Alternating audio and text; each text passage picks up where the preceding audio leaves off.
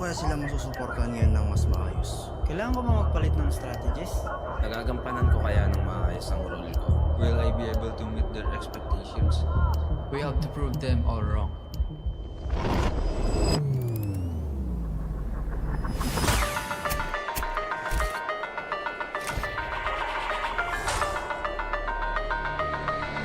It's time to win.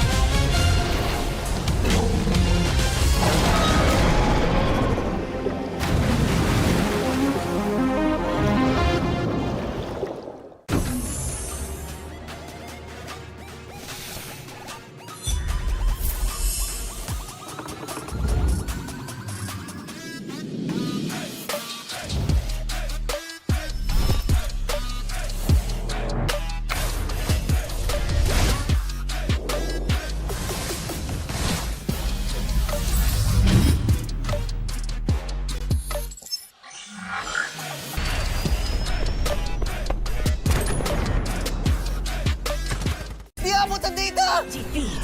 GG bro! Don't worry. Be only with Smart Power All 99. Hindi bitin with 10 gig data to power your games plus only Facebook or only TikTok. Load now. Foul! You know your scalp can get up to 5 times more dandruff? Get triple anti-dandruff power. Supercharged with Clear. Hey, you! Did you know men have 1.4 times weaker scalp? Get a shampoo that's 100% made for men. Supercharged with Clear. Enemy alert. Your scalp gets 1.5 times greasier, causing dandruff. Get triple anti-dandruff power. Supercharged with Clear. Stop and pull over. Your scalp gets 1.5 times sweatier. For cooling power. Supercharged with Clear.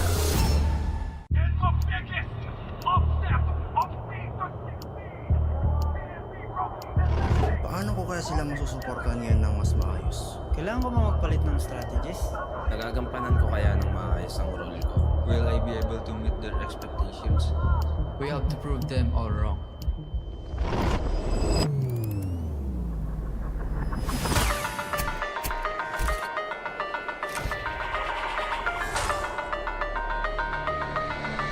Time to win.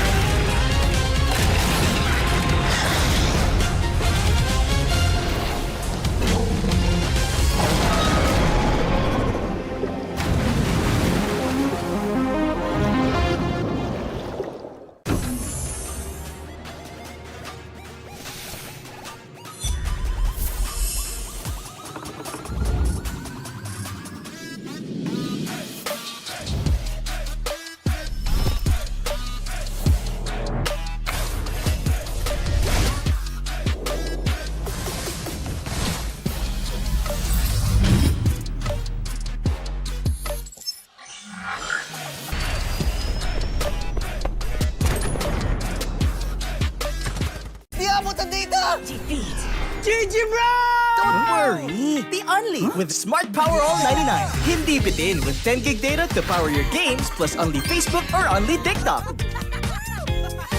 Load now! Foul! You know your scalp can get up to 5 times more dandruff? Get triple anti-dandruff power. Supercharged with Clear. Hey, you! Did you know men have 1.4 times weaker scalp?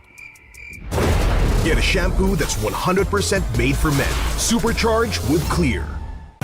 Enemy alert. Your scalp gets 1.5 times greasier, causing dandruff. Get triple anti-dandruff power. Supercharged with Clear. Stop and pull over. Your scalp gets 1.5 times sweatier. For cooling power, supercharged with Clear.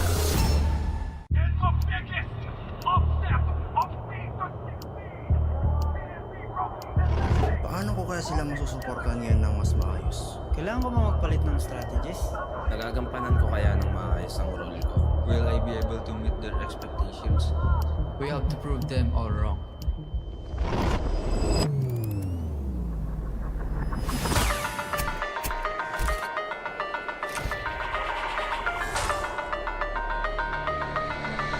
Time to win.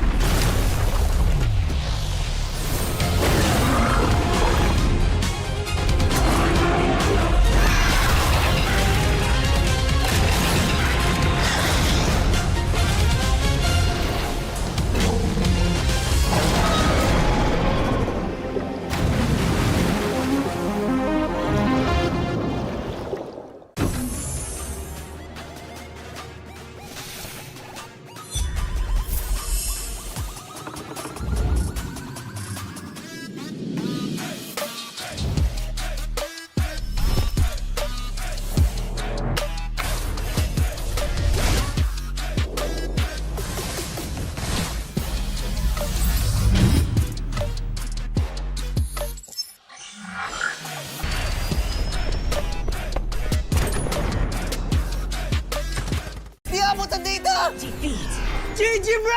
Don't worry! The only with Smart Power All 99. Hindi bitin with 10 gig data to power your games plus only Facebook or only TikTok. Load now! Foul! You know your scalp can get up to 5 times more dandruff? Get triple anti-dandruff power. Supercharged with Clear. Hey, you! Did you know men have 1.4 times weaker scalp? Get a shampoo that's 100% made for men. Supercharged with Clear. Enemy alert. Your scalp gets 1.5 times greasier, causing dandruff. Get triple anti-dandruff power. Supercharged with Clear. Stop and pull over. Your scalp gets 1.5 times sweatier. For cooling power, supercharged with Clear.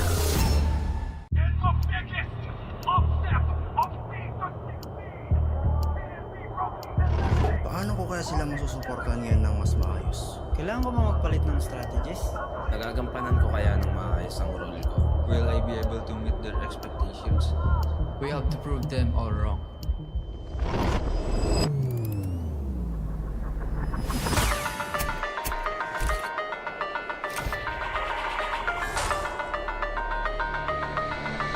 Time to win.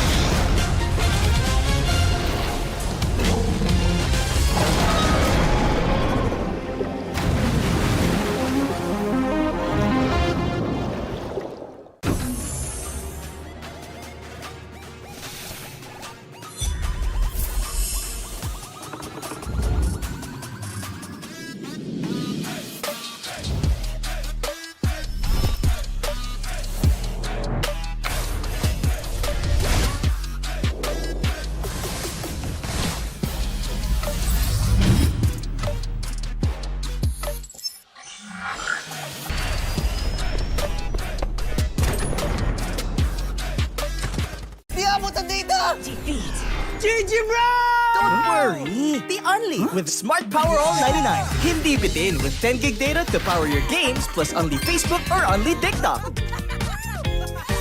Load now!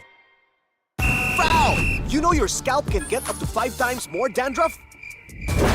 Get triple anti-dandruff power. Supercharged with Clear. Hey, you, did you know men have 1.4 times weaker scalp? Get a shampoo that's 100% made for men. Supercharged with Clear. Enemy alert. Your scalp gets 1.5 times greasier, causing dandruff. Get triple anti-dandruff power. Supercharged with Clear. Stop and pull over. Your scalp gets 1.5 times sweatier.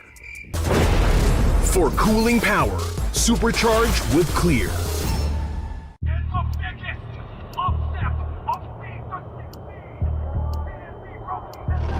Paano ko kaya sila masusuportahan ngayon ng mas maayos? Kailangan ko ba magpalit ng strategies? Nagagampanan ko kaya ng maayos ang role ko. Will I be able to meet their expectations? We have to prove them all wrong.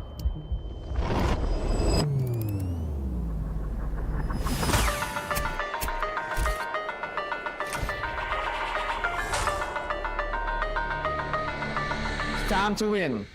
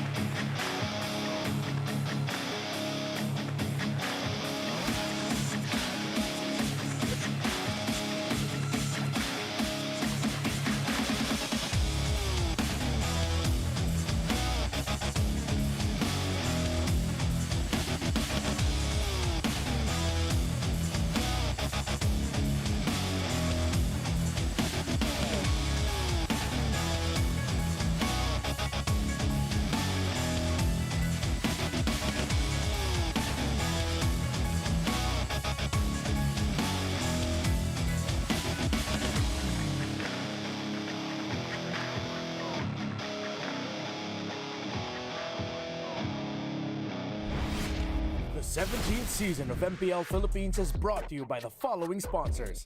Infinix, the official gaming phone partner, the power behind every madlang gamer. Smart, the simply reliable connectivity partner of the MPL. Our partner in esports, Clear Men. And our strategic partners, TT Racing, Theory, and SIP. Don't miss any MPL action by following our official Facebook and subscribing to our YouTube channel. Follow MPLPH on TikTok for more content. Catch the MPLPH Season 17 playoffs live at the San Juan Arena. Grab your tickets now via the official MPLPH website, Palag Na. Ako ang pinakamalakas.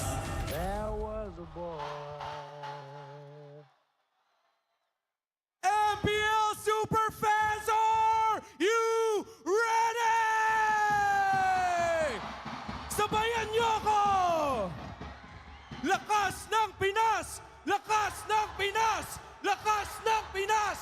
Lakas ng Pinas! Hold up.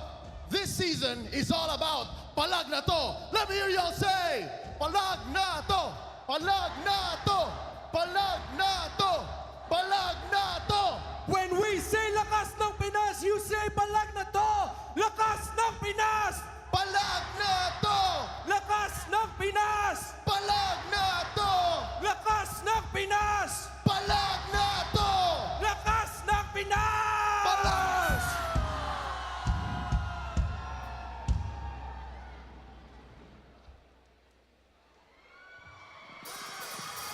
O tara, palag ka ba?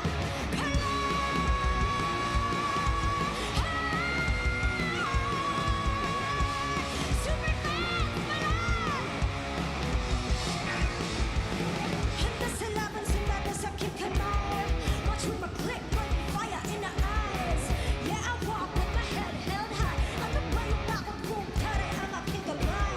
Di alam if I'm young, I hold down my flame. Ako ang kabuwang when we bring our name to the game. Eyes on the prize with us, it's the time. Palag na to, me again you already know. Automatic ka lang ang Pilipino. Break the sword, we seal the show. Automatic ka lang ang Pilipino. Lakas na Pinas. Kami na ang batas. Lakas na Pinas.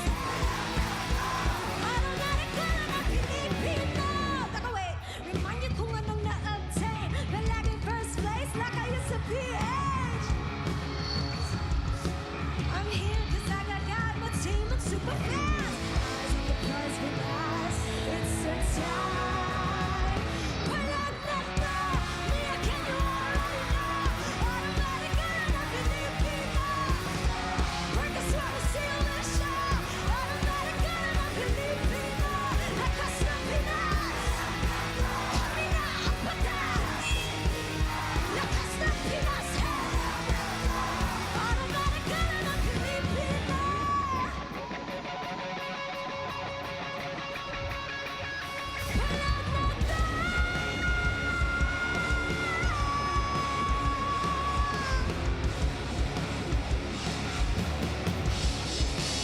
San Juan Arena!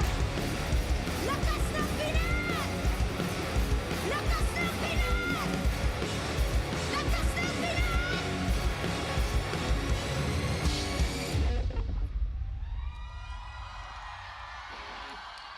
Superfans, mag-ingay!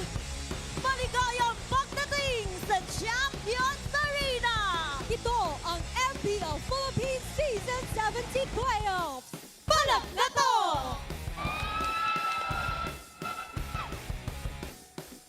Magandang hapon sa lahat ng sumusubaybay sa MPL Philippines Season 17. Narito na po tayo sa pinakaunang araw ng ating playoffs at kami ang inyong makakasama. Umi pa rin with Burrito and Midnight. At para sa ating English desk, kamusta naman tayo dyan, Naisu? We're doing good. It's going to be us, the Wee Bear Bros over here. Me, Naisu, and then Leo and Renmar will be joining you guys on the English stream in a bit. At dalawang kampyon ang ating mapapanood sa pinakaunang round pa lamang ng ating play-ins. Pero bagong lahat, syempre, this tournament is monitored and supervised by the Games and Amusement Board. 2 champions, isa lang ang magpapatuloy. And this is a very crucial match for both teams involved. Yeah, masakit ang ating mapagdadaanan ngayon kasi isa sa mga world champions natin ay bababa muna sa kanilang trono. Yeah, and ganoon naman talaga ang resulta, men. Kapag yung tournament mo ay punong-puno ng world champion, isa lang talaga ang lulusot. And ang problema lang ngayon, ang dami kasing contender. Yeah, what a season we've had. I think, leading up to this point, 8 weeks flew by through Season 17, and it all highlighted here throughout the season. Who'd have thought that we would end up in a place like this, a beautiful, historic place like San Juan Arena, with the world champions from M7 at number 6, facing off against the M6 champions in ONIC, and then, get this, maagang nakapasok ang Omega at number 4, tailed by Twisted Minds. Yeah, they weren't the only plot twist. Of course, we had the entrance of Tracy for Twisted Minds to revitalize their run late in the season. But of course, you see the Titans up on top. TLPH and Falcons are waiting in the second round. ONIC, Omega, Twisted, and Aurora. 2 of those teams go forward. 2 of those teams get eliminated. At sa hinaba-haba ng history ng ating liga na patuloy pa rin sinusubaybayan ng mga Pilipino, narito ang ating mga manlalaro na ilang beses nang nakuha ang kampyonato. Look at Carl TZ and JP. Humihiling pa rin na makakuha ng pang-anim. Hindi pa talaga tapos to para kay Carlito, no? Kaya nga sinasabi natin na ipagpapatuloy niya na ipagpapatuloy. Siguro kahit mga 50 anyos na mag-ML pa to eh. Oo. Alam mo, ang daan yung cabinet niyan, feeling ko punong-puno na ng trophy. Kanina nakita natin na showcase sa video, nakakalat na yung trophy sa paligid ni Carl TZ. I love what he said too at the end there, for the international viewers too. I know they also had the same reaction. In the strongest region, he claims he is the strongest. And of course, for the first day of the playoffs of the strongest, toughest, most difficult, brutal region in the global MLBB ecosystem, as we mentioned it's 2 world champions facing off against each other in the opening match of the playoffs. You can literally only say that in the Philippines. And I hope you guys are ready because given it's a holiday today, nobody went to the office, you have to strap in for a long day. Yes. Tonight, possibly the best of 5 you'll see ever, wherein the last one goes up against the plot twist. I think that's the one that'll go the distance. When we look at both of these series na mapapanood natin ngayong araw na to, parang nakakalungkot na tanggapin na may dalawang team na kailangan ng umuwi pagkatapos ng araw na ito. This is just the play-ins para sa lahat. And for ONIC and Aurora na mapapanood po natin sa pinakauna nating serye, ay dalawa na nakatikim na ng World Championship. Parehas gustong makarating ng Paris, pero mahaba ang actually kalsada na tatahakin nila patungo sa gusto nilang makuhang goal. Yeah, totoo yan. Lalo na ngayon na ang dami kasing doubters din ng Aurora Gaming. At ang ONIC Philippines naman, napunta siya dun sa footing na parang sakto lang eh. Yeah. Diba? Hindi sila yung pinakamalakas, hindi rin sila yung pinakamahina. Yeah. Nandun pa lang sila sa gitna eh. Tama kayo, nandun yung doubt, nandun din yung pressure. Kasi nga, being world champions at their own rights, mind you, M6 and M7. Tama si Renmar, dito mo lang pwede sabihin yan sa MPL Philippines. Maglalaglag ka ng isang kampiyon. And for Aurora, ang laki ng task na galing ang World Championship, kailangan mong pumalag, kailangan mong kunin yung unang local title mo for your franchise. But that's also very true for ONIC Philippines. Savero is a living pressure. He is. He claimed it himself, week 1 or 2, when he said, I'm the pressure, when everyone was asking him how he felt about being in the gold lane and being the only import here in the MPL Philippines. And he's had a phenomenal run throughout the regular season. I'd love to see him continue on alongside the Super Fam if they can get through today. A dozen heroes. A dozen. A play style that you can only see here in the Philippines. Hindi siya ganito sa Indo eh. I saw him when he was new. I saw him in his debut, what was that, early 2025 Snapdragon Pro Series. Iba siya, going up against Kelra, the gold standard. He's learned a lot in his time in FPLPH. Yeah, there are Filipino gold laners admitting just how surprised they are with how good Savero is in the laning phase. He is going out for blood every time you go up against him. In the gold lane, he will hunt for that kill. And looking at the hardships of a champion, parehas kang nakakuha na ng kampyonato, parehas na kupunan na ito. And when we look at the stats, ay talagang nakikita natin na nagsastruggle talaga ang mga teams matapos sila makuha yung mga malalaking championships na nakamit ng dalawang ito. Yeah, and I would like to quote all the past champions, all the coaches na nag-spearhead na ng international campaign ng mga teams natin. It's easy winning the championship, but it's so damn hard to be a champion. Yeah, because we heard it in a lot of the videos we got to share with the teams, especially Aurora. you know, and what the other players thought about RORA, how after winning a world championship, like what was the drastic change that they went through during Season 17 where they struggled so much? And I feel like even at the end of the last week of the regular season, you saw the sigh of relief, not just from the players, but also the huge fan base that they have to get to this point. So what does that break, a week and a half, bring now for RORA? Yeah, it's not even a meta shift, it's a mindset shift. Aurora has admitted it feels like all of the teams watched our M7 campaign and said, all right, good luck coming back home. Thank you for winning another world championship for the Philippines, but you're not going to be able to win one here because we're going to make it tough for you. And I love how we're featuring these two. We talked about Severo, Dom and Kite. I'm excited to see how he's going to deliver against the pressure. I am guilty for being one of those naysayers. Madalas ko nababanggit sa videos ko kasi nga nababanggit naman sa community. Hot takes, they say, Dom and Kite can't carry. But today, maybe he can, maybe he should. Because after this, makalampas ng play-ins, 2 lives in the playoffs. At sobrang importante nun for Aurora and both ONIC. Honestly, dahil ito rin ang pinakaunang season ni Severo dito sa MPL Philippines. The first active import na makikita natin bilang gold laner na malaki din ang role na pinalitan. Again, this was the replacement for Kelra, the gold standard. And now, between these two gold laners, ay makikita natin mamaya kung sino nga ba yung mas makakabuhat dahil isang chance lang ang meron sila. Bisitahin natin itong hot take ni Midnight. Prepare ka na ng depensa mo. Picture ko na naman! Kamusta pare? Sabi mo dito sa dalawang Filipino World Champions na ito, ang best performance ay galing sa isang Indonesian. Yes. Actually, galing to sa isang mabuting kaibigan natin. Itatawag ko siya sa Bossing M. Ayan. Okay? Bossing M. I would like to agree kasi in a world na kung saan yung buong Pilipinas sinasabi na ang laki ng pressure na mag-perform dito sa MPL Philippines, especially replacing the gold standard that is Kelra, sabi ni Severo, paliktarin natin yung script. Ako magpa-perform, kayo humabol sa akin. And we've seen that throughout the regular season. Mind you, ONIC Philippines, there were a couple of times we've seen them struggle, even King Kong, even Super Prince. Severo, all throughout regular season, stable for performance. Dare I say, even outperforming the local gold laners. Halfway through the season, baka hot take pa to. Pero ngayon sa playoffs, feeling ko, ang tanong na lang is, totoo bang experiment yung pagiging import ni Severo? Parang planado. Well, bago pa uminit ang diskusyon natin dito mas lalo, ay palamigin muna natin ating mga sarili. Pumunta tayo sa ating on-ground panel. Maraming salamat sa ating mga casters. This is Hans Galeria together with Wolf at kami ang inyong magiging on-ground panel para sa araw na ito. In fact, our casters already talked about a bunch of different things. Sa kung paano ba mananalo and what were some of the hot takes that even Midnight has mentioned kanina lamang. Nakaramdam nga tayo ng init ngayon because of those statements. But what we do know is this is going to be a very tight match. Kaya naman, ang dalawang teams natin kailangan talagang mag-focus. They also have to start with the draft. Isa sa mga na-notice ko, Hans, na dalawang teams na ito, kapag nagkamali sila sa mga priority heroes sa kanilang draft pattern, biglang nahihirapan na silang makahanap pa ng mga additional na panalo dun sa mismong game. Parang dun sila nalulugi, hindi dun sa draft mismo, dun sa order of picks na meron sila. And also, when you're looking at ONIC, Philippines naman, nung gawin up against sa team Aurora, ang kailangan nila gawin ay manage yung mapa. At ipuwersa nila maging greedy yung side laners ng Aurora. Kasi naman, pag ang Aurora ay masyadong greedy, parang nawawalan sila ng control sa mapa. And with ONIC Philippines, lalo na yung pag may mga Harley sila kay King Kong, nagagawa nilang i-punish yung mga greedy lineups ng kanilang kalaban at mas nananalo sila doon sa mapa. And lastly, dito para sa Aurora, kailangan nilang kontrahin yung King Kong's Gambit. It's not the King's Gambit anymore, it's not the Orange Gambit anymore, it's King Kong's Gambit. Yung early game ang kailangan bantayan ng Aurora. Their jungle has to be secure. If not, nako po, ONIC Philippines can take over. I mean, dude, these are some very important games that we have to talk about. Maraming salamat para sa iyong real cooling tactics brought to us by Infinix Wolf. Maya-maya lamang, kasi in just a bit, we're actually gonna be looking at one of our super fans na nandito kasama natin. VIP access together with everybody else. Hello guys, good afternoon. And of course, one of our super fans actually volunteered to be here with us today. So pakilala ka naman para sa ating MPL super fans.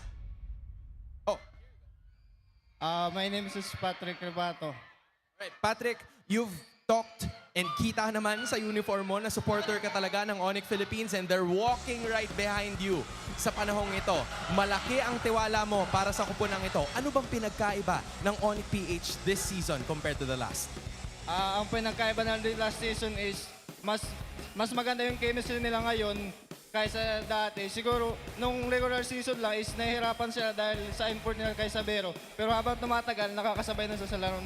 And you know, I completely understand what you said, Patrick. Kasi nung una, medyo maraming doubters si Savero, di ba? But later on, he's starting to make doubters into believers, and I hope you continue to enjoy. Makakaupo ka na, Patrick. And of course, to our VIP super fans na nandito mismo sa San Juan Arena. Tickets, I think, are still available. So if you guys would want to go for that, you can take it at the official website of MPL Philippines. Pero na-mention mo kanina, Wolf, something that is quite similar para manalo itong dalawang teams na to ay yung draft pattern. What are some of the things na pwede nating pagtuunan ng pansin before the start of the draft? Lane-to-lane matchup, yung gold laner na hindi pwedeng malugi. Pero parang nung dumaan yung mga coaches dito kanina, parang may na-feel ako kay iba. Parang gusto ko itapon yung mga sinabi ko, mga kiss nila kanina. Kasi parang iba eh. But what we do know is magkaroon ng magandang draft battle dito when it starts. And I'm excited to see kung ano yung baon ng dalawang teams na to. Wolf, you've talked about baon. And in fact, it's 2 weeks na halos hindi natin nakita itong dalawang teams na ito. In fact, all 6 of them. First things first, Aurora versus ONIC. How essential are those 2 weeks? Magiging malaki ba talaga yung changes na makikita natin in your perspective as a coach? These two teams ay mga klase ng teams na hindi tatamad-tamad. Alam mo yan, Hans, parang willing sila na maglaro ng only games all throughout those 2 weeks. And I'm sure na yung mga coaches din nila ay sobrang naghanda for this one. Tingin ko nga, baka makakita tayo ng mga kakaibang mga picks na mga pocket strategies in this particular matchup, lalo na best of 5 na yun. Yup, and nabanggit din ng ating mga casters kani-kanina lamang that this is the M6 World Champions facing off against the M7 World Champions. Kaya siguro sa ngayon, isa na lang ang natitirang tanong na nasa aking isipan. San Juan Arena, handa na ba para sa unang laban ng araw na to? I think we're gonna have to split it out. Nasaan ang Super Fam Sonics? I love the spirit. Nasa naman ang mga liwanag ng Aurora? It's Aurora Gaming Philippines against Sonic Philippines. It's been Wolf and Hans. Teams, time to shine. ONIC time, ONIC time, ONIC time, ONIC time, ONIC, ONIC, ONIC, ONIC, A sweep in the first leg, a clinic in the next. They own this international rivalry. All doubts put to rest. Bila ONIC pinagandali, jangan semua harap dapat gas. Dari coba you will let me. Sekali sentuh kada mercy. Baby jangan lupa nyadelisi. Leading the super fam is the Aura Farmer, the Sigma Jungler, looking to prove that no celebrity can shine brighter. This is King Kong, and this is ONIC Philippines. ONIC time, ONIC time, ONIC time. Aurora, shining for the place we came from. Carry every heartbeat like a war drum. Forward, never bow, never run. Homeland in our veins till the lights go numb. They crawled through the dark, and they found the lights within. The regular season is in the past. Another conquest begins. Flame we march lifelong.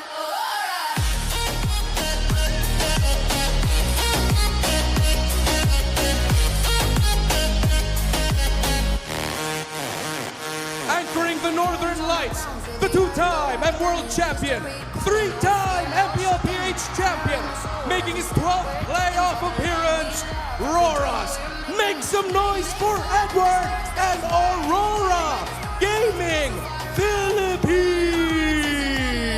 We move as one, unbroken in the fight. Raise the flag at the sky, remember. To ensure the integrity of the game, please welcome our marshals, Miko, Chico, Joshua G, and Luis.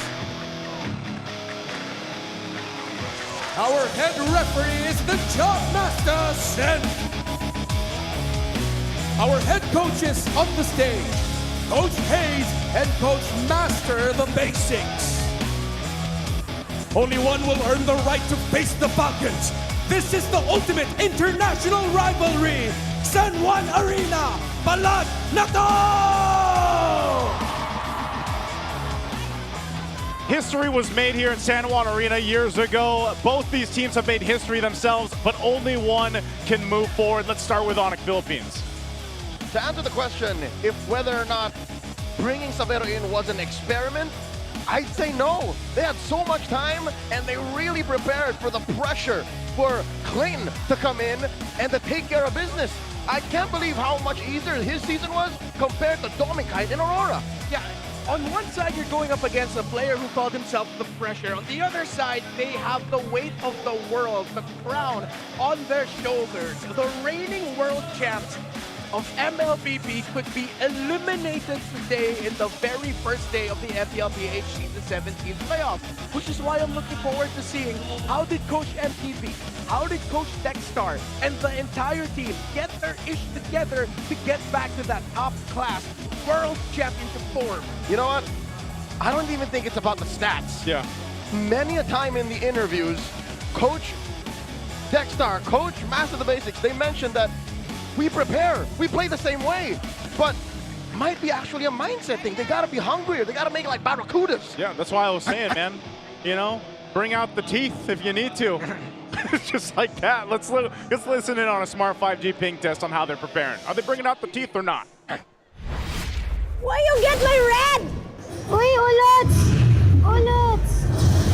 Guys, magaling ako, promise. Okay na. GG na. Ikaw na, Jet. Why is bro barking laser? Ano daw ang naging preparation natin ngayon dito sa paparating na playoffs? Masasabi kong nasa full condition kami. Kailangan na lang galingan, kailangan na lang lupitan. Mas intense, tapos more crowd, more excitement, more hype, tapos mas malamig. Anong palag namin? Galingan nyo kasi gagalingan namin. Ano ba palag natin, boy? Kirk, wala daw, malakas daw si Prince. Prince, ano daw palag mo kayo eh? Alam mo na yan?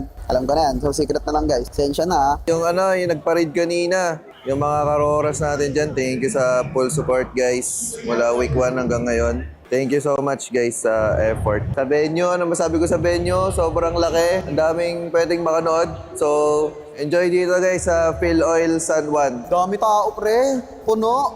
Home of the champions. Champions, sorry. And there we go. That's our Smart 5G ping test. Once again, international rivalry here. Some shared words between the two. That's a new player, by the way, the opening scene. New player, Janine. Who's she playing for? Yeah, that's a good question. Playing for all of us, I'm a huge fan. She actually did. She played for all of us. That was a terrific opening, but of course, Janine, I would like to call her Janine Burdon. Janine Burdon. But it is Janine Burdon, of course, I like to call it the anthem. I have to side here with Wolf Japan, thinking that this is really going to be a draft battle. Mainly because for Aurora, the thing that we've been talking about for the longest time is that you know what's coming. Yeah. They, as you mentioned earlier, they love to play the same way. They also love to draft the same way. There needs to be evolution. It can't just be play their game. It needs to be play their game, but with what new way to deal with it and what new way to execute. Because teams have had them read all season long. Yep, they have. Let's take a read here on ONIC Philippines' playoff appearance. 100%. This is their 14th. We've never gone to playoffs without the organization ONIC competing within it, and these are, Severo's obviously first time in the MPL Philippines. What a route he's had to this point. I think he's been a big cornerstone of why they ended up here too, because things seemed a little shaky in the early weeks of the season, but then, again, having a big question mark on how is Severo going to perform, the shoes that he wants to fill or make his own, if you will, and he's done it. They can continue on here against Aurora Gaming Philippines. Both teams actually have a very impressive playoffs appearance record. And that's just as franchises, but on an individual level, you see some of them miss out. Light in his time with RSG and TNC, and for Dominic, his time with Minana Evos. Yeah. Demoncat and Edward, of course. Well, Demoncat, perfect on the attendance. You as well, if I'm not mistaken. Yep. Edward, of course. That one time with Blacklist. Yeah, there's been 17 seasons of MPLPH. He's played for 13. He's shown up in 12. So we're going to head into the draft. Broken walls for the very first one. And this is a great tempo setter. This means ONIC are looking to play their gambits. They're looking to play their plays of taking away green camps from Demon Kite. And for those who don't remember what we mean by King Kong's Gambit, yeah, it's basically them attacking the orange. It's an early vertical jungling pattern. It's replaced the Sigma pattern. Replace the Sigma pattern. Remind me too, because we've spent the whole regular season going in best of threes. For our viewers out there too, now that we're in a best of 5 territory, as we are about to jump in the draft here in just a couple seconds, we have to think about also the different maps that can come through here. By the way, broken walls for the first one. Boom! We've got some new effects. That looks pretty cool. Broken walls. Can't wait to see all of them. But yeah, so how does it work in a best of 5 again? We got the side choice, random. What's left, and then I think it resets at the 5th. Yeah. Okay. The 5th is an open random pool. Yeah. All right. So choice, and then yeah, exactly what Leo said. Okay. All right. Well, jumping to this one, Ben's coming through already. We got ONIC on this blue. They're going to take out the Phobius, the Hilda. Over on the RORA side, they'll take out Fanny. Freya. Yeah. Priorities. Are they actually going to ban out the Kalea? Well, we're still thinking what, Harley, blue side priority? Dushin, Harley. I think more so ONIC would want to consider taking away the Juicing, because if ONIC want to funnel Aurora into a little bit more of a predictable graph, then that means they're thinking about Juicing, and they're hoping that Kimmy falls on the hands of Aurora. They're also okay with Yue getting the Valentina, not the most stellar record for him on that hero this season. But with the ban of the Phobius, ONIC might actually do something surprising. If it's not going to be a Harley rush, it could also be a Valentina rush out of nowhere. Considering that Aurora love to pick up heroes in the EXP and Rome that have a lot of big ticket ultimates. So if it's not going to be the typical Harley, it could be a surprise Valentina first. Or they could just go for the Juice and Cryo on the Super Friends. He is 4-1 on that this season. They go for the Marcel, which is open, which is interesting. Not a lot of teams would want to pick up the Marcel with the Valentina open, but times have been somewhat shifting, and we've been seeing it as well in global MLBB. RORA might go ahead and pick up the Valentina here, but this almost 100% secures a Harith pickup for ONIC, and they're expecting that it's going to be Claude plus a jungler or Claude plus Valentina here at red 1 and 2. The Marcel coming through is interesting, but it's going to be Guinevere Val. This is not what we were expecting. Was the time away, the week and a half or almost 2 weeks, changing things this much for how you can read the draft Aurora. This is what we talked about. A lot of teams have been watching them. Well, maybe this is the shakeup they needed in game 1. This was not in whatever draft prediction algorithm anyone has ever programmed. Given that Guinevere is more of a dangerous grass kind of map, or flying clouds kind of map hero, this showing up here, this shows that Aurora are proactive. This is definitely something that they conjured up in the past week and a half. Early on in the season, I think ONIC picked up a Harley up against his Guinevere and then just out-rotated it. It's going to be dependent on what they also pick up in the EXP lane. They do pick up the Harley, and of course, the pick that came out late in the season, very good for Super Friends. They get the Gourd. Folks, 100%, it's undeniable. Gourd is meta. 5-1 for ONIC in the season so far. Okay, I like it. I'm glad, I've been pretty vocal that I'm just glad that he's been really like meta now. But it's also just paired up really well with the Harley, right? So you've got the Harley, got the Gourd. That's probably the most winningest combo they have. Do you bum rush the Sora? Because that's what ruined the Gourd lineup. Yeah, you might want to take it now before it gets banned out. It's good. It can be proactive. Oh, but they go ahead and pick up the Khalid. They want a wider pool for the EXP. They can still set up an R-Lot for the Guinevere later. Okay. They have choices. So they got a Khalid. First phase is done. We've got to pick some brains over there of Hans and Wolf. What do you guys think about this? Maraming salamat sa ating mga casters. As of the moment, we're looking at something quite different, Wolf. Kasi yung Suyu, or maybe even the Harley is there, pero hindi siya picked up as much. May nagbago ba over these 2 weeks? I don't think so. Parang naka-feel ko lang dito para sa Aurora. Mas na-feel nila yung strike nila with semi-fighter na junglers. Parang hindi na full assassins para kay DK. Going in for the Guinevere. Whereas ito namang ONIC, sticking to their style. Yung Gourd, pati yung Harley na sobrang comfort hero sila yung kinuha nila dito. Now we're looking at Aurora being the next to pick first in the second phase. They're still missing an Edward and a Dominkite hero. What are some of the possibilities that you're looking forward to here? Tingin ko yung mga mapupunta dito kay Doming, yung mga malakas mag-control ng river like yung Claude, the Moscow, at yun yung first pick nila, last pick nila hero. Coming out from Edward, maybe even a Benedetta, eventually makita natin, or a Lapu-Lapu. Sa ONIC naman, nararamdaman ko dito yung classic setup heroes ni Brusco, yung mga Cho. I think we will see that, and then the Clint naman para kay Savero. It's classic for ONIC, a little bit different for Aurora. That's it for us here at On Ground. What's up with the casters there? All right, thank you, Hans and Wolf. Some insights there. They mentioned the Cho of Brusco? I was thinking that maybe Wolf was thinking about Kirk surprising with a EXP Cho. Like a swerve. Yeah, like a swerve, yeah.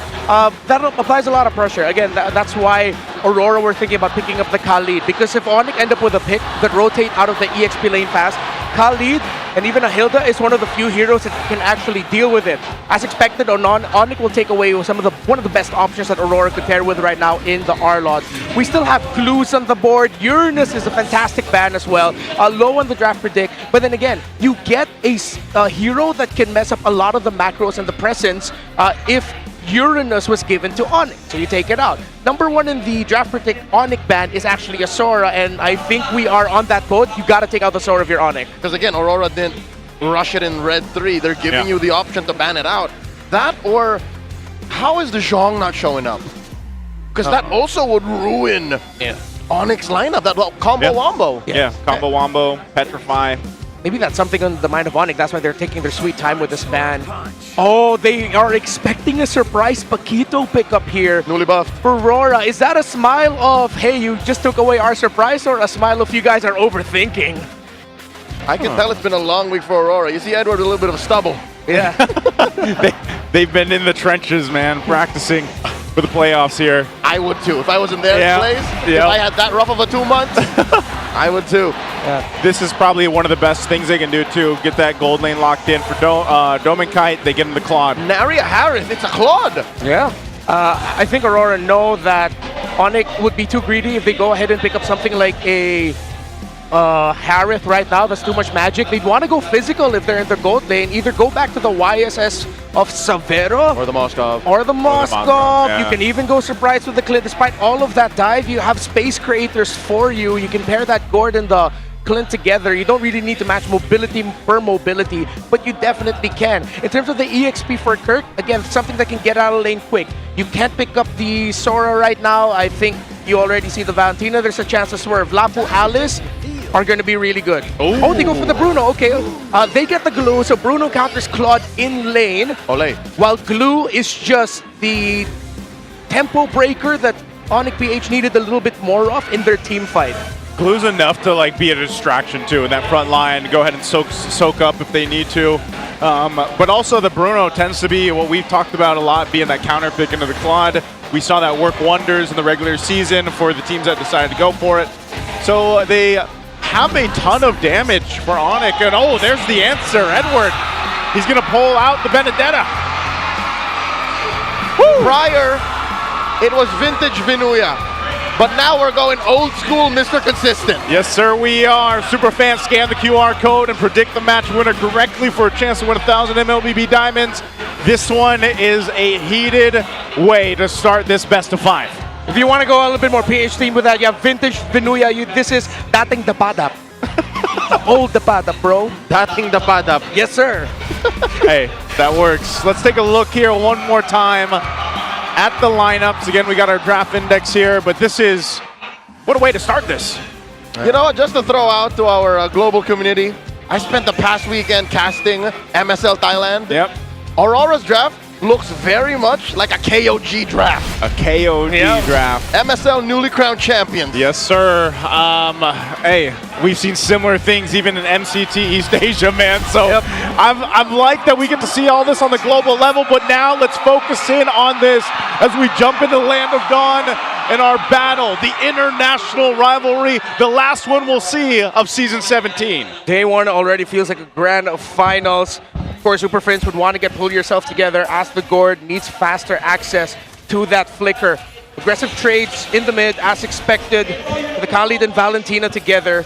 Mid prio gonna determine a lot of the early wins. River control, very important for these two. Now with Glue going to ONIC, they have a slightly slower lineup. That's why RORA's invading. Oh, forcing a flicker out of Brusco. And ONIC Philippines are on the receiving end of an orange gambit themselves. That projectile saved a life right there. That little stun kept them alive, but good thing. But they're showing aggression here in the early game already. Who is this team? What a jump by Light and Demon Kite. They draw first blood. He just paid for it. A lot of growth by Aurora here. They know their Benedetta is faster than this glue. Again, that's why they invaded orange, and they continue to invade. Brusco running through 3, stopping the invasion, but Demon Kite wants it. He's hungry. Do you want it? Do you want it? And he gets it. And they jump him. King Kong punishes the celebrity, and Light eats up one. Oh, fair enough. King Kong actually secured without a retribution. Yeah, he secured his own purple buff. He went in there with the space escape. Demon Kite falls. So ONIC get to defend the aggression of RORA early. They lost their orange, but in the long run, ONIC actually won that long sequence. Yeah, it's Aurora doing things differently. It's not how you start, it's how you end. Yes. And that early sequence, as Remar said, goes to the super fam. First turtle though, who's gonna take it? First turtle being up here. Both teams have some crucial level 4s. That was Yu had taken the Mystic Gush, so he's got that for this fight. They're going to go ahead and start this turtle up, but Brusco will hold it here. ONIC can't rush it right now. Brusco doesn't have Golden Hour, Light not yet level 4 just yet. Kirk does have his mount if he wants it. Get half health on the turtle. They're going to go for this. Holding it, they take Light down! Getting the mount and everything thrown at him. King Kong looking for that angle, but DK will secure. Turtle 1 goes to the Northern Lights. Worthy sacrifice by Light. I'm sure he just wanted to get vision, but with him going down and ONIC committing a lot of their abilities. Wait! Dominic Kite up top! He's feeling himself, forcing Savero back. Multiple times in the season, Savero has had Dominic Kite's number in the gold lane with their little duels, but with the very first big trade, it's Dominic Kite who goes out on top. But for longtime fans of Dominic Del Mundo, aka Dominic Kite, they know that the strength of this jungler is, this gold laner is in the laning phase. Yeah. So if there's any time Dominic Kite will win against Savero, it's in the first 5 minutes. It's going to be a great series just already with these first 3 minutes of game 1. They have some time to go ahead and settle in, and now with a heck of a start for Aurora being on the more aggressive side, that could be enough to go ahead and start to set things in their favor. But one thing they do have to go ahead and take note of is, again, King Kong, despite all the pressure, it's pretty much fine. And that's going to be the case with a Harley like this. So, and I'm wondering, where do they find these little openings? Where do they find these little windows of opportunity for them? Also, because you have Brusco on the Marcel, so when you think you want to start with tempo, Marcel can be enough to kind of stop that from happening. Yeah, so Aurora have information that Savero is close to a minute away from getting his flicker back. He's at 50 and counting, less than.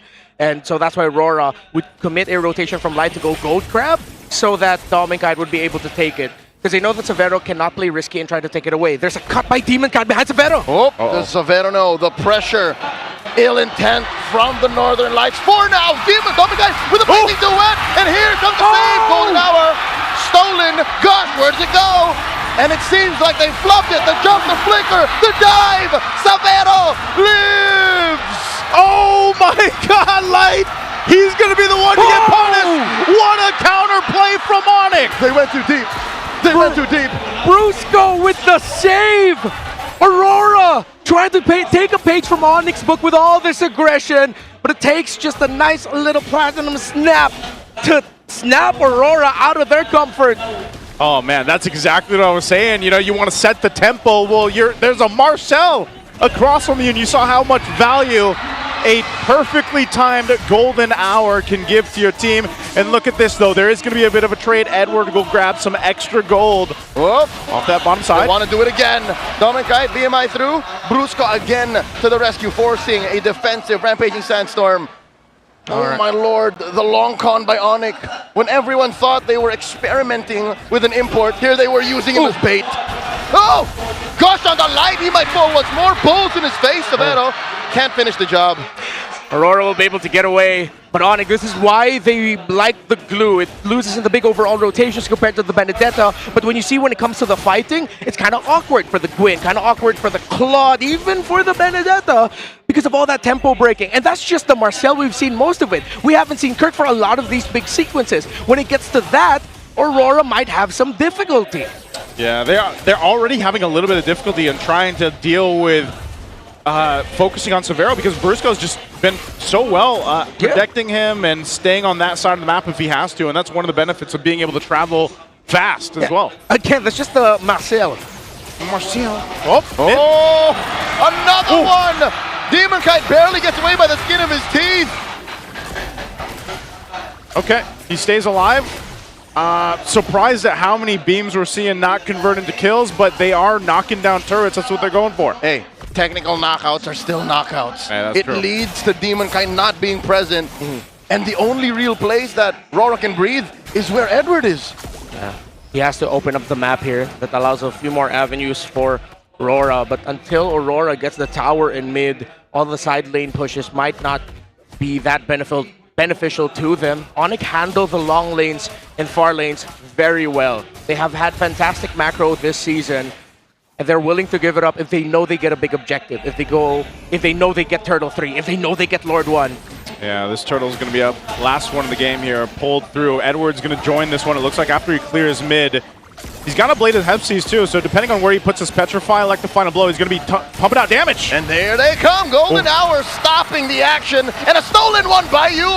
The fight has broken out all the way back, and Bruce Defoe, Requiem by Demon Kite finding Kurt, and this has split up the Super Fam. And just like that, RORA gather back, and King Kong running away. Yue, down goes King Kong.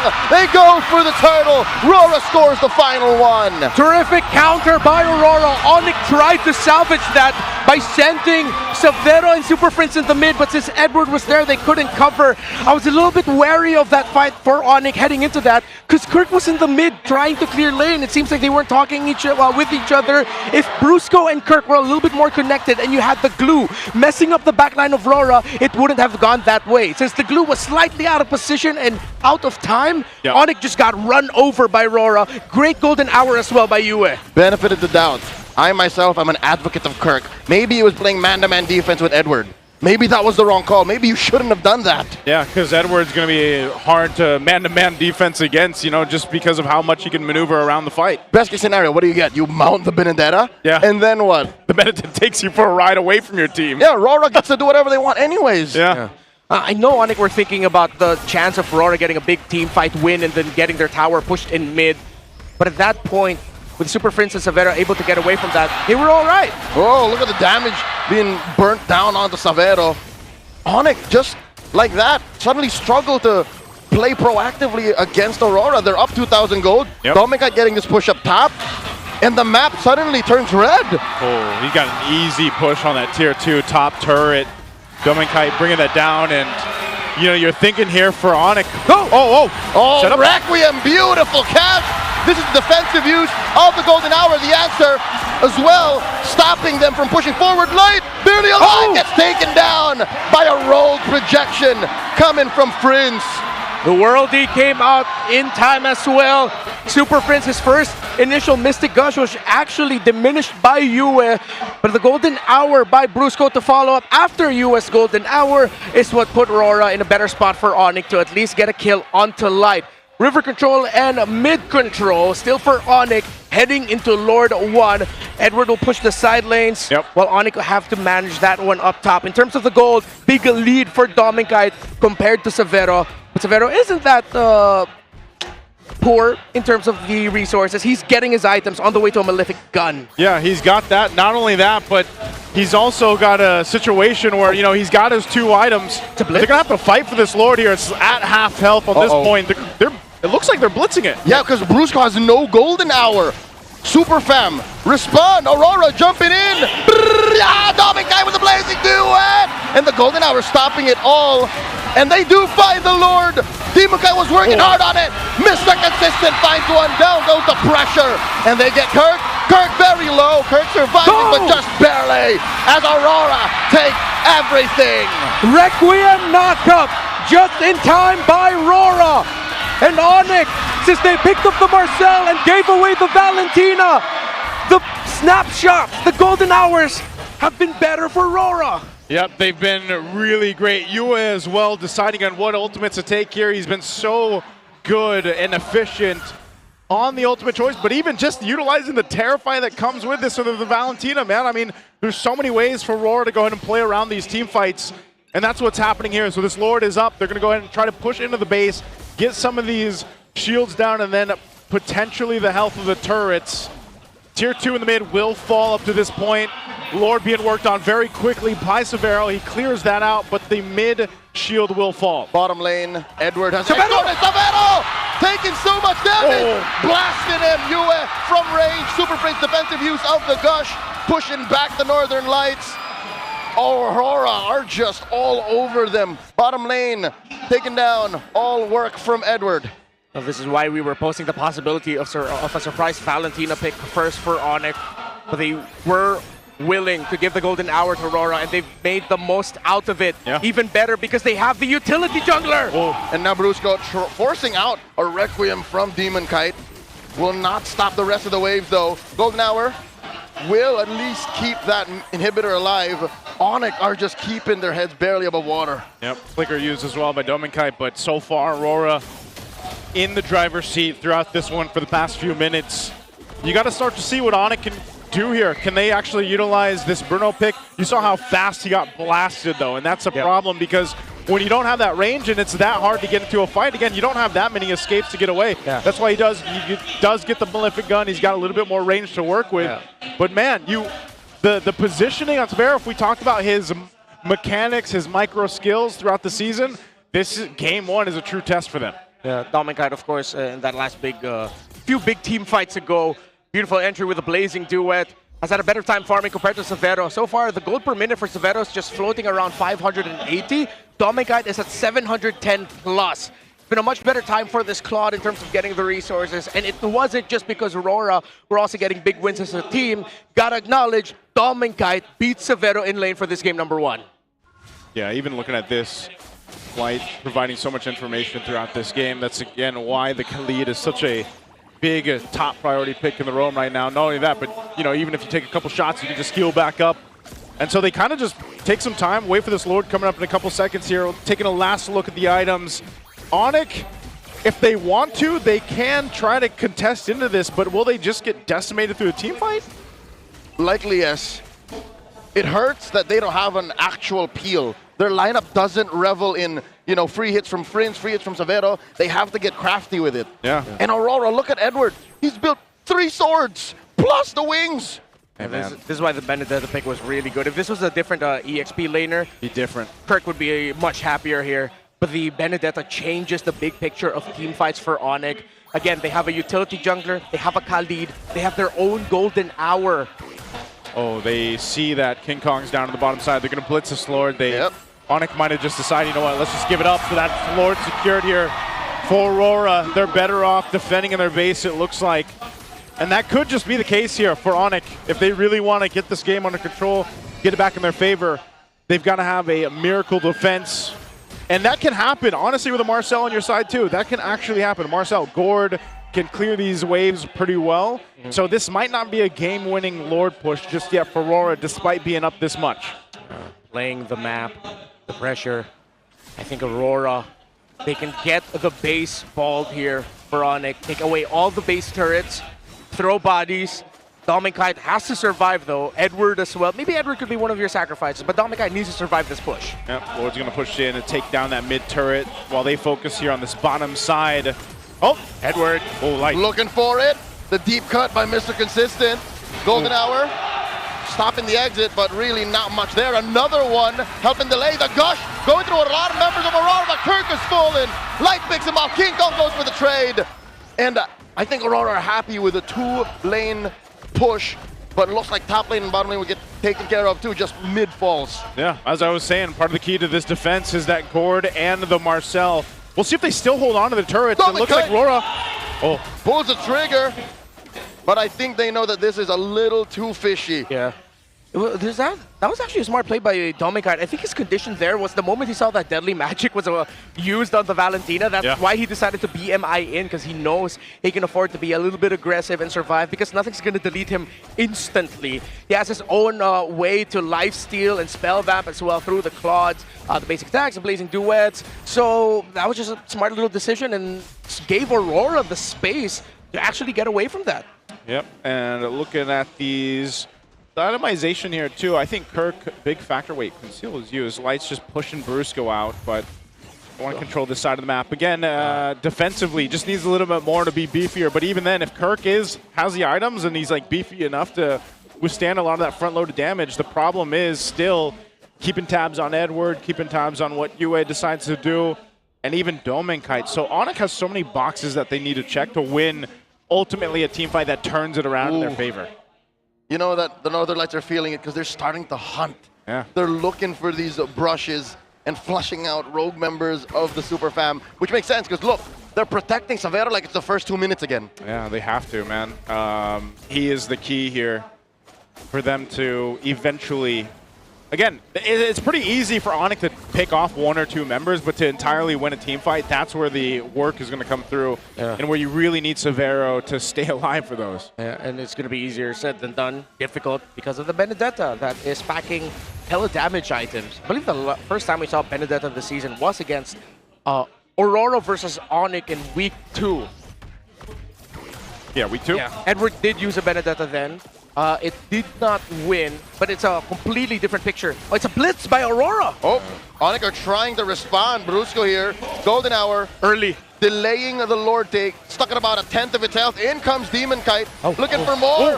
Domenkite forced to use the freeze on that Winter Crown, plus the Blazing Duet defensively. Lord will still be secured. They take out King Kong, and now the jump, the Requiem, the Clash. And Kirk falls, and they're not done. They're looking for more. Savero kicking bows, trying to stop him. Another knockup. Down goes Brusco. And Savero holding on. Maybe I can, maybe I should, maybe I shouldn't. It's just him and Savero left for defense. Early on the golden hour from Brusco. I think a little bit of a panic button. And then Aurora just decided to go for the jump. They saw King Kong first, found his hat. Brusco got taken down, or Kirk got taken down next, and then Brusco. Aurora looked to take game number 1. Yep, they're going to be pushing in with this Lord. A little projectile thrown up, but it's only 2 guys of ONIC left. And in comes the Electo final blow. That's it. They escort the Lord out of the base. Aurora draw first blood in San Juan Arena. Early on, that's one doubt answered. They still have a long series to go, but Aurora looks so much better than they looked in the regular season. That was just game 1. A very different Aurora that we're seeing here. That week and a half, that 2 weeks, whatever it was, ended up paying off, at least here in the first draft, first game. And it leaves to wonder again, you know, in this case, down from the drafting, down from the execution, as we look at the highlights throughout this game, they started fast and they ended fast. I mean, it was a pressure game themselves that they put on against the Super Fam. I think in the long run, the glue ended up becoming a pick that hurt them more than it actually helped them. And of course, very easy as well to get AOT stacks for the Claude through the glue. Add to that, even if you get a mount, with how mobile the lineup of Aurora is, what are you trying to break? What tempo are you trying to break? There is no tempo to break. And you can't break Domenkite, who is the MVP of game number 1. He won that because of how he handled Savero in lane. He delayed the Bruno. And of course, his entry with a Blazing Duet during Lord 1 was beautiful. I kind of get now why people doubt his clutch gene. It's because he doesn't have to carry single-handedly. Yeah. He played very well from early, mid to late. And again, when it matters, Domenkite is there. He was proactive. He was just everywhere. Yeah, he played this to a T. And you gotta mind you too that just down in the lane, they put a lot of pressure on Savero to also allow Domenkite, I feel like, to have a little bit better time to farm up. Not that he usually doesn't, it's just one of those things where if Savero's being pressured and they have a composition that should be getting off pickoffs because you have a Harley, you have a Gord to work in conjunction with a Marcel, they kind of had to shift their focus to keeping Savero alive. We saw that down to the very end where they were really trying to protect Savero. Well, Domenkite, and the reason why this Claude is such a priority, especially for teams like RORA, is you already can be confident enough that Domenkite's going to do his thing, right? This is his hero that he's able to go ahead and just kind of take autopilot and be very useful and efficient on a hero like Claude. I think ONIC need to put a lot more weight on this Valentina pick. Again, very rare that we see teams willingly get the Marcel and still have a Valentina on the other side. think in the long run, Aurora built around having their own golden hour much better than ONIC built around their own golden hour. There were some times where Brusco's golden hour actually hurt the Mystic Gush of Super Friends, and a lot of times denied by US own golden hour. Now, for the trades, I think ONIC put a little bit too much value on the ban on the Kalea because they can pick up Kalea themselves. They are one of the teams that have picked up Kalea as one of their first picks, and they've shined with it in this season. That's one of their highest win rate heroes. Yeah. So the fact that they picked the Marcel when they could have maybe found out Valentina at the blue 3, then pick up the Kalea for themselves, so there's no Tsunami Slam for RORA, you're okay with picking up Kalea over the Marcel because we've seen she's one of the best responses to a lineup with the Marcel. Yeah, there was, that's why I was saying, you know, the Marcel was, there was a lot of good moments from Brusco, honestly. Like, that incredible save that he made up top, you know, they really utilized this Marcel the best they could, but I think there was just a great way for RORA to execute things, and my low-key MVP for this would have been Yue, because on the Valentina, like, there were so many good moments where he was actually able to go ahead and, you know, utilize his own golden hour, utilize his own Missy Gush, utilize his own tools. But then again, like I said, the damage that comes with Valentina plus the Terrify mechanic within her kit is just so good. And that's what we saw from Yue. That pressure alone is what left a lot of the time Severo thinking like, I can't push forward too much on this Bruno. I'm checked in my zone because of this Valentina. Which compromised the ONIC's whole game plan. It's clear, even if they don't say it, they play for Severo. They do. We're going to give our players a little bit of rest here. We're going to be going on a quick break. We'll be back after this.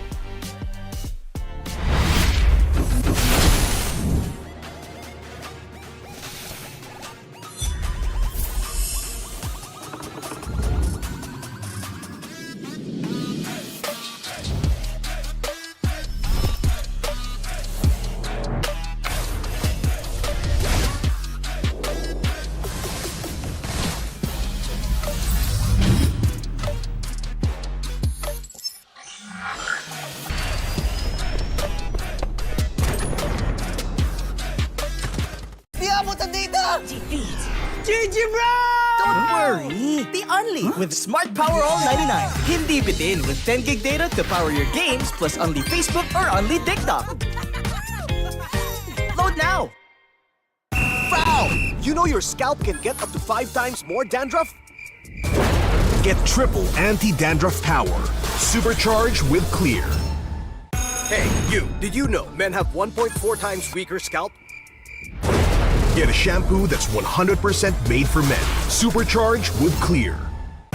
Enemy alert! Your scalp gets 1.5 times greasier, causing dandruff. Get triple anti-dandruff power. Supercharged with Clear. Stop and pull over! Your scalp gets 1.5 times sweatier. For cooling power. Supercharged with Clear.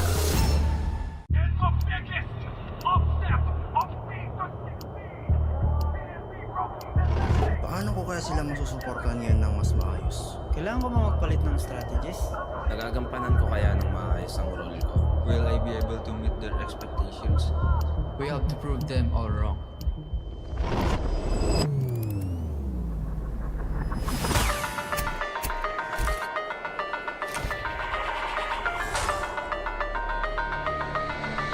Time to win.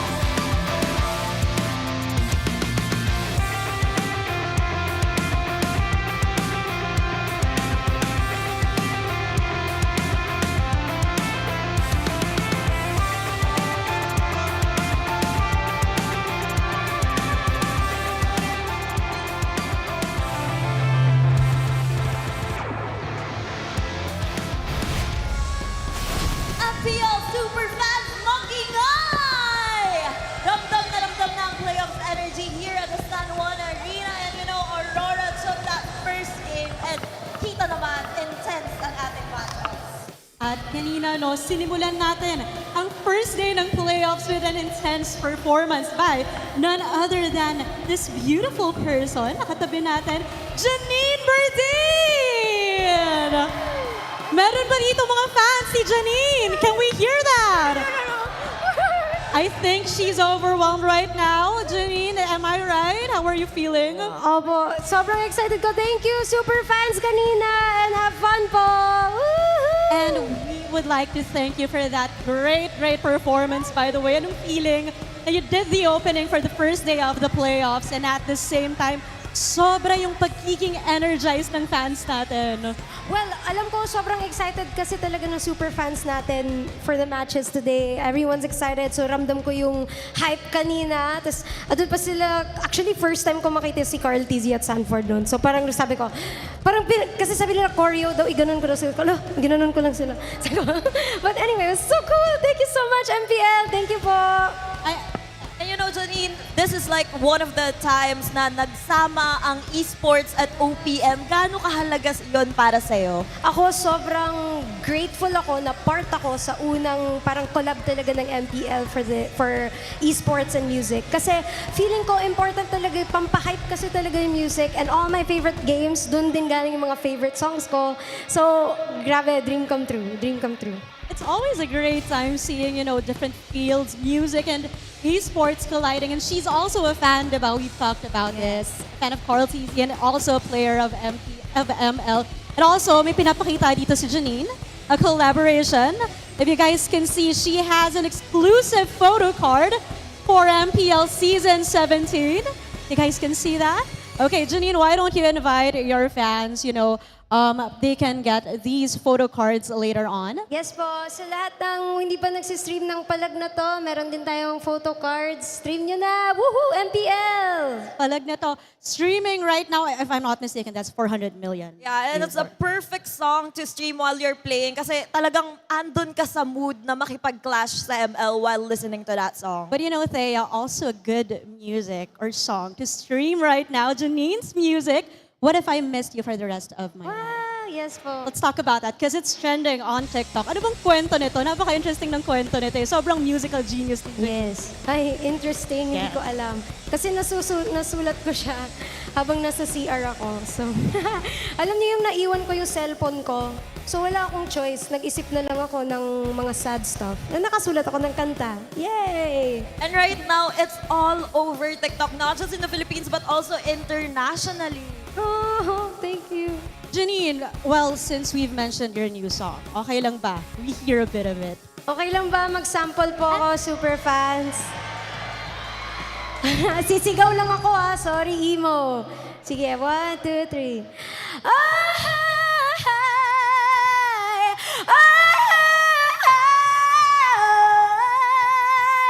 I have built a house where I wait for your return. I only want you to be mine and not a lesson learned. And I will wait and wait and wait until this city burns. I will wait and wait and wait and live on what we were. Grabe! Denise, parang wala lang kay Janine. You know, while I was listening, aside from being in awe, I was like, paano mo maiisip yun habang nasa CR ka lang? Kasi naiwan ko nga yung cellphone ko. Grabe! Parang lagi kailangan iwanan mo na yung cellphone mo palagi. So you can bring more songs to life like those. Supporting OPM. Thank you po. Support OPM. I can't stress this enough, a musical genius. At dahil we love your presence here.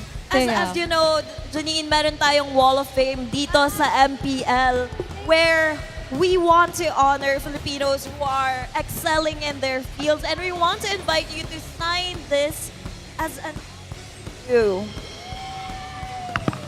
All right, MPL fans, Janine Berdin officially signs at our Wall of Fame. Palakpakan naman natin si Janine Berdin. And right now, Janine, we would like to invite you, some of our fans and some of your fans here would love to have some of your photo cards. Is that okay? Mamigay tayo right now. Yes, okay lang po mamigay. We have, ilan ba to? 50 ata to? 50, paano marami-rami. namimigay? Mamimigay lang tayo some of the special fans here. So we'll be Some going mapipili ni around. Janine. All right, raise your hands if you want a photo card. Hello po! Hello po! Paano po ba? Paano po ba? Hello po! Sorry! Hello po! Ayan. Ay! Nahulog ko! Hello po! Pupunta po ako. Sorry po! Sorry! Hello po! Hello po! Hello po! Salamat po! Hello po! Sorry! Hello po! Thank you po! Ay, meron pa po isa! Thank you po! Ay! Ito. Madami daw eh. Ito po. I'm sorry. Gusto niyo po ba? Sabi niya, ayaw ko. Char! Ay, sorry, Maite. Thank you po. Hello. Sorry po. Kulang. Sige. Sorry, isa lang mo. Ano ba yan? Hindi kita. Nanay. Pangit ang sulat ko. Sorry. Bye-bye po. Thank you po. Alright, palakpakan naman natin, Janine Berdin! Oh my gosh, Janine, ramdam mo ba yun? The MPL super fans love you right here. Super fan din po ako, kaya thank you. Maraming salamat po. We love you so much. At ibabalik na natin sa bakbakan. In 3, 2, 1, we would like you to say our line for the season. Palag na to. Yeah. Alright, are you ready? In Yeah. 3, 2, 1. Palag na to! Thank you so much, Thea, Denise, and Janine Berdin, the singer, the creator of our current song right now, Palag Na To. How you feeling, Redmar? Why did I not receive it? Yeah, he's... Redmar, you all right? Yeah. I'm good. I'm still salty. I didn't get a card. Hey, maybe we can get one of those special edition cards. Well, okay, if you guys missed game 1, RORA won in about 18 minutes, if I recall correctly, in game 1. And I don't know if people were expecting game 1 to go that way because Aurora looked different than they did all season long. Let's take a look at Prime Edward here. Finals MVP of MPL Philippines Season 7 and MPL Philippines Season 10. And these are the breakdowns of his stats. Renmar, can you take us through this Prime Edward time? Yeah, of course, this was highlighting his time with Blacklist International. I wouldn't like to, so far, yeah, it's probably his prime now, but of course, if he keeps on going on, then his prime gets even longer and longer. And he played a prime role in the previous game, of course, the call by Aurora for the surprise Benedetta pick to ruin a lot of what the ONIC composition wanted to do.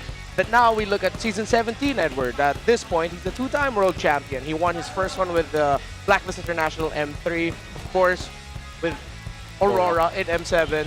And it's changed somewhat because the heroes, the meta have shifted, that a lot of his best heroes really just boil down, especially for the season, to the Lapu-Lapu. He's one of the few that still consistently would like to pick it up over anything else, which puts a bit of a mindset check on the staff of Aurora. They want Edward to be the guy who would sacrifice himself for a play, sacrifice himself for info, even more so than the team's roamer. Initiate a trade through that. That's always been playstyles of teams that have wanted to make Edward excel. But you can only get to so much with that point. You have to evolve. Funnily enough, his evolution is by showing an old trick from the past. Still a really great Benedetta. Yeah, so I wonder what that means for going in the game too, you know, because since you mentioned, you know, Edward's such a cornerstone to making this work for Aurora, will he be more on one of those most used heroes that we've seen him previously throughout the season, or will it be another kind of curveball for him in the XP lane? We are going over to, was it Expanding Rivers? Yeah, Expanding Rivers. Do we got rivers flowing through here, man? Yep. Those were, okay, those Everything was river. Yeah, everything was river. It was or wet. river. Everything, yes. That's true. Covered in H2O. H2O. Let's go to the draft. Got RORA on the blue, ONIC here on the red. They will take out the Fanny, the Kalea right now. They go for Freya here. Jushin's probably going to be banned down too. Yeah. If there's any lessons to learn and take away from game 1 is the whole Marcel Valentina trade. Yep. Yeah. Just pin that down, and then we can turn a chapter in this best of 5. Yeah. Don't overlook your gold lane in the first phase. There's a reason why Harith and Claude is such a big trade consistently, globally. And it's not to say that Harith will always win over Claude. It's quite even. And I think ONIC can get away with picking up the Claude early on. The only thing here is, again, don't overlook the Valentina. So Aurora ban out the Kalea, but if Aurora go for the same route of picking up the Marcel while there's a Valentina for Super Friends, that's not going to be good. But statistically, and if you'll remember, Light's games on the Marcel, they did not work out. Yeah, that's so true. did he learn to pick up the Marcel in the past week and a half? It plays a very different way from what we know Light to do. Yeah. That's why I think, you know, deciding whether it's going to be, okay, good ban there at the Jushin. Deciding whether it's going to be that kind of setter that Light needs, or just like even with a Khalid, like he's able to go ahead and be activated so much in the previous game because he was able to provide vision, do his thing while, you know, taking care of himself with the heals. Amuse me with this prediction. Okay. What if they just let ONIC try to go for Valentina Marcel? If they don't do that red 1 and 2, then they break the combo either way. That was in my head too, but then there's, with the presence of Phoveus, Harith, there's a lot to trade for. And Claude. Yeah, and Claude. If RORA willingly give that, yeah, I'm not a fan of it. Not a fan. Oh, Guinevere being banned out though. This will tell us, like, do they lock in the Marcel or do they go Harley for Demon Kite? I'm more on the cray side. Maybe I've been casting a bit too much outside of MPL PH. Pick up a Valentina now. There's just so much weight on that hero. Yep, you block out the Sora too? Yeah. Yeah, well. Okay, fine. Sorry, this is... It's MPL PH for... Yeah, it's MPL PH for a reason. You know, they'll grab the Harley. They can surely still... Unless it is going to be the response, like, picked up right now by ONIC, it's something they could still play around with or into, or maybe, again, RORA wants to take their own stab at the combo of the Gord Harley. There's plenty of options that they can go for instead, but over for ONIC anyway. I think ONIC would be okay with picking up a surprise roamer pickup, like a Khalid Claude early on, that type of deal. Or Valentina Khalid. For Valentina Khalid also, just get your roam mid duo already. Just win the early. Yeah, pick up your gold at red 3, then jungler second phase. So they go Phoveus Claude instead. They're trying to turn off a Valentina pick potential from RORA. I think they're on the same mindset. It's like, there's no way Light plays Marcel. Yeah. I don't think it's... I don't know. It's someone who is a fan of Light. I just don't want to see him on a... I'd rather see him on a Badang before Marcel, honestly. On a Cho. On a Cho or something else, yeah. If ever RORA might get greedy and then suddenly surprise pick up like a even Harith together, just so that they can get their combo in, but you show all magic damage. That's your course. Yeah, your course, and then they'll adjust for EXP and roam, which would make the drafting quite obvious. So they get the Clint. This is one of the bans early in the first phase by ONIC. Take away the Hilda. And I think this is where we're going to see Light teeter around. Just trades between Hilda and Khalid. You really can't go wrong with just prioritizing those two heroes over and over again in this current metagame. So now the pressure's on ONIC. Do they pick up their jungler here? They do. And the Leomord. They'll take their Leomord. If this wasn't like Edward, for example, I'd say, you know, this Hilda could still be flexed. Technically, I just don't think we're going to be in a world where Edward plays the Hilda. But who knows? Aurora has changed over the week and a half or so. So maybe they have something up their sleeve. But what about the Clint? Is this the right time to go and just pick this up now?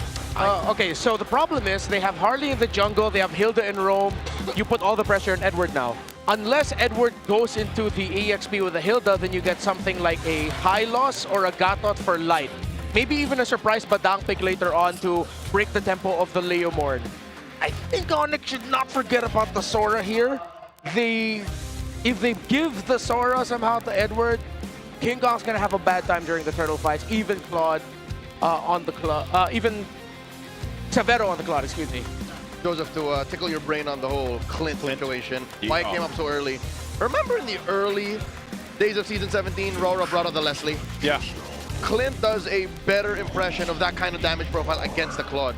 It's on-demand burst that the Claude can't deal with. That's true. And it's safer than a Leslie. So there's more range. I guess it also kind of helps, like, for example, we saw how tough it was if you don't have the range, like on a Bruno. Well, Clint, at least he can still do damage from afar. You know. So I've only ever casted elsewhere last weekend, and that's MSL Thailand. So that's where I saw it. Yeah. It's a Clint versus a Claude. Did it usually end up winning then in that matchup, or was it more so just kind of a 50-50 tie, depending on who's playing it? I need to revisit my stats. Okay. I think the tough thing here now for the second phase is Lilia is going to be... Okay, never mind. ONIC read the Lilia perfectly. Thinking if RORA are crazy enough to pack something like a Valier onto Yue with all of the dive, a well-timed Searing Torrent ruins the team fight of ONIC, and the pokes as well, which might alleviate pressure from the EXP and the roam to hold down long enough. RORA also needs some really sure stun. I know they have the power of wildness, but I think High Loss or the Badang is just really good for their lineup right now. All that tempo breaking. Yeah. With the Marcel open, tough because you still have a Marcel Valentina trade also still active. It's looking like... Oh wait, no, they forgot the Sora. They're willing to give the Sora? Oh, okay. I guess they are going to give the potential for a sword to come through. And they're pressuring ONIC like, go ahead, pick up the Marcel. I think ONIC would want to consider something like a Leomore now. They take out the Khalid. You're gonna be slower in terms of the map, but as long as you can get fast clear, they took away the concussive blast roamers, unless they settle for either Gatot or High Loss. Oh, RORA are in ONIC's heads right now, man.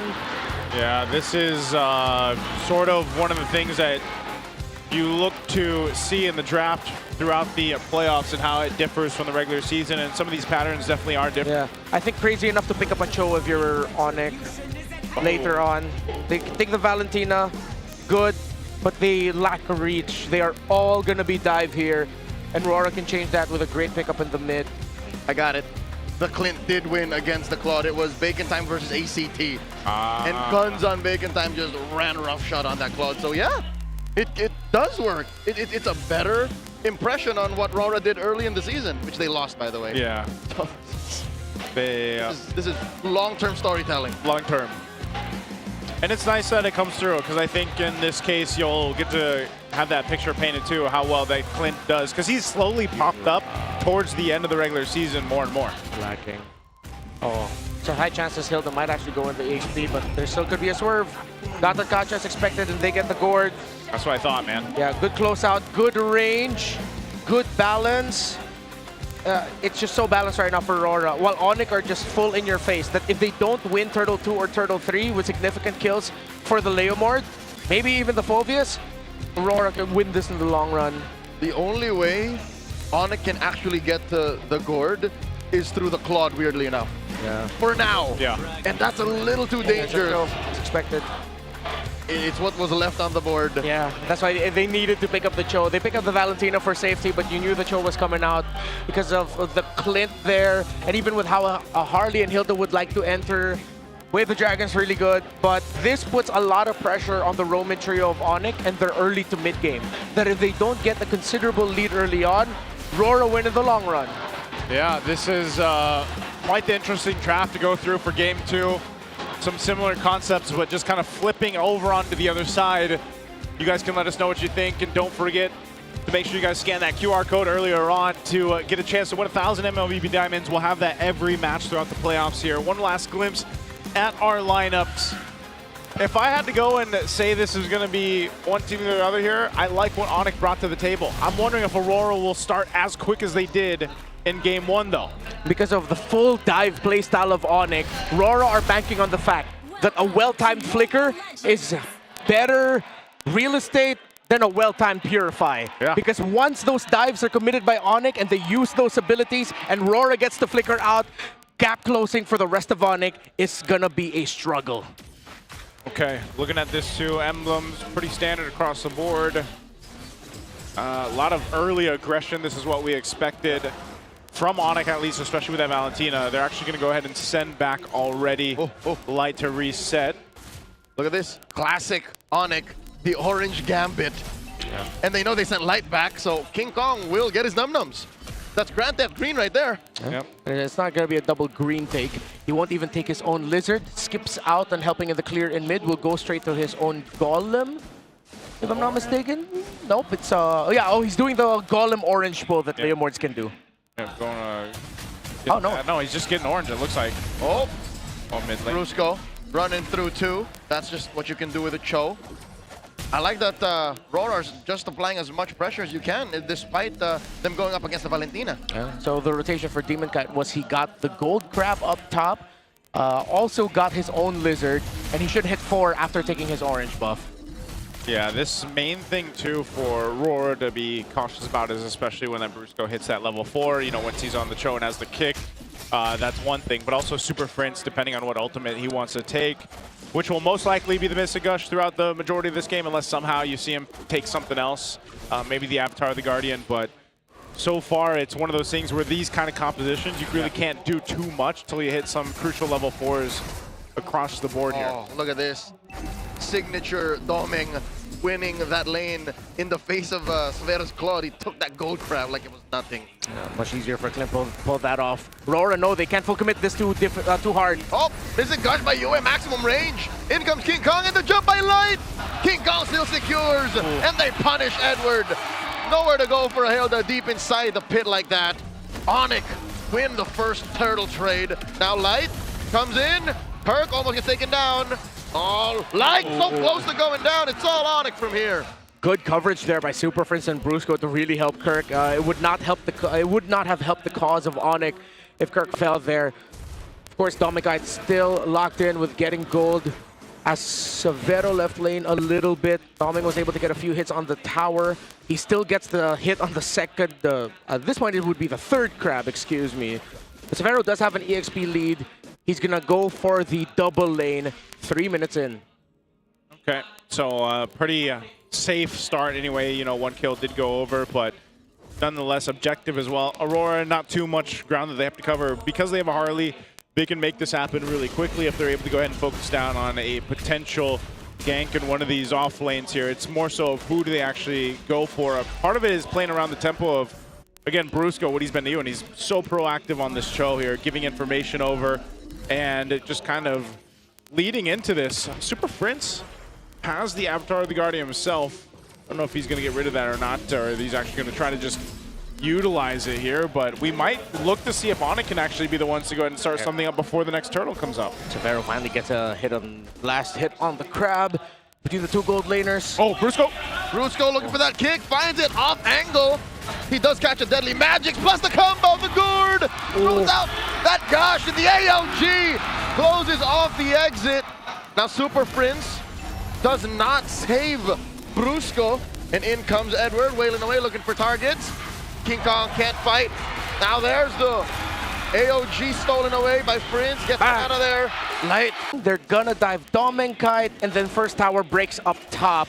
ONIC are looking to see if they can expedite that process. Yeah, the biggest gap here, too, between the lanes anyway, is Kirk leading Edward slightly. Well, no, hold on. Yes, quick math. It's about the same between him and mid. Gold lane is nearly dead even, so this is more so who has the upper hand in terms of timing with the ultimates or the kits that they have here, and that's what we've seen ONIC a lot of times. Aside from that kick that was off by Brusco, that's going to happen sometimes, especially when you're trying to get that angle just right. Yeah. And that's where that tough work comes in for Brusco on this Cho to utilize it. Blade of Hepsises, first item for Edward locked in.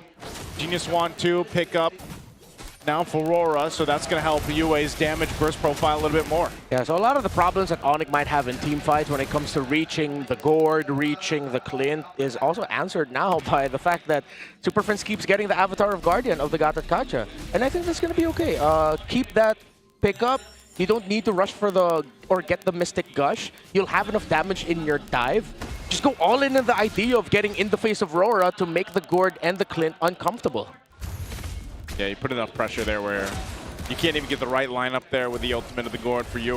Oh, this pressure on Severo. Severo answers with a blazing duet. Down in the jungle, though, they find DK, the celebrity.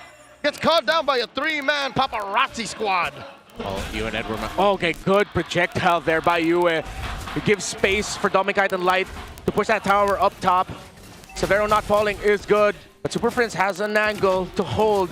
10 seconds for the next turtle. I think it's going to be all ONIC for that one, unless Aurora catch ONIC off guard. Dear God, off cam, the beast actually took DK's lunch money. Yeah. That is a purpleless Harley going into the final turtle. We were wondering where they were going to put the pressure. They put it on the jungler of RORA. Demon Kite goes down, now is buffless. Turtle's up here, last one of the game, and ONIC has control of this. RORA might want to just let this one go. And there's nowhere for Edward to go. The gush, the full combo, the answer, blazing the wet, the forward push. Brujo gets punished. And there's an AOG by Light now and home. And they force back Edward. King Kong looking to run him through, run him over, and they'll find you. King Kong takes him down. Don't Kite the damage in there just yet. And there will be a momentum swing. Super Prince takes down Light, and no one else follows. The Super Fam get on out of there. Severo also gets to open up the map in the mid with a push there.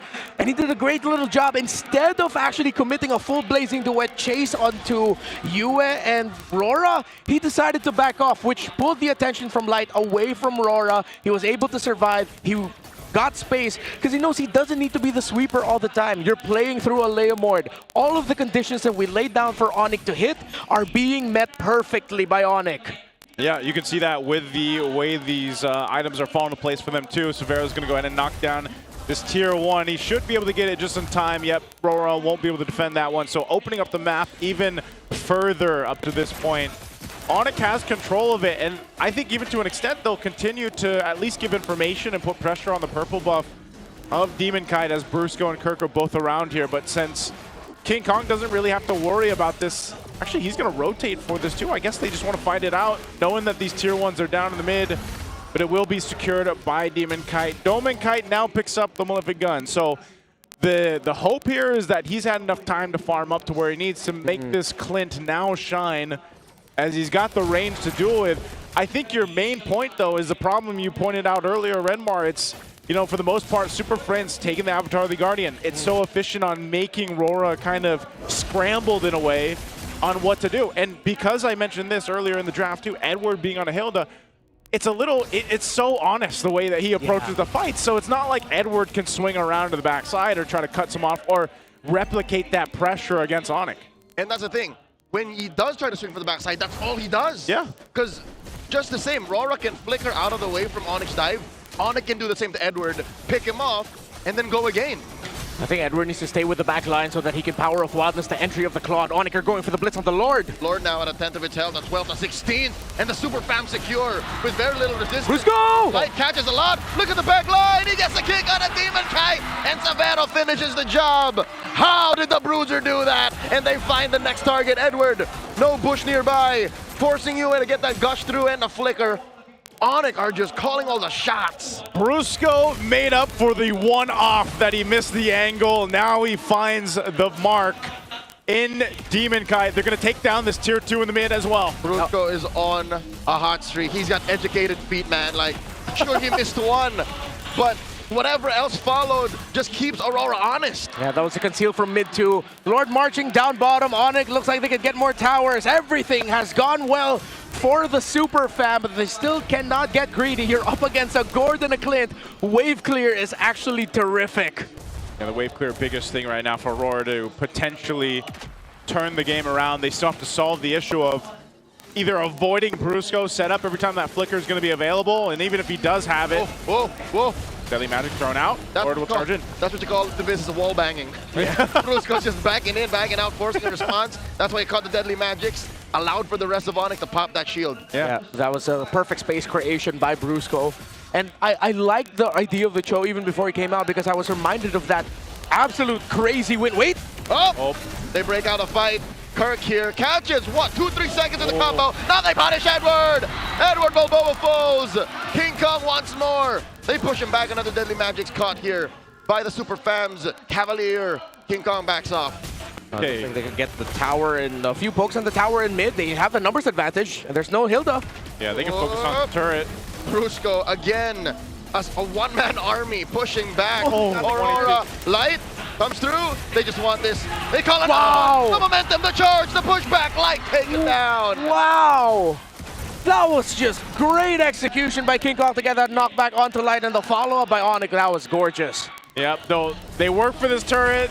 Still can't get it though. 1 HP, okay, they're not gonna get it down, but hey, I think ONIC is happy with that. They're still in the driver's seat throughout this game. They've controlled everything up to this point. As the great Mr. Chow said, but did the turret die? So it's worth it. It's worth it. For now. For now. It's 1 HP away. I think, then again, it's something that this lineup can do is just buy enough time to go ahead and clear these waves out. I think part of it, though, is Aurora struggling to figure out how to approach these team fights. Yep. Because if they do if Light jumps too forward, then who's going to peel for Domikite? If it's Edward, again, Edward can only really run in one direction, right? That's the biggest problem with this Hilda XP lane. I feel like overthinks in the draft are very active. Though I understand the Atlas ban. Maybe I'm just a little bit biased towards the Atlas. The Valentina ended up with ONIC, so the fact that Edward's on something like a Hilda, I think should have been a different pick. Well, right now, fighting for this Lord, Aurora shows even down at 8,000 gold that they're willing to get in range for it, but maybe this is just a feint. Deadly Magic's thrown out. They should get out of here. Lord here gets secured easy by the Super Fam. They're looking to punish Light, but Light skedaddles. AOG stolen. Wow. Super Prince. He flickers back. All of that just to steal the orange away. Let's see how many towers RORA gonna lose here. Is their wave clear good enough? The gourd is only up to a glowing wand. Hold up. Even on the fadeaway, Demon Kite still got his orange. Yeah. And he grabbed it. Has his core items, but right now ONIC can take a lot of that. I mean, as long as Severo isn't the guy taking it. Oh, but he has a Winter Crown also. Oh, this could be it. Even Kirk could take like 3 seconds of the full combo. Yeah. We saw that just a little bit ago. And still re-engage. Yeah. Radiant Armor, Athena Shield is pretty much all Kirk really needed to withstand that. Plus the tough boots. But yeah, plus tough dudes. Yeah, that's part of it too. Turret finally falls in the bottom lane. Lord is there. ONIC, do they try to punch this one in with a win? They don't have a wave pushing in. That's the unfortunate thing off this Lord. They don't really have further waves other than the mid. Can they get this though? It's going to be cleared out pretty quickly. Brusco coming through! Kicking Edward in, but Brusco will fall. They trade out for that. King Kong! And King Kong finds DK. Down goes that little magical baby boy. And there's just 4 defenders left. Aurora have lost one of their cores. ONIC gonna take this slow as they take 10,000 gold up on Aurora. That's worth it, man. In our own RGs, that's when we'd be saying, nice trade, nice trade. Yeah, nice trade. I think they wanted to potentially take the top one too. Severo held on to the Blazing Duet. Didn't have to use it. ONIC showing discipline. They just get a base turret. Yes, they have to sacrifice Brusco for that, but worth the trade. They'll take what they want from RORA and further in their lead at 10,000 up. So Domikite still got a good time getting farm. He's only 1 full item behind Severo, if I'm not mistaken. Severo's about to complete his last one, which I believe will be the Malefic Gun. Well, Domikite just got the first component for his last item after getting the Sea Halberd. This could be a BOD, let's see. While the difference between the mid laners, again, as we've said a lot this season, this is how you can tell if it's comebackable or not. Once Yue gets his 4th item, unfortunately not his 3rd, then it's ONIC not ending the game quick enough, and RORA can definitely make a comeback. But so far, he's only up to a Blood Wings, and still on the way to the 3rd item. So it's going to be a long time until RORA can make a comeback. ONIC just, well, they shouldn't throw, to put it bluntly. Yeah. If they end up losing this game, that's kind of what it's chalked up to. Divine Glaive's picked up, though, finally, here for the Gourd. In juxtaposition, they should throw themselves at Aurora. Yeah. Now that they have a 10,000 gold lead, just ride that to victory. Blitz this Lord coming up in 10. Yeah. And then end there. Yeah. If Aurora still survives this Lord, that's alarm blares ringing already. Yes.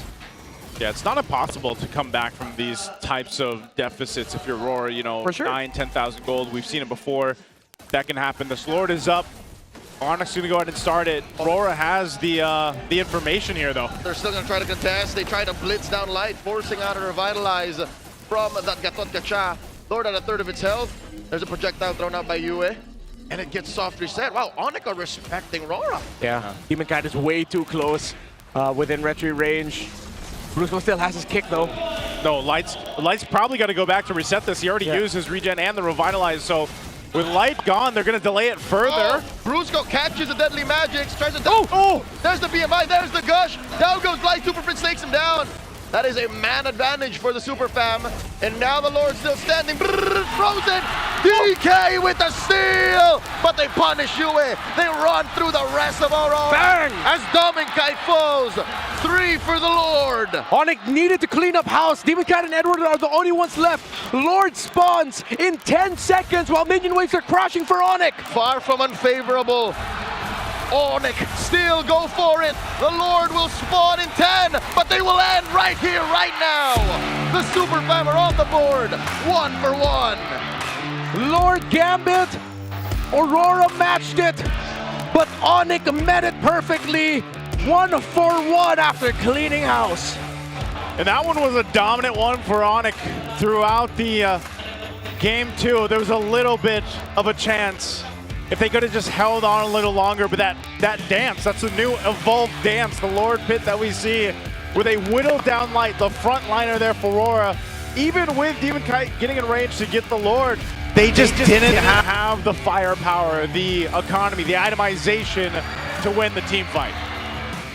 ONIC, I feel like they triggered that team fight knowing that Aurora would respond just like that. Because with the position of where Savero came from, with the Winter Crown Blazing Duet, that looked like a team that wasn't surprised. That looked like a team that was ready. It's like, guys, we just have to win it here. Even if they get the Lord, we can run them down. And they did run them down. Just let them. Yeah. It is the equivalent of throwing bodies. Yeah. They just wanted to throw bodies when they were sure. And when they saw that Demon Kite overextended for the Lord, then all the more they were sure. What's crazier is Demon Kite actually lived.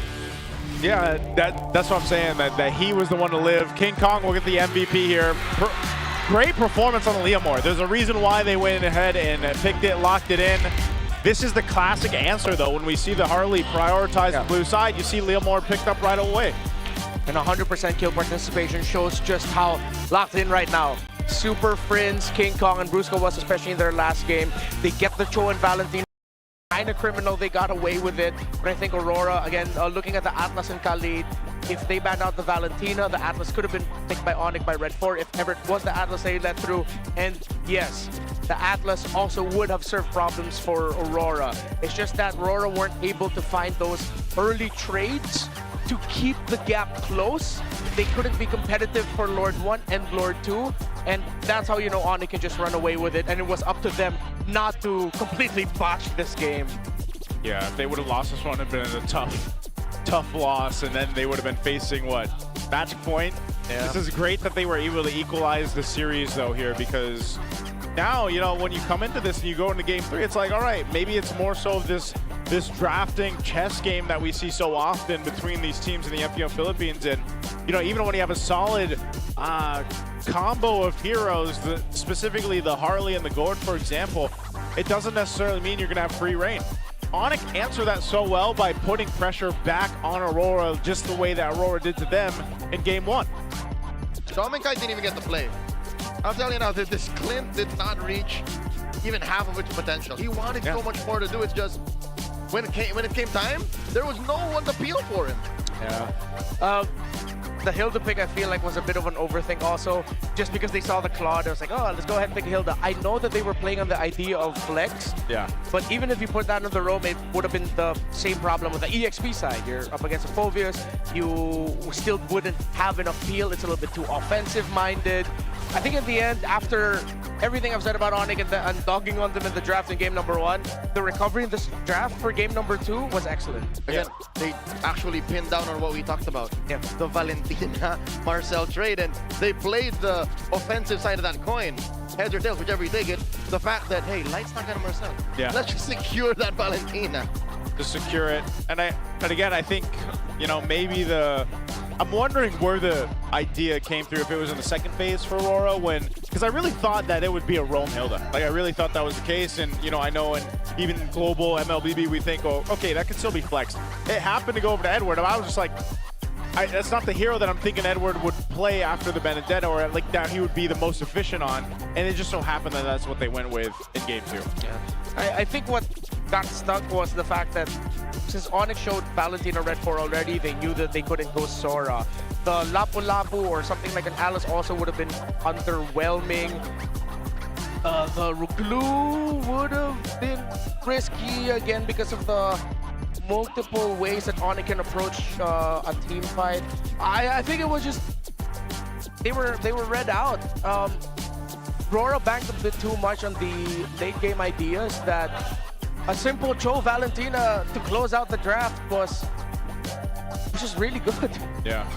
Brusco's also just, aside from the one kick that he couldn't get the angle, which wasn't his fault. Like, he went deep. He went deep for that one. So that's really difficult to make it happen. Yeah, and that led to actually a win for ONIC because that forced resources out. That forced resources out of Aurora, which gave a little bit more space for ONIC to operate. He even took the deadly magic, you know. So Brusco really making this Cho work. One of the few players that does play the Cho like this. But to break it down a little bit further, we're going to be throwing over to Hans and Wolf over there on the on-ground panel. Maraming salamat sa ating casters. It is now 1-1 after ONIC Philippines have equalized the situation matapos ng magandang laro na ginawa din kanina ng Aurora. But let's focus on this game number 2. We saw King Kong play exceptionally well. Kaya nga siya ang MVP ng laban na to. But I think you have something else that you would want to cover for this game. Yeah, I think the reason bakit naging MVP si King Kong is dun sa pag-retry niya. Pero hindi niya magagawa kung hindi dahil dun sa Cho coming up from Brusco. At tingin ko rin yung hero pick na yung mismong pagkakadraft ng hero, the last pick Cho, was really interesting. You wouldn't think na pipilit pa rin yan kasi may gatot catcher na dun sa kabila and meron ng Hilda. Pero yung nagawa niya in the first 2 minutes was instrumental dun sa kanila pagkapanalo. It's mainly because kung paano niya na-zone out yung kanyang mga nakakalaban. Yeah, especially when we saw the early portions of the game. Mas nakikita natin na nagagamit lalo ng ONIC Philippines yung mapa. We see Brusco kind of ganking them towards the back. Talagang hinahanap niya yung tamang targets, which is the reason why may mga oras na talagang napipick off si Demon Kite completely and there's no other damage na panggagalingan itong Aurora in spite of having Clint in their roster. And in relation to that, makikita natin sa ilan sa mga papakita nating video dito, yung mga nagagawa na achieve ng isang Cho. Even when it's just a level 3 hero, makikita natin dito, yung gagawin niya pang zone out at nung papansin niyo, hindi ko na kailangan masyadong explain kasi makikita niyo naman kung gaano siya naging problema para doon sa damage dealers. Even ginugulo si Yue noon sa nakikita niyo dito sa clash na to. And most importantly, makikita natin yung pag-retribution nga na pagpapanalo doon ni King Kong. So, there's really not much to explain about that but the fact lang na nag-achieve pa rin ito na isang hero mula dito sa side ng ONIC Philippines sa last pick na Cho. Kasi nga naman, hindi niya na inisip yung mga nasa harap. This is not a stun plus retry na diskarte mula sa ONIC Philippines. Ito yung zone out mo, retry ko na galawan mula sa ONIC Philippines. Alam mo, kaya nga sinasabi nung Filipino casters kanina na parang yung ibang ultimates na hindi nila nagagamit, excess, example, yung AOG na nanggagaling kay Super Prince, hindi niya nagagamit completely. So just waste it, hanap na lang siya ng panibagong ulti na magagaya and then work their way from there. That's just how smart they were playing in Game 2. To add to that, makikita natin tong heat map coming out from Brusco. Nakikita niyo po yung first 2 minutes na galawan mula kay Brusco. Directed dun sa may gitna, control naman doon sa may bandang Rock Ursa ng side ng Aurora. And then eventually, pupunta siya dun sa may bandang purple buff. Makikita natin dito na ang daming nabibigay na vision coming out from Brusco at naging instrumento para ma-delay yung Harley nitong sa Aurora. Kaya naman dun sa first turtle fight, parang madami pang kailangan nagpasa na doon si Demon Kite. At bago siya makarating sa mismong turtle, bukod sa na-damage na ng ONIC Philippines yung turtle mismo, low na rin yung health at hindi na nakapwesto ng maganda doon si Kate. And having a Harley on your squad, kinakailangan mo talaga ng napakagandang scaling. And for ONIC Philippines, napigilan nila yung scaling ni Demon Kite na yun. And with that being said, it is Game 2 going to the side of ONIC Philippines. But from what I'm seeing in this series, early game is very important. Aurora has managed to get theirs nung game number 1. ONIC naman pagdating sa game number 2. But game number 3 is right here with us. Casters, balik sa inyo. Thank you, Hans. Thank you, Wolf, for the breakdown there. Nice little heat map we've got going on here and getting a closer glimpse on things, especially for Brusco, because it's so important for the roamers and how they move around the map. We talked about especially the Cho pick that he has and how efficient he was. Before we move on to Game 3, MPL fans, there's some new beasts on the Land of Dawn with the Infinix GT Watch 5 Pro on your wrist.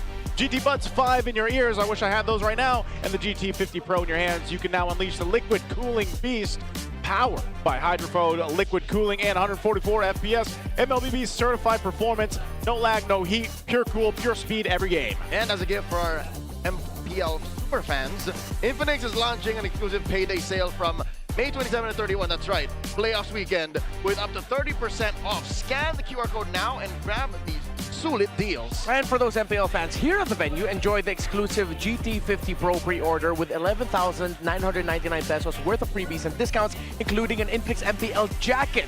Plus, the first 10 pre-orders daily at the Infinix booth will get free Grand Finals tickets. That's why don't be falling behind. Get your Infinix today. That's real-time translations right there. Hopefully, you know, you guys get a chance to go ahead and grab one of those because it's amazing. Also, to dominate the land and dawn, you got to grab this. You need a connection that never lets you down, from scouting rotations to tracking the pros, stay online and in the zone. Power up with Smart Power All 99. Get 10 gigs of data for MLBB and share every GG moment with Smart. Yes, simply reliable partner of the MPL. Hey, you know what? Just keep it. You're welcome. You know, so sometimes we got to have each other's back here. Again, you know, with our sponsors out, shout out to them. This wouldn't be possible without them. We've got this new venue, the MPL Arena, going on. It is, I'm looking above us, man. I think the seats even all the way up there, are starting to fill up. Those seats, like in our view, I don't think those are for sale, right? Yeah. But those will probably be full towards the end of the playoffs too, just because they'll put people there. Like right behind us, that's just full. Like you probably didn't say, oh my God, no one's watching MPLPH. But right there, full. And then there's lovely people right here. What an opening. There's a lot of super fans. By tomorrow and by the weekend, this should fill up. Yeah. I remember we completely packed the house for the Grand Finals in Cuneta, last year. Yeah, we did. But I don't know, San Juan Arena, this is my first time here. I love it. But before we go into Game 3, we're going to have to go ahead and throw it over to our hosts to see what they've got going on for us. It's the international rivalry, putting on a great show. It's 1-1 for Aurora Gaming and ONIC Philippines. And right here in the Champions Arena, please welcome the MDL Philippines Season 7 champions, Aurora Hunters! But guys, before anything else, why don't you introduce yourselves and your roles to our MPL super fans? Hello everyone, I'm Zen Romer from Aurora Hunters. Hello po, ako si X6 man ng Aurora Hunters. I'm Dave, head coach of Aurora Hunters. I'm Vlad X Belay. Kapo meeting. Jungler Dangero. Atams Goldainer. Atams! Nung Season 5, kung babalikan natin, you were almost there, being called the champion. Oh, then yung performance na yun, napaka-unforgettable and talagang pinakabang lahat ng nanonood because you guys were able to come back from a 1-3 game deficit. Pwede nyo bang makuwento kung paano yung nangyari doon? Yung nangyari po kasi doon, so, unforgettable moments po yung paano kami mag-reset, tsaka paano na pinag-usapan yung mga mali namin. Naka-reset talaga sila. Grabe yung atmosphere doon sa Tagaytay Sports Complex. And right now, we're here with Dangero, a two-time MDL champion. At alam natin na iba talaga yung feeling kapag naglalaro ka with the crowd, live audience. At ngayong nandito ka sa Champions Arena, ano ba yung vibe mo dito sa ating audience? Yun, mas nakaka-excite pala manood dito sa MPL PH Arena. Lalo ang dami nanonood. Kinakabahan ba kayo para sa Aurora Gaming? Sakto lang. Confident kami na mananalo naman sila. And speaking of the excitement, namomotivate ba kayo na baka kayo na yung susunod na maglalaro dito sa arena? Pwede. Pwede! Siyempre, yan ang developmental league natin. And moving forward, baka malay natin, kayo na ang susunod na nakaupo sa ating mga chairs. And after winning MDL Philippines, ano ba yung aasahan namin sa Aurora Hunters? Ikaw, Eska po, bilang regular season MVP at ang ating finals MVP, ano pa ba ang goal nyo na susunod? Makapaglaro sa MPL, tsaka kung kaya international. Aabangan natin yan, Thea. And with that, maraming salamat. And you know, tapos na yung MDL, guys. And I'm sure you're here to support your main roster. Ano naman yung message nyo sa kanila, guys, now that they're playing and tied yung series? focus lang sila sa strength ng team. Tapos, since lahat naman gusto manalo, sana wag nila kalimutan enjoy yung game. At enjoy nga yung game, Odin. Thank you so much once again to MPL Philippines champions, Aurora Hunters. At ngayon, balik muna tayo sa ating international rivalry para ituloy ang bakbakan sa loob ng Land of Dawn. Casters, Palag Na To. Thank you so much, Odin, Thea, and the Aurora Hunters. Whoa, estimated crowd attendance, by the way, 5.5 thousand people. 5 bands of worth of people here? 5 bands. If you ask each and everyone here for 50 Philippine pesos each, you'd be loaded. That's a lot of money. I wouldn't mind walking away with 1 Philippine peso each. Yeah. That's a pretty good amount of money. Hey, I would treat all of y'all. You would treat a meal. Oh, okay. I would. What would I get off that? Yeah, I'd treat you too.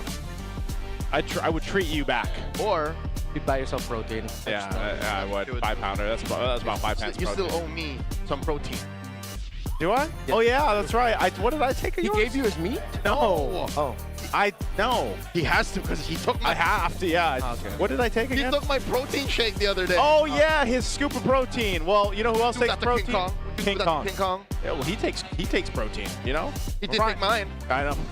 Well, how about Prime King Kong? King Kong, let's look at his. This is his season 14. His stats across the board here. Sigma jungling patterns. Yeah, that was his season. That was a point where you could still play these heroes. Nolan definitely is still a surprise pick that could show up. We did see Ling show up from time to time in MPL ID, even just like last weekend. During their last week, it showed up. Roger, I don't miss him, honestly.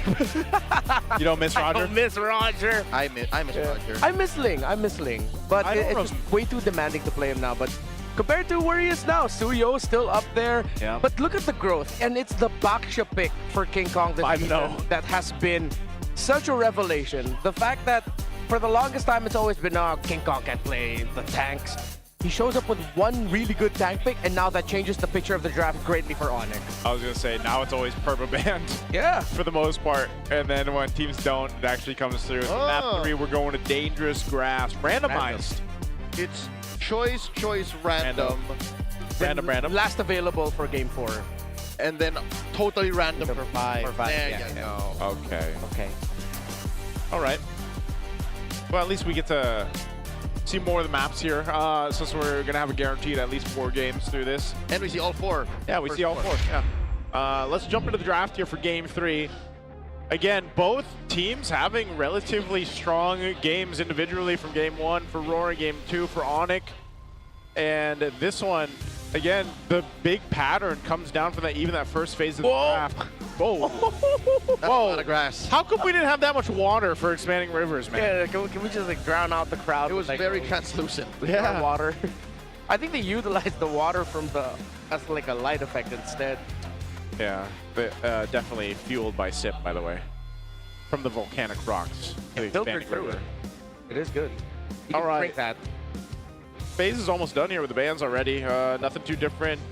Interesting though, yeah, that the Hilt is actually going to be banned this time for game 3. So ONIC will go ahead and take that out, especially on the dangerous grass map. Baksha's open. They ban the Kalea here, red 3. Does ONIC just pick up Baksha? I think it's warranted. Yeah, to take it away from DK. Yeah, but then Marcel, Valen, Harley, you're okay with it. Yes, yeah. sir. Marcel, you don't have to worry about. Yeah.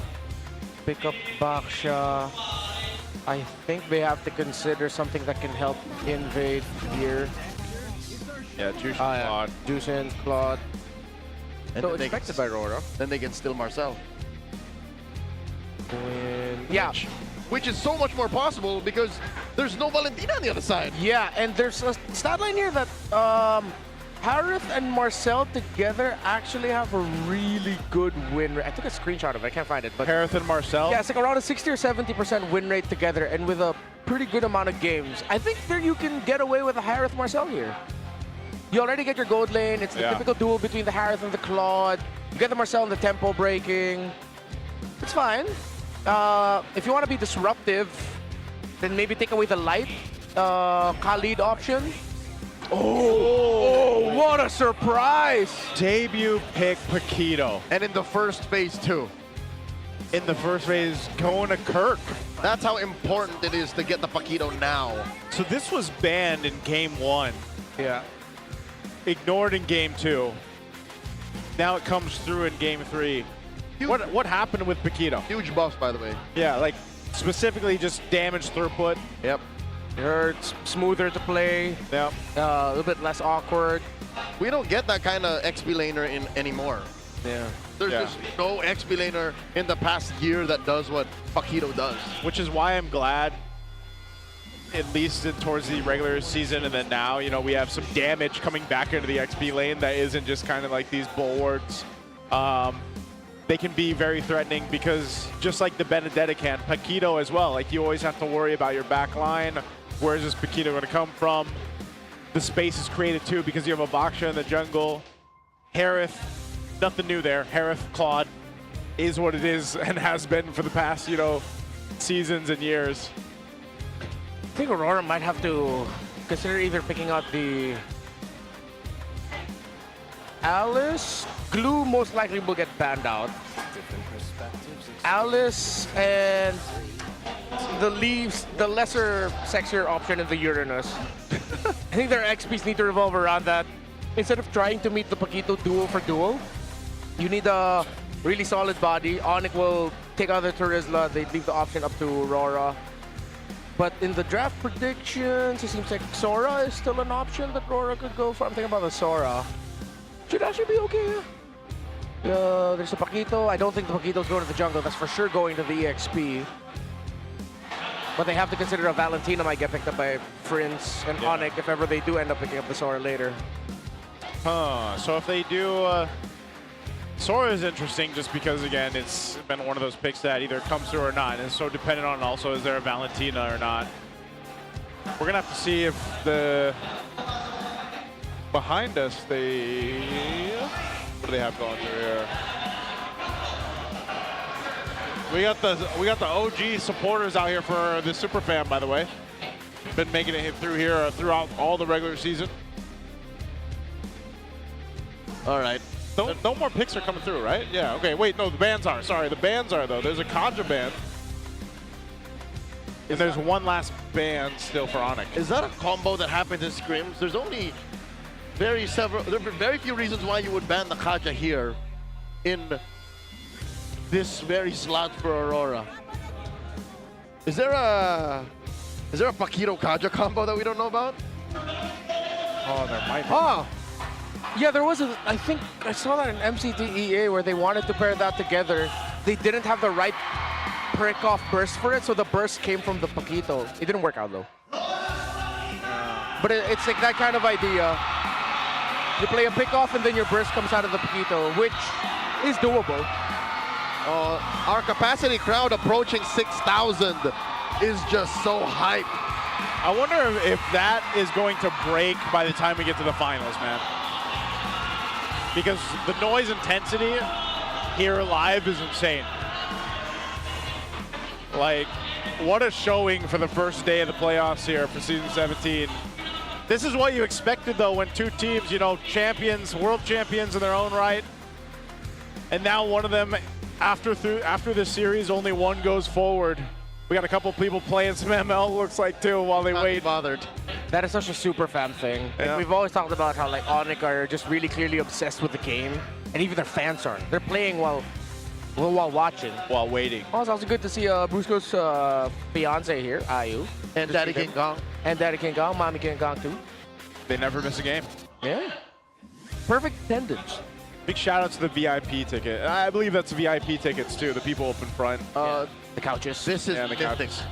This is Mythic, but then you see the little couches when we get a glimpse of it. That's the VIP tickets. Oh, 7. Oh my god, a little bit scuba. Follow the brain rot.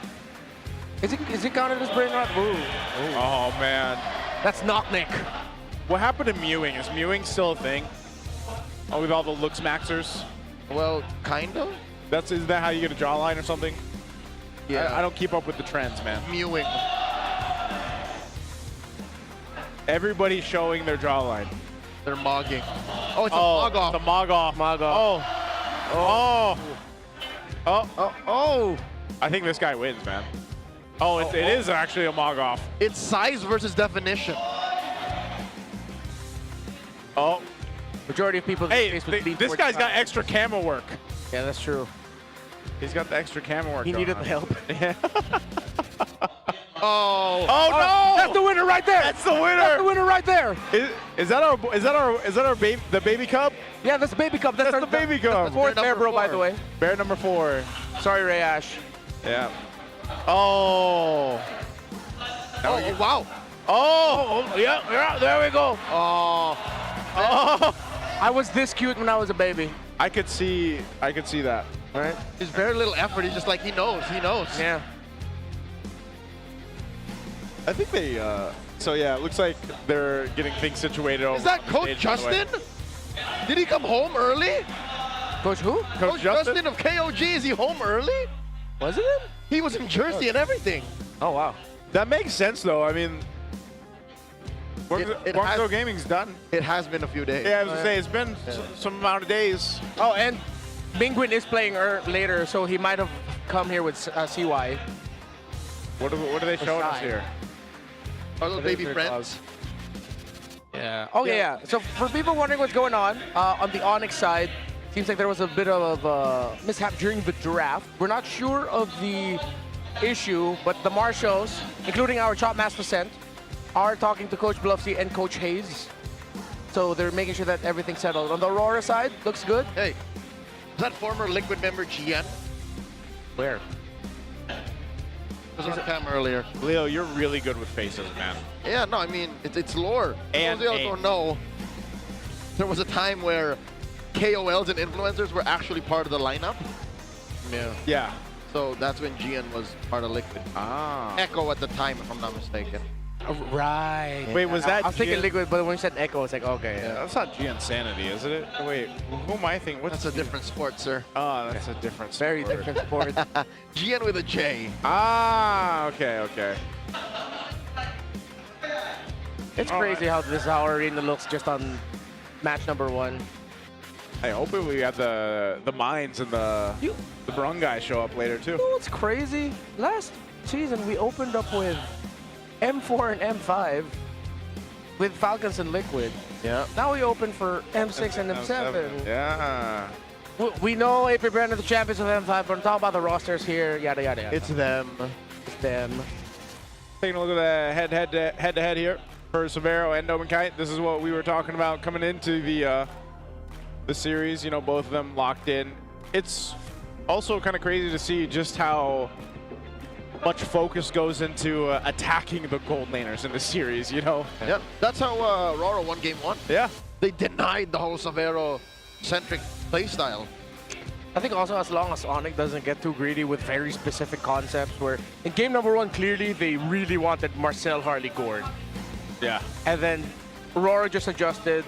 I was surprised with the Gwyn, but then as it was going on, and then as we saw it in action, it was just a perfect foil alongside the Valentina, then the surprise of Benedetta in the end. Game number 2, ONIC, I think, were a little bit more low to the ground. They pick Phoveus as one of their first 2 picks, and they make sure they secure the Claude. RORA, knowing that Harith into Phoveus is very risky, they went with a Clint instead. That was a bit of a checkmate. Then now here in game number 3, they get the Harith and Phoveus as RORA decided to go for the Juice and Claude. Not to say there's a clear winner there, but for ONIC specifically, it seems like they've changed their priorities to be a little bit more low on the ground and getting out of the big concepts, big ideas that they think they could use to dominate. Yep. Smiles across the faces here of RORA because they're getting things settled in on the ONIC side. It's been a while since we've actually seen the devilish smile of Demon Kite. Yeah. I like how, after everything that's happened in the regular season, it seems like they've reset well enough. It's a new start in the playoffs. Yeah, which is a good sign for them. Again, they won game number 1. But there was a point where I think it was like 2 or 3 games before they ended it with like 2 wins, wherein they would win game number 1 and then would get reverse swept. Yeah. Yeah.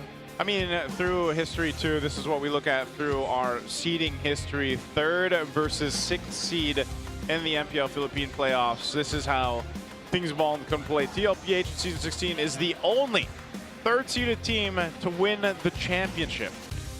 That was just last season. I forgot that they were third seeded, man. Yeah, that's why it was Falcons versus them in the first round. Yeah. 3-6. 2 out of the 8 times that the 6th seed won versus the 3rd seed in the MPL playoffs was in Season 9 and the Season 14 play-ins. Of course, the surprising result of Omega shattering the run of the then Echo Super Team, and of course, Blacklist versus Omega. And then it was that barangay that went the farthest any 6-seed team has gone in the history of our league. They went to the finals. They actually tried to defend their MSC title in Malaysia later that year after going to the grand finals. Against then RSG Philippines. That was the win when we still had like Naps, Eman. Light was there. Light was there. Demon Kite was there. Yeah. Oh yeah. Those the boys. Them boys. Them boys, the Raiders. You know? Gosh, that was Season 9. That was Joseph's first grand finals. That was my first grand final. Yeah. Oh yeah, and that was a season where they would like swap out Aqua Exort in mid. Yeah. To win that little trade.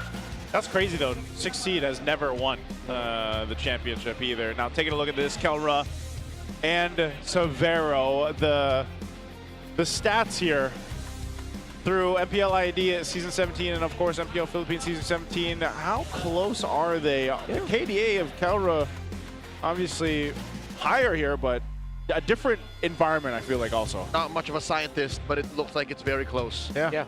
Top 3 for almost everything Severo. And of course, this is what you expect to see when you throw Kelra in the MPL ID. Yeah, and this isn't really a point of comparison. This is really more of just to show like the journeys between the two, just to see the parallels of how they're doing. It's crazy how a 5.9 KDA in the Philippines is 3rd highest, while an 8.55 KDA in Indonesia is 2nd. That's a big leap. The fact that it's almost like complete, like 3 whole numbers means just how much more kills and assists Kelra's getting in ID right now. GPM quite close, pretty much average in terms of these numbers. That or just how many kills are expected out of players in MPL ID. Yeah. Yeah. Just in general, not just Kelra. Yeah. That's what I'm saying, the environment there. Violent environment. I also think it's, you know, even if you're just looking at KDA here, it's like Severo brought some of that flavor to the MPL Philippines. And that's why I remember those first weeks we saw him play. What was it, the Moscow, when he was just the showing off the mechanics, you know, in the 1v1s, the 1v2s. Was the YSS that put him Oh yeah, the back YSS here, as well, yeah, the YSS. Which, by the way, I have to correct myself. I did mention during Wolf and Midnight's little podcasting was that it had 1 loss. No, it's still undefeated. Oh, the YSS? YSS still undefeated. His YSS. Yeah, his YSS. Okay. Severo's. And so it's 6-0? Yeah, 6-0. 6-0, yeah. YSS in other people's hands. Not so stellar. Yeah. So I have a question about it. Did Severo adjust to the Filipino playstyle? Or did ONIC adjust to allow for him to flourish in the Filipino meta? I think I'm more in the boat of the second statement where ONIC did adjust and flourish, because despite them knowing that Severo at times could also just be left alone in lane like Kelra, you see a few more rotations. You see more movements on at least his side of the jungle to pull away attention. Severo, compared to like his past with ONIC ID, plays the map a little bit more, doubles much more, opens up the side lanes and far lanes more. It's cool. Yeah, I think there was a time too, like in the first couple of weeks, where you see Severo, you know, showing off his mechanics and everything else, but there was a time where it took him some time to cook, you know, and then I feel like the playstyle of ONIC themselves as a team kind of changed a bit. But you could also hear that if you had listened in on the Infinix mic checks. You saw that kind of develop on how much he was able to communicate with his team and how he really adjusted to the Super Fam as well. Wait, so is this going to be a different draft? Or is it, okay, no. Maybe they're just going to go through some of the same picks. Yeah. We will elapse up to the point where it conked out. Yeah. Which I think was ban 2. Yeah, just wrapping up the second banning phase. Yeah. Okay, Yep. Yeah, just re-picking first phase, and then we go to the second phase of ban. Wait, no, the difference is... Oh, wait, no, yeah. Yeah, it's still all the same. Still all the same across the board here. So, Kaja Marcel, red 4 and 5 ban. There it is, yep. Maybe the ban of ONIC was what was going to be different. Like maybe they meant to ban something out in something else different on Blue 5. Blue 5. Yeah, there's a Kaja. Yeah, because this was already the Trizla. Now, what was the last man? That's what we didn't see, so... Yeah. That's what was held up. Kaja Paquito. did not work when you guys tried when it was tried out in MCT. Yeah, right? MCT East Asia. Yeah. Well, Glue, so Glue will be the ban. And there's a show. This is a light hero. I'll tell you now, that's a light hero. Just as much as it's a Brusco, you know? So it's like, I like how they're trading things out and they're just being like, yep, now this time I'm going to get the Cho here. Yeah. They hand that over to RORA. They play more of this for control. This banks a lot of pressure onto Demon Kite to get Piercer and string kills together. Because you don't have an instant burst. You have strong displays. Oh, it's their turn to pick up the Belleric. Oh man, I feel like I'm watching MCT Station with this, man. The Zetian, the last pick for ONIC. This is such an interesting draft for ONIC, especially the last two, Belleric and the Zetian. Okay, so the Belleric ult helps supplement pretty much the entire lineup of ONIC. The Zetian and Belleric ults are difficult to actually make work for the layer of stuns, which an Alice into a Belleric now should temper a little bit of what ONIC can do, that they have to be careful to fight under Alice's passive. But even so, there's still no sure burst. There's going to be a lot of long team fights and displacements because there's a Cho on the other side. And possibly a whole lot of nothing. Yeah.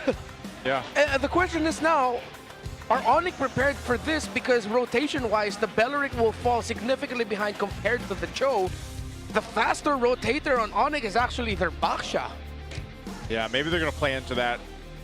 Maybe part of this too is you can't somehow, some way utilize the Belleric on this dangerous grass map in certain situations when they're fighting around objectives. That could be part of the play. Could be setting up the Paquito here for Kirk. I think there's more question marks on ONIC's draft for Game 3 to see if the execution is going to be there. You guys can let us know what you think. We're going to be jumping into Game 3 in this best of 5. Once again, ONIC, after a decisive Game 2, when Aurora took Game 1, what will be the equalizer here moving forward? I like this. You were pulling a page off of Moreno's book in MPL ID by packing a sprint on this juice in. Okay. Why that? Why the sprint? You are so much more annoying to grab, and you can grab the others much better because you're just so mobile once you pack it. It's Crimson Beacon, then you pack the sprint. You're going to be difficult to catch, and you're going to be annoying to deal with. Ooh, look at all this pressure on Demon Kite down bottom. This is how you can tell that ONIC are making up for their lack of rotational speed. Yeah. By making their movement more meaningful. Light picks off Savero just like that. It backfired. Well, rotate as much as you want. You can't just counter sheer mechanical brilliance by Light. Even forces the red tree away from King Kong just so he can secure his own beat up there. That's why there's so much of this focus. And again, a Belleric can only do so much. Brusco doesn't have his phone flicker, so ONIC playing on the back foot right now, at least leading into that first turtle here in about 15.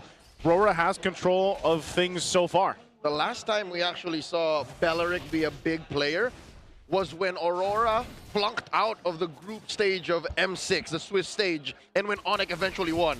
Yeah. That's when it would stop Chosen Joys. Yeah, literally just Wrath of the Dryad being that thing, you know, to go ahead and slow them down, stop them. It's one of the great things, again, you can play with around objectives. They're going to be the ones to start the turtle up, but quickly goes back in control of Aurora. Let's see if ONIC really can convert this or not. They're going to be dragged for it. Oh, Fury of the Phoenix, allowing them to find a re-engage. Light pushed back out. Edward looking for it. Does glimmer through, takes down Kirk, serves up the turtle and Demon Kite. DK finds King Kong, stringing kills. Down goes the big tree. 3 for none plus the turtle. The light is blinding. Girls need blinders. ONIC is left to where the sidelines is. Really awkward team fighting there by ONIC. Why are they full committing this early on? That's my question. The Alice and Jushin alone, you know, are going to be a problem for you. There's a 2.5k gold lead. It's 4-0. Massive swing. Yeah, it's a Paquito into an Alice. You don't need to full fight that. Your initial rotation was already messed up. Brusco already suffered 1 death. You don't have Wrath of Dry. Why? Yeah, that's why I asked. Like, is this the first turtle you want to fight for? But then RORA takes everything from them and builds themselves this kind of lead. I mean, we haven't seen this strong of a lead in a while throughout these games, even at the end of the regular season for this. So this is a great start to go ahead and play into when you have this kind of composition. Oh man. Another pop on the passive. Demon Kite with a charge sever there. Close call. Yeah, Brusco can't hold the bushes. because there's a huge risk of him just getting lifted. The combos of Kirk, Edward doesn't give a damn about it. He's an Alice. It is miserable for Prince now, dude. 3.5 minutes in, and he's popped both flickers and passives. Yeah. For nothing. Dominkite is beating Severo in lane. Oh, entry though. King Kong jumps on the Dominkite. Dominkite does survive. Light is back up too. Man-to-man blocking Brusco. Okay, Brusco, he's at level 4 now. Maybe this will change things for the next turtle, but I'd almost like to see them maybe even let that one go, man. They're losing everywhere across the map. Unless this ends up being a different case where, you know, Kirk can potentially help out with this Paquito here. Looking at the gold, look at the difference even in the gold lane, man. 800 gold between the gold laners right now. Severo, that early death really slowed him down here. Oh, mid. Nice combo. Laying that through, and they find Yue. The kick here, displacing Brusco. And now Edward comes in with a massive Throne of Ruin. Demon Kite looking to take down Fritz. Fritz goes. Double for DK. Making a triple as he pops the rocks on King Kong. And Kirk barely survives. Another 3 for Aurora. You saw the desperation there by ONIC, especially Kirk. They knew they had to get that Suyo, but that will be the Sky Piercer holder for the team. And they are just allowing Aurora to take their early conditions. I don't get it. They go in for this. Yes, it's a pickoff. But then with RORA and the lead that they have, they just come in and slam down towards ONIC. And they got control of this. Not only that, Sky Piercer picked up. Yes, he had 3 kills already, but gets a stack off that triple kill for Demon Kite, and now he's just in full momentum on the Suyo. Because of the lack of control in the center, Severo has had a difficult game. Crimson Beacon forced on a Brusco here. No follow through. It was all in an effort to actually get this push in by Dominkite. ONIC overcooked in this draft. Yeah, a little bit too much, man. Yeah, a little bit too much. Maybe just the Paquito, a different roam, or vice versa. But more than that, I appreciate how Aurora are punishing that, how do you say, exotic approach to the draft. Which is, say what you will, they have no burst, yes? Yeah. And they win the macro, yes, but they're so willing to fight. So early on, they get 3 stacks on DK. Like, that's, I think, the difference maker. And the reason why Aurora's Belleric worked against AP Brand in the final series of the season was because RORA were patient with it.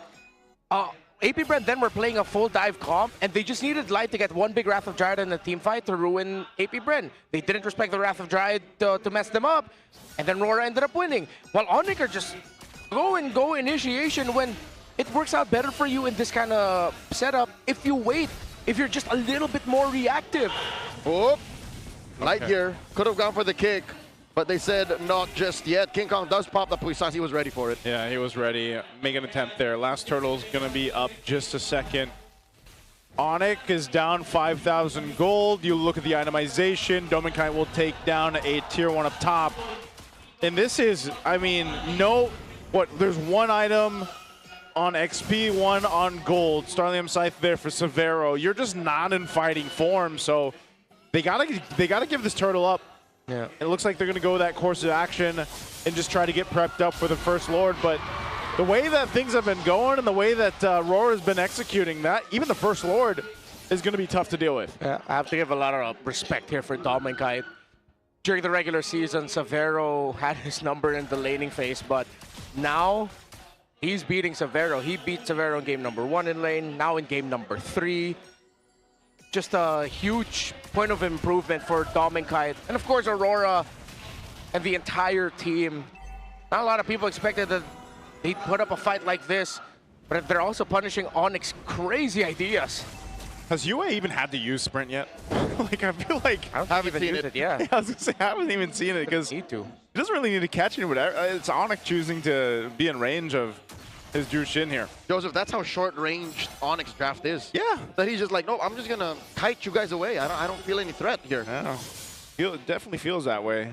Taking again a glimpse at the items here. Look at the difference between the jungle, man. That's just how good of a game Demonkite has right now. 3,000 above King Kong and the Baksha.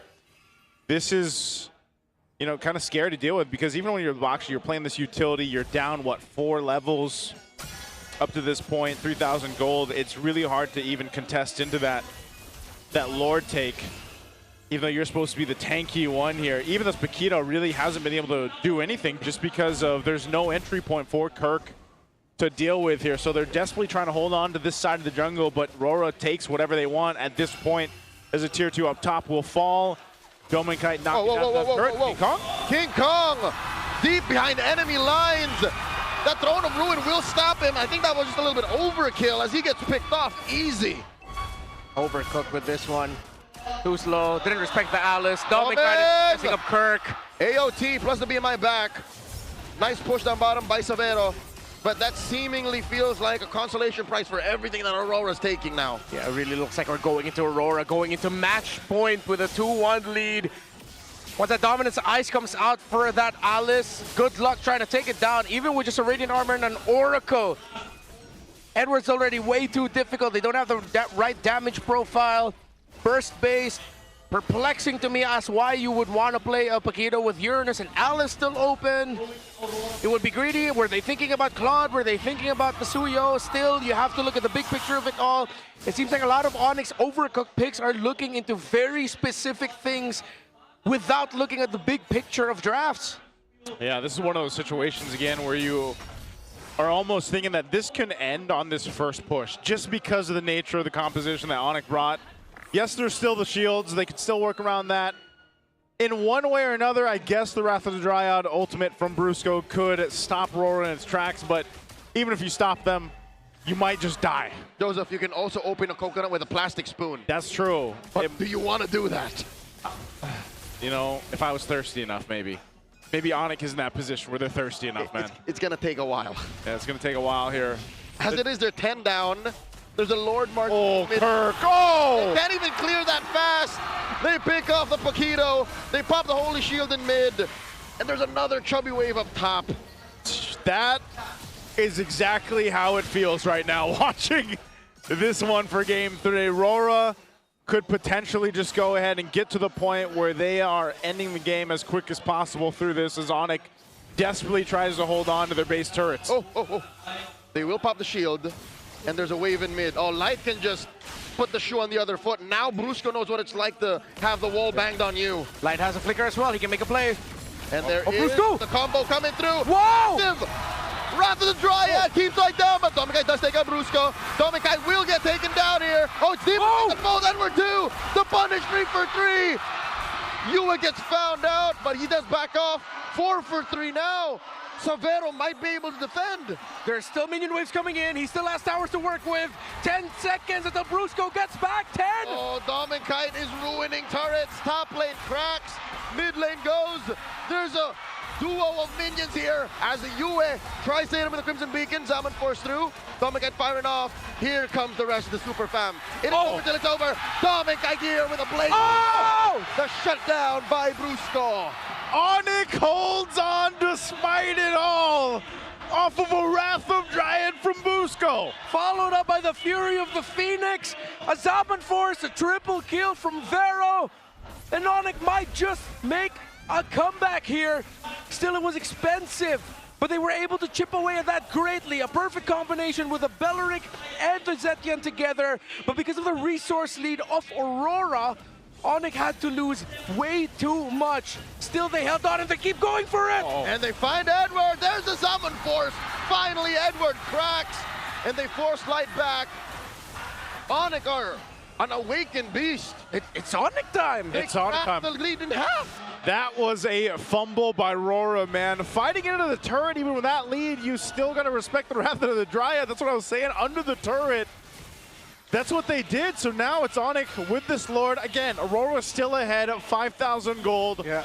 They can still secure this Lord here. ONIC has been able to pull it off so far. Lights low. Can they continue it? Now you see the respect here on both sides for the positioning favor around the Lord. They have to go faster. They have to go faster. Minion wave scratch. Lord here on 8th of itself. There's the Summon Force. Crimson Beacon by Yue. Going back. Oh! Block. Demon Kite. Savero does get shut down here. Demon Kite does get a kill on Brusco. And ONIC are backing off the Super Fam retreat. Turning tail. Happy with the Lord take. But here's 5 members of Aurora. They want to go. Fury the Phoenix. Down goes King Kong. Kirk clearing the waves. Lord spawns in 15 seconds. It's miraculous that ONIC were able to secure the Lord for themselves. It has to spawn here. RORA might be able to end it. Oh, they're going to push in with this wave. Kirk and Super Inside with the flicker and the kick and the combo, serving up a kill to DK. And a Lord does come through. Brusco spawns. Savero in 2, but the base is in jeopardy. The Northern Lights are at match point. ONIC needed to take desperate measures, but it's a simple thing in the Philippines. Minion wave, far lane. Aurora made the most out of it. Aurora chased ONIC down, and they are 1 win away from advancing to the second round. That looked spicy towards the end. You got to give it to ONIC for trying, despite being down that massive deficit. Tried to turn it around, but RORA held on and held strong. And I think at the very end there, I finally saw UA pop the sprint to make sure that King Kong didn't get away. And there you go, match point now for the current world champions to get closer to the grand final. That's the goal here. They've scrapped through this one. Again, they control the majority of this, and what a start for Demon Kite, what a start for them. You're noticing the hard focus on putting pressure in the early game, and that's what's happening here. I find it hard to pinpoint who the MVP is, but I think this is a award-winning performance by the celebrity. Yeah. I think he's got to be DK. It's got to be, man. ISKDA much more patient. And it was an easy down for him because he just needed to capitalize on ONIC's questionable aggression. There it is the celebrity getting it. Oh, yeah. This is the Demon Kite. I don't know. There was something about the what do you say, the grimace he had, or the smile that he had. Yeah. Before the series. I know it's smiling demon again, dude. Smiling demon again. The damn smile. We did not see that smile for weeks. For weeks, man. 9-1-5, by the way, on the Suyo, and even run that marksman emblem. Man, he made this work. He got stacks early on, and you know the idea, by the way, between the Belric ultimate, the Wrath of the Dryad with the Fury of the Phoenix. In theory, it's quite deadly, but if you fall behind and you just don't have the economy there, that's where it falls apart. Which is why ONIC knows their combo. What are you doing full fighting turtle #1 when you don't have that combo yet? Yeah. And the Belric already died early. Even Savero got taken out early. So what the heck are you doing full fighting that? A lot of the moves here in the draft and even in-game from ONIC felt like it was just a lot of ego. Yeah. A lot of maybe overshooting and overestimating their own capabilities or what they have. But for RORA, they really just stuck close to their guns. Their discipline of like, okay, we can just hold out here, sure, we keep going aggro. We have an Alice. We're happy with that. Your Belric doesn't have level 4 yet. Thank you. Why fight? But you see it here that despite this massive lead, ONIC were able to chip at it. And this was one of the few times in this game where RORA got a little bit undisciplined. This is where I was thinking ONIC should have gone faster. The moment they saw Light get brought low, with the minion wave up top and with there being a clear push angle there, they should have just rushed the Lord. Even if they didn't get it, they'd be able to get away. What did they do? They hesitated, which allowed the minion wave to crash even closer to the lane, and RORA just to use their battle spells to chase down the members of ONIC. Yeah, it was just one of those things where I feel like that's the way you can sum it up, Renmar, like you mentioned. You know, I think they just cooked a little bit too hard with this idea, this concept behind the draft for ONIC. And, you know, yes, you could see it in theory work throughout the game, but that's the thing. You fall behind the way they did. And again, maybe it would have been different if it didn't start off by, you know, such early pressure and an early first blood for RORA, because they were already at, what, 2.5K lead at just around, like, the 3-minute mark. Like, that's massive to go ahead and deal with, and then you're scaling really, really well in this kind of lineup that RORA brought to the table. So, I don't know. I just feel like, in a sense, too, maybe if it would have been different for Kirk, the Paquito still kind of a big question mark. Savero was honed in on. So it's like, where do you start to focus for ONIC going into the next game, facing this match point elimination from the playoffs? You know what? Now that we're talking about it, it feels like it's a double whammy for ONIC here. They overcooked, they overshot, and they lost track of who they were from the regular season. Again, the play style that they've been known for to finish strong in the regular season, to be 3rd seed, is to play around Savero. They let their addict go. They let little Clayton fend for himself. Yeah. Him being first blood is a damn shame. Like, that should never happen. Yeah, which is why you also have to credit whether it was a call from the Light or the coaching staff right before they brought down their headsets to give the order of early on, send that show to the gold lane and try to take that carrot out right away. That was a right call. ONIC, it's a damn shame really to see how, not even a de-evolution, it's just weird what's happening with ONIC now. It feels like it's shades of what we saw from them from last season's playoffs. Or even then, if we remember correctly, we were going like, what's going on with ONIC? Kind of weird, kind of awkward. Yeah. Why? I don't know. Maybe the answer is with our on-ground panel. Let's throw it over to Hans and Wolf. Muli, maraming salamat sa ating mga casters. It is now Aurora Gaming Philippines at match point para sa pinakaunang laban ng Season 17. The RORAs are very happy with this performance, but let's take a little bit of a look na medyo mas malalim towards what has happened in game number 3. There's a bit of a draft situation that worked out so well for the RORAs, but at the same time, yung execution din has worked out for them. Bago sa atin binato ni Yowo, minention niya na-mention niya yung mga keys to victory na na-mention din natin kanina.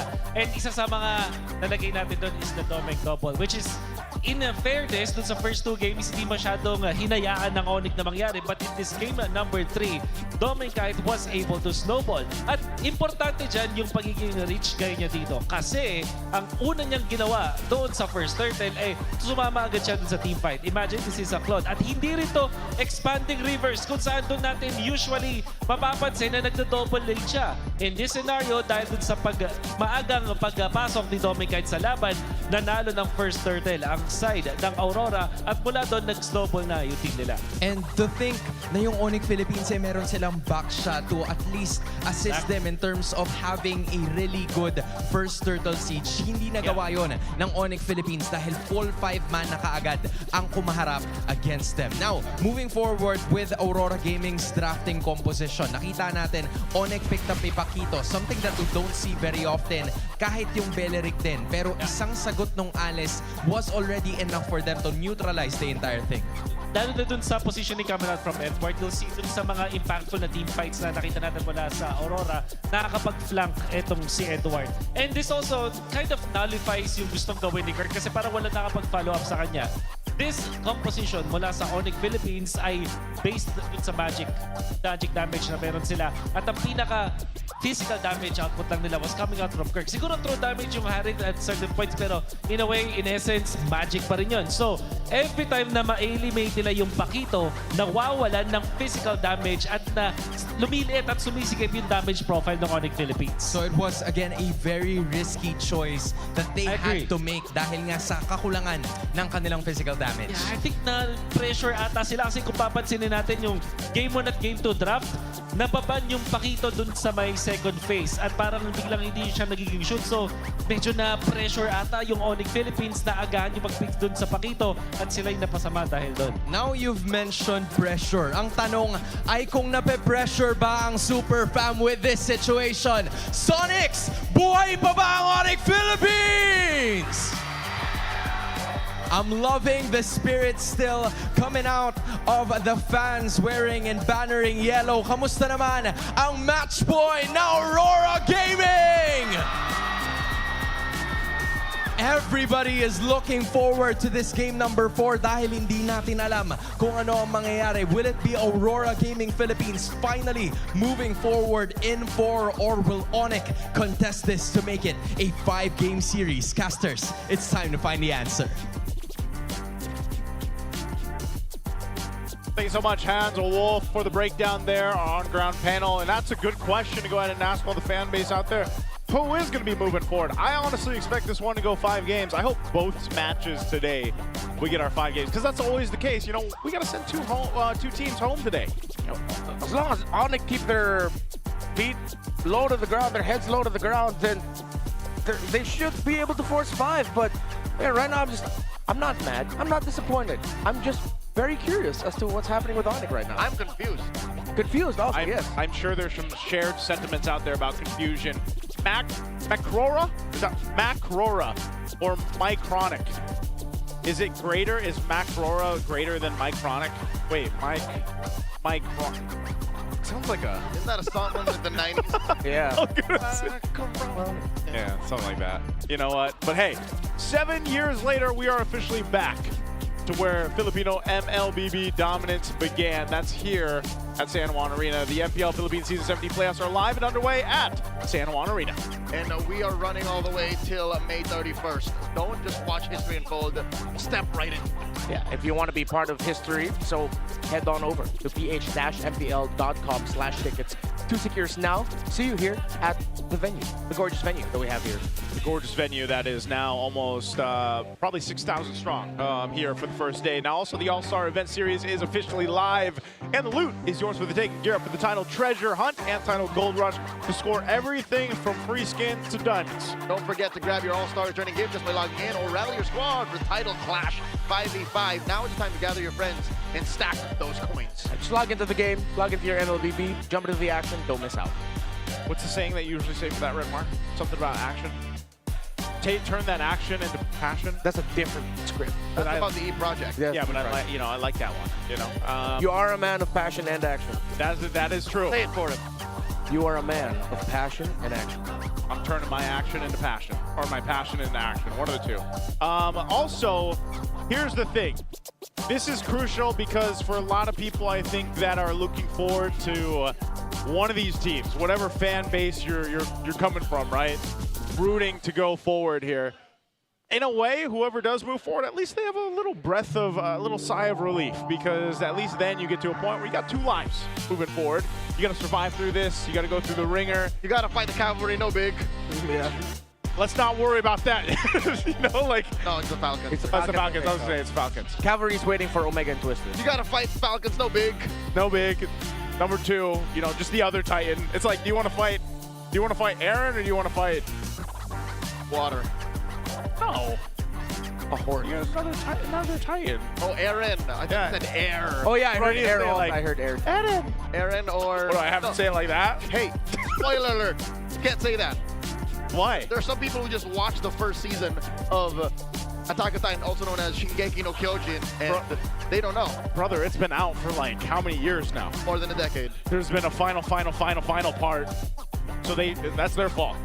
But before that, before we jump over to game 4, let's go ahead and take a look at our little video here with King Kong. Aaron dies, right? Aaron!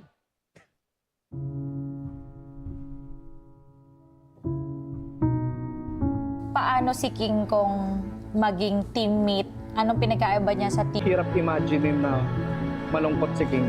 Wala, masayain kasi ako eh. Tsaka thankful ako na wala namang malalim na reason para malungkot, ganun. Masayain kasi talaga ako, super babaw ng kaligayahan ko. Yan. Oo, hirap din ma-imagine na na parang biro lang kasi yun eh. Makitang malungkot. Siguro pinakamalala yung talaga, season 15. Pati nung season 16 pala, umiyak din siya nung time na naglag kami ng TNC.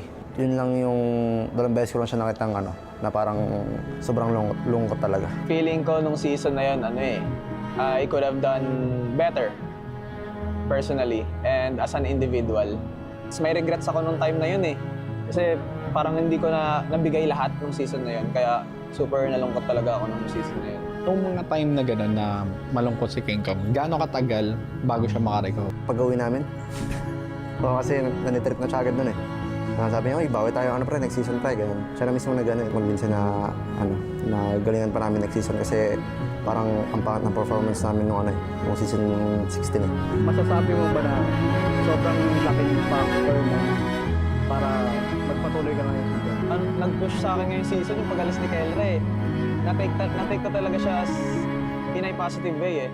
Parang mas na-redeem ko yung sarili ko, mas inaral ko yung mga laro ko, and na-feel ko yung need na mag-step up as jungler ng ONIC Philippines. Puro positiveness yung na-feel ko dun sa nagmo-motivate sa akin. Palag na to.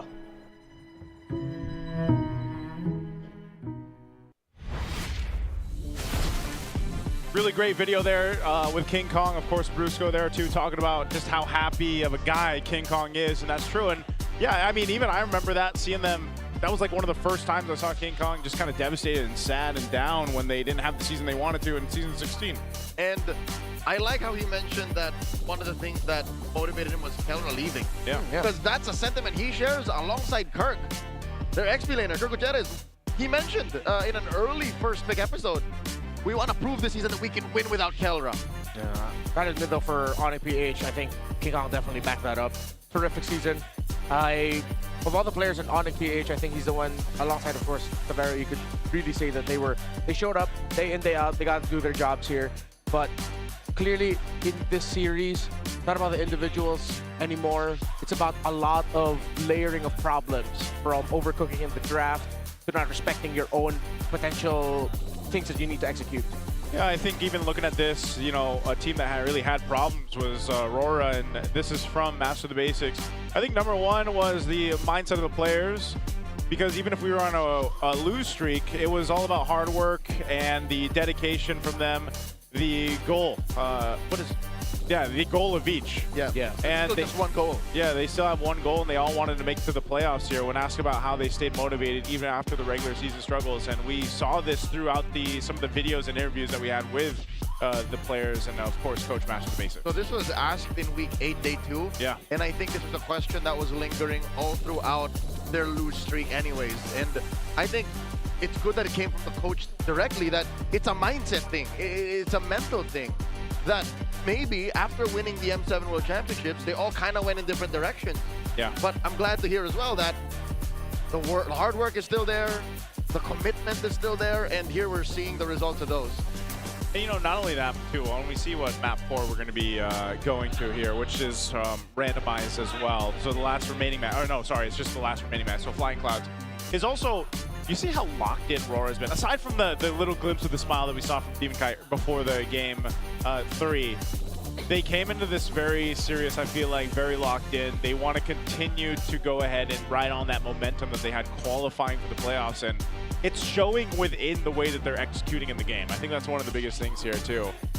Maybe after today, if they end up winning this next game and proceed to the next phase of the playoffs, we'll see them relax just slightly. Or maybe this is that World Championship mindset where they're just hard focused in all the way to the end. I know that in the twilight of the regular season, I said Aurora should not in any way be happy with what happened, even with them qualifying. Yeah. After this, I agree with you, Joseph. Maybe they can sigh a little sigh of relief. Maybe they can get on a little bit of a flying cloud and say, you know what, we deserve this. We got 2 lives. Yeah. But just the same, job's not done. Job's not done, man. One game at a time. We're going to jump into the draft here for game 4 against Flying Clouds. And RORA will be on this blue side. We'll see what their idea of priority is still going to be here once we get through this. Historically, RORA for this season has been 2-6 in Flying Clouds, while ONIC are very 50-50, 5-4. It's not a good stat line for both. This could go either way. I know ONIC is a little bit more on the positive, but a 50-50 in MPL PH is just closer to... Are you sure, really? Well, so what? Phobius, Kalea, Fanny. Could set up for a surprise Harith Rush if they're greedy about it. But with the Juicing gone, Marcel's still active. Valentina, the full of they banned the Phobius. Valentina Rush doable also because he took out the Phobius. How about the Mars? Do you think they'll want to play the Marcel this time? That's why I'm thinking Valentina first. Valentina. So you block out the Marcel and the Sora. Yeah. Oh. They get their Baksha. Oh yeah, they snuck that through again. They have been doing this throughout the series, gentlemen. They've been seeing ONIC pick a pick, and then they say, all right, let us go. Let us go on. Yeah. But I mean, this is a RORA staple. For the longest time, since their inception as a team in MPL Philippines, Baksha has always been on their list of heroes you should not give them. Deeper than that, I think it's just a Demon Kite staple. Even as far back as before the actual establishment of utility junglers, DK has been like, just... Yeah. He's been that guy. This season, perfect record for the Baksha of Aurora, 5-0. 5-0. And then so King Kong got his first Baksha loss last game. Yeah. Even with their lose streak, he's 5-0. Yeah. That's actually kind of insane to think about it, how difficult it's been. The Leo Moore to the Claw to the answer from ONIC. Yeah. If there's one pick here that RORA could show up as poison later, it would be a Uranus in the EXP.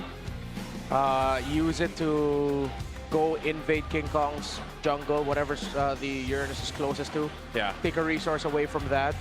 You still have some great UA picks available in their mid, but with that full dive, it would be tough to play something like a Eve. They might want to consider Lilia Khalid if they really just want mid lane domination and they want to play for their side lanes later. Pick up a Lilia Khalid together. But Light wants to continue the show, and UA will get a Valentina instead. Of course, because the Lamords on the other side, there's a lot of value of taking away the Phantom Steed, and Golden because they Hour. know that the Marcel would be going to the other side as well. Oh, man. Yeah, that's good. Not only that, but also, again, like you mentioned, the Sora, who really hasn't been picked out throughout the series at all, but you got a Valentina, so now that should kind of stop the issue of that coming up too. So really good first phase, I'd say. I mean, you could say the same thing. These are power picks for ONIC, but let's go ahead and get some insights here with our on-ground panel. We're going to be throwing it over to Hans and Wolf to share their ideas about this. Muli, maraming salamat sa ating mga casters. Kanina lamang, game number 3, ONIC did the same thing. Baksha Blue 1. But now, what do you think is going to be the difference moving forward para sa Aurora since parehas din yung ginawa nila? Yeah, I think kasi nakaw nila dito yung show na magiging crucial para dito sa ONIC Philippines. At the same time, hindi pa natin nakikita yung kanilang gold laner NXP. So madali bang i-adjust yung side lanes dito. Trio mid ang inuna ng Aurora, kaya naman mas ma-adjust pa nila.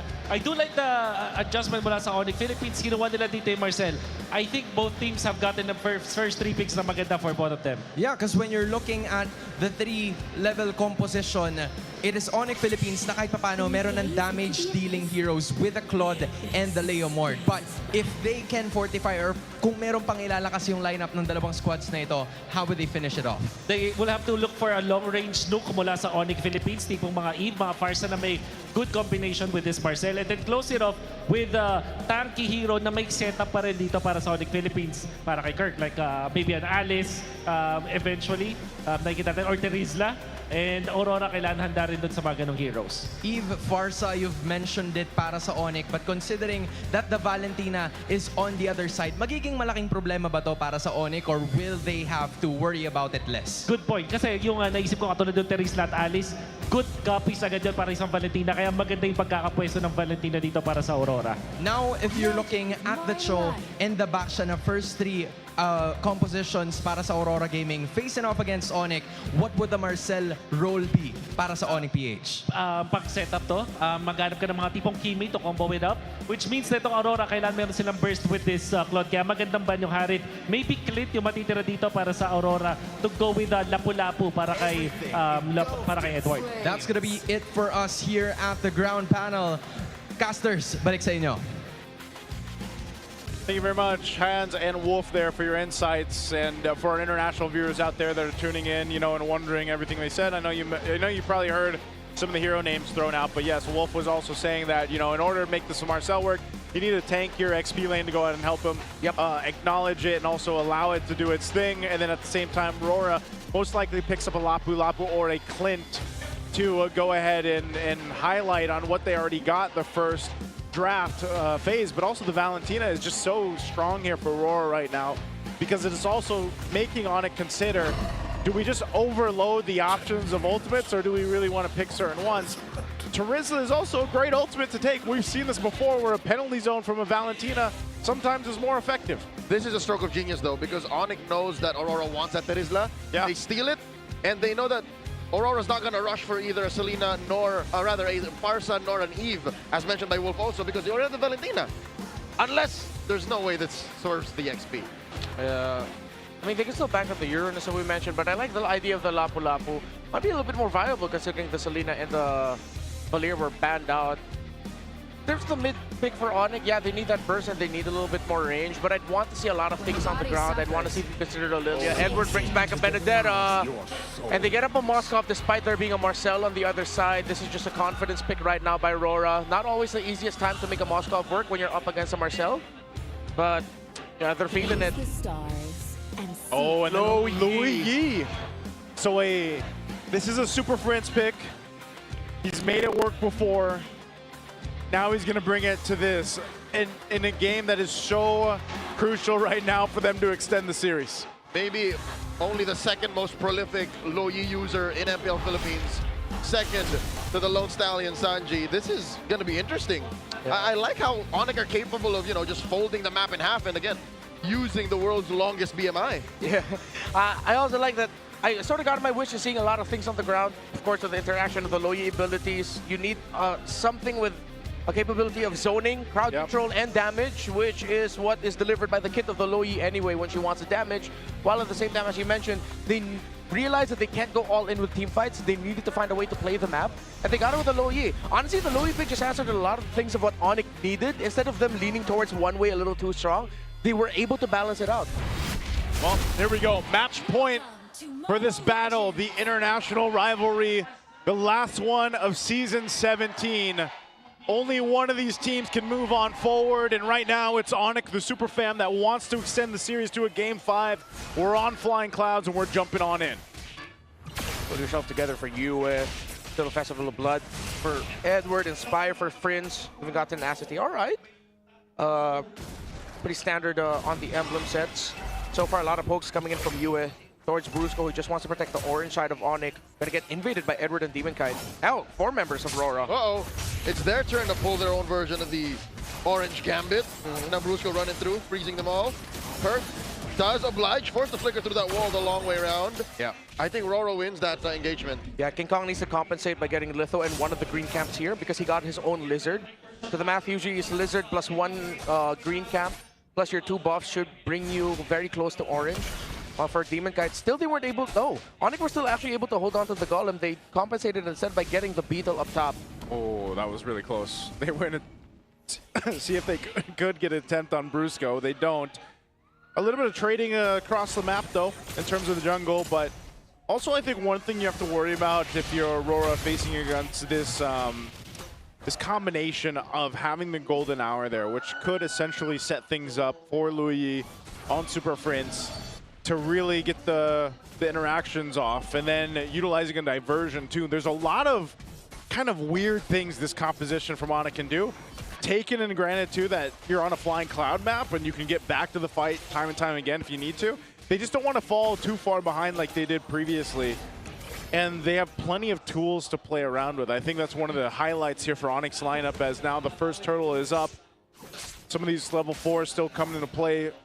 Edward has his. The select the final blow, and even the Phantom Seed for UA could play a part. Diversion used up on the top side for Super Prince. ONIC have fully relocated. That is a 4-man coalition light. Force a response out of Super Prince. There's the real Leo Mord calling in his ult, and the penalty zone. Savero coming in. Blazing the wet, but Brusca survives. Not so fast as Yue, taking him down. Edward. King Kong finds a trade. Down goes Edward. King Kong will go down as Yue dashes through the wall, uses the flicker, and gets a trade. 2 for 1 for Aurora. US saved that for Aurora. And again, another pick you have to watch out for. If there's a Leomord on the other side, expect the Valentina to be one of the answers because of just how well Valentina shines with getting the Phantom Steed for cleanup, for aggression, for setup. It's a perfect toolkit for a Valentina. Yeah, we see a little fight for the gold crab there. Severo's going to grab that one, but that's true. You know, a lot of times when you see the Valentina picked up across a Leomord, it's so deadly with its own Phantom Steed, and you can play around that, and that's what we see here now as they get re-situated here. Even though the first objective went over to ONIC, it's pretty much equilibrium across the board up to this point. I think ONIC need to, by the way, great rotation by Severo to get the Blazing Duet in. But the difference maker really was the fact that there was a Leomord cosplay for the side of RORA. Still, could be anyone's game. I'm not seeing a lot of errors, not seeing a lot of pinpoints or pain points right now in terms of how things are getting executed. Whoa! There's a duel, Blazing Duet. An SOD by Dominkite as well. I'll call that a technical knockout. I think Savero really pulled the trigger, knowing well that he can send Dominkite home. Yeah, he's going to be able to get the gold crab, and Prince got the diversion to bring King Kong closer to mid. I think they were thinking that there were rotation-wise members of Aurora towards that side, or maybe Yue would overstep. But that's going to be rolling up level 4 for Brusco, level 4 for Light. Edward's first item is locked in with a Heptaseas, while the glowing wand comes in for Yue. Yeah, Dominkite. Okay, just a little visit up here. He's not going to be able to catch Edward, but Dominkite not doing too bad. Yes, he is down just a few hundred gold against Severo, but Severo on the Claude, he is going to be able to do this, and you know he's going to double lane and handle things, everything else. Now this turtle spawns, second one in the game up top. I think Dominkite is handling lane really well because he knows Severo is probably going to look to join in this fight if he gets a fast clear. Okay, Yue takes the Phantom Seed again. Fight for it. And there's it is. Calling in by King Kong. Penalty zone coming through. Look at the damage. Dropped in. SOD. Will they press the button? Dominkite still not pressing it. Down goes Kurt. Man down for ONIC. And just like that, Aurora have the advantage. ONIC will not force the issue. Good initiation, but with the Terizla down, ONIC will have to give this up. They know it. The SOD also landed right in time. RORA get turtle, number 2. No dire straits, but that was just a perfect entry by Edward. ONIC were not ready for the Electro Final Blow Petrify combo to come from that angle. That had to be the very last second that he could follow through that SOD. Whoa, Edward. Forces a flicker. the flicker out of Super Prince. Will he get punished? That's the question. Oh. And it seems like, yes, he just too deep. King Kong takes out Edward. Bot time because Severo's now getting pressure in bot. Severo, another blazing duet. Pushing Dominkite back. Does he know the Demon Kite and Lighter here? BMI back. Here comes the backup. Super Prince and Dominic. Brusco coming through. Defensive use of the SOD. The flicker back. Close call. Yeah. Really good for Light to be there. Just good response on both sides. That was really a back and forth between both teams, but they keep their gold laners alive. Yeah, they know it's a really tense situation. Very fast to pull the trigger. And trying to find an angle for either of these two because RORA team fights so far slightly better. Yep. They always have 1 or 2 options remaining after ONIC have blown out the majority of their abilities. While for ONIC, they can play the map a bit more maybe, but it's tough with Moscow on the other side. Oh, Light. Okay. He's going to get out of there. He's got to be a little more cautious. He doesn't have a flicker available. There's 4 members of ONIC down here on this bottom side. They want to take this tier 1 out. Brusco will stall out Light from going back to the base. They want the turret. They get it. They'll take a diversion back to the mid lane. Oh! Thrown out by Kurt. There's the electric final blow, plus the petrify by Edward. Severo with the blazing duet. SOD catches it. Oh no, King Kong calls in. MLBB. Demon Kite gets taken down. Kirk eventually still repairs the situation. If that was me, if I'm Kirk, I'm just going all part of the plan, boys. No one saw that. Anyways. But we got the win. We got the win. Yep. They made it happen. Again, both the teams are doing a really good job at mirroring each other across the map to be there when they need to. But now it's 1 for 1 for the Turtles on both sides. This third Turtle in control of ONIC right now. Not sure if RORA is going to contest it. They just give it up because Demon Kite just spawned, so he'll go ahead and grab his purple instead as they get ready to prep for this Lord here. So majority of these fights too, it's been the 4 guys across from each other. Now we'll start to see the gold laners come into play a little bit more here. I'm wondering where things are falling into place item-wise. Golden Staff now for Severo. He's got to be close to the... Oh yeah, that was his second item, right? Yeah, still kind of far. Still kind of far. Oh, Demon Kite. And the Golden Hour stops Demon Kite. Where are you going? Brusco puts a stack on that freeze on him. In comes King Kong running through. Charges through. Blazing duet gets back. Though, as Severo does still hold on. Wow. Oh, they're happy with the pushback. Yeah, safe by Kite Brother. Diversion just to quickly reposition instead of walking. Good little peel there coming out from the team. Again, that's been the nature of this game already, the game 4. RORA trying to peel for Demon Kite if he has to. And, you know, again, playing for Dominkite on this Moskov. We've seen a couple close team fights, and a big play of that with this kind of composition is, again, these gold laners. DHS just picked up, so both have the 2 items locked in as they build into the third here. Severo has been pretty good at just being where he needs to be in Blazing Duet and relying on, if he's got to rely on the Louis for Super Prince to get out and out, he can. They can use it later on like we've seen before when the Lord is up and you can get that longest BMI positioning in favor of you utilizing the Louis. So this is all a great macro possibility for ONIC. Whoa, mid lane? Oh, they try to collapse on the Light, but he's just too elusive. Close call. Kirk. Now sending Demon Kite back. Oh, Kirk's in trouble. And Demon Kite finds the Boxing Knight on him. In comes Brusco. Golden Hour. The kick just right outside. In comes the rest of ONIC. The Super Fam thinking, should we? Shall we? They can turn. We will. In they go. Blazing to it. Plus penalty zone. Severo right in Dominkite's face as Kirk just survives, but barely. King Kong wants more. King Kong running through Brusco. Very low. Yue will not force the issue. That's a 1-for-none take, plus the turret. Yep. ONIC are just pushing forward the tempo. Perfect tempo, and this is why this low Yi pick is so good for ONIC. They needed to be able to cover the map and cover the ground so much faster, while also have some great tools mid-team fight. Oh, this Lord is up. ONIC's gonna go ahead and try to blitz it as fast as they can. It's already less than half health here. Is Aurora gonna do anything or just give it up? I think they just should. ONIC are just playing hard to get, baiting them in. That's a Lord secured for the Super Fam. There you go. Well done, ONIC. Well done, Kirk, also with that turn with the penalty zone and the flicker. He survived. Yeah, and I'm pretty sure RORA expected that, and they saw that coming, but they still found themselves in an awkward spot where the three of them were close enough to get penalty zoned anyway. So yeah, I think a bit of a misposition there by RORA, also trying to handle that whole situation. Yeah, it was so good too, timing with the blazing duet from Severo.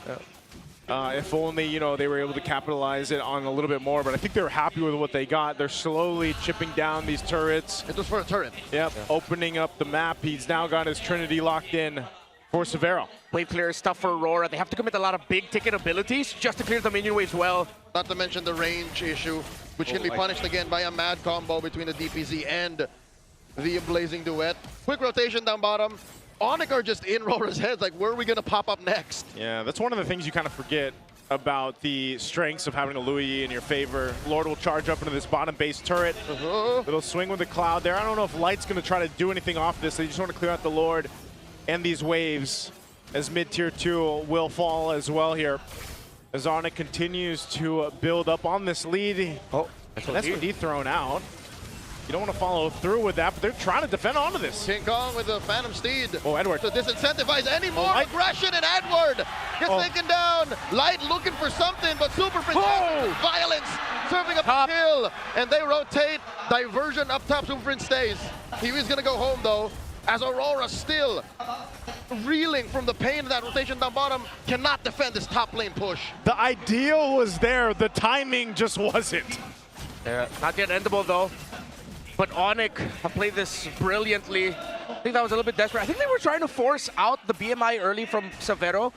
But then Severo just stood his ground. He's like, I'm going to basic attack. I don't care. I have the Purify anyway. Yeah. And he knows that he has enough lifesteal, enough vamp to survive the initial hits that he'll get either from the Moskov or the Benedetta. And since he didn't commit that BMI, it forced Rora to awkwardly force an attempt on him and the rest of ONIC. That's what the last two big team fights have been. It's like this awkward fight for Rora. Yeah. That it's just not going to favor them here. Got a flicker available for Kirk. Yeah. If he decides to try to push into the base, but they'll most likely just wait for the Lord. It's up here in less than 10. Then they get ready to cap out the game to bring it to game 5. This is Marcel with the Guardian helmet and the photo, Flask of the Oasis. So a lot of utility. He's going to be difficult to take down. Oh, good seal used. We'll scout out. Going hunting. Spots Light in that Y brush. Flushes him out. Yeah. One thing that ONIC has to be careful of is you already has a Divine Glaive. Okay. Let's see. He doesn't have an ult stolen. Demon Kite gets blasted down. SOD. There's King Kong. Popping it. Gets kicked by Light, but Light goes down. Lord still standing. Blazing Duet by Saveros. King Kong secured. And they take it out on Demon Kite. 2 kills plus the Lord. All super fam. Very clean. They know they have a massive resource lead. And ONIC are just executing these fights really well. See? Keep it low to the ground. Don't overcook. And you're doing really well. UA's holding on to his own penalty zone. They got to hold on for the rest of the team to come up for Rora as Lord makes its way up top. The last base turret does fall, though. And now ONIC is just waiting for the potential to end this game. But at least for Rora, they'll have a full team up for this defense. But a full team going up against ONIC with 10 bands up, almost 10 bands up. They will try to take down Kirk. Kirk's still holding on to that penalty zone. Oh, here comes the big fat Lord wave. And it the flicker and the Blazing Duet to answer. Severo does take down Light. Double kill for him. Edward falls. And Demon Kite will try, but it will be all for naught as ONIC has their eyes on the base. We're going all the way as ONIC go 2-2. The toughest region, the home of champions. Day 1, match 1, season 17 playoffs will max out. Hey, I'm glad we're maxing out here on this kind of match between world champions in their own right. And it all comes down to one game. This has been sort of a back and forth from each game throughout the series. But this time, ONIC didn't overcook, man. They brought a lineup that maybe you weren't entirely thinking that would happen. The Louis Yi was a classic pick for Super Prince when they need it. And it happened here. This was a medium rare with mashed peas and corn on the side and maybe some gravy. That's it. There's no meat. What? You just said medium rare. Oh, medium rare. Wait. Oh yeah, medium rare steak. Yeah. Okay. Yes. Were you thinking he said medium rare corn? Yeah, that was medium rare. What is corn. medium rare corn? You know, when it's still like a little bit, you know what I'm saying. I'll go into more. Brusco getting the MVP. Yep. So what part of the food plate was Brusco? Oh, he was the food blogger influencer taking the photo. Taking the photo of the well-made dish. And he had a photo, by the way, right? Flask anyways is there. 0, 2, and 10 on the Marcel. 100% kill participation. The two MVPs for ONIC in this series have had 100% KP. This is why this really is a battle of who gets a much better picks, less cooking around the center of the map. The Loyi was just perfect, and it's actually turns out a really great combo with the Marcel as well. Because if ever the Marcel and the Loyi are caught together, Loyi generates shields for herself. Marcel could potentially give shields to Loyi as well, meaning it's a difficult combo to go up against. We're reminded yet again, yes, there's this awkward relationship with Cho that there are some Chos that are so good that traditionally Marcel should beat it, but it doesn't. But this is a stark reminder of why Marcels usually do really well against Cho this season. Yeah, this is just nature in order. Mechanically speaking, the Cho just really struggles against the Marcel, which now brings us to an interesting fork in the road. Yeah. A branching pathway, if you will. Now that we've kept it close down to the ground, both teams drafting excellently. Yep. Playing, to the best of their abilities.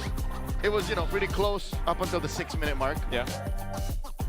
Where does this leave the whole Marcel question? Does Aurora ban the Marcel? Because I think it's clear. I don't think I'm blowing smoke up anyone behind. Yeah. Light doesn't like the Marcel. Aurora just doesn't play Marcel. Yeah. So do they ban it? That opens up a whole slew of picks for ONIC. It might be worth the... I don't know. It might be they worth can't beat it with the Valentina. Yeah. It might be worth one of those moments where you just go for that ban on the Marcel in Game 5. Or was it the Cho into the Marcel? I think that broke the it might have been more so that. I think the Cho into the Marcel to me was kind of awkward, bro. Because the Cho came up in red, blue 2-3. After you saw Claude and Leomord, and you could have picked up the Marcel, but instead you picked up the Cho. But again, this is RORA we're talking about. Yeah, it's not really a Marcel team, which maybe that's where, as you mentioned, ONIC are looking to pinpoint on. But again, the closeout of the Turisla, really good. The Loyi was just a perfect pick. They were stuck with either a Moskov or a Clint, but Moskov struggles against the Marcel. The Benedetta, again, with all of the mobility for ONIC, your main target is what? The Loyi. But then you have either, most likely, the Marcel near it. And then we talked about the relationship of the whole Marcel and Loyi thing together, where they empower one another and Marcel adds even extra protection for the Loyi. Again, it's like whichever team I dog on does better in the draft in the next game. But again, there's only one last game left. There's only one last game left. Which will be randomized. Yeah. Okay, to help all of the fans watching that might be new to, this little shindig, I'm gonna put it in combat sports terms. Combat sports. Yep. ONIC is a complete MMA artist. They just know almost all of it to some extent, right? Yeah. Aurora, they just have a weird ground game. And that's Marcel. They just don't do so well when Marcel is introduced. So they're always trying to fight standing. Correct. They don't want to be on the ground. They've got great question mark kicks. They got a nice keep. It's just don't sprawl on me, bro. Yeah. Don't try to sweep me. I hope we have some combat fans. There's plenty. Plenty out there. There's plenty. Yeah. I don't know. I have to see what the insights are from Hans and Wolf on the on-ground panel. What do they think about this combat? Maraming salamat sa ating mga casters. Wolf, I don't know what to tell you, but that is the perfect way to respond. The ONIC Philippines has won game number 4 at unang serye pa lamang natin ay 5-game series na kaagad ang ating makikita. There were so many good things that we could say about how ONIC has performed kanina lamang, but probably 2 things to be specific. One, first off, is Sabero not getting enough ganks. And in fact, siya pa nga mismo yung dumadalaw sa ibang lanes, right? Sobrang nakita ko dun yung kung paano niya nakita yung kanyang lane intact. Merong parts sa mid game kung saan ginagank na siya ng 3 members at maraming mga ultimate na ginamit sa kanya. Pero nagulat ako kasi maaga niya ginamit yung Blazing Do It na delikado pala. Pero nangyari, nabigyan niya ng oras na dumating yung teammates niya and that was enough para bugawin yung side ng Aurora. Alam ni Sabero kung paano talaga makakapag-farm. Kaya naman siguro siya din yung naging eventually pinakamayaman na player dito sa laban to because of how he's able to keep his gold in check. And because of the performance na nagawa ni Sabero, merong mga naging failed ganks na nagawa yung Aurora that would have been crucial for them para makaangat palalo, but that did not happen. Another thing was some of the words na nasasabi ng ating mga casters. Diversion play. How does that exactly happen and how efficient was ONIC Philippines in making that work? Very, very quickly, hindi lang yung ultimate ng Louie, pati yung pag-distract nila dun sa invasion na ginagawa ng Aurora, dun sa jungle nila, si King Kong nakakapag-split push, and then eventually Louie, the control of the map was there for ONIC Philippines. And with that being said, I'm sure that we have a lot of thoughts, but I think we have to include one more person. San Juan Arena, please give a warm round of applause to one of our content creators. You probably watch him online. It's ML All Day PH.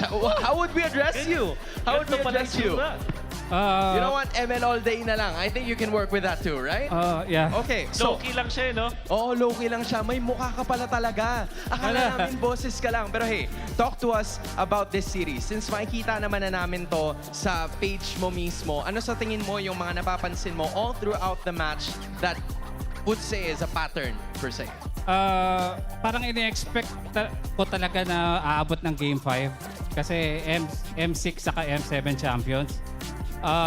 Pero yung Game 5 talagang hindi masasabi ko sino mananalo. Siguro kung sino yung hindi magpipick ng backshot. Oo nga, no? Kaya mananalo. Kasi nag-backsa yung ONIC nung Game 3. Tama. Backsa yung RORA nung Game number 4. Teka nga, matanong ko lang, Wolf, ano bang meron dun sa backshot? Bakit hindi siya nag-work over the last 2 games? Parang sa ngayon talaga mas pabor dun sa mas aggressive na mga heroes in the scaling role. Diba? Aggressive naman yung backshot mga nilaroin, pero kasi masyadong magic-based eh. Yun ang problema ko doon, tsaka kulang na damage. Now, we're looking at some XP laners naman, ML All Day PH. What do you think about Benedetta and Paquito being picked in this current meta? What are your thoughts on it? Yung Paquito, nakikita ko siya sa ibang region nag-work. Pero so far sa atin, hindi pa napagana ni Kirk. Pero hopefully, wag siya gamitin sa next match. Grabe, so yung Paquito yon. Paano naman sa Benedetta? Yung Benedetta, okay siya eh. Kaso natalo ng game 4. Okay, so heavy hitters. I think that's what ML All Day PH is telling us, Wolf. Yung mga major na playmakers but also the ones dealing damage. Ganun na ba kalaki or hot commodity siya in this current meta? 100%. Kasi nasa playoffs, once na nasa playoffs na tayo, gigil yung mga players natin. Nakikita mo naman on point yung mga players natin. So when they're given heroes that can deal the damage, kaya talaga nilang i-execute. With that being said, we are moving forward to game number 5. San Juan Arena, they need all of your support. This might be the last game para sa isa sa kanila and only one is gonna be moving forward. Casters, balik sa inyo. Thank you so much. Great to have our on-ground panel there with ML Update. I've seen him before. ML All Day PH. ML All Day PH. Is it weird to say that he looks the way I imagine he would look? I mean, he had a face mask on though. Well, because he's kind of anonymous, right? Like he just. Yeah. Not gonna lie, I thought he was AI. You thought he was AI? Yeah, I did not realize he was an actual person. It's not impossible that AI employed this random gentleman to attend on their behalf. I don't know. He had an idea, by the way. Yeah.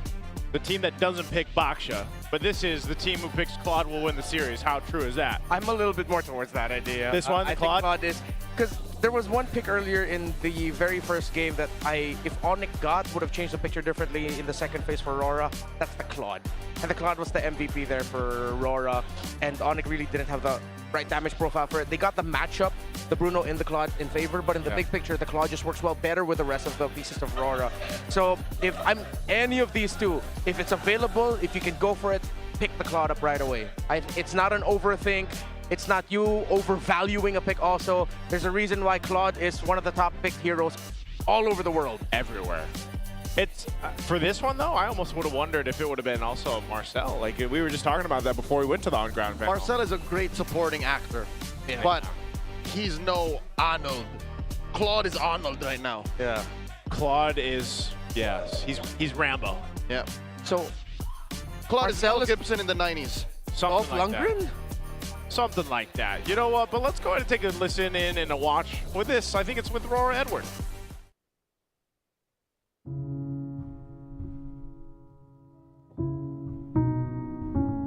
Ano pang nag-motivate sa'yo? Bakit ka pa pumalag ngayong season? Ayun nga, dahil sa MSC rin talaga. Kasi yun na lang yung kulang ko sa trifecta eh. Kumbaga, yun na lang yung kulang ko para mabuo yung missing piece sa Trophy of Cabinet. Edward J. Dapadap, explainer ng Aurora. Meron ka bang pwedeng i-share sa amin kung anong klaseng tao si Edward na hindi pa alam ng mga tao? Outside the game, makulit siya, honestly. Parang ang hilig niya makihalubilo sa team. Kumbaga, pagdating sa banding, hindi talaga siya nawawala. Most of the time, ayun, lagi siya tumatawa, especially kay Light. Kasi si Light, ano siya eh, lagi ito, jolly. Kaya lagi nakatawa si Edward. Ano naman yung nagiging action niya kapag natatalo kayo? Kay Edward, parang ano eh, hindi sa kanya normal yung talo eh. Kasi napagdaanan niya rin yun. So, yun, parang tinitake niya lang. Wala acceptance kasi nangyayari. Hindi naman lagi kami nananalo. Though, talagang pagdadaan din talaga team yung pagkatalo. And syempre, yun. Ang libawi naman eh, lahat naman ng yun may purpose kung ba't natatalo. Paano ka nag-keep up sa changes? Siguro tiwala na lang din talaga sa sarili at sa kakampi. Ganun. Kasi kung isipin mo nga talaga, ang dami ko ng nakakampi. Or kahit nasa isang org lang ako or kahit hindi ako lumilipat, ang dami ko pa rin talaga nakakasalamuhang bagong players. And doon ko na lang siguro natutunan makisama, kung paano ako makisalimuha sa ibang nature ng tao. Siguro doon ko na lang din talaga natutunan.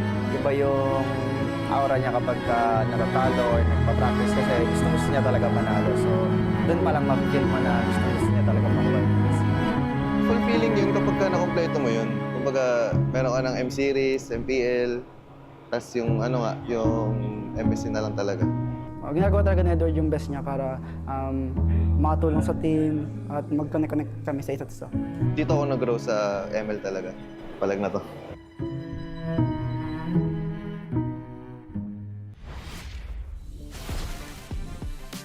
You know what? I hope that one day, in Perfect Player, someone says Aura Edward. Because he has such a silent confidence. He does. He's got aura. He does. Oh, from Aurora. Yeah, oh, that's right. I was waiting for like, the second delivery. You know what? It's all right. But I thought there was more to it. Yeah, I thought there was more to it. I was looking at you in the eye. That was a great dramatic pause. I didn't want to like steal your thunder.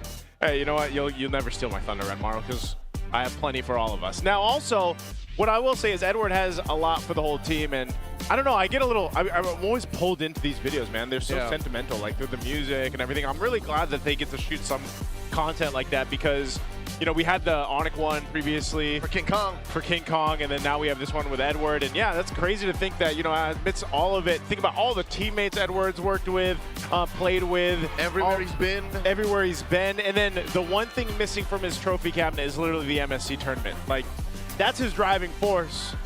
And so, you know, hopefully this next game isn't so.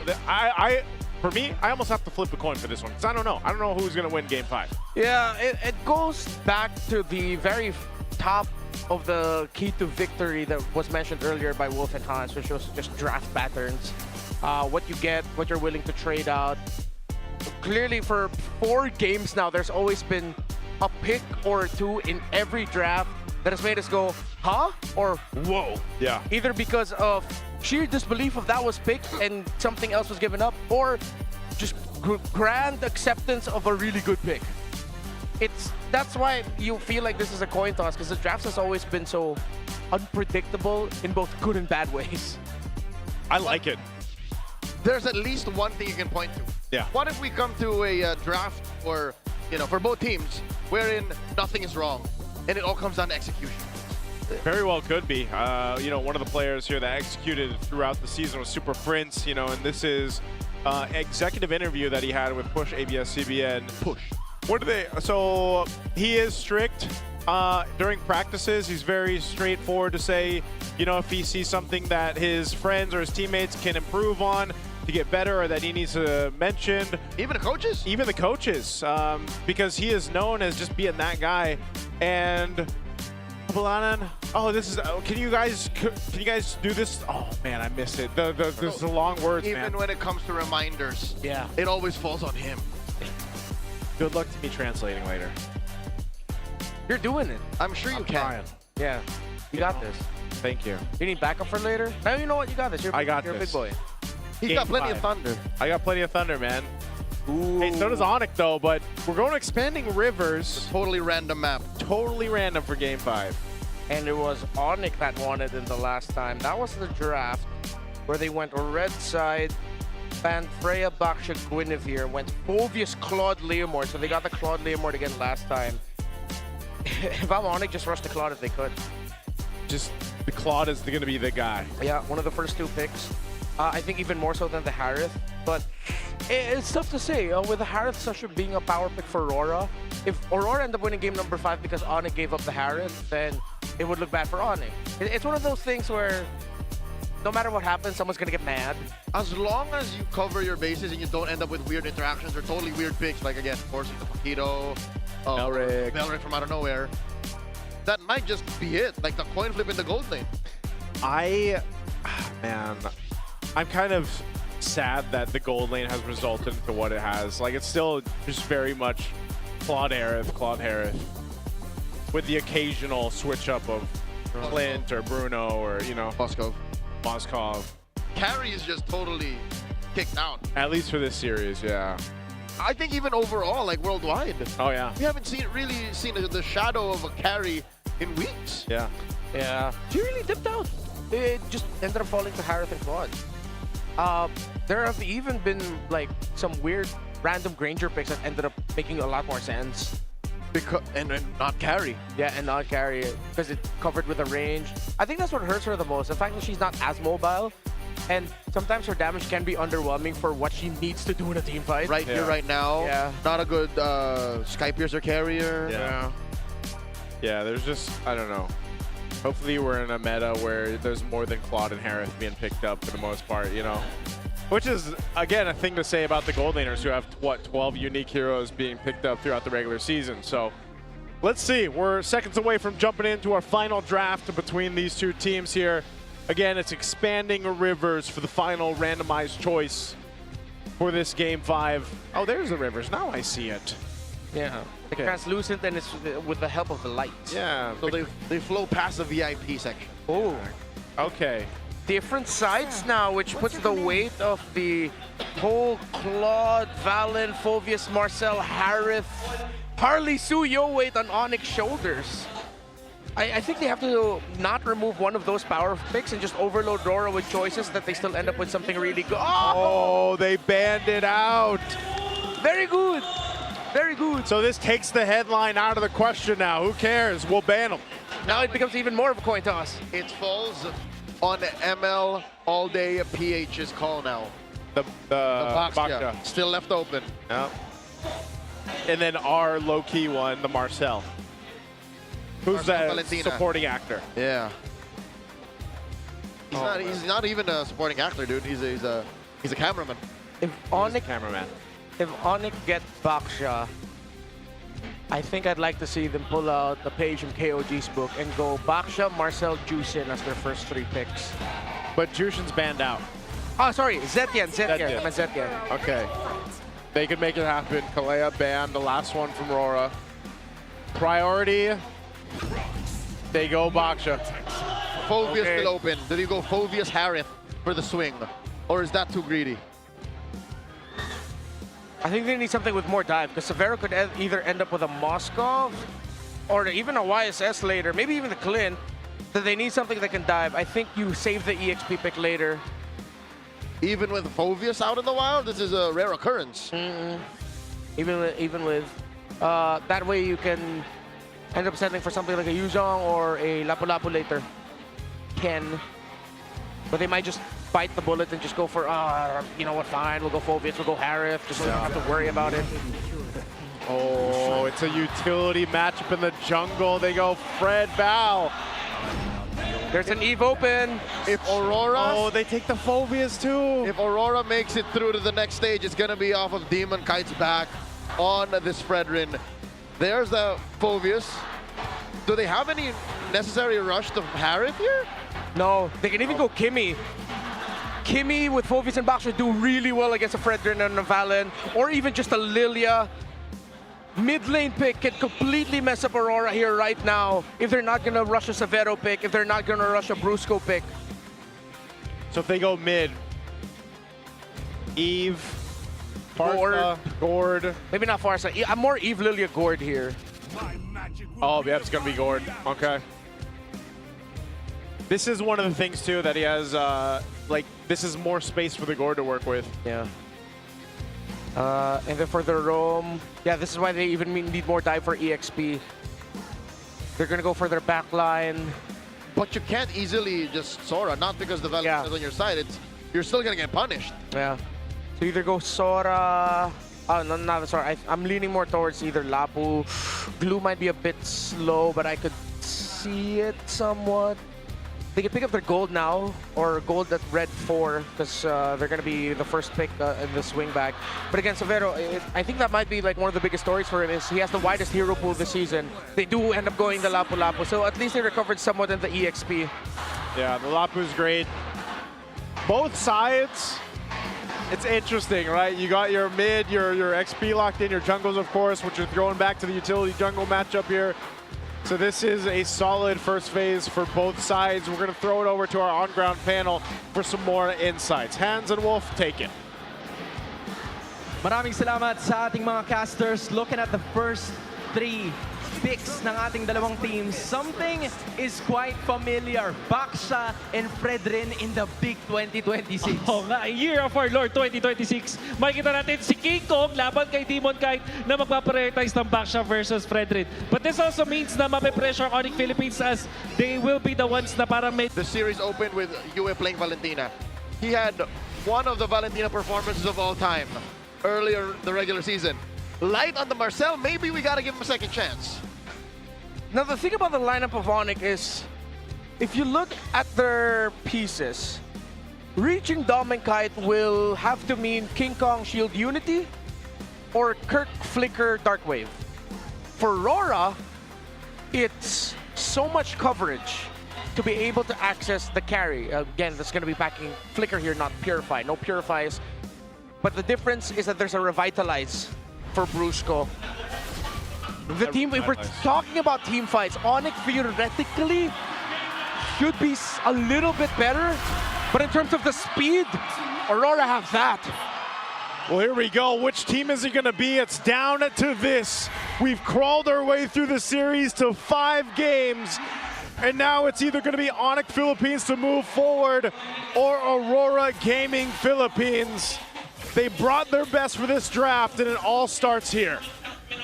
It's going to be the attack speed spell vamp for the carry. Oh, this is going to be determined by the team fights and the little skirmishes in the middle. The river, the turtles. This is old school ONIC with that orange gambit. They successfully take it away from Demon Kite. Even looking at this, man, Demon Kite on the Fredrin. I know we talked about him playing the Baksha before. Whoa. Fritz here gets saved by Brusco, and in comes King Kong forcing a flicker out of light. Wow, really good rotation. Yeah. The good thing is Light forced his flicker out. Brusco didn't even need to use his Revitalize. So you take an aggressive trade like that because you're trading out battle spells. Brusco, good discipline to not use it. He didn't panic. Yeah, I'm wondering how this matchup is going to go in the gold lane, just because both gold laners, you know, sometimes I wish we could have just a dedicated camera for them, and we know how spicy it can get in the gold lane between Kite and Severo, but him being on the carry here for Severo, this is what we were left wondering. How would this play out in team fights? Good little stun jumping forward from Team and Kai with the energy eruption. Turtle's going to be up. They have control of this side of the map right now. We'll see what ONIC does. Brusco goes for the reset. He's held on to the revitalize, and now Kirk's going to go ahead and rotate forward this. Super Frint's not level 4 yet. Meanwhile, Yue has got his own Mystic Gush, so that's an advantage that RORA can play with for this first Turtle. Prince is so delayed. Turtle now at less than half health. Massive gush from Yue. And there is a Appraiser's Wrath putting down the members of ONIC, but they still hold their ground. King Kong with a Poisson, but Demon Guy yeets that turtle from underneath them. King Kong didn't even use his retribution, and he was in range. Quick, a simple take there despite the rotation by Severo. The question is why? Brusco here, barely alive. Why would King Kong hesitate? Yeah, I don't know. I thought that was an easy turtle take for them, secured with how that fight played out, but that doesn't happen. And now look, they're gonna put pressure on this side of the jungle of King Kong. He's gotta wait for the team to respond with him, but man, talk about a delay towards ONIC. And a big part of that, again, was Super Prince wasn't level 4. Aurora, or excuse me, ONIC also knows that they need to take all the advantages that they could get early on. There's no other reason why they would call Severo to join in for a very, very early 5 versus 4. He's slightly gapped right now, so he has to hold his minion waves and freeze so he can farm just a little bit better, while Doming Kite is going for his Doming double in the center. ONIC might really regret that moment, but they still have 2 turtles to work through. If they can get at least 1 while keeping it close and not give any stacks. Oh, gosh on the light. Dash is back. In comes King Kong. Slightly off sync. ONIC, very M5-like, running into a brush with blind vision. King Kong knows better. Yeah, good response there. Good recovery. Could have gotten way worse for either side. Good amount of pressure coming through, though, too. Meanwhile, in this XP lane, it's pretty much a stalemate between Edward and Kirk. Whoa! Done? Yue is not surviving this. Super Prince gets first blood. Perfect layering there. ONIC need to take those moments, while Yue and Light have to do as much as they can to reduce that happening. Clear miscommunication and lack of connection there from RORA, despite the great start that they've had to this game with the first turtle win that they were able to secure. Slight lead here for the Fredrin over the Baksha in terms of gold. EXP-wise, though, also a slight lead for Demon Kite. Yep, Severo doing a good job there, freezing a lane. He's got control over it. This turtle's coming up here now, though, too. So ONIC off of that, grabbing the first blood just under the 4-minute mark. This turtle is up. He grabs a glowing wand. So first item locked in for Super Prince. Grosso side for Severo. There's a projectile stun on Edward. But he's going to be fine, bravest fighter, but they're just going to go for it. Glorious pathway dropped in by Brusco. Poissons by King Kong, holding that front line. Light looking for someone in the back. Severo wails away with those light wheels. And here's their own stolen Glorious pathway. Turtle still up, and Demon Kite takes it again. No retry again from King Kong? Yeah, well, how? Why is he not using his retry? Was he just slightly out of the range of the turtle, it seems like? But that was just a nice little pull by RORA. Yeah, he might, maybe he's, I don't know if he's out of range or not, but that's twice now in a row. So RORA, they look to take down this tier 1 turret. There's a response from ONIC. They're just trying to hold it on. They will, but they're going to fight. And there's a bait. King Kong still alive. Brusco with that glorious pathway. Demon Kite in jeopardy. Demon Kite falls. The pressure finds him. Now Yue is going to be up next. Light wheels short as Yue flickers back. Bait play. They needed to get a win because of the 2 objective wins that RORA has gotten.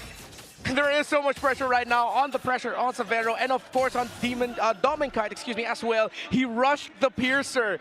They know there's so much value in the Sky Piercer, which was I was considering ONIC would want to take it for themselves. So it's a ticking time bomb. Will Aurora activate alongside Doming getting his stack, or will ONIC be able to stop that? He even rushed the Malefic Roar. He excluded the Hunter Strike altogether. Yeah, a bit of a rush there. Oh, whoa, again, a big pickoff for Super Prince against Yue. He's landing the combos. I think ONIC are baiting RORA into a false sense of security. Yeah, and they know they need to pressure this Valentina because it brings so much value in team fights, damage, and everything that she can pack with whatever ultimate that she decides to steal. Side lane minion waves need to be handled by ONIC, so they send Severo down bot. They still don't have any push on the tower. This is what's going to hurt ONIC for their next takes for Turtle 3 and Lord 1. Their lack of map control, and RORA hell-bent on protecting all of their first-tier towers. Yeah, they want to hold this one down bot. Severo continuing to farm up here. He's just slightly behind right now, Dominkite.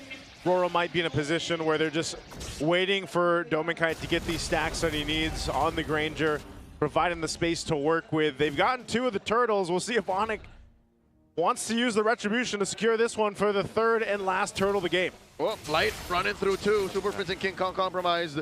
Brusco trying to exit that small brush. In comes King Kong, holding that roll. Many pokes. Twice now, King Kong has not been able to Retribution inside the pit. Yeah. Let's see if the 3rd one's a charm. Brusco dropping that glorious pathway. Edward cutting right through the formation. Down goes Brusco. A stack for Dominkite. Gush on Gosh action as Yue gets frozen. And DK scores again. Kirk in no man's land. Flickers back. Might get another stack over. Body block. Dominkite will finish it. Serving up a kill to Yue. King Kong dashes on out. Puissance to survive.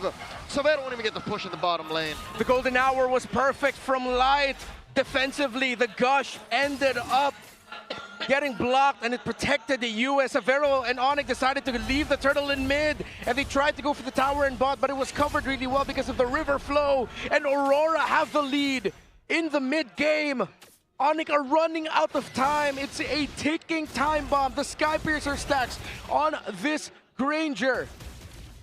They'll start to build up here off of that swing. It was a good attempt for ONIC to try to make something happen around that turtle, but if that was a depiction or a preview of what could happen for the Lord, that's not the type of fight or the positioning that they want to replicate. Now Dominkite picks up a Hunter Strike. He's going to pick up a turret here. Tier 1's going to fall as well as RORA continues to open up the map further. And now for ONIC, they're scrambling. Severo will take a Tier 1 up top himself to get something, but look at this pressure on Tier 2. RORA is just going to full send it, taking down another turret on the bottom side of the map. ONIC are just finding ways to balance. They won't be able to take the 2nd tower up top. Concealed by Light, forcing a flicker out of Super Prince. Brusco defensive views of the glorious pathway. This is not good. Aurora smell blood in the water. They know that ONIC are scrambling. Now all the turtles go into RORA. The 2 Retributions King Kong weren't able to use. The save by Light on that golden hour. Looks really bad for ONIC, but RORA, imagine how it feels. You're so close. You have the lead. Yeah. You've had the toughest season a world champion has ever gotten after winning the world championship. You barely made it into the playoffs. And now here you are, 1 win away, maybe just 4 to 5 minutes away from defeating 3rd place ONIC, a rarity in the history of MPLPH. Well, right now they got control of the Lord here as it's about half health as ONIC is going to get flushed out. Gush from Prince, flushed out of that position by Edward. They lose and this. the Lord gets easily taken by the Northern Lights. Oh man, that is exactly why RORA chose this composition. And Demonkite, talk about a hero for comfort. He's played this Fredrin so much that he's just full confident around the objectives, and the team can help him secure it that way. So now ONIC defaults to let's just defend, let's use this composition we have to clear out this first Lord and to hold on to what we have. Defending not going to be the easiest for ONIC because they have to eat an entire salvo of Rhapsodies coming out of that Granger. They have their gourd. Oh, they hit the Gush on the Light and the stun, the golden hour. They do stop and play. Super Prince still waiting. Kirk still can engage with the Dark Infernal Pursuit, and King Kong falls. Just Edward! the back line, Mr. Consistent. Drop, serving up a kill to Dominkite, but they trade 2 for 2. He falls alongside Light. That tempers it a little bit. It could have been a massive loss for ONIC. They will still lose towers. The tower at bot was able to be charged by the Lord, but Severo stays alive. RORA still have a lead, but you see how difficult and awkward it is for ONIC to take these engagements. The golden hour stops a lot of the Mystic Gush. I think so far, a lot of the better Mystic Gushes have been coming out of Yue. Yeah. Aside from the picks that Super Prince has been able to get, those kills that he set up in the earlier portion and mid portion of the game, right now the team fight Gushes that are coming through from Yue, especially playing around the golden hour, is proving to be a obstacle that ONIC has to overcome here. Taking a look at the items, you can see also Severo has been able to relatively come online on this carry. He is a big source of the damage after Super Prince gets the Gush out. The problem is King Kong needs a little more defensiveness to withstand that front line. Him and Kirk both so crucial here in providing the space that's needed for ONIC's line to work. Yeah, with how awkward it is for ONIC, seems like majority of the wins that they're going to be getting or potential comebacks are going to be in those base sieges after Aurora gets the Lord. So they've opened up the map somewhat, but still, it is 6 towers broken by Aurora to ONIC's 2. They even haven't been able to get the tower in mid, which is why it's tough to see a scenario where ONIC are going to win a team fight outside of the base siege. Yeah, this is one of those situations again where, you know, Lord's coming up here in about 30 seconds. ONIC was completely flushed out of that side of the jungle. Can they do things differently? Have they gotten themselves to a position where they can't easily get pushed out to contend for that Lord? It's crucial they're able to make that happen. A Maleficent Gun for Severo, now a little more extra range for this carry. Could be a difference maker on this last item pickup, but also the threat that is Super Prince. He's got a little extra movement speed now. Still has a glowing wand. He's working on his 3rd item. But the Lord is up now. ONIC wants to get in position. King Kong's got to come through. Maybe a drive-by with a Retribution, or they spot something out. Light already giving the information over. Brusco, half health already, just off of a couple shots. King Kong waiting in position, but Rora, they'll take their time with this one. So they see Super Prince down bottom. They know that he threw out a projectile. Light is just hiding. This is devious. That's signature Light play. It's the Light bush. Yep, Light's bush. The Light angle. The Light angle. He's waiting for this. He's providing the potential to just swoop on in. A quarter of the health of the Lord. At an 8 out of 10. Whoa. Find Edward. They blast him. Poisson off of King Kong. DK with a secure. Lord post take. Nothing from ONIC as Aurora just dealt the splits. The momentary stuns coming out of the Platinum Snap was just perfect from Light, despite Edward being brought low. If ONIC full committed that, it would have been worse. But Aurora will now be able to push the siege. Again, this is where we will see if ONIC can make a comeback or not. Through this defense, the only way that they can. They're zoned out in every objective fight. Dominkite on this Granger. If he remains unchecked, ONIC are going home. Good defensive item here picked up for King Kong. Gets the Guardian Helm. He's going to need it alongside Kirk, who's only got the 2 items locked in, the War Axe and the Anti-Cuirass. They're going to have to deal with this push coming through in the best way possible without going down. If they can get a pick, utilizing Super Prince, that's even better. But the best case scenario for them is just to stay in the base and defend as they want to go ahead, stay alive in the playoffs here. This crucial base defense is so important as the Lord pushes in to the bottom turret, knocking it down. They still maintain mid and top. Can ONIC withstand the push here as they clear out the Lord? Permanent damage to ONIC structures. Constantly bleeding is that long lane. And in comes Aurora. They're looking to collapse. Golden Hour stopping the damage from the turret. The gush from Yue. They take down Edward. Savero's damage is real. And here they come. The guy with an Appraiser Draft. He gets taken down too. Savero double kill. The pressure is online. Severo is playing out of his mind. He's doing everything he can to not get eliminated in the first round of his first ever MPL PH playoffs. But Dominkite still proving to be elusive. The trades that ONIC keep finding are just frontliners. Well, there's always going to be at least one more frontliner left to supplement Yue and Dominkite. Oh man, that was a base defense that ONIC needed. Mind you, being down almost 8,000 gold. This is more so, again, playing to their strengths, and right now with this composition, the strength is on the defense. It allows Severo to go ahead and continue to do what he's been doing. Yes, he's most likely got to wait to have this flicker back up, but they've got some time to go ahead and control this. A Divine Glaive for Super Prince. You've seen the amount of damage that he's able to do initially, and then Severo comes swooping in to capitalize on the kills. They got to clear out the bottom wave. King Kong uses Retribution to steal the purple buff away from Dominkite as Super Prince got ONIC side of the map's purple buff. So as a purple buffless Fredrin, he is going to be able to secure his orange though, unless they already gave that to Dominkite. Getting very close to the point where the items barely matter anymore. Fully locked in are the 2 gold laners. Both have rose gold meteors instead of immortalities. We might be seeing some crazy buy and sells during team fights. And I think it might be warranted for one of the frontliners for either team to commit a Winter Crown just to force resources out, survive through that, and then go ahead and fight. But the thing is, the economy is so tight right now, especially for ONIC. Well, let's see this one. Lord up once again, third one of the game. RORA has had total control of objective space throughout the past ones. What does ONIC want to do here? ONIC has no map. They have to pull a gambit of a lifetime. Lord here at a third of its health, held on by Aurora. This is a dance for the ages. Light flushes out Brusco. Brusco holding on to that brush, as well as the Glorious Pathway. Lord here at the 16th of its health. King Kong for the first time might actually get in range. And here comes their own Glorious Pathway. Edward steals it. How did that happen? Savera does my back line. Turn around. And he's wailing away off to Edward. And now he finds Edward. Super Frizz gets the kill. Kirk still alive. Oh, Brazer grabs with the flicker to re-engage. Post what? Is where ONIC lives as they take 3 for free. Oh my God! ONIC still get bodies, but Edward miraculously got the last hit on the Lord after both junglers used their retributions. The map still looks terrible for ONIC, but they will march through mid. How are they gonna handle this? Oh, Dom and Kite is looking to escort the Lord. ONIC will run through mid. Yue with a stolen Glorious Pathway to slow down the waves. Light's gonna be up.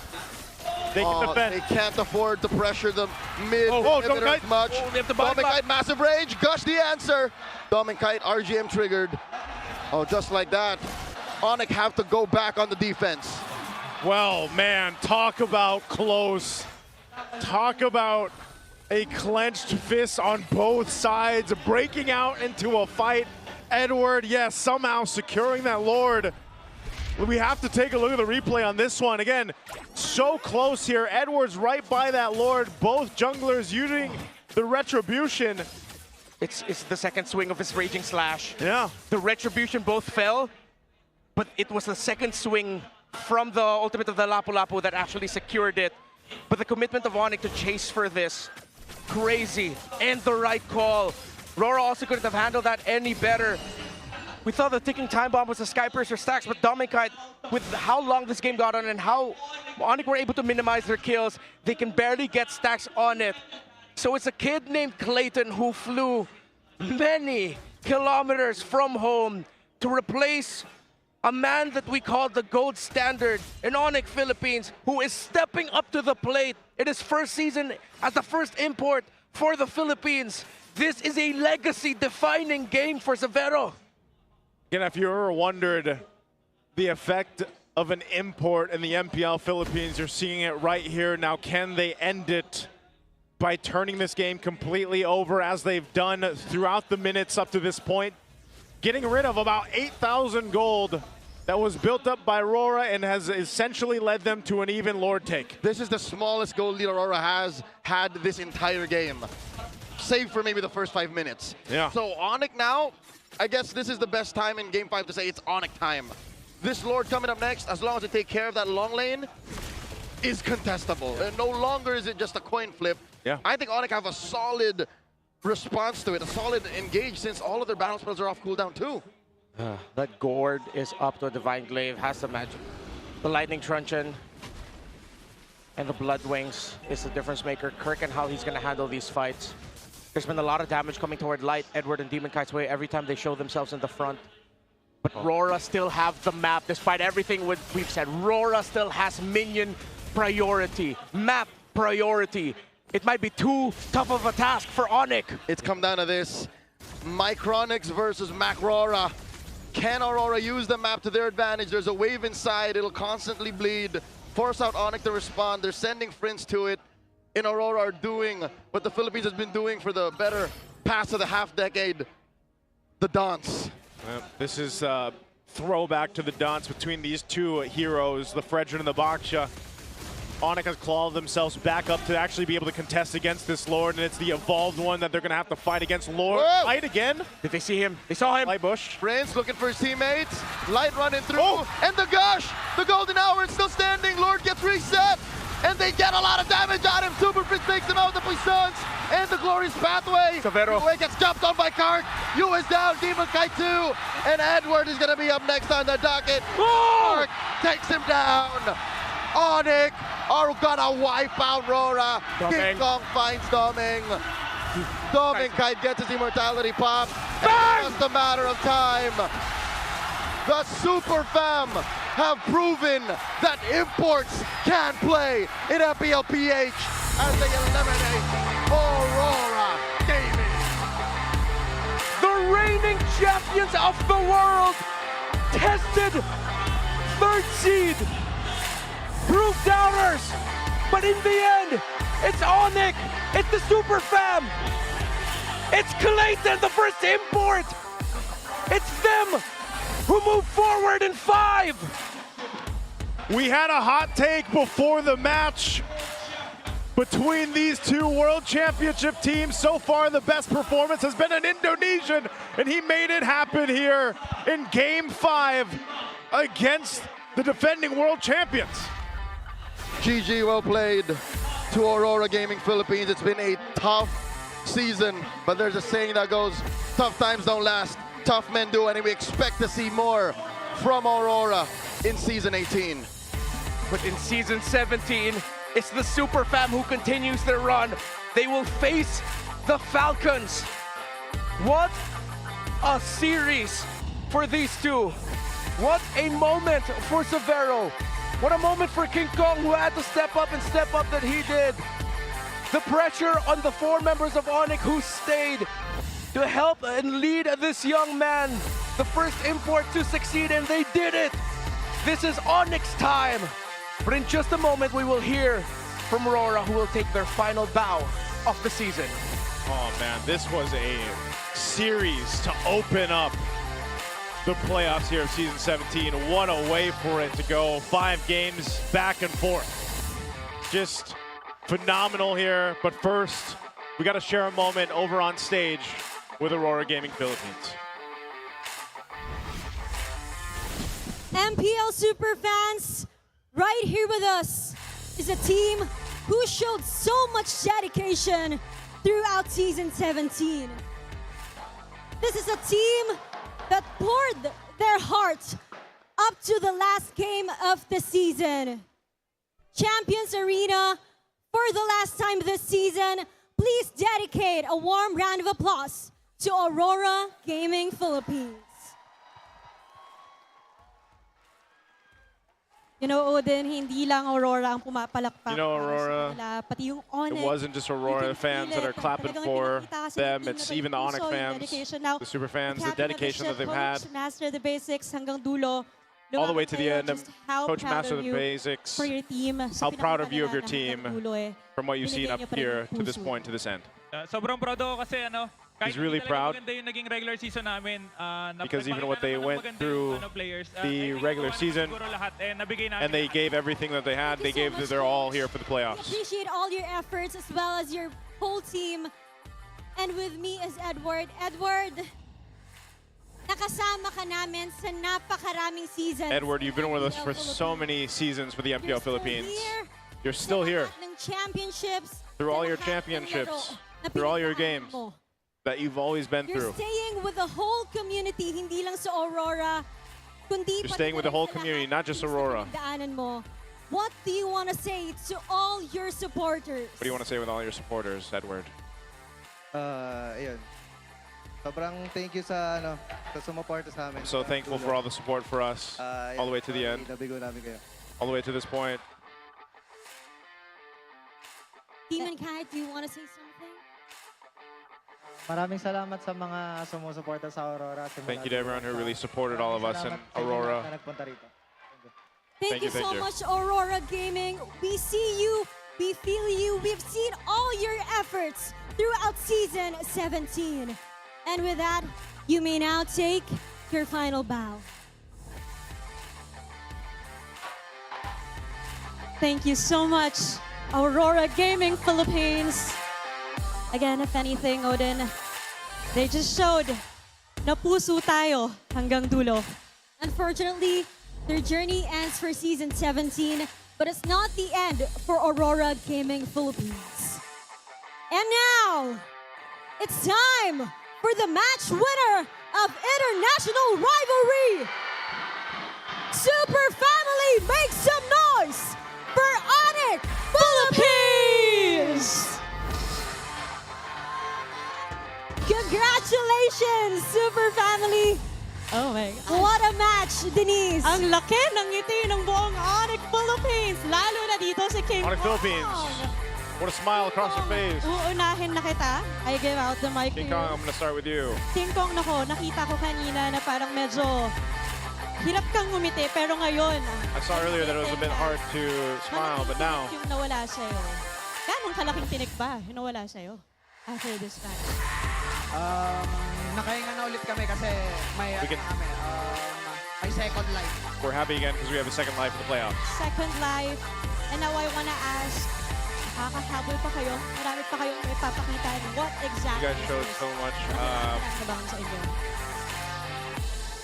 Pwede, secret lang po. Marinig po kasi ng Falcons kalaban namin. There's a secret. We have to hold on to our secret because we have to play against Falcons. King Kong. I wanna ask Kirk naman. Also, Kirk, I'd like to ask Kirk. I'm pretty sure umabot tayo ng 5 games dito and it has really tested the whole team and props talaga no sa pinakita rin ng Aurora. Pero nung Props to what Aurora showed us, but Kirk. para sa ONIC Philippines. If anything no, sobrang battle to ng identity. Anong identity yung pinakita nyo today?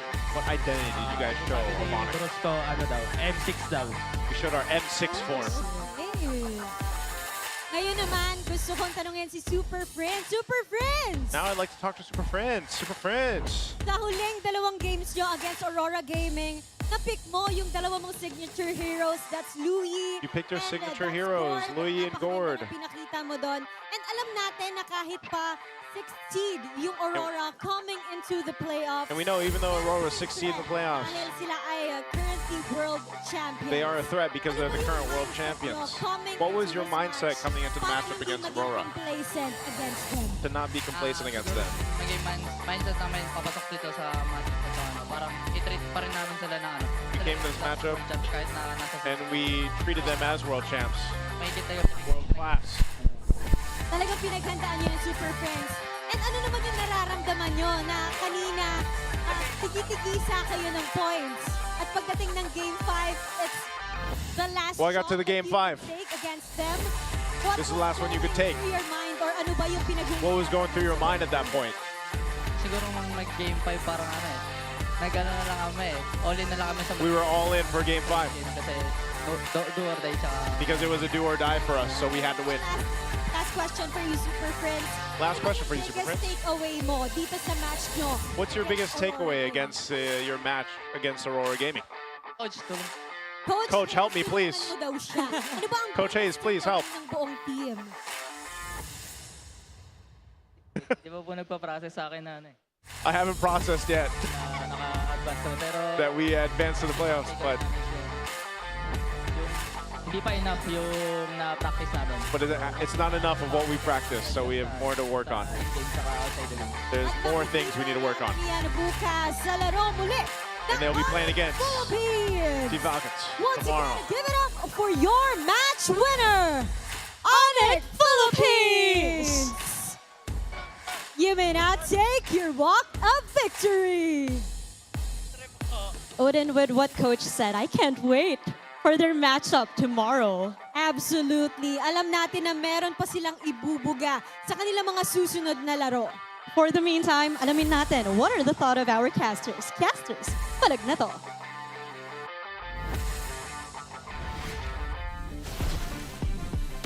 There we go. Thank you so much. First off, GGWP to Aurora Gaming Philippines. You guys had a fantastic run through the season. At the end there, trying to get back in form.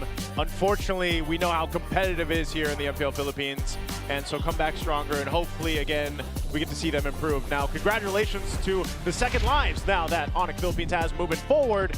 And this guy right here, man, MVP, Severo, 6-0-5.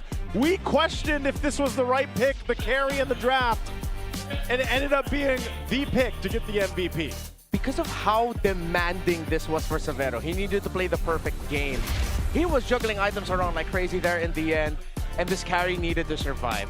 Let's put a different idea on what could have been. If Aurora still considered their Marcel pick, and then ONIC instead of the carry picked up a Granger and high loss, theoretically, if Aurora went carry, it would have been easier for ONIC because they have their own Gord combo, Gord Granger, their Gush, they have the Phobius. Much easier to deal with a carry there.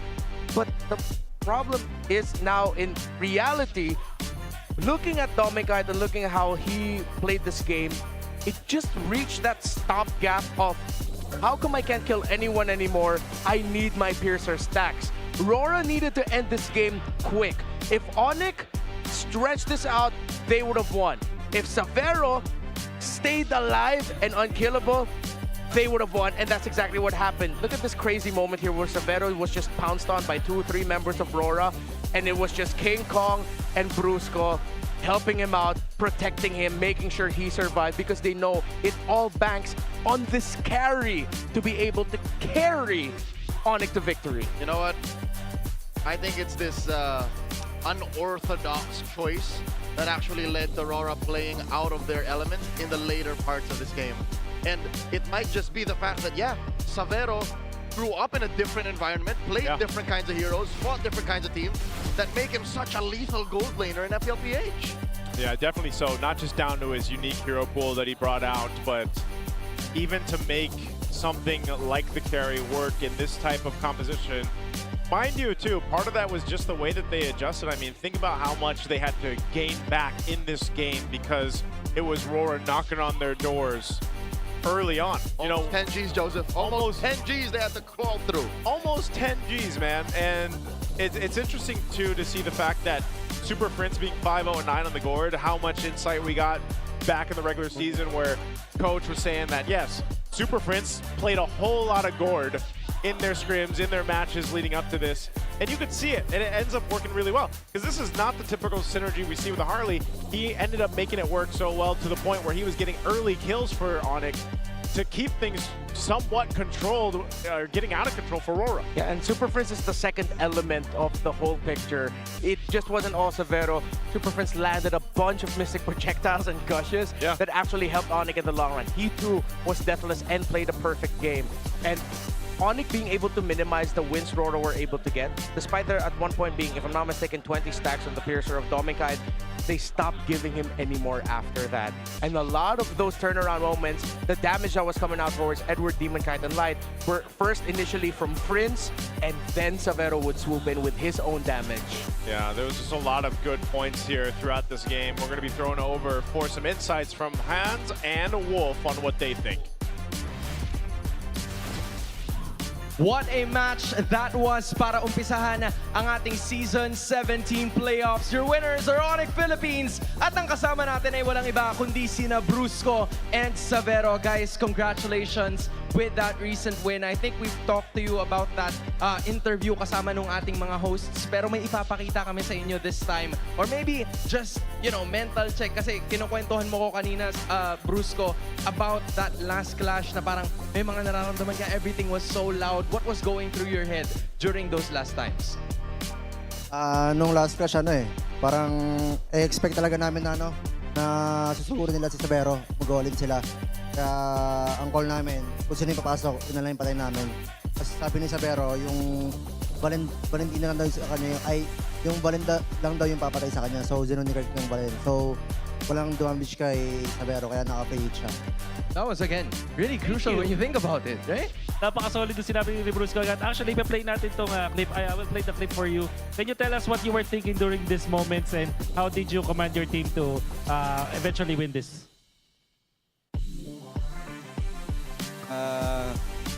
Gue cuma minta di kill sama Valen, cuman Valen yang bisa bunuh gue. Jadi target Valen aja, sisanya gue bunuh.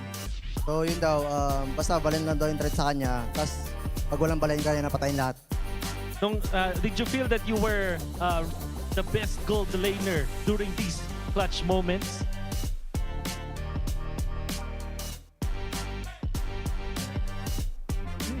That's a very good question. Maybe. Maybe. Because the damage dealer is on lane.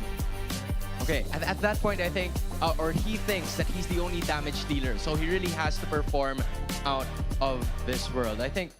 What was your heart rate during that moment? What do you think was your heart rate during that moment? Were you nervous? 160 160 or 150. That's a lot. That's a lot when you think about it. Pero Brusco, heading forward into your next match, nabanggit na ni King Kong to, this is just very little preparation na kailangan yung gawin being at the play-ins. How are you gonna be looking forward to your next match? Siguro, tapos na ito, pahinga saglit, tapos review ng game ng Falcons, tapos mag-ano kami, kung ano yung draft namin bukas laban sa Falcons. And Savero, I don't know about you, but the Sonics right here were supporting you all throughout. Sobrang tindi. They were cheering for you upon that last clash. What is your message to all of them? Makasih buat yang dukung semua. Walaupun gamenya gak gampang, tapi kalian tetap dukung kita dan percaya sama gua. Makasih buat semuanya. Jangan lupa dukung buat next match juga. Maraming salamat daw po sa mga pumunta at sumuporta sa amin. At pasensya na rin daw kung di naging madali yung laban namin kasi sobrang lakas rin talaga ng Aurora. Sana patuloy niyo daw kami suportahan sa parating na laban namin bukas. Again, I'm sure they're all gonna be here, right? For tomorrow, and we are all looking forward to it para sa inyong mga susunod na laban. Muli, maraming salamat to Brusco and Savero. And that right there is Wolf. My name is Hans Galeria, but I think it is now time for us to take note of the Infinix Liquid Cooling Beast Mode mic check. Here it goes. Hero tayo. Ito harap mo. Kalma. Hero pre. Lapo. Tapos kiplik lapo. Lapo. Harapan lang. Fred, isang ka, Fred. Ay, ingat sa under. Ingat lang ha. Get bastard. Harap lang, Fred. Nasaan ka, Marcel? Nasaan ka, Marcel? Maangat sila. Marcel. Hero. Sa akin. Secret. Fred.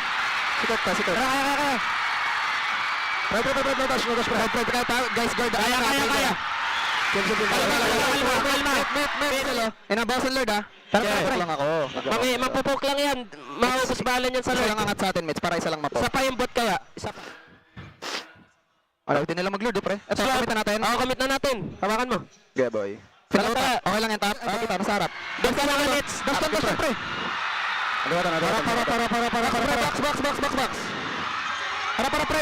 Hero. Imbot, okay na. Tapos na. Oh, nice game. Nice. Bye-bye.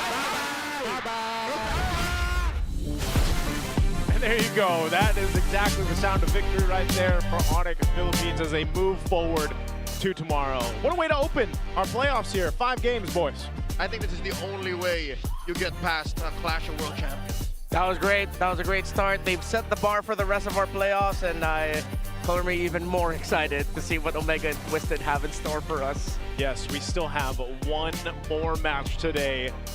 Maybe we go the distance in that one too. With it being elimination, I'd like to see it because that's going to be a whole nother different story for our teams here leading into to find out who ends up fighting against Team Liquid tomorrow. So, you know, I think this is already a great start to the playoffs. We're going to be taking a bit of a break.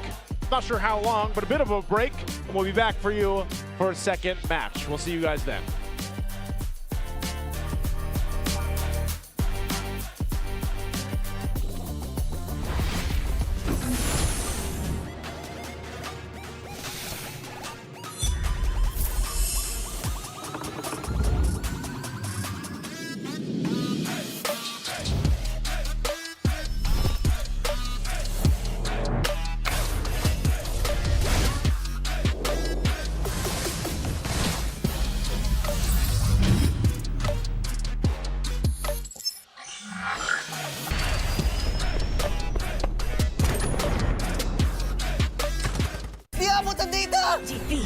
GG bro! Don't worry! The Unli with Smart Power All 99. Hindi bitin with 10 gig data to power your games plus Unli Facebook or Unli TikTok. Load now! Foul! You know your scalp can get up to 5 times more dandruff? Get triple anti-dandruff power. Supercharged with Clear. Hey, you! Did you know men have 1.4 times weaker scalp? Get a shampoo that's 100% made for men. Supercharged with Clear. Enemy alert. Your scalp gets 1.5 times greasier, causing dandruff. Get triple anti-dandruff power. Supercharge with Clear. Stop and pull over. Your scalp gets 1.5 times sweatier. For cooling power, supercharge with Clear.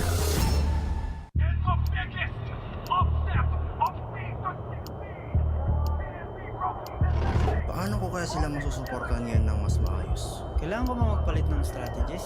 Nagagampanan ko kaya ng maayos ang role ko? Will I be able to meet their expectations? We have to prove them all wrong.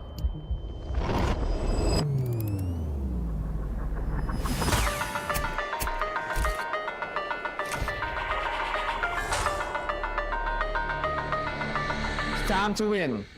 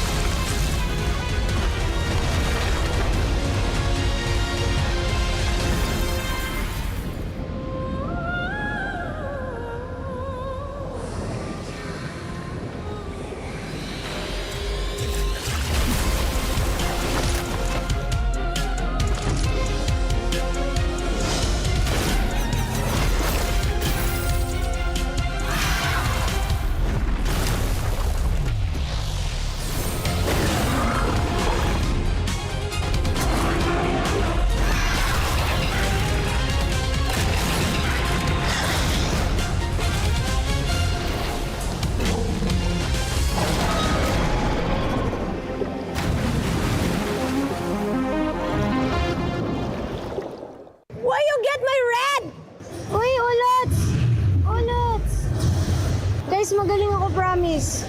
Okay na. GG na. Ikaw na, Jet. TWIS bro, barking laser. Ano daw ang naging preparation natin ngayon dito sa paparating na playoffs? Masasabi kong nasa full condition kami. Kailangan na lang galingan Kailangan na lang lupitan. Mas intense, tapos more crowd, more excitement, more hype, tapos mas malamig. Anong palag namin? Galingan nyo kasi gagalingan namin. Ano ba palag natin, boy? Kirk, wala daw. Malakas daw si Prince. Prince, ano daw palag mo kayo eh? Alam mo na yan. Alam ko na yan. So secret na lang guys. Sensya na. Yung nagpa-raid kanina, yung mga karoras natin dyan, thank you sa full support guys. Mula week 1 hanggang ngayon. Thank you so much guys sa effort. Sa venue, ano masabi ko sa venue? Sobrang laki. Ang daming pwedeng makanood. So, enjoy dito guys sa Phil Oil San Juan. Dami tao pre. Puno. Home of the Champions. Champions Arena ya.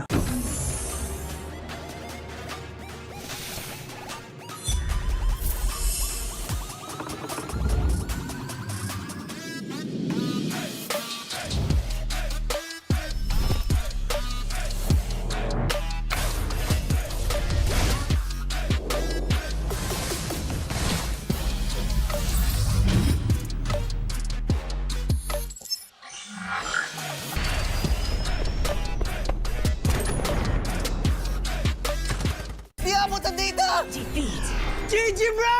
Don't worry! The Only with Smart Power All 99. Hindi bitin with 10 gig data to power your games plus only Facebook or only TikTok. Load now! Foul!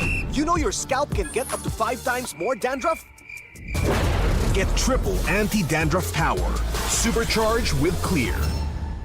Hey, you! Did you know men have 1.4 times weaker scalp? Get a shampoo that's 100% made for men. Supercharged with Clear. Enemy alert. Your scalp gets 1.5 times greasier, causing dandruff. Get triple anti-dandruff power. Supercharged with Clear. Stop and pull over. Your scalp gets 1.5 times sweatier. For cooling power, supercharged with Clear.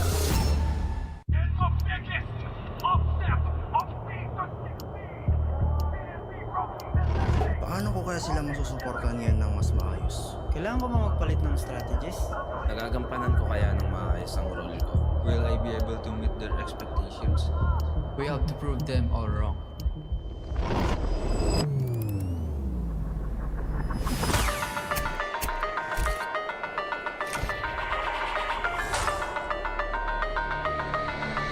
Time to win.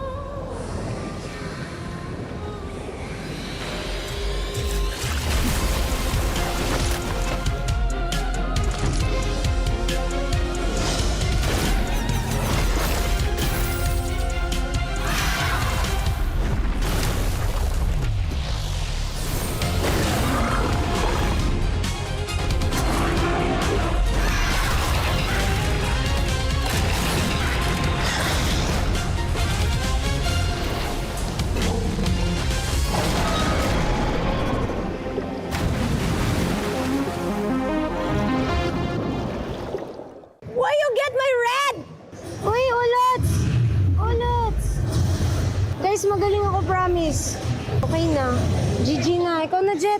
TWIS bro barking laser. Ano daw ang naging preparation natin ngayon dito sa paparating na playoffs? Masasabi kong nasa full condition kami. Kailangan na lang galingan.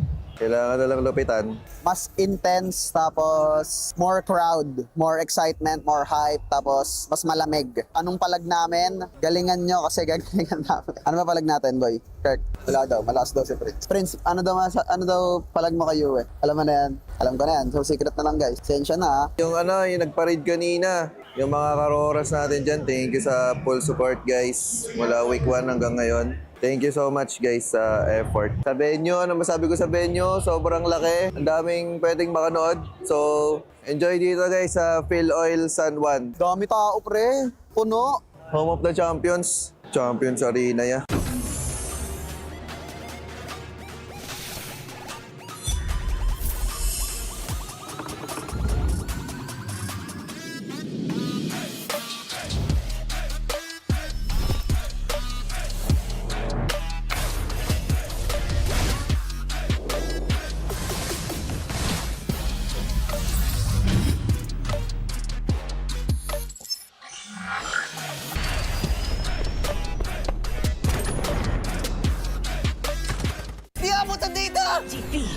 GG bro!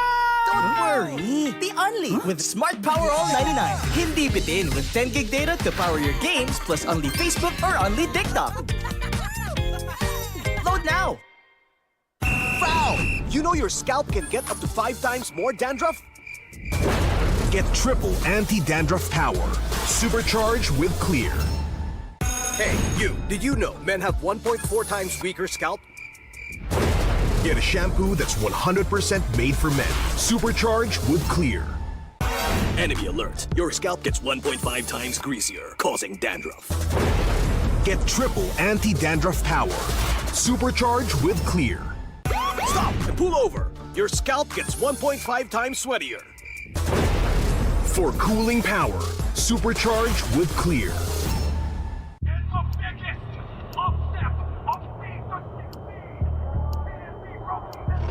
Paano ko kaya sila masusuportahan ngayon ng mas maayos? Kailangan ko ba magpalit ng strategies? Nagagampanan ko kaya ng maayos ang role ko? Will I be able to meet their expectations? We have to prove them all wrong.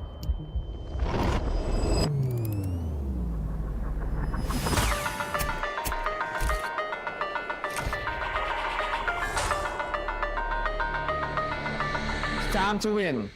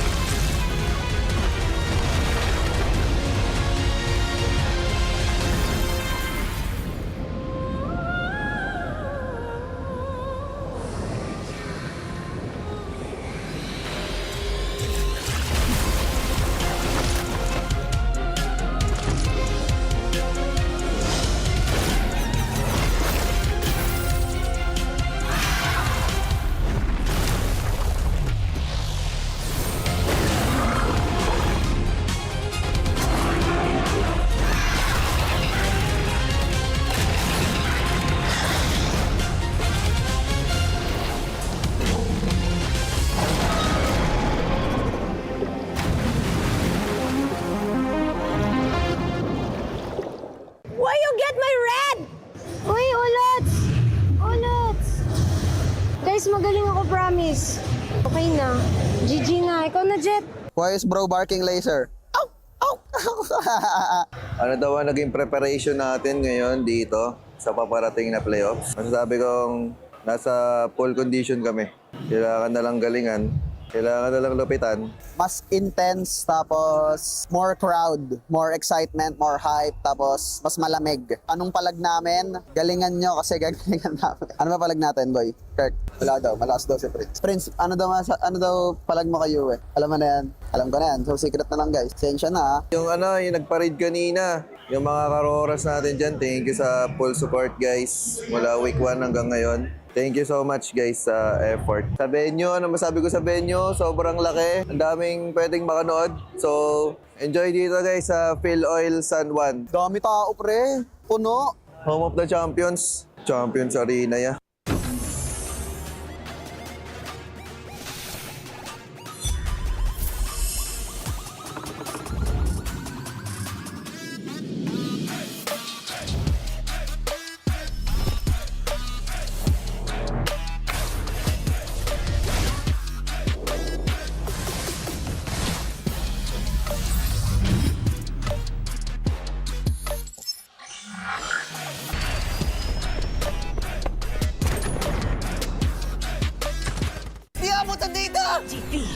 GG bro! Don't worry! The Only with Smart Power All 99. Hindi bitin with 10 gig data to power your games plus only Facebook or only TikTok. Load now! Foul! You know your scalp can get up to 5 times more dandruff? Get triple anti-dandruff power. Supercharged with Clear. Hey, you, did you know men have 1.4 times weaker scalp? Get a shampoo that's 100% made for men. Supercharged with Clear. Enemy alert. Your scalp gets 1.5 times greasier, causing dandruff. Get triple anti-dandruff power. Supercharged with Clear. Stop and pull over. Your scalp gets 1.5 times sweatier.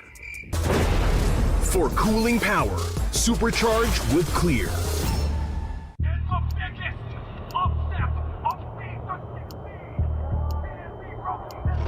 Paano ko kaya sila masusuportahan ngayon ng mas maayos? Kailangan ko ba magpalit ng strategies? Nagagampanan ko kaya ng maayos ang role ko? Will I be able to meet their expectations? We have to prove them all wrong.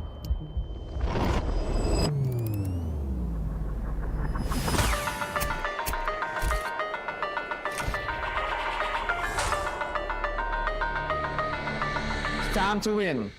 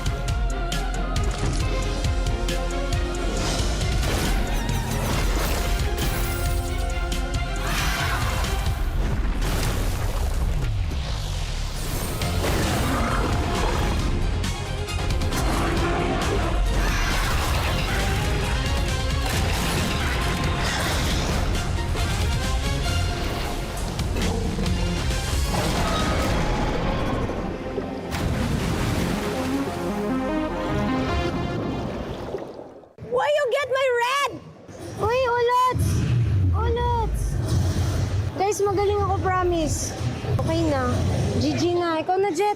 Why is bro barking laser? Ano daw ang naging preparation natin ngayon dito sa paparating na playoffs? Masasabi kong nasa full condition kami. Kailangan na lang galingan. Kailangan na lang lupitan. Mas intense, tapos more crowd, more excitement, more hype, tapos mas malamig. Anong palag namin? Galingan nyo kasi gagalingan namin. Ano ba palag natin, boy? Kirk, wala daw. Malakas daw si Prince. Prince, ano daw palag mo kayo eh? Alam mo na yan. Alam ko na yan. So secret na lang guys. Sensya na ha. Yung nagpa-raid kanina, yung mga karoras natin dyan, thank you sa full support guys. Mula week 1 hanggang ngayon. Thank you so much guys sa effort. Sa venue, ano masabi ko sa venue? Sobrang laki. Ang daming pwedeng makanood. So, enjoy dito guys sa Phil Oil San Juan. Dami tao pre. Puno. Home of the Champions. Champions Arena ya.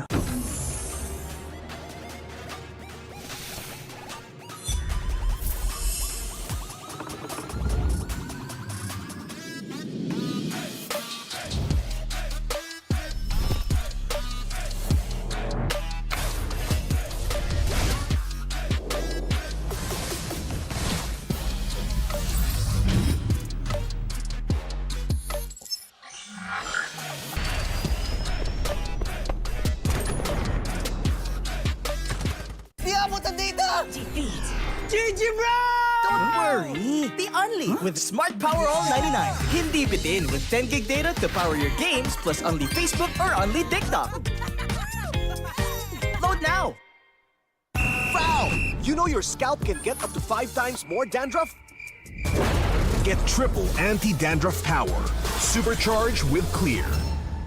Hey, you, did you know men have 1.4 times weaker scalp?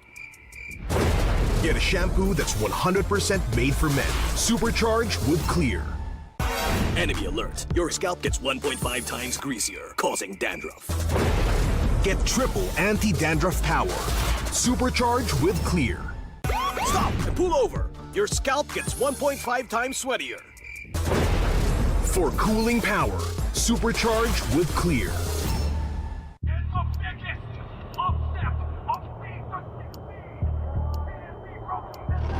Paano ko kaya sila masusuportahan ngayon ng mas maayos? Kailangan ko ba magpalit ng strategies?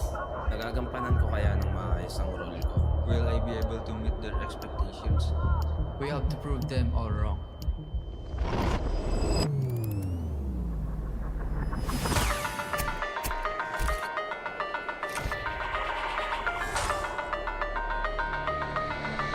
Time to win.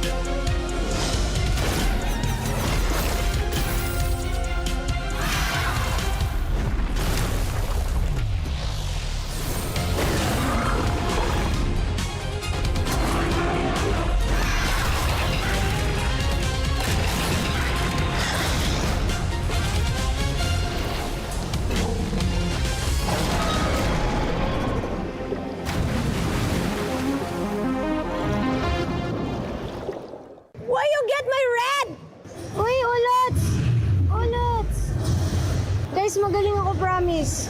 Okay na. GG na. Ikaw na, Jet. TWIS bro barking laser. Ano daw ang naging preparation natin ngayon dito sa paparating na playoffs? Masasabi kong nasa full condition kami. Kailangan na lang galingan. Kailangan na lang lupitan. Mas intense, tapos more crowd, more excitement, more hype, tapos mas malamig. Anong palag namin? Galingan nyo kasi gagalingan namin. Ano ba palag natin, boy? Kirk, wala daw. Malakas daw si Prince. Prince, ano daw palag mo kay Uwe? Alam mo na yan. Alam ko na yan. So secret na lang, guys. Sensya na, ha? Yung nagpa-raid kanina, yung mga karoras natin dyan, thank you sa full support, guys. Mula week 1 hanggang ngayon. Thank you so much, guys, sa effort. Sa venue, ano masabi ko sa venue? Sobrang laki. Ang daming pwedeng makanood. So, enjoy dito, guys, sa Phil Oil San Juan. Dami tao, pre. Puno. Home of the Champions. Champions Arena, ya.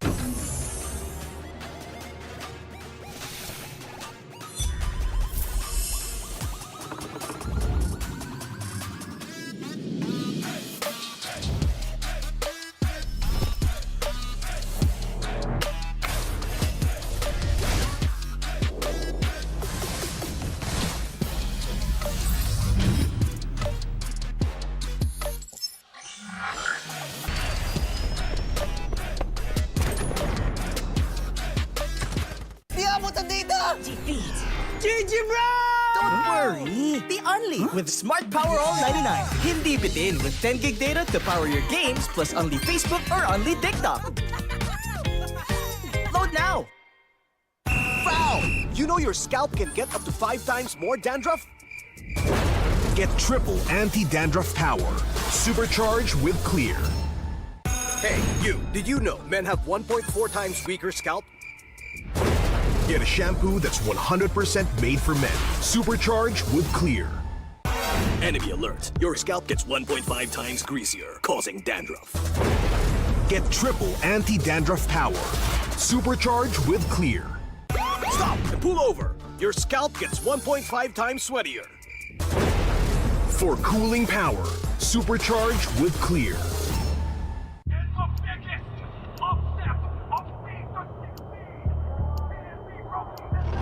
Paano ko kaya sila masusuportahan ngayon ng mas maayos? Kailangan ko ba magpalit ng strategies? Nagagampanan ko kaya ng maayos ang role ko? Will I be able to meet their expectations? We have to prove them all wrong.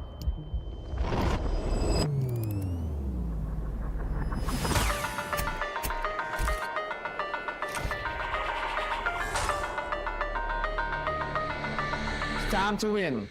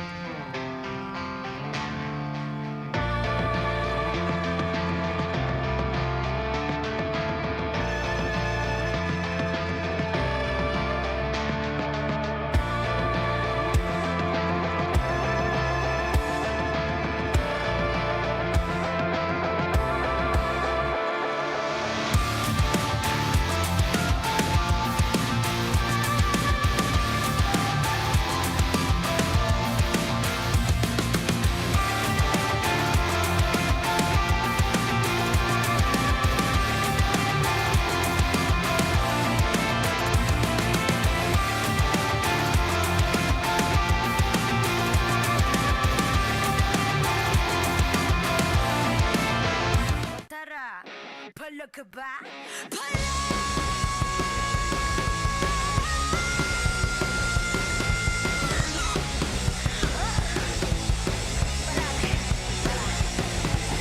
Handa sa laban, sanda ka sa aking kamay. Watch with my click, mighty fire in the eyes.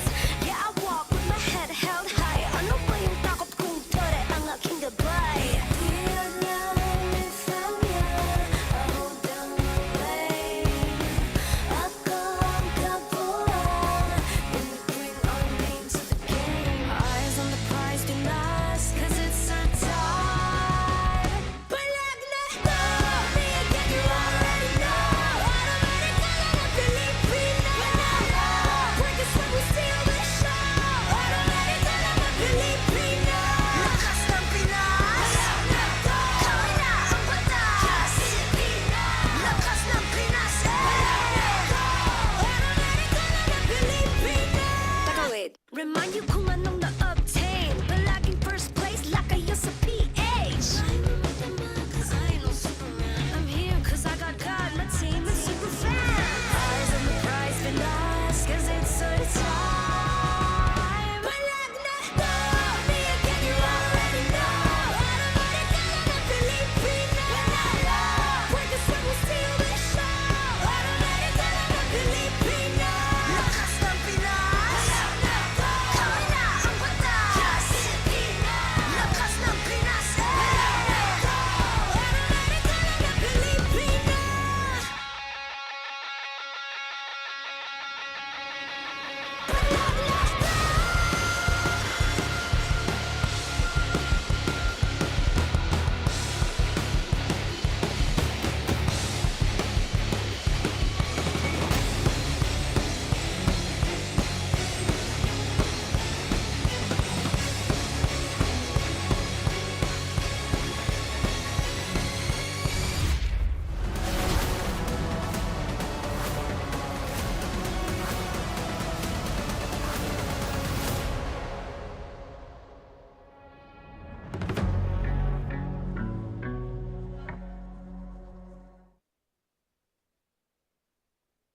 In probably one of the most competitive seasons as to date, from Quezon City, we all gather here in San Juan Arena para tunghayan ang 6 na kupunan na magsagupaan at magpakitang gilas. After the match that happened a while ago, we are down to the last 5 teams, and with the last match that is up for grabs para sa ating lahat ngayong gabi, we will be down to the final 4. This is the moment to figure out who is going to be completing that between Twisted Minds and Smart Omega. Maligayang pagbabalik dito lamang sa MPL Philippines Season 17. My name is Hans Galeria, joined of course by none other than Wolf. And in fact, it's only been 4-5 hours ng ating playoffs, pero sobrang dami nang nangyari, right?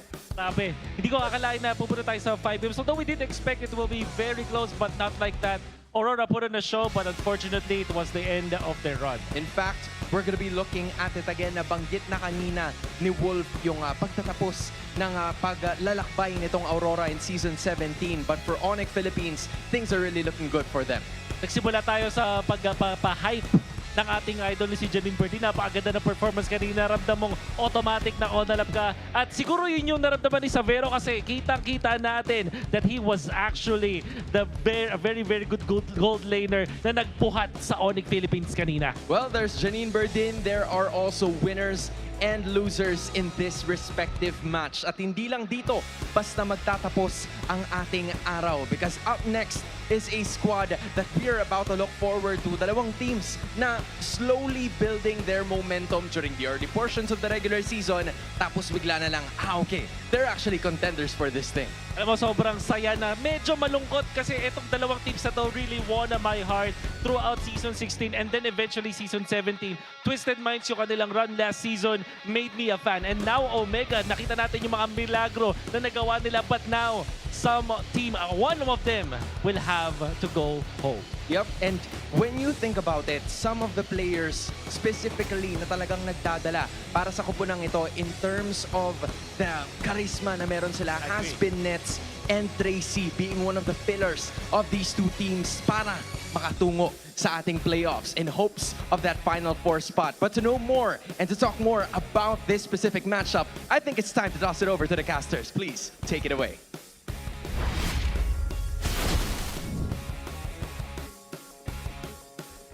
Magandang gabi sa lahat na sumusubaybay sa MPL Philippines Season 17 Playoffs. Kakatapos lang po ng ating international rivalry at paparating na sa ating second matchup of the night. Uwami pa rin with Burrito and Midnight para sa Tagalog desk at para naman sa ating English panel. Kamusta naman tayo dyan? Over on the English, it's the Wee Bear Bros. It's me, Naisu, Leo, Redmar will be joining you guys in just a bit. At kakaiba yung mga nangyari kanina, a 5-game series between ONIC Philippines and Aurora kung saan ONIC ang nagkamit ng victory kaya naman kakalabanin nila sunod ang Team Falcons. Mabigat-bigat yung nag-aabang. Dito naman sa dalawang teams na makikita natin kung sino magwawagi dito, nakaabang ang Team Liquid sa kanila.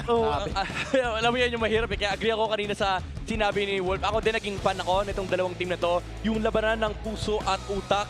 But even after that, ang laki ng challenge man ahead of this road. It's TLPH in the next round.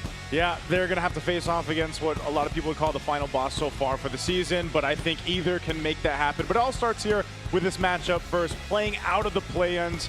Smart Omega, probably one of the biggest surprises, I would say, at least for us, that we shared on the English desk was how fast they qualified this season for the playoffs. Top 4.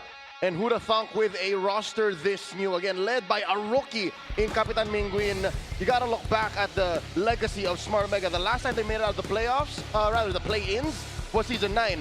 They were in the grand finals when that happened. Yeah, it's been 2 seasons since, or 3 since we've last seen Omega in the playoffs. Meanwhile, for Twisted Minds, course, for Season 15 and 16, it's been all maxed out, which is why this is a heartbreaking series. It's been a while since they both made it out of the play-ins, and the previous times we saw it, it's one of those moments where we were thinking, so close, what could have been? So now they come in with a little bit more definitive answers that might have came out of nowhere. Tracy, the plot twist that he brought for Twisted Minds to get them on the deep run, deep into the season, and now Minguin, a rookie, leading the charge for Barangay Omega. At yun yung nakakalungkot, no? May isang storya na talagang matatapos ngayong gabi para sa parehas na kupunan na to. And for Tracy, na late na rin pumasok sa ating regular season na biglang hinila pataas ang Twisted Minds at kay Kapitan Minguin na talagang nakita nating nag-set na sa kanyang role. Dito natin makikita kung kaninong storya nga ba yung magpapatuloy dahil katulad nung nakita po natin kanina sa pinakauna nating serye, regardless kung gaano natin kamahal, gaano natin kagusto, isa lamang ang magpapatuloy sa dalawang teams na mapapanood natin ngayong gabi. Yun nga eh, yun yung mga sorpresa na nakita natin no, nung mga huling moments na ng Twisted Minds. Pero nung nagkaharap itong dalawa na to, nung week number 2 and week number 6, si Kaloy pa nung mga moment na yan ay naglalaro pa. Yeah, ito yung yung twist na kailangan papatunayan ng Twisted Minds. Is the change enough to overcome at the barangay? Kasi nakita rin naman natin with the stability of this roster, especially after yung turning point ng week 4 performance nila against Aurora Gaming, Omega just found their stride. It feels like the reinvigorated barangay was reinvigorated even further. And at the lead is, of course, Dean Sumagi, a.k.a. Ryzen, na ang specialty simula't simula pa lamang nung kanyang debut no Season 8 ay ang pambabakdor. Just ending it from out of nowhere. That was what people would quote-unquote call his prime nung rookie siya na pinapalit-palitan niya si The King, KLVJ. Yeah, during that time, he came off as a big surprise to everyone in MPL PH. You were able to get a competitive run during those playoffs as well. It's a big full-circle moment. We haven't seen Omega in the playoffs for a while, and it's the kid who made his debut with Omega all those seasons ago that helped bring them to this point. Yes. It's the Ryzendable moments, of course, his split pushes with the Fanny that has secured or obtained a lot of eyes on them, but they are more than just the split pushes. It's their team fighting, their tenacity, and the fact that they can pull off some of the craziest stuff that we've seen. Just when we don't expect them to do something, they're gonna do that. I didn't expect Neski to color his hair green. Yeah. And in 1 week, ang daming nangyari sa lahat ng mga teams natin. Parang lahat ay nag-ready, lahat ay nag-improve. And the same could be said for Ryzen. 9 seasons after his quote-unquote prime, parang hindi pa doon natatapos ang kanyang growth. Parang nagsisimula pa lang. Ang kanyang katapat ay si MP the King na nakita na nating nag-excel mula sa kanyang NXP days all the way to his international, now back in the Philippines, leading Twisted Minds. And speaking of NXP, iba pa tayo lalayo. Ay, nako. Mata ng Des ay nakatingin sa akin. Yes, it's also been 9 seasons since that happened. And si MP the King ay isa rin sa mga hot rookies at that time. Kumbaga hot commodity si MP the King. And over time, we've seen the career growth para kay MP the King, even going outside of the Philippines, being very successful there. In fact, ang naalala ko talaga, pinaka-naalala ko sa storya ni MP the King, naging team captain siya, naging playing coach pa siya nung MSC that dropped ONIC ID out of MSC contention, by the way. Basta ako, love na love ko si MP kasi Bane specialist siya. Yan yung mga hindi lamang yung mga quirk kumbaga ng ating mga junglers dito sa MPL Philippines. It's so fun to see yung mga rising stars natin sa loob ng ating liga. Kanina nakita natin yung mga sementado na ang kanilang mga titulo sa loob ng ating mga legacy careers. But this time, uprising stories ang ating tinitignan. Equally heartbreaking, maputol ngayong gabi. Ay, bakit naman ganito ang MPL? Welcome sa playoffs kung saan dito mo masasabi talaga na yung best of the best talaga, yung nailalabas natin. Kasi ang dami mga magandang storyline, pero ganun ka-brutal yung pinaka-competitive na region in all the world. Wala ikaw pa naman tahanan ka ng mga kampyon, ganun talaga. It is what it is. Gentlemen, kung sino mang manalo dito ay ang matitirang posibleng pwede natin tawaging David sa David versus Goliath matches na pwedeng sulat dito sa ating playoffs in Season 17. It's kind of sad because David went up against one Goliath. This guy's three. You gotta go against There's 3 Goliaths. But the math is not mathing up. Oh man, ang naghihintay kung sino mang mananalo dito sa Omega versus Twisted Minds ay lahat naging world champion na. And that's the 3 Goliaths na nag-aabang kung sino mang mananalo sa Twisted Minds and Omega. At ang pinakauna, of course, is yung final boss na nag-aabang. Siyempre, bago tayo dumako sa napakainit nating play-ins number 2, pumunta muna tayo sa ating on-ground panel. Maraming salamat sa ating mga casters. They've talked about the storylines, what we're hoping to see mula sa ating dalawang kupunan. Pero sa ngayon, we have to give an in-depth explanation as to how these two teams will be able to win. And with that, here is the real-time cooling tactics brought to you by Infinix. And with that being said, Wolf, it's your time to shine. Importante dito yung mga last round picks natin. The dalawang teams natin ay mahilig sa mga ganitong klaseng mga pickups. But I think for both teams, the headlines na kailangan nilang abangan sa mga cooling tactics na kailangan nila ngayon is kontrahin yung gustong gawin ng kanilang kalaban. For example, it's all about gonna be the positive trades that eventually will favor Twisted Minds at kailangan nilang pigilan na hindi magawa kayo ng Omega. You also have to look at yung Tracy angles na nakikita natin yung the Tracy sandwich at yung kanilang mga pwesto. And overall, hindi sila pwedeng maging eng-eng pagkalapat nila itong Sinetsky. I appreciate that. The eng-eng and then of course yung Tracy sandwich. There seems to be 2 trademarks na meron itong dalawang teams na ito. But I guess we can talk about yung mga lason na picks. How often do we see these two teams actually picking up something that is out of the ordinary? You know, the reason why I included that, Hans, is a very good question. Lalong-lalo na pinakaunang linya pa yan dito sa kailangan nilang tignan, Hans, is because this is a best of 5 series. Notoriously, itong si Bonchan at eventually itong Omega ay marunong talagang mag-exploit ng last round picks. Sa best of 3 pa lang, naglalabas din sila ng mga ganon. What if magkaroon pa ng best of 5? Do expect the games to be long. Do expect this series to be long because of the propensity of those last round picks. Well, just like what happened kani-kanina lamang between Aurora Gaming Philippines and ONIC Philippines. I think on the mental aspect, because we saw a bit of a graphic kanina kung saan Smart Omega wasn't able to make it past the play-ins since Season 9. Twisted Minds since Season 15. It's been a while between these two organizations to be able to push it that far. What's going on through their heads na ngayon, isa sa kanila may chance na to get there? Yun yung talagang crazy part kasi parang natatapos sa utak nila, ang tagal nating hinintay to tapos tayo pa yung maglalaglagan, tayo pa yung magsisira ng dreams. At the same time, hindi ka pwedeng mag-cave in dun sa pressure, hindi ka pwedeng mag-cave in. The thing is, naka-experience naman ang mga franchise na to ng playoffs na tatagal sila. For Twisted Minds, although the Twisted Minds franchise itself hindi pa nakakalayo sa playoffs, pero yung mga coaching staff nila, yung mga players nila, nakalalim na sa mga runs. So, magbo-boil down dito yung paano nila aalalanin kung paano nga ba manalo sa isang playoff match dito sa MPL Philippines. I appreciate that there are also some mind games that are gonna be very essential. But of course, andito din yung mga players o mga manlalaro na minsan lang magkaroon ng opportunity and now they are here towards the playoffs. One of them could possibly be Perks and Mingwin. Those two guys that are part of the mid lane trio would be very essential for Smart Omega. Napaka exciting but also a difficult situation. Kailangan talaga patibayan na ng mental to. At syempre kung gaano pa sila ka-prepared. At parang laban na rin ng mga fan bases to, Hans. Naririnig mo naman yung mga tambol. Well, might as well. Nandito na rin naman ang tambol. Ang tanong ay kung buhay ba ang barangay? Andito ang barangay sa San Juan, pero ang utak ng lahat ng yan ay ang minds ng Twisted Minds! With that being said, handa ka na ba? At handa na rin ako. Siguradong handa na rin kayo. This is Smart Omega against Twisted Minds. Teams, take it away.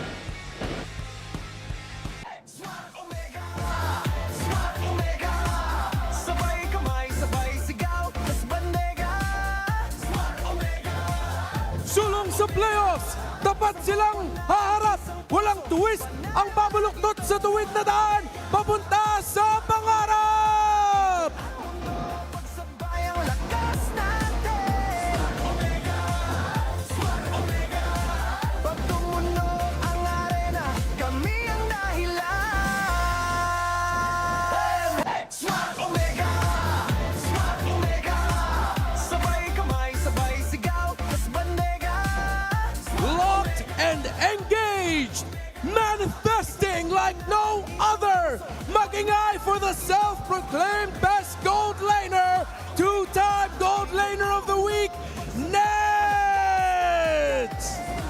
Bigyang pugay at ang Smart Omega! Smart Omega! No pressure, no doubts, just a twisted plan in mind. They're here to tear the bracket down and leave the rest behind.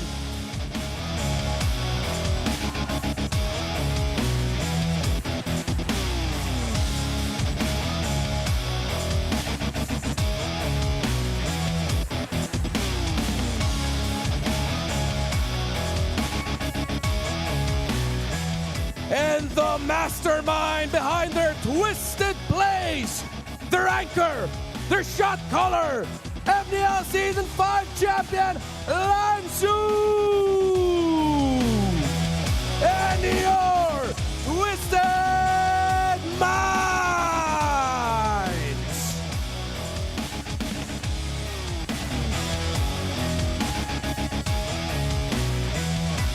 To ensure the integrity of the game, please welcome our marshals, Luis, Miko, Joshua G, and Dojin. And our head referee, the Chop Master, Sen. And our head coaches, Coach Wura and Coach Bonchan. Two dark horses collide to settle the score, and only one will survive. Smart Omega, Twisted Minds, Palag Na To! The battle of the heart and the mind is going to break out here in the final matchup for today. Midway through Season 17, we were wondering, who is the star in Smart Omega? Who do they play around? Who do they build around? Objectively speaking, we didn't find the answer, but Netsky is the closest thing to it. And I love how he leads the charge as they enter the San Juan Arena. I love how the Barangay Tanos look like knights with their swords up in the air with their knee sticks. That's what they're called, right? Yeah. But there was also a question for Twisted Minds. Late in the season, or the week 6, who the hell is Tracy? Yeah. And this is Tracy, the plot twist for Twisted Minds. His roaming style took a lot of teams by surprise and allowed Twisted Minds to secure their playoff slot. Though granted, it was the loss of another team that secured it. Definitely Tracy had a big part of that. But Lansu really needs to be the main guy here for Twisted Minds. His shot calling needs to be on point. You know, one of the interesting things that we saw during the graphics leading into this matchup was, I didn't realize, like, for Ryzen specifically, his stats that we saw put him in 8th in the jungle. Abysmal. But it doesn't matter. On paper, he is the worst jungler in Season 17. But it doesn't matter. It doesn't! He's matchup. Kaya nga pala, guys. Dito, boss. Ito ang nagsimula sa amin ni Prince, guys. Si Boss A. Ito yung best gold laner para sa akin. Ang nararamdaman ko ngayon, excited ako ngayon and gusto ko malaro ko yung laro ko. Inaanda ko itong araw na to eh. Ito yung pinakamahalaga sa buong ML players, guys. Kailangan nyo mag-perform sa playoffs para makuha nyo yung mga gusto nyo. Sa mga nagpa-rate sa labas, grabe, ang laki ng binigay nyo sa amin boosting, guys. Talagang lulipitan namin. Hindi namin nahayaan, hindi kayo makakasigaw. Ang pinakamahalaga, dapat talaga kumapit ka muna agad bago ako maglaro. And minamanifest ko rin pala yung mga Tama na, minamanifest natin yung mga kalaban natin na maging eng-eng. Tapos tayo yung pinakamalakas. Let's go, playoffs! Day4, hashtag Day4. Sana manalo na ngayon. Sana hindi na tayo mag-first round exit ha. Medyo masakit yun ha pag first round exit. Sana manalo kami. Ito na ata. Galingan lang natin kabarangay ha. Good luck ha. Oo, gagalingan namin. And sabi ni Tracy, mambubugbog daw siya ngayong laban na to. Andito na ako! Andito na si Lansu! Message ko sa mga kamays dyan ha. Salamat sa mga sumusuporta sa amin ha. It's perfect, Renmar, how you mentioned, you know, the guys that got to step up right now happens to be Lansu. Well, you know, you hear some words there in the Smart 5G ping test. I think he's ready to be that guy. Yeah, he's the most animated I've seen him all season now, but even he said, again, why this is such a heart-wrenching series to watch. It's been a while since we've seen Omega in the playoffs, while Twisted Minds, are we really going to see them drop down again in the first round? Are they not going to get through the play-ins again? Which is why it's like, it's tough. They've won both of our hearts. Even the community, as I was reading the discussions heading into this, more people realize just how heartbreaking this series is. I hate to see it, but it's David versus David here. Speaking of David, that Smart 5G ping test was starring a man named David Gamboa, also known as Boss A, a very close friend of Netsky, as they came up together under Monster Anarchy and then eventually the lineup that debuted for ONIC Philippines in Season 10. Gosh, that seems like a long time ago. Them's is lore. That is the lore. You know, and what is Boss A currently doing now? He's still involved. He's a multifaceted philanthropist. Making stacks of money. Making stacks of money, man. I wish we could all be making stacks of money. You know? Same. Wow, I just got sad. Hey, but we get to watch these young athletes compete for the stacks of money and the prestige. Yes, there are stacks of money on the line. There are stacks of money. And then at the end of the road, there's more stacks of for money. the last two standing, tickets to Paris. Still more stacks. You know, that's something that I don't think we've touched on a lot in the panel throughout the day. It's the Paris buff. The Paris buff. Want to head to Paris, dog? Dude, who doesn't want to go compete for a $3 million prize pool? Yeah, exactly. It's like every time someone qualifies for either MWI or MSE.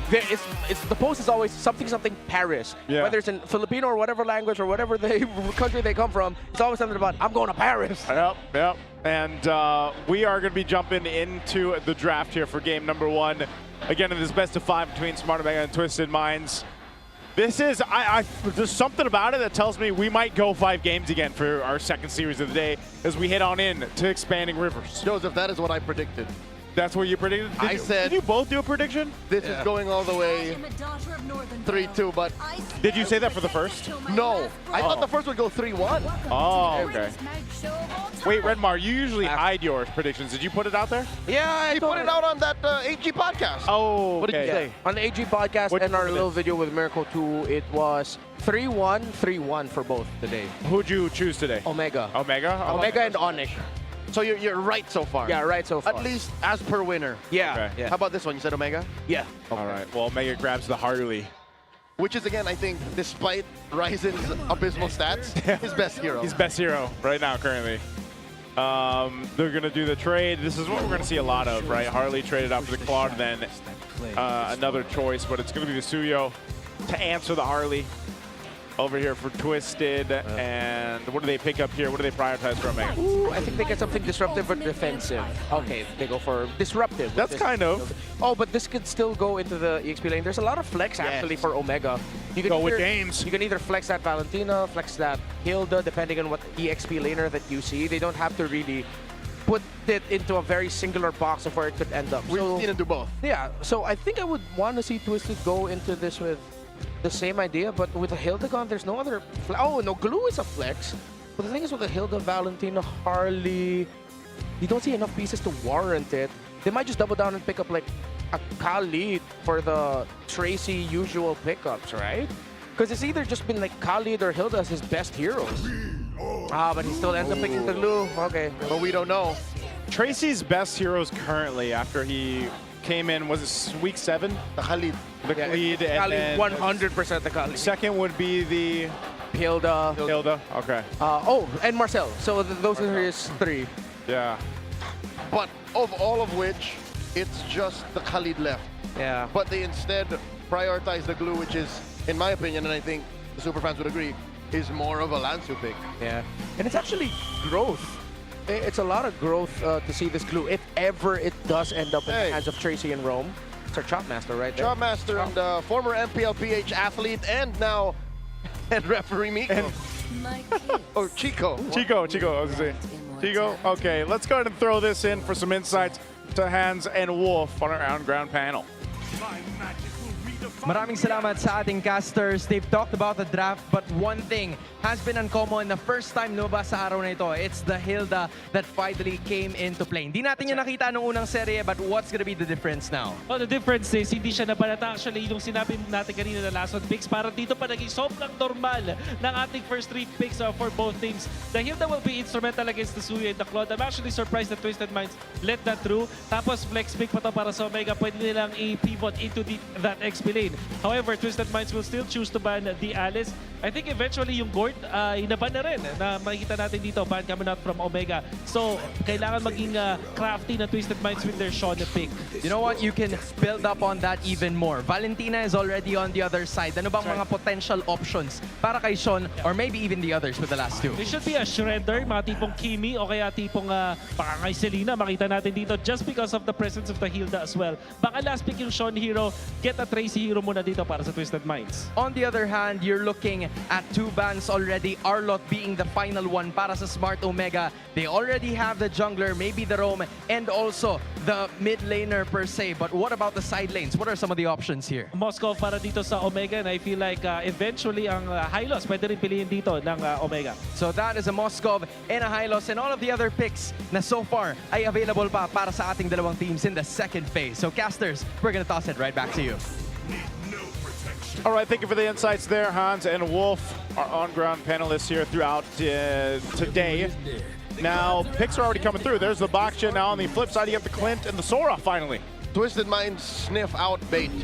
They think and they as Omega, allowing them to pick the Khalid, but they pick the Baksha, and there's a rare pick in that Selena for Sean. We just breezed through the draft. Yeah, that went super fast. Well, super fans, you can super fast scan this QR code and predict the match correctly for a chance to win 1,000 MLBB Diamonds. Don't forget to do that all playoffs long. Now here's the massive prediction by the super fans. It's in favor of the Brun guy, Smart Omega. Yeah, they won a lot of people over throughout the regular season. You know, thinking about this draft with Sean picking up the Selena, he was one of the he showed this pick before Mingwin did, and Mingwin had that crazy game alongside the Marcel of Perks. They weren't able to win, but you could see what they were trying to build to. The funny thing about the draft here, the result, I want to see one thing. This is going to be a very messy game. If any of these two try to play it slow, that's the team that's going to lose. Whoever decides to swing right out of the gate, and I think it should be both of them, is going to win. So that means we're just going to get an absolute mess, which I love. Well, if it's going to be messy, if it's going to be clean, we are jumping into the land of Dawn for game number 1 of this best of 5. For Smart Omega or Twisted Minds, their playoff journey is on the line as this is the last match for the play-ins here. And we'll see who ends up facing against Team Liquid tomorrow. A very, very fast clear with the Selena and Hilda together. Maybe the King gets his purple buff. He'll already be starting his orange buff while Ryzen is still getting his or clearing at least the little forgetting the name. The wolf. The wolf. Another word. Yeah, let's just call it the little wolf. Little wolf man. Looking into this, we've got to go ahead and see exactly how the early rotation is going to be, because that's been so important, especially in the last match for this. But already some action in the mid lane. Arrow on the perks. He is tasked to actually just clear these traps out and maybe catch an arrow or two. So that's falling into place for Smart Omega. EXP lane, it's all about both of them actually just wanting to get out of there. I give a slight advantage to James. Yeah. Much more mobile, a little more honest for Lansu. And in the gold, that one's actually a coin flip. Both gold laners actually need time. Yeah. Which is why you saw, or you see both teams decide to go for something a little bit more aggressive in the center with a very fast bridge. Good sources of damage also available for both. Okay. I can hear more, which means I can also see better. Yes. That's how it works. I was gonna say, you know, science. You ever hear that when you're like, I can't see when someone's blasting loud music and you're trying to park? Yeah. Oh, Tracy does catch one, and they dogpile on up Perks. Perks didn't even flicker anymore. Twisted Minds draws first blood. Oh. Yeah. So I really appreciate this Baksha pick. Whoop. That is the shifting skies used by James, but Twisted Minds jump on him too. Mingwin in the back line, taking down Tracy. And Ryzen came through, but Sean pops him. And in comes Perxiva. Renmar's getting dirty. You like this. Yeah, again, this is what I expected with these two. There's going to be a lot of trading, especially when that Baksha Roma showed up. And that's what you get with Selena. The moment that arrow hits or the moment you see Sean get to chip away at someone, Twisted Minds are encouraged to fight, while Omega, they're not just going to take that line down. They're always a team that, oh, someone's low. Let's fight. Mingwin with a stolen Selena ult comes in. Oh, man. Top Lansu, but he gets a split. And Mingwin can't finish the job. Lansu lives. Wow, I can't believe Lansu survived that. That was so many guys from Smart Omega. Great for him to survive. Turtle's going to be up here. And when was the last time we saw a Roam Baksha throughout the season? Earlier this season, was it JP the last one we saw? It had to be very early on in the regular season. Yeah, I do remember it showing up maybe less than 3 or 4 times. It's very rare because Baksha is such a high prio ban. Yeah. Often banned, and then when it does slip through, it goes in the jungle. But it works really well with having a Suyo also on your team. Set things up better for the Queller and even the Soul Sever, but fighting for this turtle. It's up for the taking. Oh, quickly taken by MP. Shifting skies, Omega goes for the turn. A lot of damage coming through. The mount still finding it. Sean gets taken down. Perxiva falls. That's a trade 1-for-1. James MP needs to get on out of here. MP does not force the issue. Smart Omega back off as well. Yeah, good thing that was a committed flicker by James. The Queller would have been able to connect, and MP the King would have been encouraged to continue that. Even if James committed that flicker, it would have been too late. Speaking of items, Nesky decided to rush a Skypiercer. Very interesting. So he goes for the Fury Hammer, built himself the basic boots, and just goes for Skypiercer right away. So they know that with the tankiness of the members of Twisted, the fact that there's a Skypiercer most likely going to be coming through for the Suyo as the first item. There it is. They wanted to balance that and meet that. Because traditionally, you look at the lineup of Omega and don't even consider them a piercer holder team. There have been some Clint builds that don't build that item. So it's a smart move by Netsky. Yeah, I'm also wondering if this time around it'll be a bit better for the Clint, since we got to see it once last series, but you know, unfortunately didn't do too well. This time around against the Claude and with this type of team composition. Whoa! Netsky gets dunked on, just barely flickers out. That was what I was gonna say. You know, what I'm worried about with a Clint is you're gonna have to burn the flicker a lot of times with this kind of heroes that are being thrown at you from Twisted. Could be wrong, but Mingwin might be one of the first times or rare times we've seen someone use Purify today. It's been mostly flickers. Yeah. Even with high crowd control lineups, just the gaps that they need to make. Maybe the second or third athlete today. Yeah. Purify. Yeah, because we barely even saw Purifies in the last one. In the first long series, yes. Yeah. Fury Hammer Piercer for both carries of Omega and Twisted. Yeah, it's really going to come down to how they play the team fight. It's cool that Omega's still being able to be aggressive and actually meet Twisted Minds in the damage department, despite being up against a Baksha, a Glue, and a Suyo and Selena that we know can shred very early on. Barangay oddities. Despite losing out on the first turtle and having less kills, they're up on farm. Where'd that come from? They're circling around the turtle pit. They dogpile on a Tracy. Tracy pops the Puissance. Perxiva moves on to targets, changing it. It's the frontliners of the Barangay moving through. Perxiva enters the Y-brush. What a dance. Yeah, they actually just held the turtle there with James for a while. No one's going to commit to it just yet. Ashan throwing out arrows. Meanwhile, MP's going to grab his purple buff. So they're just all delaying this for it eventually to lead into this massive fight for this as Mingwen holds on to the Baksha ultimate. Half health once again goes for a soft reset, but it looks like they're willing to commit now. And there it is, the retribution, and the blazing to win by Nosha. They're backing off. James flickers back once more, and just like that, they got a stack on the Perxiva. MP the King finds him. That was a defensive blazing duet also by Nosha, and it ended up working out for them because Omega, who wanted to fight, the moment they realized that the damage from Nosha was actually something that they needed to respect, they just decided to back off.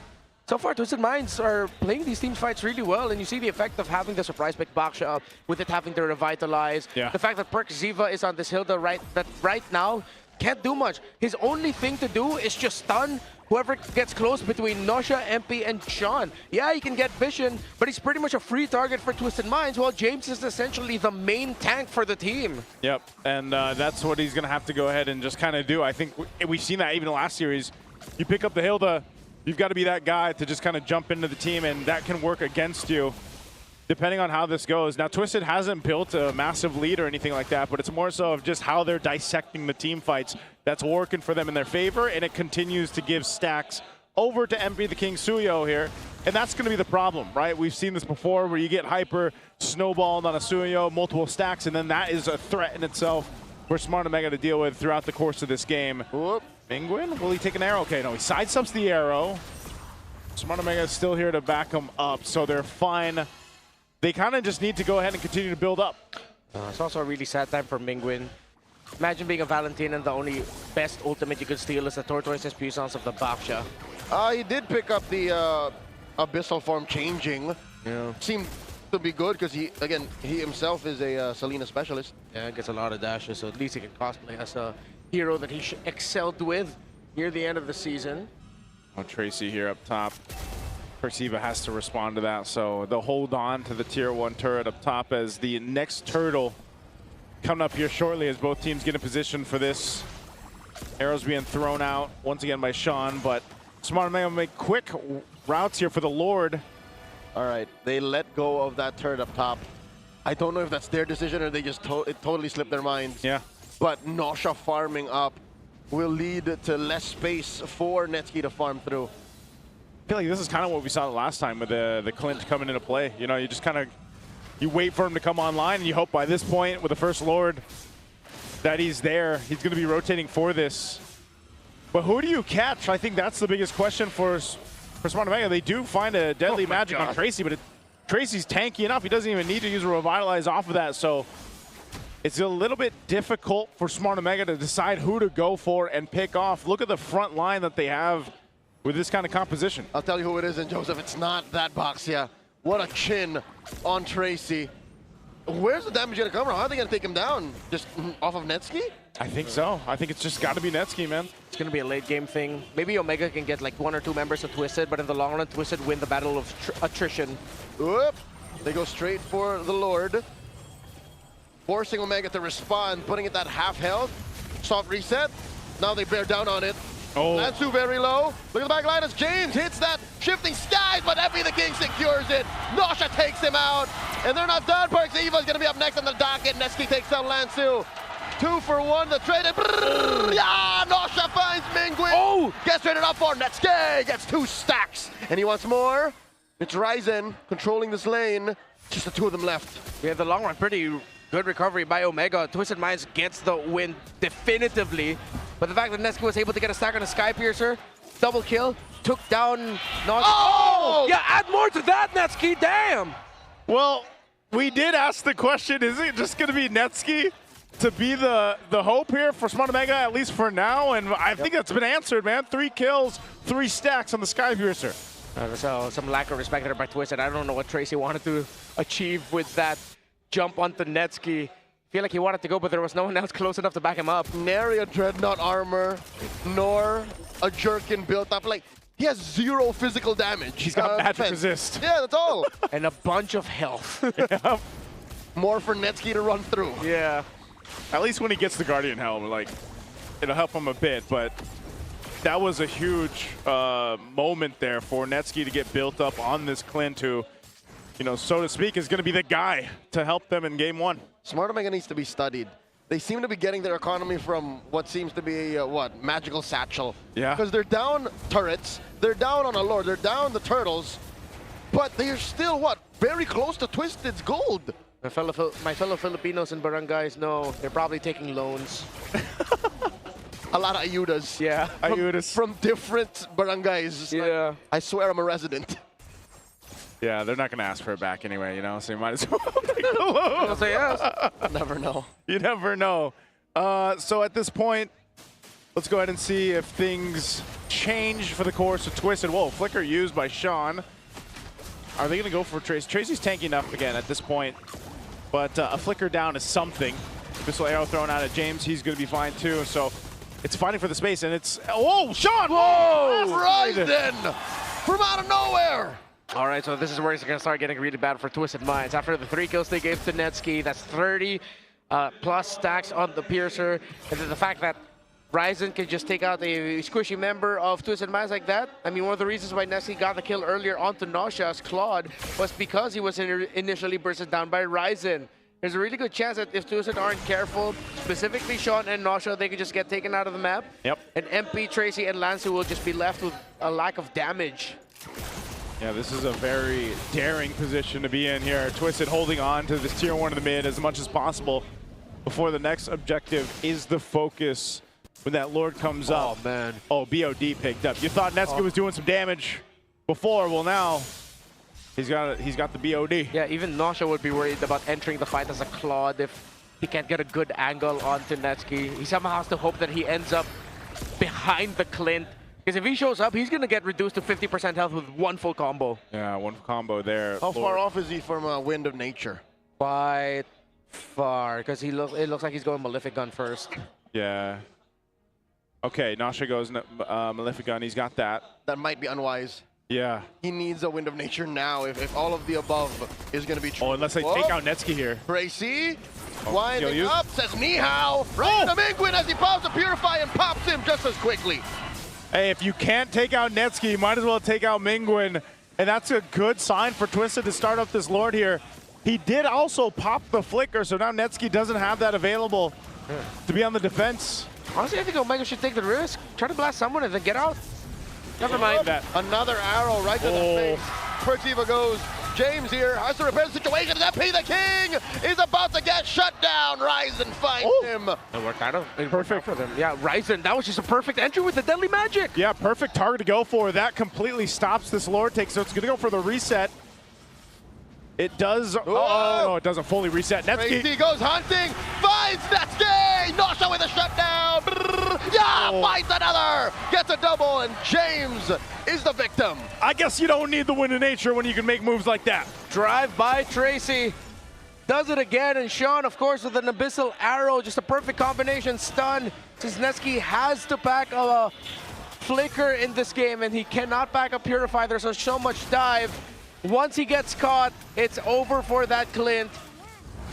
Netsky needs to be a little bit more cautious of where he positions. And I think Omega are also quite cautious because MP the King has hella stacks on that Piercer. Yeah, he does, man. Well, it's cut in half now. Yeah. Cut in half, even so.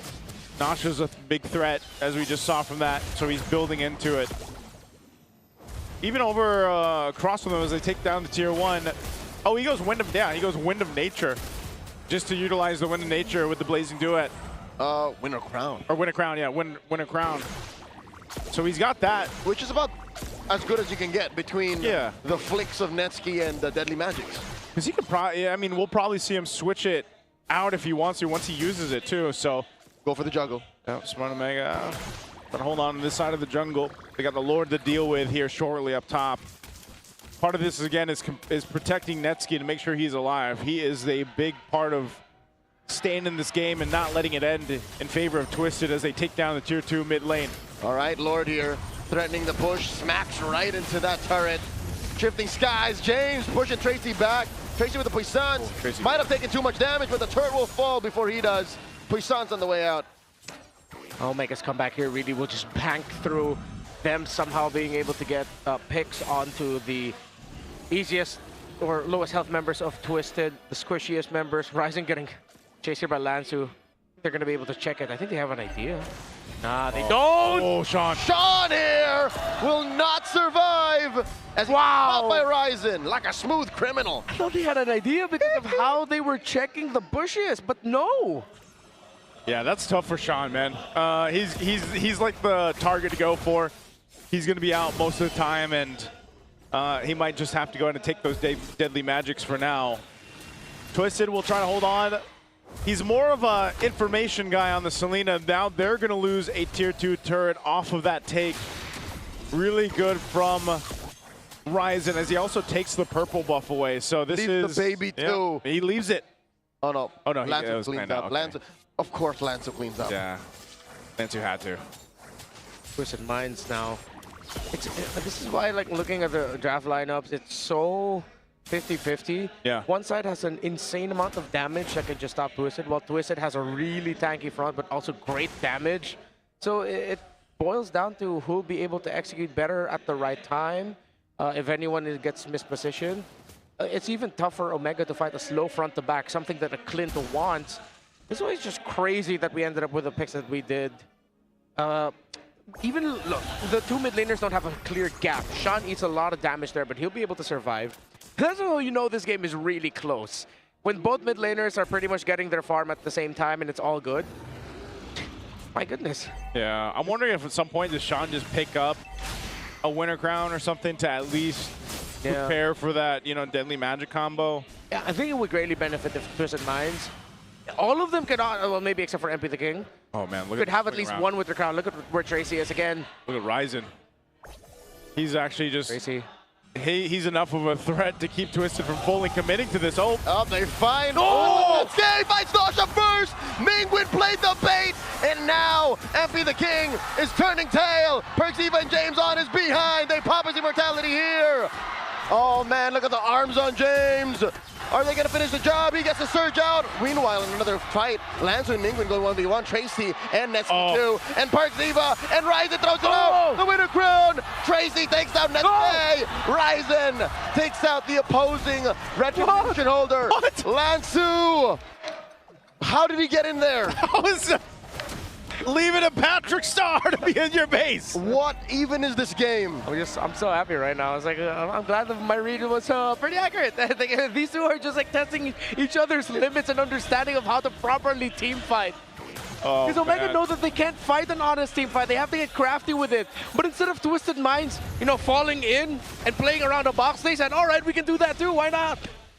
That was one of the most chaotic fights we've seen today. And it all leads to this Lord take. That's being controlled by Twisted. Ryzen's going to do it again. He's going to swing on over to the back line, waiting patiently. It goes for a bit of a reset. Oh, a wind of nature now for Netsky. Man, Netsky, speaking of, just blasted Nasha on the last one. That's what started it all. A little too quiet. Ryzen. Oh, Ryzen. All right, Space escapes through. I think he sniffed it out. Yeah. I think it was also trying to counter, keep track of the cooldown timers of MP the King. So instead of MP the King showing up and eating a face full of deadly magic, because Tracy was nearby, Ryzen knew that he couldn't risk it. Still, minion wave up top needs to be handled by Omega. Twisted Minds are trying to leverage that. Oh, they're going to stop Omega from being able to comfortably clear the mid lane minion wave too. Yeah, they saw that Ryzen was there. He's going to actually be the one to clear it. Arrows being thrown out here too, but still, no one can't control this Lord pitch for now. James will pick up immortality. The call here for Twisted Minds might be whoever Nasha hits or Sean hits with an Abyssal Arrow. They might just go for it. They're going to keep chipping away at this, but if they can get a big stun, that's who is going to go down first on the side of Omega. Meanwhile, for Omega, it's just play open the map, See if we can punish them with the shifting skies. Yeah. And then hope for the best. Really good with Ryzen Whoop, cutting good that wave. steal by Tracy. Bumps right into a minion. That was an initiation that could have been the game changer. Yeah, Ryzen was there too. To conceal use, he's got his own mortality. Tracy. Ryzen's not going to be able to go that angle, but at least what he can do for now is just manage that wave up top. Manage the lane. Again, it's a dirty job. Someone's got to do it. He's the only one who can afford to do it. And he's quick enough around the map. Again, even expanding rivers. So, do Whoa, they blitz whoa, this? whoa, Twisted Mind going for the blitz. Sean forced to flicker back. Perxiva very low, pops the immortality. James and Mingwin dealing a lot of damage. Mingwin does steal away the Quella. And now Ryzen. firing off. MP the King secures. In comes the rest of them. James with a defensive of that. Shifting skies, and MP the King finds Perxiva. Nausea comes in forward. BMI blast blazing to it. And now they find Netsuke. Oh, that's got to be all but over. Twisted Minds can march in with the Lord without the Clint. A lot of the damage that could be used for wave clear is gone, but they're trying. Mingwin gets cut out. Nausea is just angry right now. He's just 7-2. That was a Hail Mary. But Ryzen pushed the mid lane minion wave, forcing Lansu to go back. So it's just 3 members of Twisted Minds. It could be doable. James and Ryzen got it. Down goes Ryzen. Just big game James left. Shifting skies into the turret. It's just him. Gets the immortality pop. Blazing the wet to the face. And Twisted Minds will be first to the board. Messy but entertaining. They knew that they both had to get scrappy with those fights, and aggression is rewarded. Twisted Minds, what a swerve, putting that Baksha in Rome and showing up with the Selena last pick.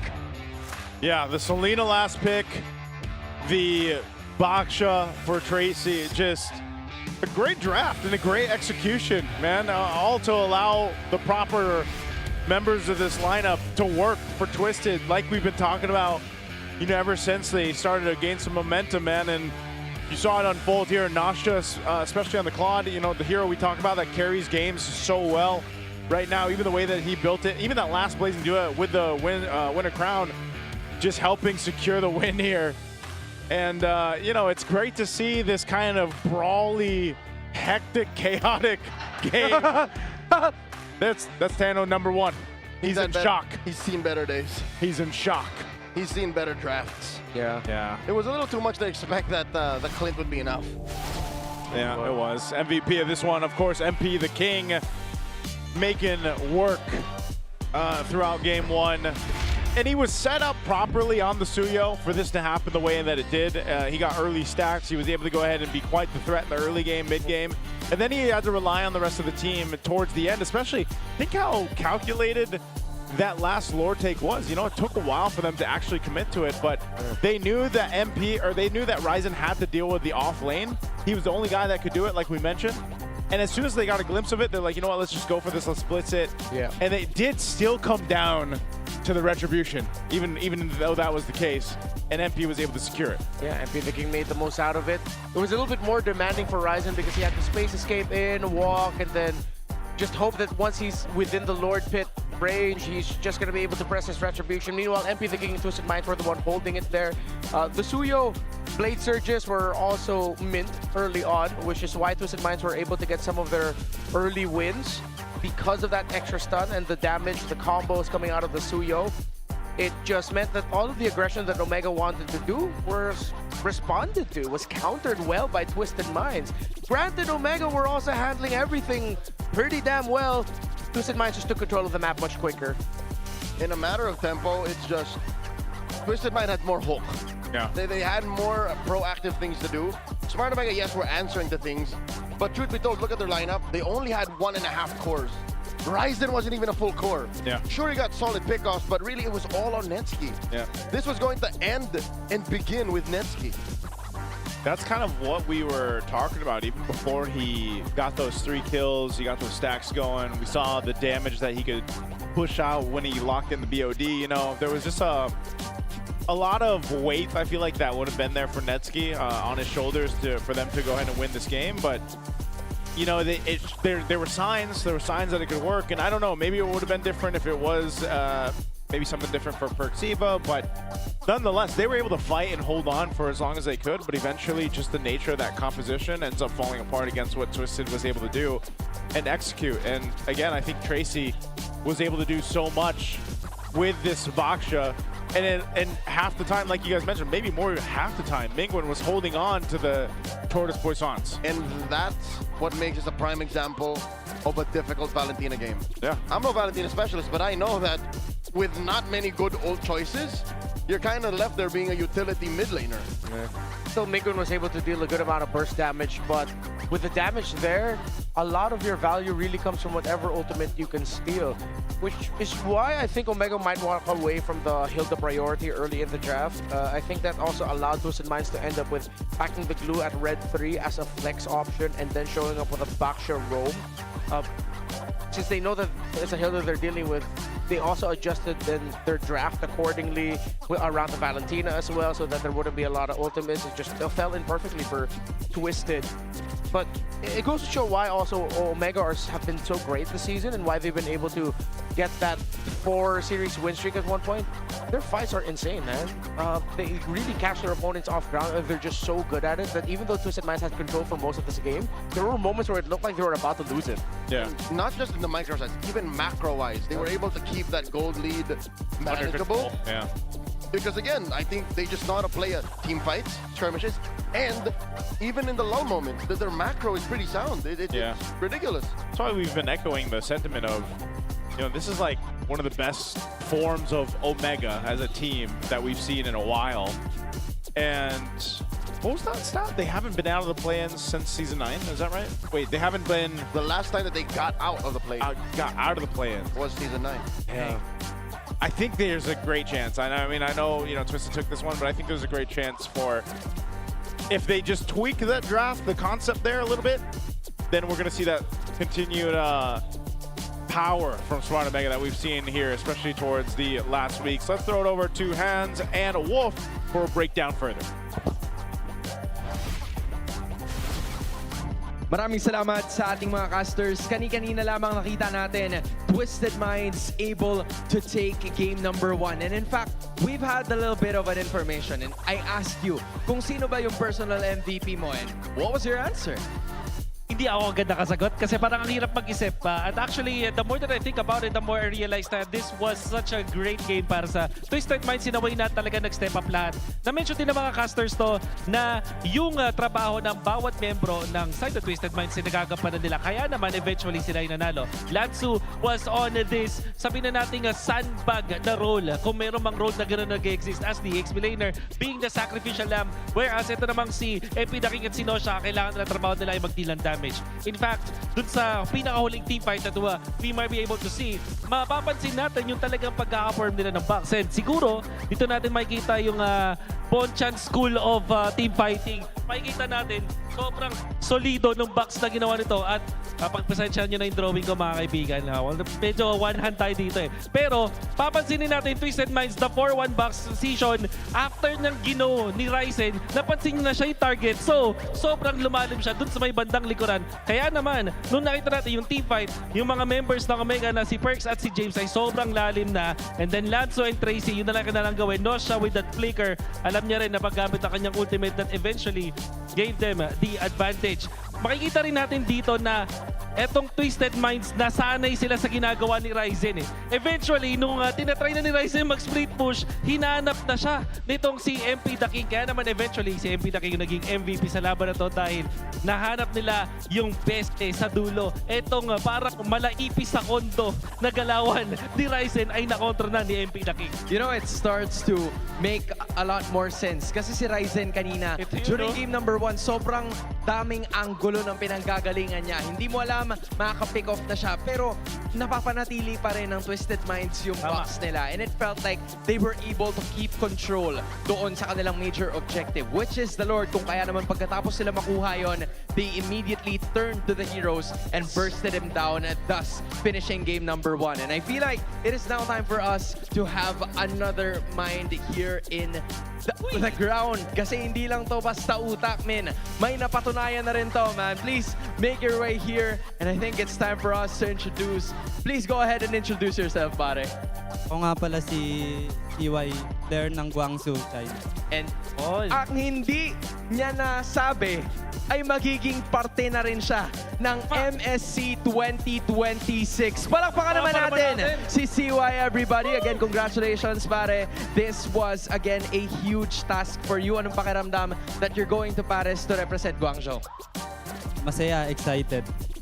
Mukha naman. Mukha namang excited talaga siya. Yan, isa na siya sa mga nakalinya dito na eventually makita natin sa MSC. Ito, Hansa, meron tayong inside information. Alam mo ba na hindi nakarating agad dito si CY? Medyo na-late siya ng onte. Pero ang tindi ng dahilan. Ang dahilan? Meron daw bagong motor na nabili agad. Ito, posing natin. Totoo ba ang balita, boss? Totoo. So, again, nagka-motor ka kaagad, naipundar mo kaagad yung winnings mo after all of this. Nag-champion ka sa ibang bansa. You're seeing some of your former teammates na nandito din sa MPL. Anong masasabi mo dun sa journey na nagawa nyo all throughout? Anong masasabi mo na ngayon halos marami na kayong mga na-achieve, yung mga former teammates mo dati na nasa MDL pa kayo? Masaya. Kasi natutupad na namin yung mga pangarap namin. And you know what? Magkakaiwalay na kami. And in fact, kita dito sa MSCU yung stats mo nung nandun ka sa China Masters and even yung international tournament. Right, Wolf? Tama. So we can see some of the stat lines na makita natin. Talaga magiging proud ka if you are a Filipino at sinusuporta dito si Sai. Real quick, CY, bigyan mo naman kami ng konting snapshot sa naging experience mo doon. Nahirapan ka ba doon sa region na yon? What were the challenges at ano yung parang proudest moments mo nung nandun ka? Hindi naman ako nahihirapan sa region na yun. Proud lang ako kasi champion ako dun eh. I mean, you really have to be proud when you are a champion at tila hindi nga siya nahirapan. In fact, CY, maraming salamat. We wish you the best of luck as you head over to MSC 2026. Pero sa ngayon, ay ibabalik muna natin sa ating mga casters para ipagpatuloy ang Twisted Minds against Smart Omega. Thank you, Hans. Thank you, Wolf. And hello, CY. It's great to see you. We were casting their games over there in MCT East Asia, part of Guangzhou Gaming, and he's going to be heading over to MSC with the other 3 teams going to the wild card. Now, before that, SIP, purified water. It's filtered through volcanic rocks for a crisp, clean taste that quenches like no other. Quench that thirst, take that sip. We definitely need this today because it's been a long day, and we could potentially have 4 more games ahead of us. So I'm going to take a sip. I know we got some amazing Max 5D chairs on stage. Yes, we do. You guys see what our players are sitting in? That's clever engineering keeping these teams locked in. Ladies and gentlemen, no distractions, just pure performance. Brought to you by DT Racing Philippines. We have your back. There you go. That's how you get, that's how you let them know. Max 5D. Is that what we're sitting in? I always wondered. What are these? I've been wondering. Are these the same as regular season? No, this is different. Is this the name's right there? Can you read it? It's a Swift X Pro. So it's not the Max 5D. Not the Max 5D. The players, well, I mean, we do say when we read the SPL, it's the player sitting on the Max 5D. That's why sometimes I wish we were sitting on the Max 5D. So we can be as locked in. But you know what? We've shared our thoughts on how Smart Omega can even out the series here before we jumped over to our on-ground panelists. They've shared their sentiments. Now for this, I think part of the big picture, like we talked about, is not putting too much of the weight, too much of the eggs in the basket. For Netsky, you're gonna have a different approach as Sean's feeling it. Nasha's feeling it, man. Who is he look? I think he's looking at. I don't know who his family. He's making faces at. It's either his little brother or nephew. That's cute. Oh no, never mind. That's a grown man. That's here's another grown man. Bonchan with a plan. Playoff history. 14th time participating in the playoffs, and that's his whole journey throughout here. Season 2? What was it? I don't recognize this. That is SXC Imbalance. Yeah, so the older team. He was the playing coach for the team. Yeah, and then eventually would transition over to more into the coaching back end style. A whole lot of blacklists, of course. Yeah, we know that run. Season 7, Season 8, Season 10 champs. Missed out on the playoffs in Season 13. Excuse me, not Season 13. Season, not 11. 9. There we go. Ooh. Yeah. And now, oh, there should be a little Season 11 runner-up there also. Season 11 runner-up? Yeah, because that was between them and Echo. Oh, Echo, yeah. The Season 12 runner-up was AB Brand. That's true. That was in the SMX. SMX Convention Center. Yeah. Man, it's been a while since we were there, huh?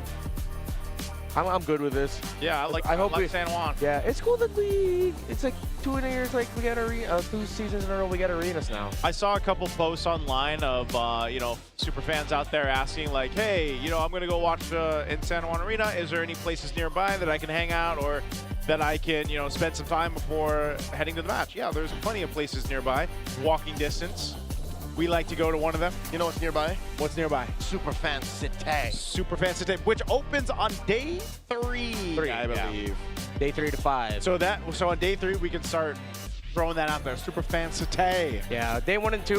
Super Fan City is there, but right now it's more of just the Super Fan merch booths. I was gonna say the booths are there. And meet and greet sign-up places. Yes, but there's actually gonna be activities and a ton of fun things to do starting on day 3 onward. Are you gonna be there? I'm gonna be there. That's why he said tons of fun things to do. Yes, but there's no getting away from that. I'm sorry. Yeah. If it's gleaming hot, Renmar, I'm gonna give you all my thunder. That sounds terrifying. Ominous, almost. Yes, it is a little ominous. He never asked, but he doesn't need to. Oh yeah, he just knows. I am blinking twice and I'm signaling I need help.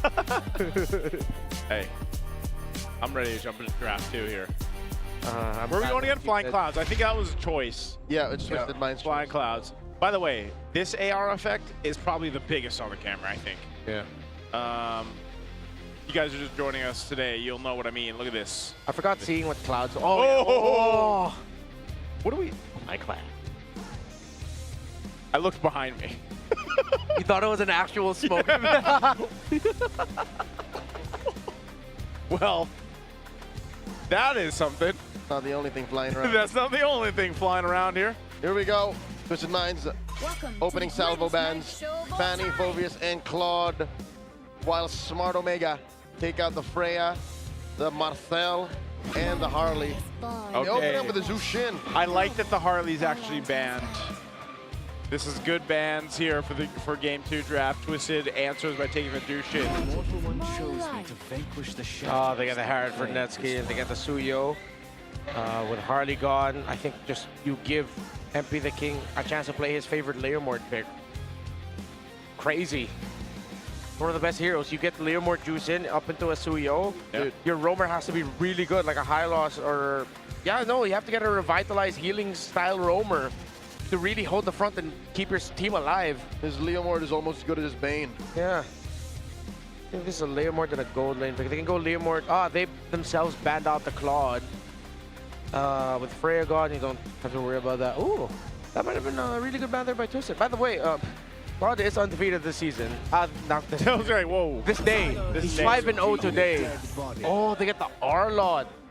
Interesting. That's a good Lansu pick right there. Yeah. That's like his pick, or I would say one of his best picks in the season so far, right? If not the Phobius, the Arlo. not the Uranus, it's the Arlo. All right. You get crowd control city basically at this point with the Arlot plus the Jushin. I hope Cap Mingwin gets a better hero. I'm not saying the Valentine is bad, it's just it didn't play very well in the game. Well, he's gonna get the Eve. Is this? I think the Eve is definitely a solid choice here. I think it's good. Yep. I'm with it. I like the Eve. Solid box control. Very honest as to where fights happen. I think that's just one of the problems Omega has to deal with. Yeah. And now they start attacking Crazy Zero Pool. There's so much dive on the side of Twisted that Omega might not care about it. Taking away pickoffs, taking away the Khalid. Interesting. There's no clear burst pairing with it, but they're just creating space for the Harith. But the glue is still open. Are they trying to force Tracy into one of his more, not as, I'll just say it, one of his weaker picks? No, they want to pick it up for themselves. Okay. Who's the weaker brick for Tracy? Hilda. Hilda? Hilda or Baxia. The Mozart is good. Static. Or Marcel. Marcel's banned out though, so. Yeah, I think you still pick up. I think you still consider stealing the high loss because this glue could go XP and then a high loss for Ziva to round out the draft for the E-Tyrith. Oh, Guinevere. Whoa, wait. Rome Gwyn? Is this a Rome Gwyn? Wow, Twisted Minds have really cooked a lot for the playoffs. That's wild. And the Rizzler comes through. So this confirms the Rome glue. And Big Game James gets the big hammer. Okay. Trying to find the angle here. This Guinevere can be very here and there because there's a problem with it in the Rome. You miss your jump, and it's so punishing for your team, considering there's no other form of entry other than Lanzu throwing himself in front of Twisted, but you're up against a glue. Still, it could work out really well. I'm not hating of the Guinevere pick. It's just my current, like, coin toss in the air pick. I don't know how it's actually going to perform. So does this still answer the question, like one of the weaker points for Tracy, just because we haven't seen too much of him on the Rome Guinevere? Or just Rome Guinevere in general. Yeah.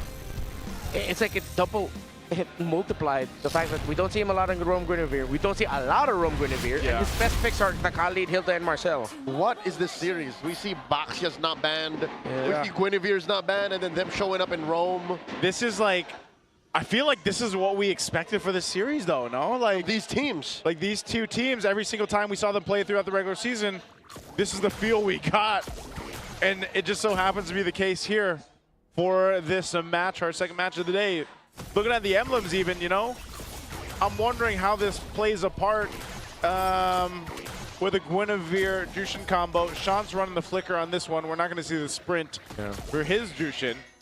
But I don't even know if they need it, really. They have a ton of crowd control they can mess around with. Double boots here for this glue. Oh, still going to go to the side of Omega for that litho. Of course, Brave Smite glue Rome.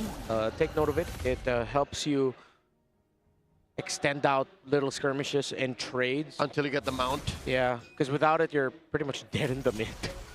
It's an important trading tool. Gonna get that EXP.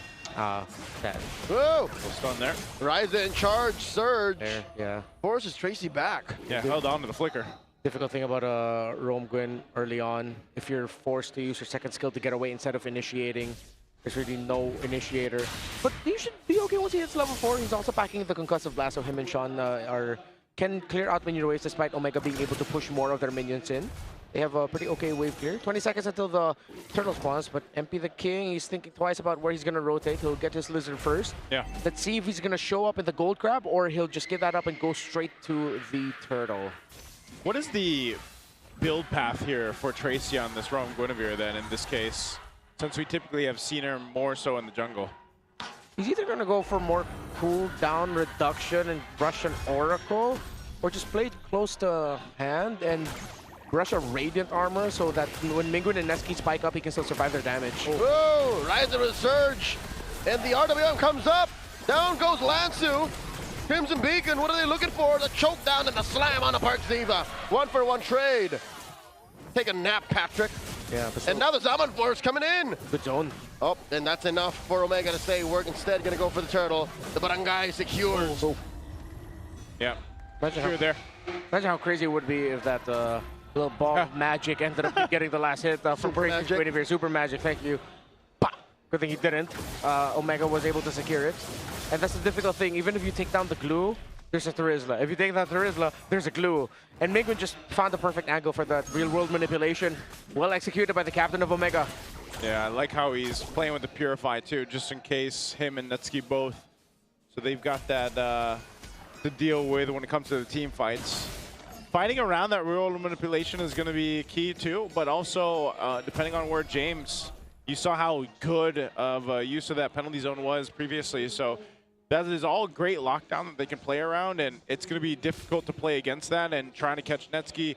And this is what we were talking about. You know, in the past game, in game 1, we were like, well, you don't want to be putting too much of that responsibility on Netsuki's shoulders. Well, this composition, this draft, allows to take some of that and then spread it across the team. And, you know, you have that with Ryzen on the Suryo.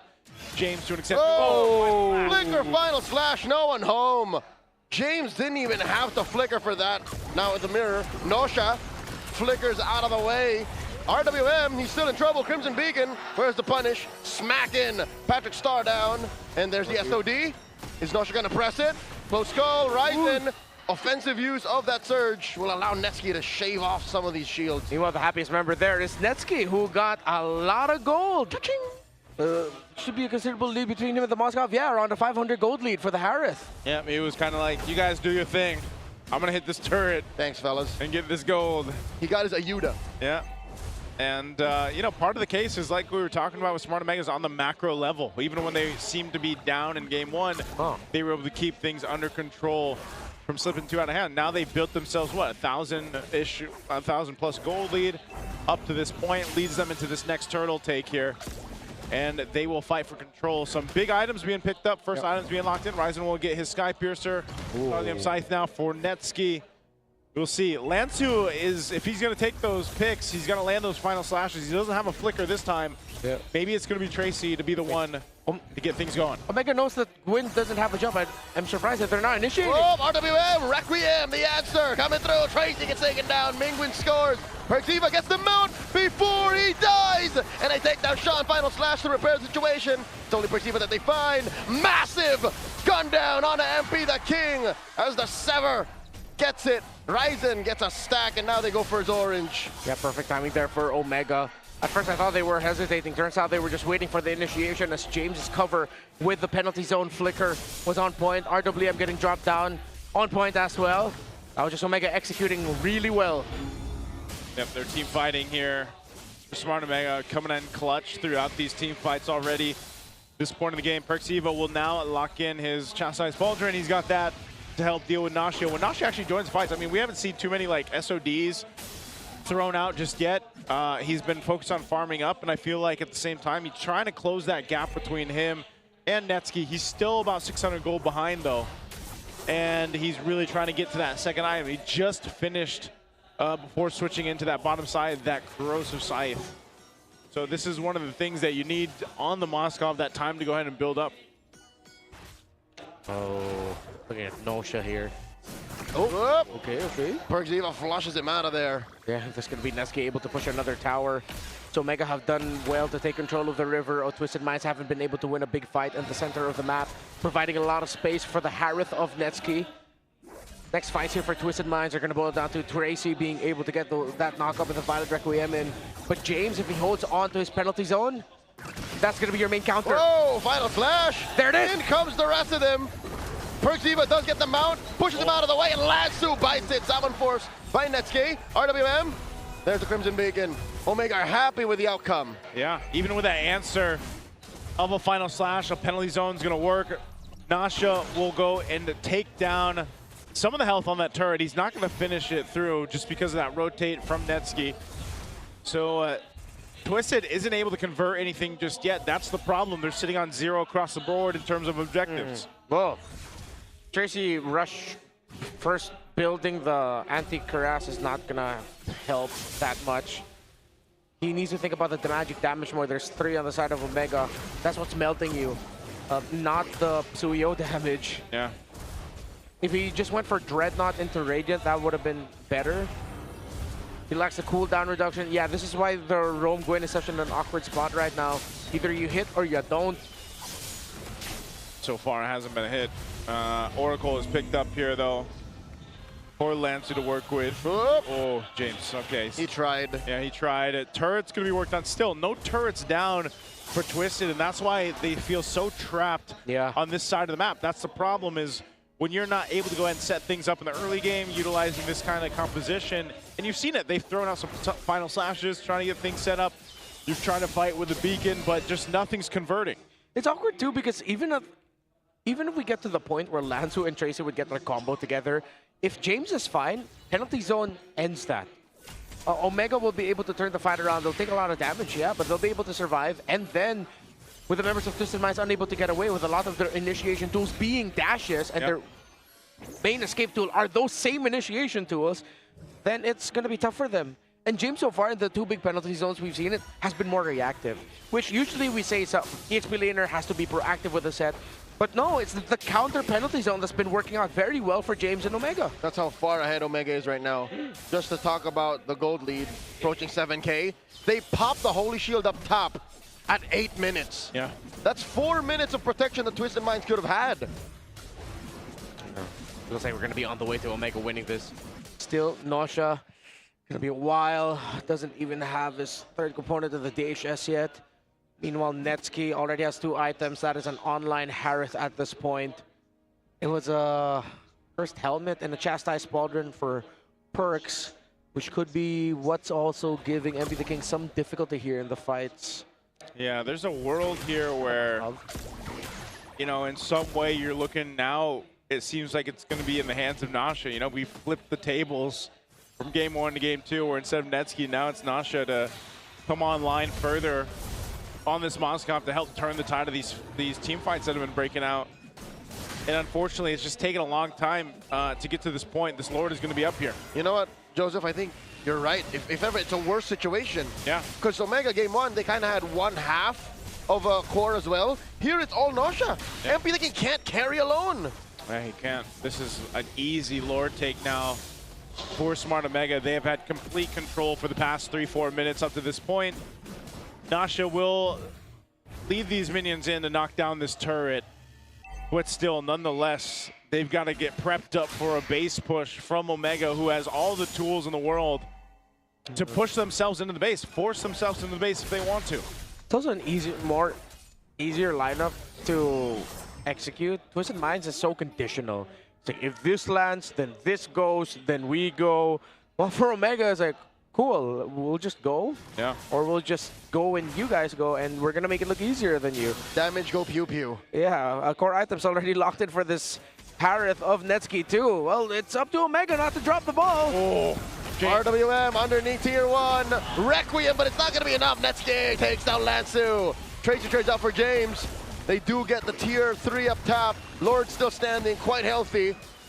And Omega are happy with their quarry.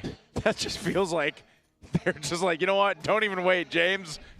You're tired of being reactive. Go be proactive. One of those moments where it's like, I have the money to spend, but I shouldn't, but I think I will. But I just swiped my card. Yeah. Like, next thing I know, James is flying across the map. Trust. He's got the trade. It works out. They got the tower. That would have been not worth it if they completely missed out on the tower. Yeah. But they got the tower, so it was all good.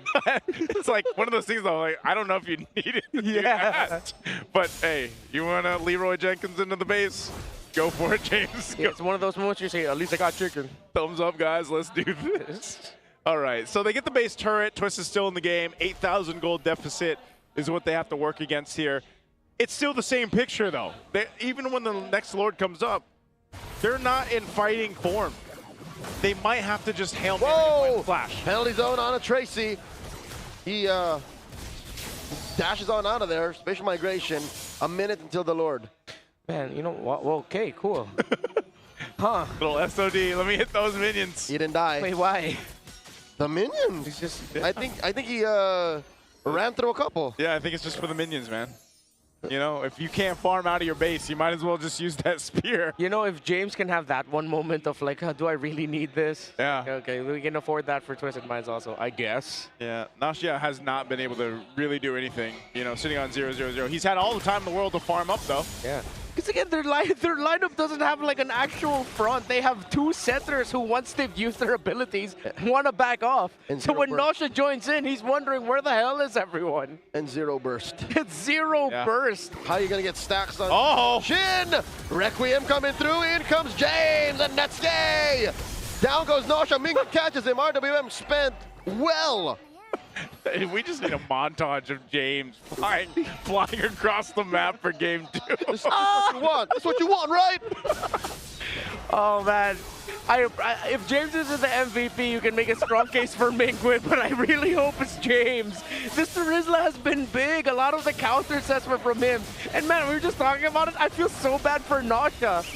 It was his team going, hey, let's go ahead and set this up. This looks good. And he's the one who got taken down. Oh, man. That shouldn't happen. A Moskov should be the last thing a penalty zone hits. He's like, yeah, I'm just going back to throwing my SODs down the lane, dude. You know, I mean, at this point, you're wondering, and this is why we're saying there's no burst. There's so many conditions. It's conditional. That in order for a team fight to happen, it's like coding. There's so many things. If this, then that, or if then statements is exactly what Twisted Mind's lineup is. Now, maybe the answer is it'll work best in their base. That might be the one, because the Lord is pushing up top. Joseph, not even. Hey. Especially inside their base, it's tougher because there's nowhere to hide. There's no surprises for the crowd control that comes out. Biggest surprise is going to be James. And they don't have any flickers. 3 are down. Yeah. Good thing James doesn't have a flicker. They got to deal with this Lord, though. You know what? I think James has done a lot even without a flicker. Yo. Down goes that mid lane inhibitor. In comes the Requiem. Down goes Perxiva. Oh my God. Sean taking out Summon Force. Next day, flashing on throw, and there's the penalty zone. He's wailing away. Gets taken down by the turret, and the base gets targeted at Omega. Even the score, now 1-1. The experiment, the idea just did not pan out. Twisted Minds will fall while Omega tie it up with just a very solid draft based off of ideas that we know to work out very well this season. Go James, man. Go James. Let's see who MVP is going to be. Is it Brungai Tana #1? Okay. He witnessed James. He witnessed James, yep. And this was the thing, like in the early game, you saw like this Guinevere in the roam wasn't going to work out too well for this one. Like, even trying to fight around the first couple turtles just wasn't going to go in their favor, and then you get a big turnaround already with Ryzen. That's just not the team fight or the composition you want to bring to that. From the Barangay with love. And penalty zone. So good. And even Mingwin. Again, it's either Mingwin or James for me here. My personal bias is James, but Mingwin deserves it if he gets it. Oh, he does get it. Mingwin gets it. Yeah, I mean, it's those real-world manipulations. Every time he dropped one, it's like he was never worried about anything. Yeah. And Arlott and Gwyn, that's wild. He was the one that ended. He hit the base, right? Yeah, it was it. Netsky fell. He died, yeah. Yeah, and then Mingwin just had to like basic attack. Mingwin was 100% KP here as well. Just the real-world manipulation were on point. You take a look at the highlights here throughout this game. You know, even from the get-go, he was setting things up.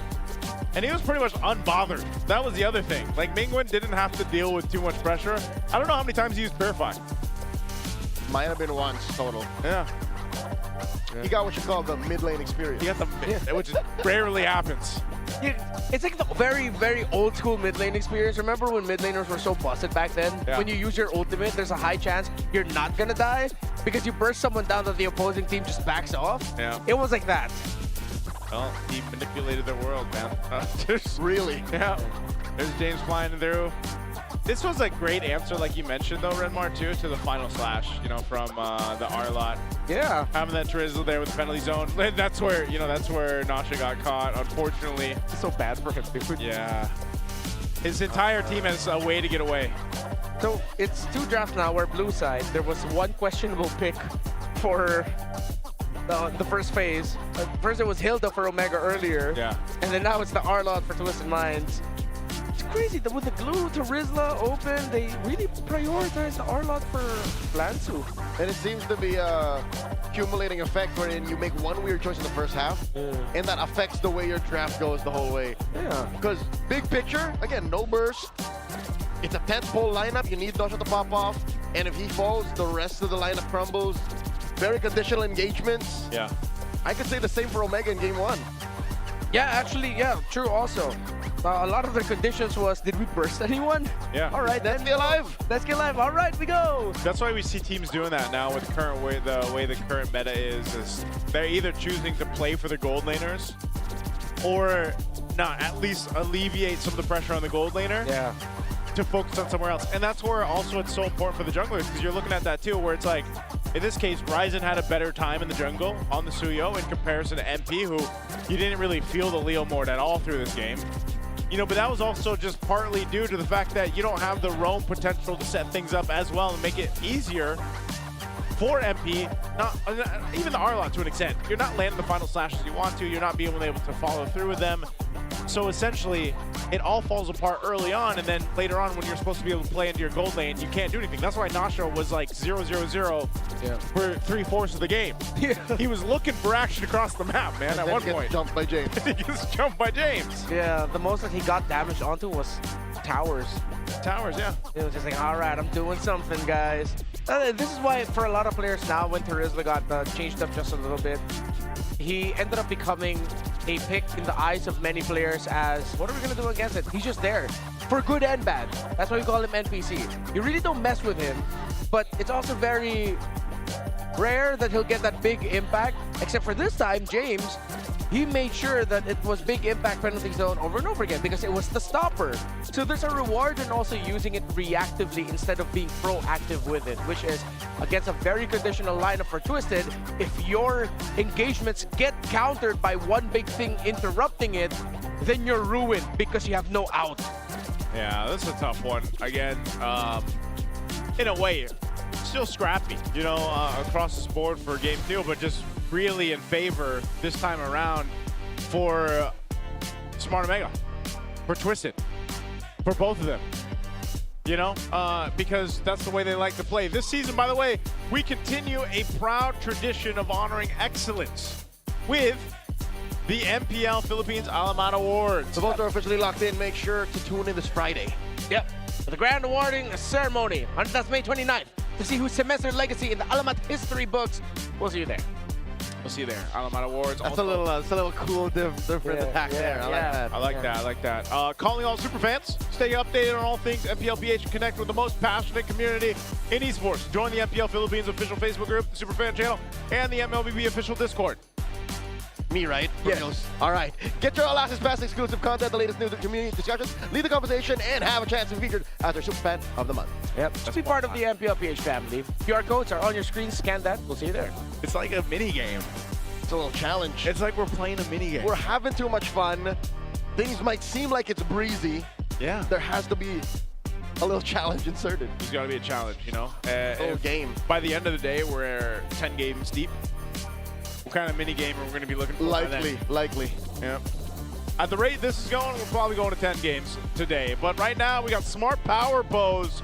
Bring your game face on for the Smart Power Pose. That's the MVP from the last game for Smart Omega. Mingwin. Harness the power. There, he has 2 fingers. We gotta change the hand. Harness the power. That power right there. That's pretty close. Oh, glasses off. He's even got his hype man behind him, the hype men. They have very similar cheeks. Oh, wow. There you go. Congratulations. That's a smart power pose right there. He even took the glasses off. That's about as close as it gets right now. Super fans, I gotta ask you guys a question right now. Did you guys know that men are 5 times more prone to dandruff? Don't let flakes ruin your focus. Power up Clear Man, it's triple cooling power. Gives you 100% dandruff-free hair for that ultimate fresh feeling. There you go. Look at this. Show us the bottle. Did the bottles get bigger for the playoffs? No, they're about the same size. Yeah, that's what we got. I lost mine. I lost the freebies we got in week 1. I still have, in week 1? I still have them. I ran out. You know what they need? We need customized MLBB bottles for Clear, though. I think those are. I think they do have MLBB designs on them. Do they? Yeah. I didn't see it, what hero it was. Did I gaslight myself into believing You that? might be thinking of something. They don't, Renmar. Yeah, they don't. I think it's just the regular Clear bottle. Oh. That's why I'm saying, if we want to bring it up a notch, we can put heroes on there. Or the men, the clear men legends, the clear legends. We could put the clear legends up there. Maybe that'll work. But right now, let's take a look at this: the 4th versus 5th seed in MPLPH playoffs. This is the history that we've gone through. We took a look at this earlier with the 3rd and 6th seed. How about the 4th and 5th seed? Remember? Well, only one team won the MPLPH championship at 4th seed, and that's Season 2 champion Signal Ultra. While 3 out of the 9 times that the 5th seed got to win against the 4th seed in the MPLPH playoffs. So it looks good for Omega historically. But for Twisted Minds, the furthest that they can hope for, if we're only looking at patterns in recent history, is TNC. They were 5th seed, and they got as far as 3rd place. That was last year in the Coneta Astrodome. Yeah, and that was, I guess, for a lot of people, a big surprise to see them perform the way they did in the playoffs. They made history. They did. Yeah, this is the reason why they're here. And prior to them doing that, no one has done that. And I think this Twisted Minds lineup is capable of making a pretty good run through the playoffs. I think either way, whoever ends up getting through this series, whether it's Smart Omega, whether it's Twisted Minds, you know, it's another test for them tomorrow. You know, so if this ends up in a 5-game series, that's what I'm saying. Like, imagine then you have, maybe you have momentum on your favor to go against Team Liquid. But I think for both, I just would like to see sharper, more cohesive synergies than an idea of a combo or two and trying to bank on that. Because like, if you look at the 5 as just, we've discussed this a lot throughout the season as well, the evolution of looking more at the big picture of it all, where instead of just looking at, oh, we're going to pick this because it counters that, and it's good about this specific thing, if you forget to look about how it looks like as a unit and how it synergizes with the rest of the lineup, then here in Season 17, it's been punished even more. So I think I'm going to look a little bit more for Twisted Minds and hope that they don't overcook again in this next one. And we just see them stabilize their own picks. If there's like a surprising pick to go for, then it goes into the EXP maybe. But today it's been rewarded. Whatever's been consistently good, whatever synergizes as a whole perfectly, that's better to go for. Yeah, here's our draft recap. This is where we have to see if things change or not. You know, if teams are cooking a little bit too much or not throughout a series like this. And now that we've equalized it up to this point, you know, Game 3 is going to be rather important to see who gets closer to that match point to move on forward. And I think, you know, if we're looking at across the board here, where things are going to change the most, so far, it's been Twisted Mind changing the roam game. Yeah. You know, out of all the teams and all the games we've seen today, that's the biggest change-up. It worked out in Game 1, and I cannot say it's just Omega's fault. I think the Baksha was the right kind of hero to complement what Twisted Minds are good at. Yeah. The Guinevere, though, again, on top of everything that they did, that's where the experiment kind of failed. Yeah. Because the Baksha, yes, if you miss your shield unity, you're sort of dead in the water, but you have Revitalize. Guinevere has an escape, but then you don't have that for a long time. You also have the glue to cover your EXP. And then we see the combo, it's not just latched on that, the Baksha and Selena together, whoever gets hit by the shield unity, an arrow comes in, or vice versa, you're still good. Because of course, there's also stun coming in from your jungler with a high amount of burst. It's just, it was so cohesive. It synergized as well, that combo piece that they had. In Twisted Minds, you take out the combo, there's barely any synergy there. Yeah, that's why I'm thinking, you know, spread out more so than just the direct counters like you mentioned too, Renmar, but just spread out kind of the game plan. Have a little more cohesiveness to it to make it work. And, you know, I can see, I'm looking at the wrong monitor over here. I'm seeing Barangay Tano #1 doing his moves back there. But here's the question for you guys. Which team will come closer to breaking through to the play-ins? Let us know what you think. At this point, I'm going to be, it's almost the same as ONIC and what we had earlier with ONIC and Aurora. Like, I don't know, man. Based on 2 games, it's kind of 50-50. Okay, to be fair, Renmar and I kind of saw the Super Fam coming through. Yeah. We predicted that. See, this is why I don't do predictions, because then I would be the decider in us. And I don't want to be. So now you're just left there, but there is no need for a decider. We both saw Omega coming through, and it's clear in Game 1 they had issues. Here they fixed it. Game 3, it's just a matter of not messing it up. Yeah. It feels like Twisted Minds are banking on their unique ideas, their very specific combos. But how do they fare when you just go towards stability, if you go towards really sharp synergy? Yeah. We haven't really seen that yet. Again, the wins Twisted Minds got at the end of the season were off of a wild card in that teams weren't really familiar with how Tracy played. Yeah. So he got away with a lot of aggression with the Khalid, the Hilda, and the Marcel. We haven't seen him play any of his 3 go-to heroes, which puts us into the understanding of, oh, that's their mindset. Yeah. They want to show that they're more than just those 3 heroes for Tracy, which now it hurt them in game number 2. And if they still bank on that in game number 3, and it doesn't work out, I'm not sure about how they're going to fare in game number 4. Well, part of that is also taking a look at the mid lane right now. Sean actually being #1 in terms of total kills. Sean was very impressive, especially last season. I think he was one of the first ones to get a Savage back in season 16. If I remember right, that was the Kimmy. And then, of course, you know, he's one of the few players that brings out the Selena, like we saw Mingwin as well. Last game MVP. The rookie from MPL leading the charge for Smart Omega. You know, he is the shot caller. He is the captain for this squad here.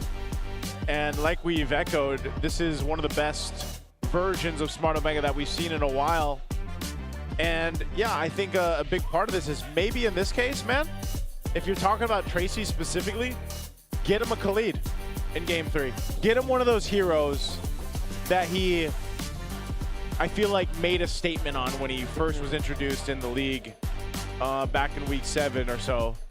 We're going to Broken Wall, so this is an opportunity for them to handle the draft in a certain way where they give Tracy a better time in terms of hero pick and what he can do.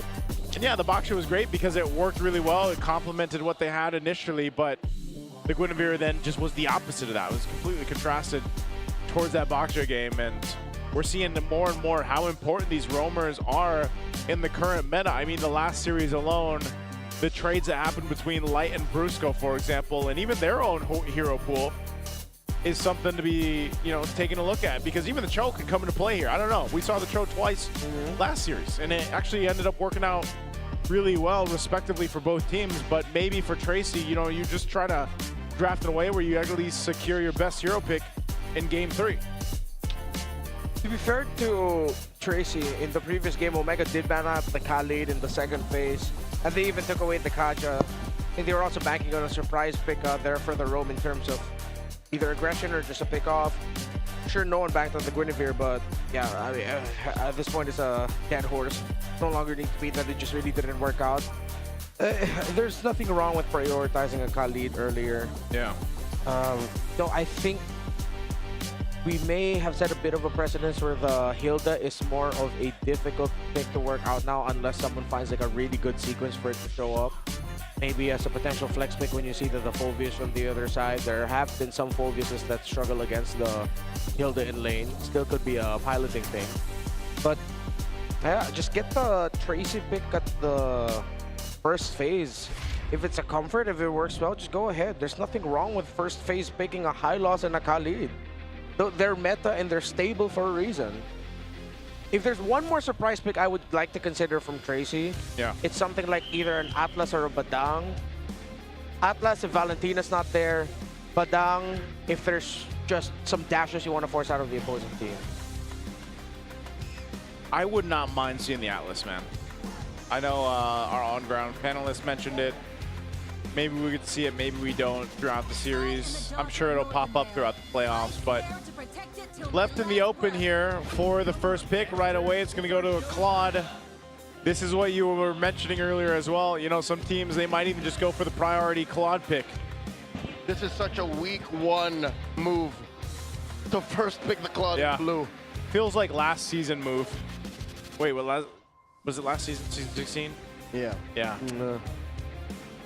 But more evident in season 17. Yeah. Like that's when, like, even, you know, #1 seed, defending champion, final boss, Liquid. That's what they would do. So here they answer Twisted Minds. They pick up the Suyo and the Harith. Omega still have the Leomord, but they have a Kalia first. What's the combo? Oh, that's gonna be Gort. Oh, is that the combo? Yeah. Yeah, it's a combo. It works really well. Too. Oh man. Yep. Picking a high loss here is awkward. I think they can get away with the Cho, but maybe a little bit later in the draft. Cho would be okay, but then Lancer needs to pick up something really tanky and with great ground control. Either you go Glue or Alice if it's available for you. You also need something to just get on the board right away. Without a Valentina, Sora could be open and in consideration. Let's see. Ooh, Sean's prioritizing the Selena. Interesting.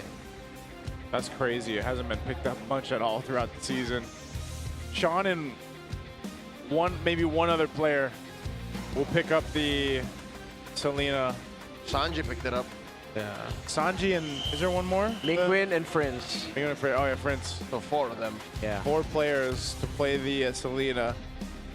So Sean's gonna go with it. These next couple bands, they'll focus down since both teams aren't. Yeah, the XP laners up for grabs there. There has been quite a bit of focus on that. Of course, the jungle pick right now for Smart Mega 2 against the Suyo. Oh, there's the Baksha ban. Good read. Would have been another combo. Yeah. What else can they pair with it? Again, it's risky. They can go pick for pick. A lot of dive. Because it's a pick-off combo for Omega as well. And then their EXP laner is going to be the front. So we're just looking at trades of heroes such as like Alice, Yura, Glue. Unless one of them's crazy enough to also go for an offensive tool in the EXP lane.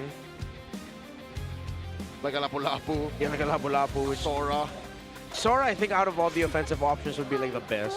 Because you can either or him. He's a great set. He's also really tanky. And even when he attempts, even if he wants to be tanky, is also dealing a fair amount of damage you need to be respecting. Has some level of cleanse. Yeah. Or a DC immunity, so you're not as vulnerable in case you get caught out. Yeah. Are for Twisted on the second phase. Maybe they go ahead and pick up their roam now, or do they wait for the last pick to potentially surprise us? They could be fighting for EXP steals also. Yeah, XP. I think you can't go wrong with an Alice now. The box was gone. Would it be too much magic damage though? I mean, I know Alice is primarily for the setup, but oh, that's true. They also need to think of they also need to think of their physical profile. Oh, that's such a tough spot for them. Yeah, maybe a. I know, but they can be okay with the Suyu's already there. Okay, so they hold on. They pick up a Hylos instead to see what these next 2 picks from Smart Mega are going to be. Still kind of a combo here. Yeah. Law and Order into the arrow. Oh, they take the Alice though, and then the Leo Mord. They're stuck with their Uranus. They have to pick a Uranus here. Any other EXP laner might be underwhelming. Sora, if you're looking at the Leomord and Glue, but again, in terms of the big picture, could be awkward. Not Rizzler though, right? Terizla, kind of lacking for me. He's just a wall. You already have a wall. You need something that can hold front, but also has good damage. What's better than one wall? Uranus. Uranus, yeah. Uranus, yeah. Not 2 walls. He's all the walls. But also. Yeah, and he has damage. Yeah. And he can kind of do his own thing if he needs to, at least through the, you know, the laning phase, cut the waves pretty confidently. So I like this. I like both sides. I'm going to lean towards the Gord Kalea combo because that just, it's so deadly. It's so deadly in the early game. Whoa. And it allows the Claude to do what you need to do for Netsky. Farm up. Okay. Am I just old-fashioned, or is Netsky not on a Purify a dangerous thing? He was on a flicker. He was on a flicker. I would say maybe it's one of those things where you're just playing for reaction time. He'll just be better. Oh. Yeah, just play better. Be more athletic. Because, I mean, even if he had the Purify, the main thing is that he's got to watch out for is the arrow. The arrows, I guess. It's just one of those things where it's like, you already got BMI, you might as well just go ahead and use a flicker too. Yes, only because now the main condition for Netsky is to see if Tracy uses stun. Okay, I'm just scared because this is how his Clint died. Yeah. He just said, I'll be better. And then he got caught out once too many. I mean, the thing about that was, with the Clint, yes, he has that dash, but you really don't think of him as mobility. Claude, once he has those AOT stacks and it's the late game, he can move also. Still, it is risky. But we've seen well-rewarded flickers usages instead of a Purify. Plus, later on, he's gonna pack a Winter Crown anyway. Yeah, I think it's one of those things too where you're just like, that's the nature of the playstyle of Netsky.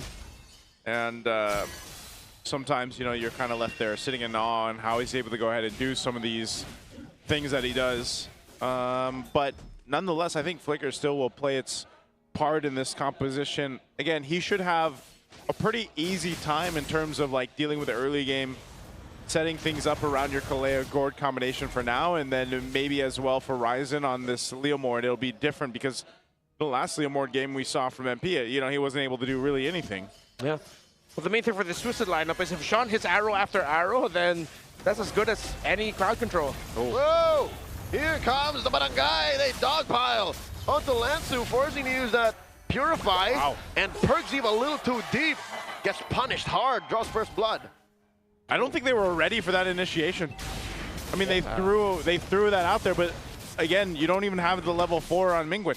Yeah, James is also still in lane managing out the minion waves. Yeah. I think, yeah, that was just straight up Omega misplaying that. Yeah, messy initiation. I mean, yes, you get the stuns off, but if you're not loaded, at least with Mingwen's ult, you really can't do much there. And, you know, Revitalize is going to pretty much negate a ton of damage. And that's what Tracy was able to do with the silos. If it was maybe James who was there and initiated, I think before Omega would want to do things like that. Look at their EXP laner first. The Alice carries a lot of weight with early team skirmishes. Now she's doing a fantastic job in the gold lane. Being able to clear minion waves faster, getting a hit or two on the turret as well with the shields. Omega got punished so hard across the map. They are down on everything. Gold, EXP. This is rare, especially in the series. Now that they're gonna hit their level 4s though, turtle number 2 should go Omega's way unless MP the King is left unchecked. Because even though Selena, as great as a picture she is, if the missile arrow doesn't land and you've seen her transform, you just go ahead and dive on them. A good stop there. Perkzeve couldn't get close, and Omega couldn't get that gold crab. And these arrows. As long as these keep on hitting, Omega's gonna have a tough time. It's all on Sean as the main bridge for early to mid. Or for Omega to once again not respect some certain conditions in team fights. Yeah. Part of the information given from the traps, the arrows, Sean will greatly help them. You know, they haven't had to do too much, and they bought themselves a 1,000 gold lead up to this point. Turtle's gonna be up here in a bit. Ryzen will go ahead and grab his purple buff. We'll see if they're able to set something up beforehand, but most likely just fighting for around the objective. And this is one of the things at this point, because you have a Kaleo, you want to play into that Tsunami Slam, you want to pick that target, but it might be one of those things where you just go, try to get an automatic -1 against them and have the numbers advantage. John will get his first item, Glowing 1, locked in on the Selena. Ouch. Oh, Lansu, look at this. Jumping on through, scouting everybody out, pops Consecrate already. Okay, James catches an arrow to the face, still says no, does not want to take it lying down. Smart. And, yep, they back off. Yeah. I think Twisted Minds will take this turtle once again. Unless James, thinking about it, throws out the Throne of Ruin into Ryzen's blade and his Ducati as they jump through, finding Tracy, hitting him with that Tsunami Slam. Glorious Pathway trying to save himself. And Last taken out first. Brrr, they're coming in.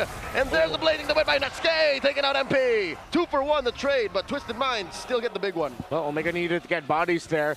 First, the approach of Twisted Minds in that fight was they are putting a lot of weight on the Throne of Ruin of James, that when they see the Alice, that's their main target first. Bring it down low, send it back, and if you know it's too risky for James to commit the Throne of Ruin, then you should be able to get the objectives that you're fighting for.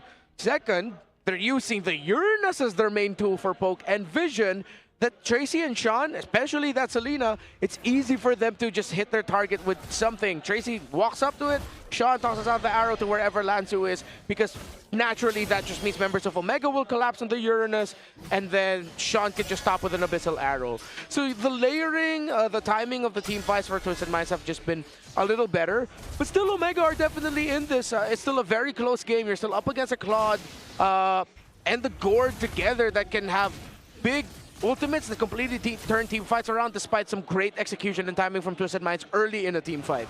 Yeah, that's one way you play it, especially with you approaching, you know, when the Lord does come into play here. Of course, they still have another turtle to work through, but there is that synergy. Whoa, mid lane, Tracy pops a Glorious Pathway, should be fine. Perkzeve quite low too. These arrows, man, they're a problem. Whoa! Whoa! And that Mingwen caught out. Could have sworn he was going to be fine. And now up top, Natsuke forced the BMI through. Now Tracy and Nausha going to hunting. BMI will not expire. Blazing Duet used defensively. Arrow coming through. Whoa! Oh my God, Ryzen runs over Nosha. James. Smart Mega's not done. Flames and fade away. Throne of Ruin catches no one. And now the turtle spawns. Oh, and it's heading up to the turtle. But still, Tracy is low. Could be awkward for Twisted Minds to try and contest this as Ryzen is here already. No Phantom Seed as we saw him just use it. Here comes the big guy. MP the King looking for an entry. Ryzen calls in. Barbiel. Oh, it's off of cooldown. That's the glorious pathway. No one home. Omega scores the last one. Yep, good take on the turtle there. Whoa, Tsunami Slam. And they find Sean. Perkziva serves it up. Great play on this Kalea by Perkziva. Though they haven't always been able to convert. They've converted majority of it. Perkziva has 3 assists. All right.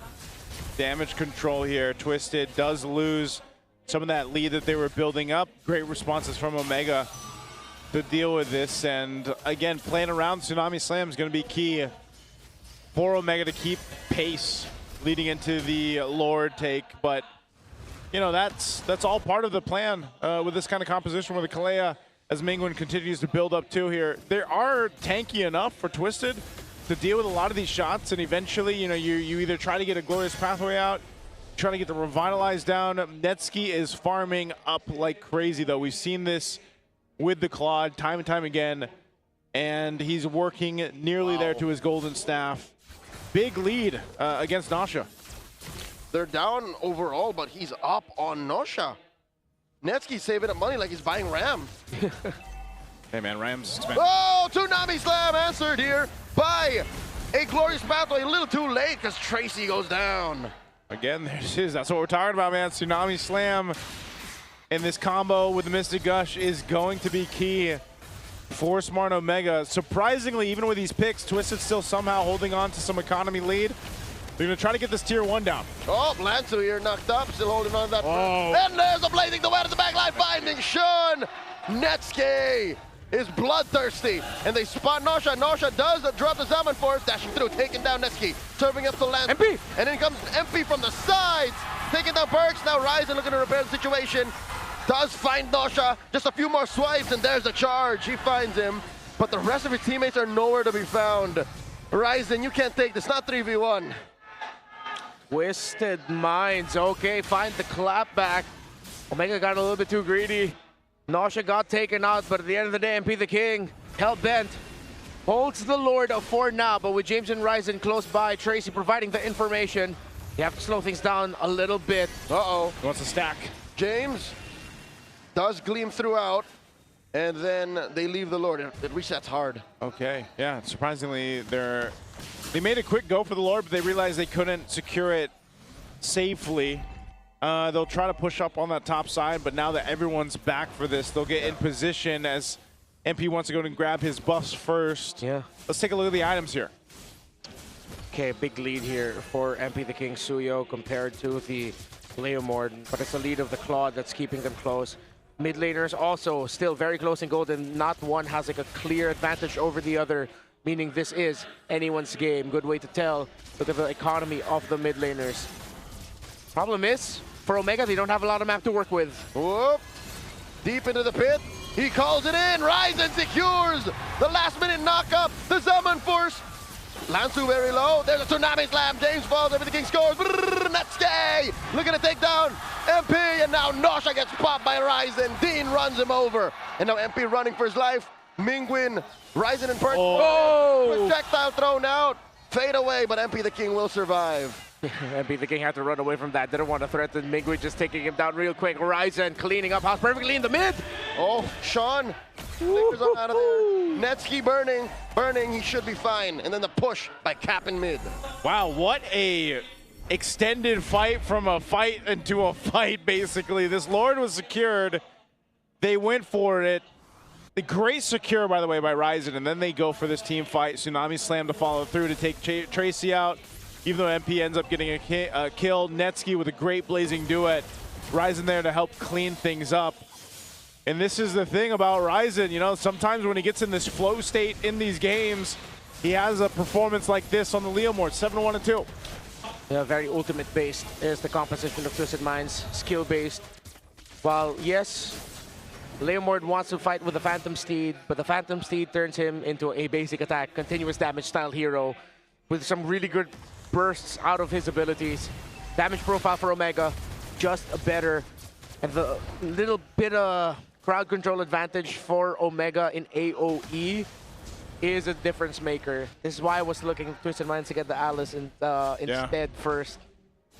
Yeah, ended up being traded out instead. Yeah, the Uranus was their last best pick, but they're lacking a lot of sure crowd control. Yes, under the Zaman Force there are slows. Under the Glorious Pathway as well, you get a big long stun through the Selena, but Selena Abyssal Arrow's one who's your next target, and how are you gonna stop them? Not much. Yeah. Let's move. Stun from Perxiva. Here's a Tsunami Slam, forcing a Purify on a Lansu. Okay, Purify down, that's one. They do still have to find another, and that's one way to go ahead and approach it. Nasha goes and picks up his next item. He's still holding on to his Purify. That's going to be fine. There's the winner crown for Netsky. This is what we were mentioning at the beginning of the game. And so far, I feel like the Flickers played off well for Netsky in the way that he's been pretty aggressive on this Claude. Yeah, he's using it as a finishing tool with a lot of mobility through your main targets in the Harith, Suyo, and even the Selena. That extra bit of flicker and gap closing helps him clean up house. Okay, now this bit of a calm before the storm breaks out. They look to go ahead and just take some resources from Twisted as the purple buff is secured. Lord is now coming up here at this point. Tracy picks up Chastised Pauldrons. He had one also for Lansu as his last item pickup. Are they tanky and strong enough to deal with this? James will get in his own as well. Locks in his core items on the Salis. Yeah. He is leading that front side. Oh, wow. Omega are blitzing it. Sean is way too far off. Tsunami Slam on one. Calling in Barbiel as well. Gosh! Massive retribution secure in the back line. Lansu gets taken down. Everything is running for his life. Netsky and Ryzen. They shut down MP. And James bullying Tracy out of the fight. 2 free kills plus the Lord go over to Smart Omega. Very clean, the superior lineup. Twisted Minds were getting some early wins. MP the King was getting some early kills, but as the longer this game goes on, we're getting closer and closer to a 6-0 Claude Day 1 playoffs. Lord crashes through. Tracy slowing it down. Ryzen calls his Ducati. Nasha calls it in early. The Zaman Force top lane inhibitor falls. And another blazing duet. Coming into the back line. Nasha is going to go down. And now the base up next. Nasha's already taken out. Smart Omega are at match point. Better draft wins. Omega are getting closer to breaking their play-ins curse that's lasted longer than Twisted Minds. Match point, and they do so in convincing fashion. Oh man, that was such a dominant game from Smart Omega, the Brung guy here, showcasing this Leomord that was just doing wonders. And I mean, as a team, this we called this deadly combo when it came through, the Gord Kalea combo. Perxiva so aggressive on the Tsunami Slam. He knew that the idea was, even if he just got a battle spell down, even if he just got rid of one of the Purifies, that was a win for them, a small win. And even this, you know, setting things up, Ryzen on par, on key with the retributions throughout this game. And as you mentioned, yes, MP got some good kills in the early game, but you can't do it alone on the Suyo. And it was unfortunate because Nasha just couldn't convert on the Harith, even though he had some great Zaman Force placements to fight against Smart Omega. They just fell apart in the team fight. And the MVP, of course, is going to be Ryzen here with the hair check. Why isn't he a clear legend? That's a good question. Look at those locks. Maybe they saw his old picture that we showed earlier before the matchup. Yeah. Shorter hair. Shorter hair. Shorter hair guy. 8-1-4 on the Leomord. And again, this guy, statistic-wise, is in last place for all the junglers. Yeah. But look what he does. He's more of a carry than he is a jungler. Yeah. I've been telling y'all for 5 years now. Dean is it. Is he Sneaky Dean or is he something else right now? He's everything. He's all that. He's all that and a bowl of cereals. And a bowl of cereal, man. Yeah, if you squint really hard, he kind of looks like Leomord. He kind of looks like Leomord. Look at that profile on Leomord. Look at the red. Yeah, right? I'm squinting. He's just like an inch short. Yeah. So, Almost there. Is it just me, or did Twisted Minds ended up going for another conditional lineup? And the condition being, Sean keeps hitting abyssal arrows and disrupts the big picture of what Omega wanted to do. But it was crazy because, again, as we saw here through this game, even if Sean is landing the arrows, getting the information, once that was done and they didn't have any follow-up, he's left to just run away, and Netsky was hunting him down like crazy, man. Netsky was everywhere, utilizing the flicker just to go ahead and secure those kills. It's just so much better. I wonder why they decided to give the Alice instead of just picking it up for themselves. I guess that's what's frustrating is the way Twisted Minds drafted allows for Omega to not even rely on any Lasson. No cheese, no nothing. It's just potency. It's just a clean combo in mid. And then again, mobility in the side lanes. It makes for just a great picture. Like, were they just thinking that, oh, all right, I think for James here, there's still a lot of things that he could go for. Let's pick up the high loss so we can react. But there's one very clear trade in the Alice and Uranus. Yeah, because really the Uranus wasn't able to do anything throughout this game. Yeah, well, there was that one little bit of clip where he was just standing in front of Omega, done a lot of damage. That's pretty much it, what you expect from the Uranus being able to deliver early game, but still conditional. Yeah. Well, for Omega, James, the threat of James forced a lot from Twisted. Oh, James still has his Throne of Ruin. He can still gleam. Let's force it out of him first. Yeah, the Gleam, the Tsunami Slam, like we mentioned, with the Mystic Gush. That's what we were talking about. There's so many different ways you can handle those team fights. So many different ways they can initiate or peel if they needed to. Which then, again, you have to talk about Netsky, man. Netsky, he dealt with pressure in his lane in the early game. Yeah. The Mans was ahead of the farm of Nacho, though. Yeah. For the majority, like, I think throughout the entire of the game, even though they were pressuring Netsky. Really used the Blazing Duet really well. During that one highlight where he was like flanked. And then he went back right up. Yeah, he got sandwiched. And then he went back. Yeah. He risked that potential of him getting blasted. He was able to flicker quick enough because he knows the Harith needs to dash first and then basic. It's not just a simple basic attack. To maximize it, you need to dash. He was fast enough to flicker out. And then Ryzen came in. Yeah. And then that started the turnaround in favor of Omega. And he did all that cool under pressure. Look, across the board. Even taking his opponents into consideration, he has averaged the lowest BPM, like 71. He's pretty chill. Yeah, man. 75, 71, 113 at peak. At peak. That's just probably when he was blazing duetting. Lansu was maybe the truly lowest, but you play a Uranus, man. Come on. Yeah, you're playing a Uranus. Does that really count if your heart rate's low? No. The Uranus players? Well, as someone who does play a lot of Uranus, you are expected to go low. There it is. We all go low. Let's throw it over on low to the on-ground panel. Hans and Wolf. Maraming salamat sa ating mga casters. With this, Smart Omega is now at match point. Isang panalo na lamang ang kinakailangan nila to advance to the next round of the playoffs. In fact, we were talking about this off broadcast. Nagulat ako na gumamit si Ryzen ng Leomord, considering that there were a lot of critics before na parang hindi naman pang split type yung Leomord, and that's where he thrives. Pero gumana itong lineup na to ng Omega. You know mo, Hans, isa ako sa mga critics na yan. Hindi ko gusto talaga kapag nahawakan nila yung Leomord. In fact, meron akong statline sa mga podcast na ginagawa namin nila Midnight. Sinabi-mention ko yan na low win rate talaga sila. Hindi talaga bagay yung Leomord. In fact, nagsimula ang laban na to na hindi ganun kaganda. But Smart Omega found a way. I think it's perks yung kanyang decision na gumawa ng panggulat na pag-flicker sa may buwat with Kalea eventually. At nakita din natin yung kagandahan na ginagawa na kanilang mga teammates. Eventually, this boiled down to pindutan gaming for both teams na nakita naman natin na naging effective para sa Smart Omega because of how impactful Perks was.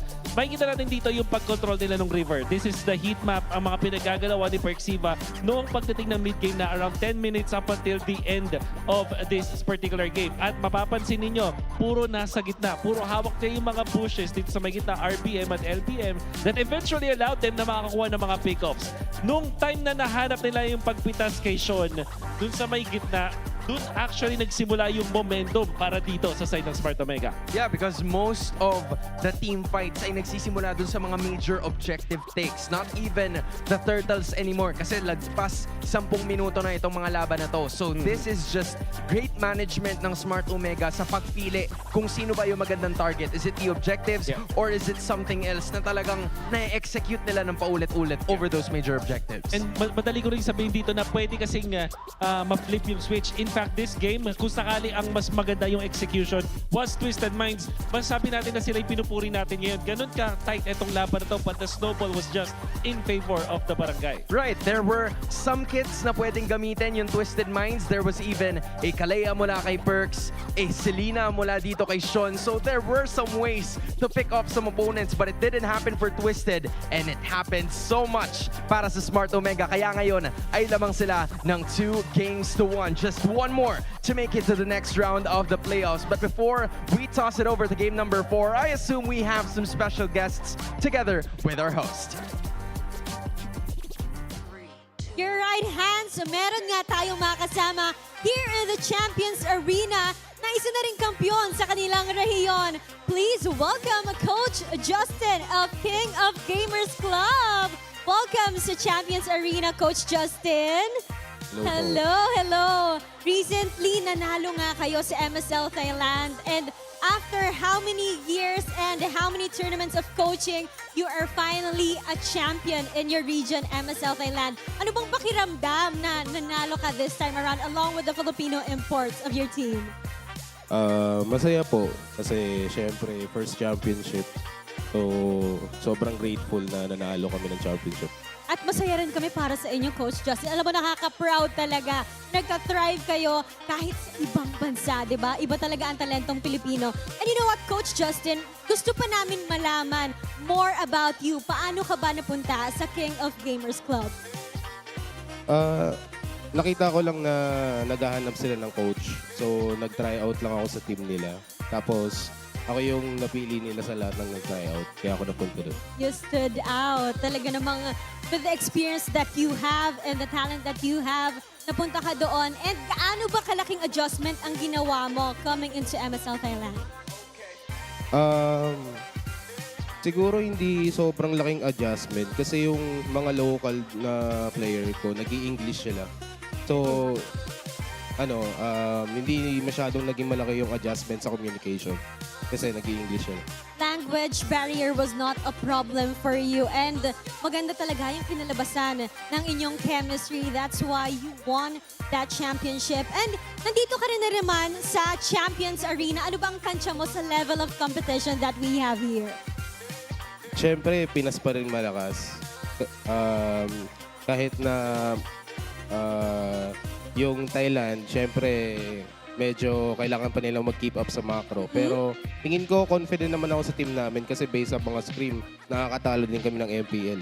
Pero syempre, Pinas pa rin. Alam mo, aabangan din namin yan, Coach Justin, dahil you have secured a wildcard spot para sa ating EWC. How do you feel about that? Sobrang saya kasi yung dating Paris, Paris na ngayon. Sana all yan ang tugon namin sa'yo. Maraming salamat, Coach Justin, for being with us here in the Champions Arena.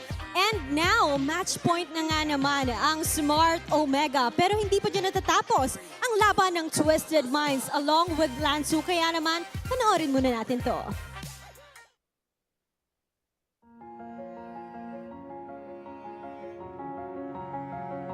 Siguro si Lanzo, hindi din siya siguro talaga team captain inside the game, kahit outside the game. Kasi may mga times talaga na sobrang down ako, sobrang gulong-gulo na ako kasi puros talo kami, bad trip ako. Pero siya makikita mo palagi na lumalaban, nag-cheer up sa amin, binuboost yung mentality. Isa siguro sa isang factor na napaka-solid na team captain ni Lanzo kasi pag wala kang makausap, pag gulong-gulo ka na, pwede kang lumapit sa kanya, makikinig siya, bibigyan ka mga advice. Ako po si Lance Aaron Misa. Ang agent ko po Lanzo. And ang team ko Twisted Minds. Ano ba yung naging driving factor? Bakit ka pumalag ngayong season? All in lang talaga. Yun lang talaga yung nasa mindset ko ngayon na manalo ng manalo. Hanggang sa makarating kami ng MSC. Yun talaga goal namin ngayon eh. Hindi talaga ako nagpapa-down ngayon. Basta gusto ko lang talaga manalo. Yun lang yung nasa utak ko. Ito kasi talaga laging manalo eh. Ayokong na natatalo. Sakit sa pakiramdam eh. Parang inisip niya siya yung reason kung ba't natalo kami. Ayun, mostly i-blame niya yung sarili niya. Lagi ko lang chin up ko lang lagi kasi lagi siya pag natatalo eh. Kaya yun, parang binibigyan ko lang siya ng motivation kung bakit, kung para sa atin naman to, para sa pangarap natin to. Kaya yun, nagbabounce back yun. Pero pag most of the time, pag alam niya naman as a team yung pagkatalo namin, siya talaga yung nag-motivate sa amin para mag-reset and mag-bounce back sa next game. Nangyayari kasi ang pinaka-goal niya talaga is, siyempre lahat naman mag-champion, di ba? Pero siya kasi isa siyang breadwinner, so parang ang dream niya talaga is manalo, so binibigay niya lahat. Which is nagiging shared dream na siya sa amin, parang gustong-gusto manalo nila. So gugustuhin na din talaga namin lahat kasi gusto niya talaga makatulong sa pamilya niya. Ganun. Dami kasing may pangarap sa posisyon ka eh. And ayoko naman palitan nila ako kasi gusto ko pa lumaban. Talaga all in lang. Talagang iniisip ko talaga pamilya ko. Gusto kong magandahin yung buhay nila. Yun lang talaga nasa mind. Okay na yun yung pangarap ko. Na hindi na magtrabaho si mama. Ganun. Yun. Talagang todo kayo talaga ako ngayon eh. Palag na to.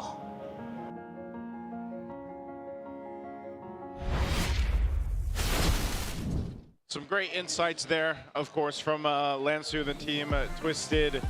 Just about his aspirations to be, continue to fight on, hopefully win a championship, support his family. For those that don't know, breadwinner, over here in the Philippines means he's the one supporting his family. He's the one doing all this so that he can hopefully one day retire his mom so she doesn't have to work anymore and he can continue to support them. And that drive is what drives them as a team to keep moving forward, and they're motivated by him. If they want Mama Lansu and Lansu to be happy, Twisted Minds, I only have one request of you. What's that? 3 heroes as your options for Lansu. Very simple. The Phobius, the Alice, the Clue.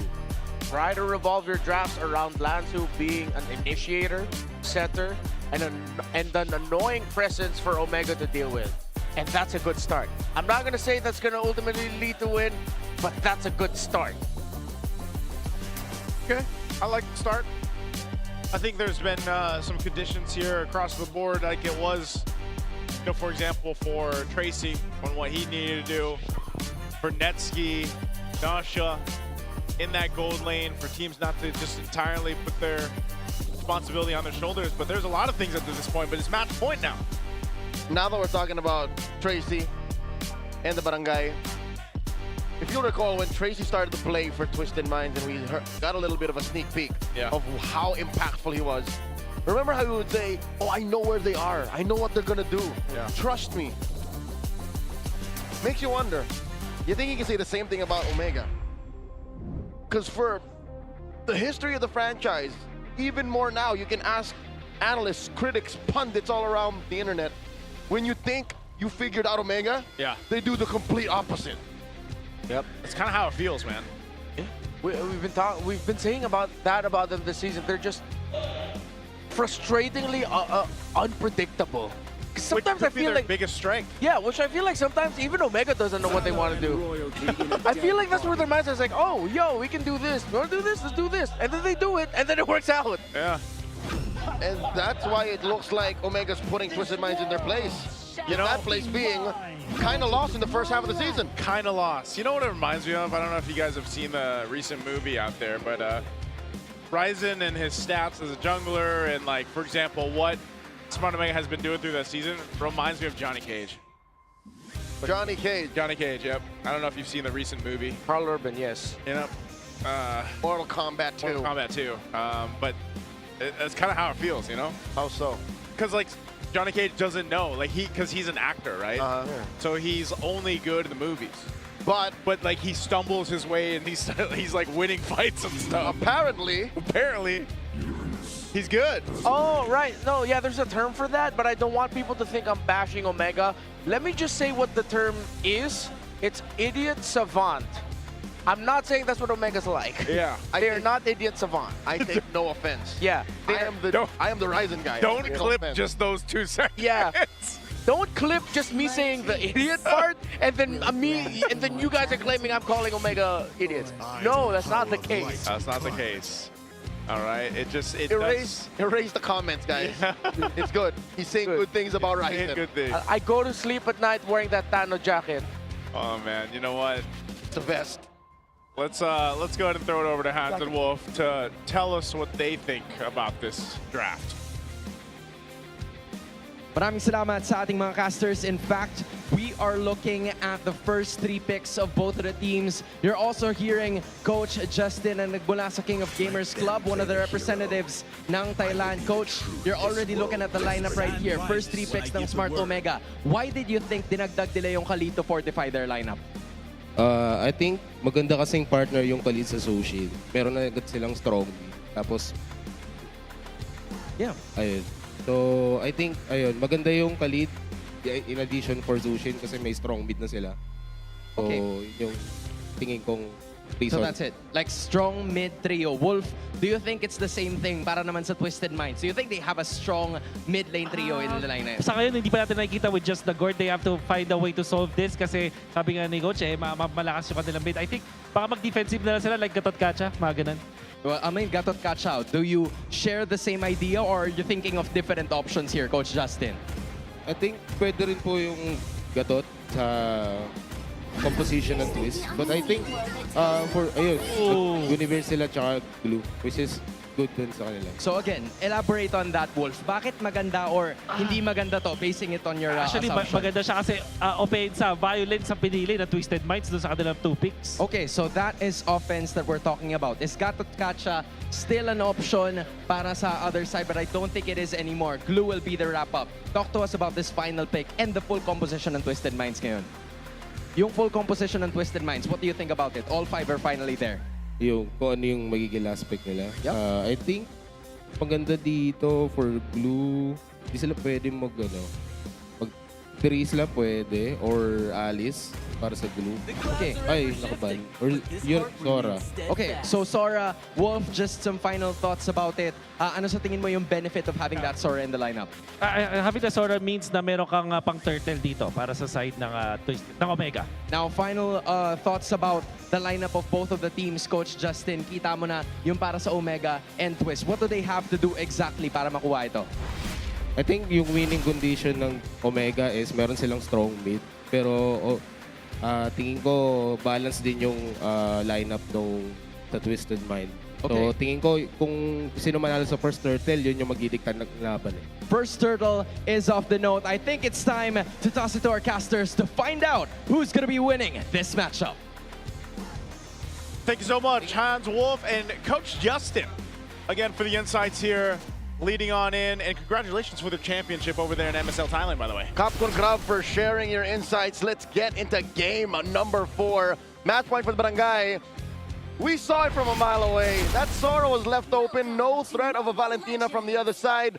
Renmar, it's like we're back in mid-season where a Gord combo gets ruined by a Sora. Yeah, they revisited the Guinevere again. I got my wish in last two getting the glue, but Sora, guys, why? It was Twisted Minds who was the first victim too.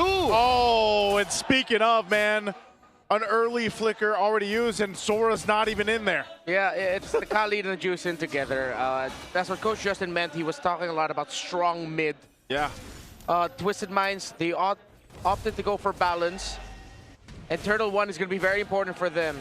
If they don't get to diminish the farm and speed of Omega's scale, it's not going to be good.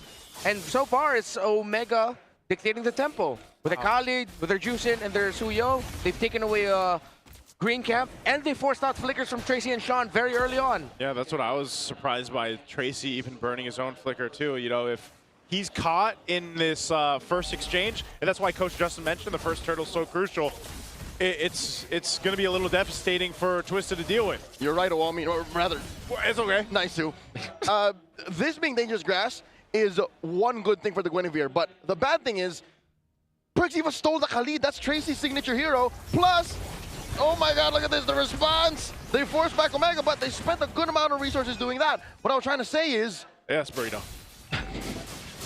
What I'm trying to say is, Tracy's not proven on the Guinevere. It's just not as good. If anything, the one good thing I can say about Twisted Mind's lineup is the side lanes. You still have the 100%. Is it still 100%? The what? Claude. The Claude? Today, yes. There you go. That's one thing that I'm going. At least. Yeah. At least they got that to bank on. And okay, the thing with Twisted Minds is, with a lot of the strength of the Omega lineup, Twisted Minds has a lot of forcers like this. They can force things out very easily. Oh, but the response is lethal. Look at this, James. In lightning form, looks to take out Tracy! And he draws first blood. Now it's Lanzu's turn, gets knocked up. Mingwin Crimson just to be safe. And James gets on out of there, skedaddles. Man, James gets a kill and gets his life secured. Can they secure the turtle? That's the question. Oh, Lancer? Another slam on Patrick Star. Oh, that is Retribution range, and Ryzen with a clean take. That's clean Dean. Yeah, and no retry press there for MP the King. I think he missed out on it. Crazy how we've seen that more today. Yeah. A lot of non-retry presses. Whoa. Whoa, Perks. Okay. He was just in a little bit too deep. Had to use a Raging Sandstorm to get out. He just wanted to be sure. Yeah. Yeah. Safe. Might as well. A whole lot of action happening. Netsky also converting a lot of that gold in his hands early on with all that action happening around the first turtle. Gets him about 500 gold ahead currently against Nasha. And as we've seen throughout the series anyway, it's really been in a case where, you know, Netsky, for example, he's been winning the lane. Like, regardless of what's happened across the map, he's been winning it. 1,000 up. Smart Omega can definitely use this as a ramp up, and then they can just continue to pressure Nosha. Defensive use of the Blazing Duet. Netsky does oblige with the Zaman Force of his own, and then Tracy maybe just a second too late. If Tracy was the first to pull the trigger, then Netsky and Perxiva would have gotten turned on. Okay. Trying to see if Twisted Minds are better off on the counter or on the go. I think they're better off on the counter, because Omega, with knowing that they have the more aggressive, strong lineup, they can afford to be aggressive. And I think Twisted Minds can just play off of that. Of course, we saw a glimpse of it earlier with the aggression of James. Lansu was someone who decided to dive on the back. Unfortunately, Twisted Minds couldn't make the most out of it with how quickly Tracy went down. But then there was still a threat potentially of MP the King and Lansu securing the turtle together. Didn't happen. But it's those situations where you could see a potential comeback for Twisted Minds from the reactive side, and that's not necessarily a bad thing. We've seen it earlier today with James on that Terizla. He played reactive and it worked out really well. I think the hero kits are different. The Omega lineup just has so much power with them that a turnaround by Twisted Minds is so also dependent on Nosha getting farm and being able to Blazing Duet. Which hasn't that been a problem throughout the series that we've been talking about? Oh, a gush out of Sean. I'm pretty sure he was just trying to clean out that brush. And Tracy gets knocked up. There's the James. Blazing Duet out of nowhere. Nosha, he can't save Tracy. Down goes MP. And so does Lansu. And Ryzen secures the Sky Piercer on the exit. Turtle number 2 goes over to the barangay. And that's turtle number 2. As echoing what Coach Justin in the panel said, look at what happened after turtle 1. It's ballooned further now after the second one. And Omega are going to be able to break the tower down bottom, getting Netsky out of lane. We are on the way to Omega advancing forward. The comeback here for Twisted is too difficult. James on this Sora that got through. How many times did we say this season? When there's a Leomord with you, when there's a Gord with you, you don't want the Sora around. Okay, a reason why I think Omega just went and dogpiled on the front line of Twisted Minds was because they knew that there was no gush. Yeah. Joseph, as a former top global Gord, number 1, how often does that happen? As soon as they know that it's gone, what are you left to do? Just stun. That's all you can do. Mystic Projectile, slow them down. That's it. Why would he gush out of nowhere? I mean, to be fair, premature gushing affects 4 out of 10 men. So 4 out of 10 Gord mains. Yeah. Yeah, 4 out of 10 Gord mains. I wasn't one of them. Well, at number 1, of course you weren't. This puts Omega up 4,000 gold now in 6 minutes.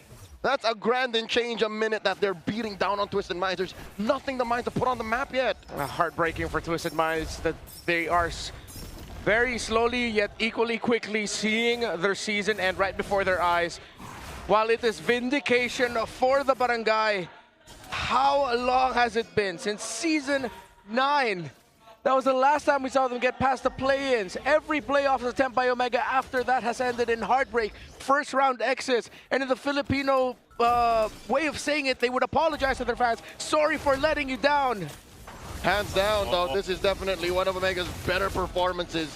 Clean as it gets. A quick look into what their dugout looks like. Coach Wura has his feet up, has his hands up. He's like, yep, according to plan. According to plan, as the draft was predicted here, Smart Omega, this is a massive lead at this point. You know, there wasn't too many times this in today's matches that we see a 5,000 up in the 7-minute mark. James jumping forward once again.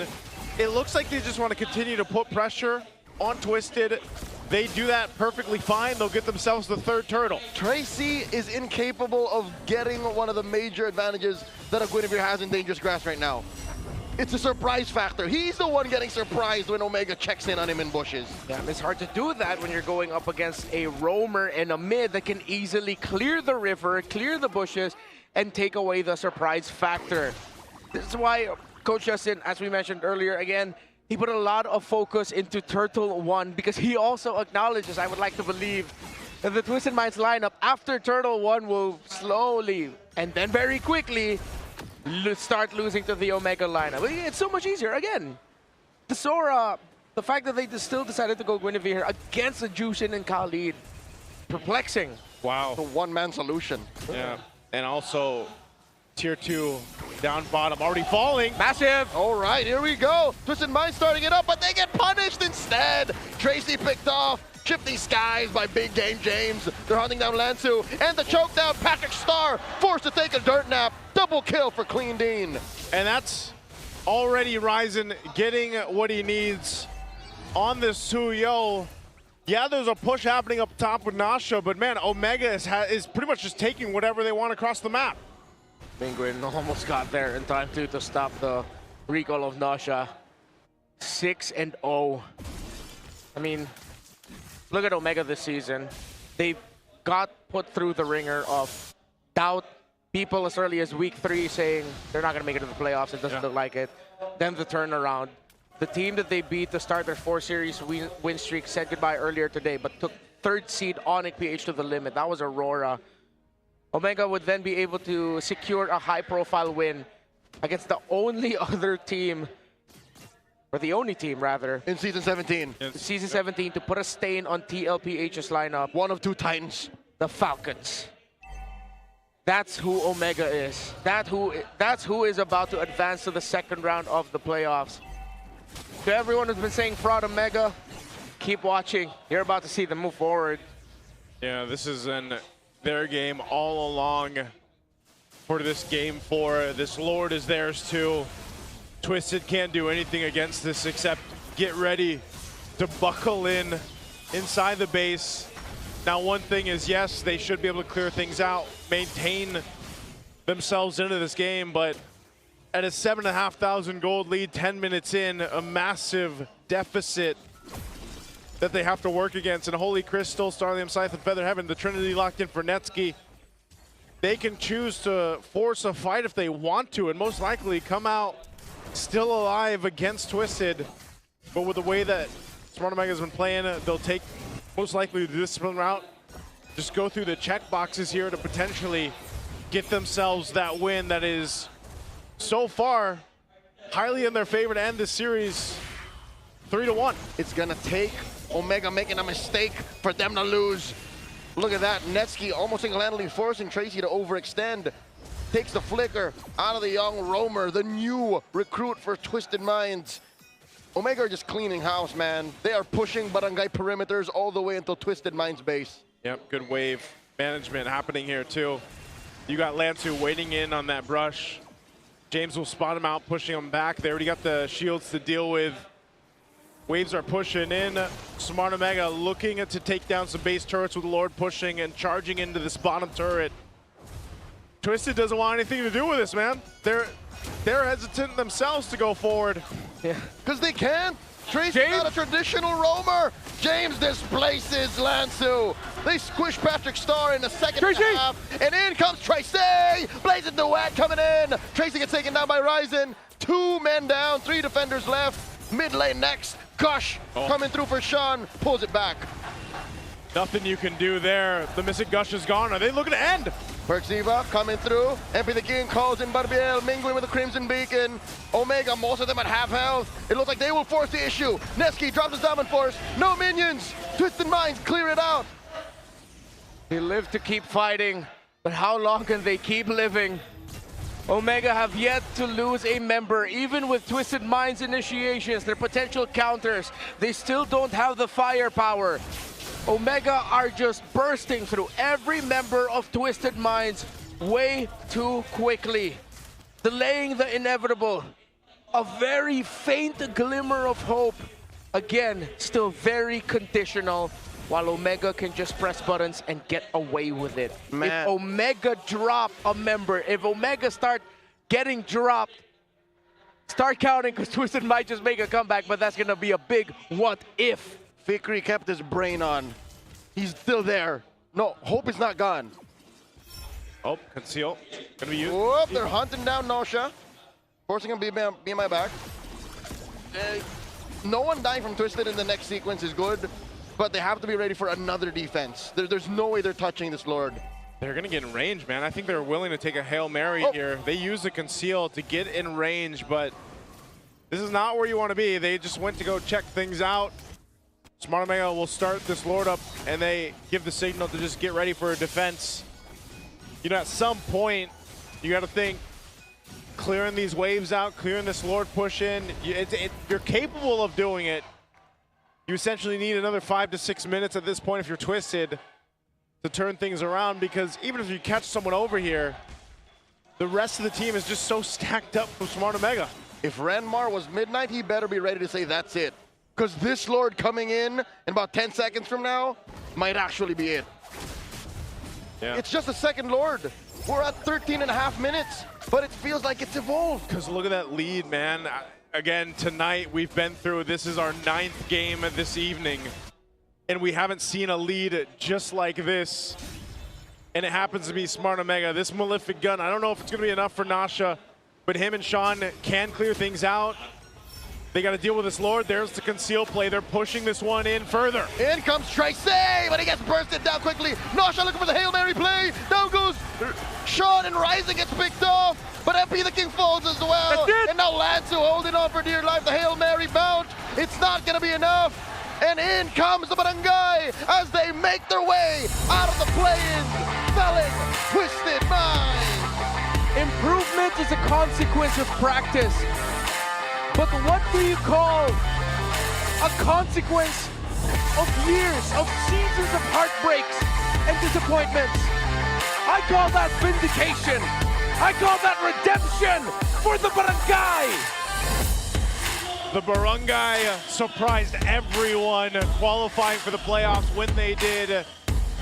And I think they surprised us even further on just how clean but chaotic this execution, it turns out tonight, as they move on forward.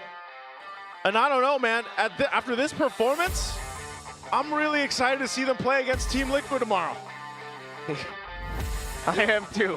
You know what the internet's saying, man. What are they saying? If anyone can beat Liquid besides Falcons, it's Smart Omega. It's Smart Omega. The only team that beat Liquid this season already lost to Omega. The math is mathing. Hey, the enemy of my enemy is my friend. It's gonna be a while till Omega meets Falcons again, so. That's true. The friend of my enemy is also my enemy. Potential X. Oh, that I lost it somewhere. It's okay. Too real. Too real. Too Look real. at the dugout here. Pewter. All of the hard work paying off. Boss Roy, Boss Pat, Lambot. Sounds like I'm personal friends with him. That's how I was gonna say. It sounds like those are your friends, man. 8 seasons. 8 seasons. Since we've last seen them get past the play-ins round. 4 years. 4 years, not even 3. 4 years. 4 years is insane, but first we have to go ahead and say GGWP to Twisted Minds. Let's head over to the stage. ML super fans, that was a tough match showing heart and grit, but unfortunately, the road will end here for Twisted Minds, guys. Grabe yung pinakitang puso at tapang, Coach Bon. It was grabe, Coach.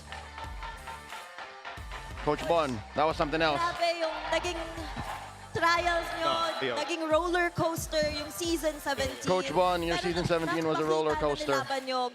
But you showed your fight. Sa team mo nga. How proud of you or of your team? Sobrang proud ko din sa mga batang to dahil lahat ng pinagdaanan namin, lahat ng hirap na pinagdaanan nila, I'm so confident and I'm so proud of these boys. They fought through everything.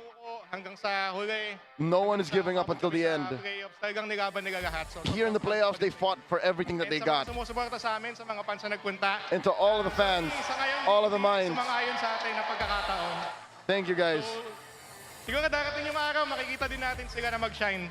Maaaring hindi ngayon, pero Maybe someday we will see them shine. makikita ko kayo mag-shine. If not today, Thank you so much, Coach. someday. And I will work until that day comes. Lahat, pati yung team Kabarangay, that you guys will surely shine.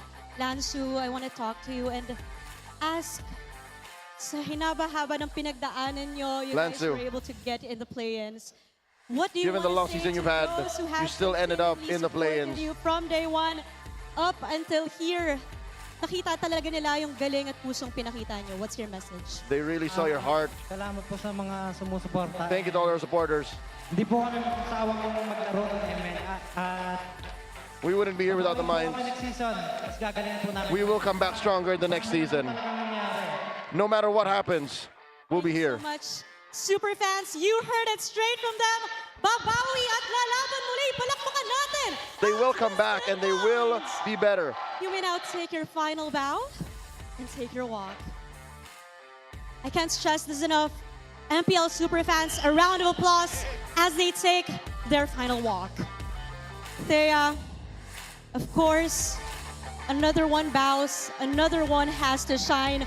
Ladies and gentlemen, let's give it up to Smart Omega! Thea, may ilog at may tulay. Nalampasan nila ang tulay. I want to talk to a very instrumental guy for this match. Ladies and gentlemen, palakpakan natin Ryzen. Ladies and gentlemen, let's give a hand to Ryzen. Yes, you Ryzen. Ryzen, hello. Unang-una, they would always say na you guys were able First to of all, break a curse. you guys were able to break a curse. Ng play-ins, bukas makakahalap You guys got past the play-ins. Tomorrow you'll face off against Liquid. Mapasok sa isip mo. What were happening in your mind during the last moments of the match? Ako yung pumapasok, parang hindi pa rin ako masaya eh. Kasi parang hindi pa ako, parang isang laro pa lang ako na-hype.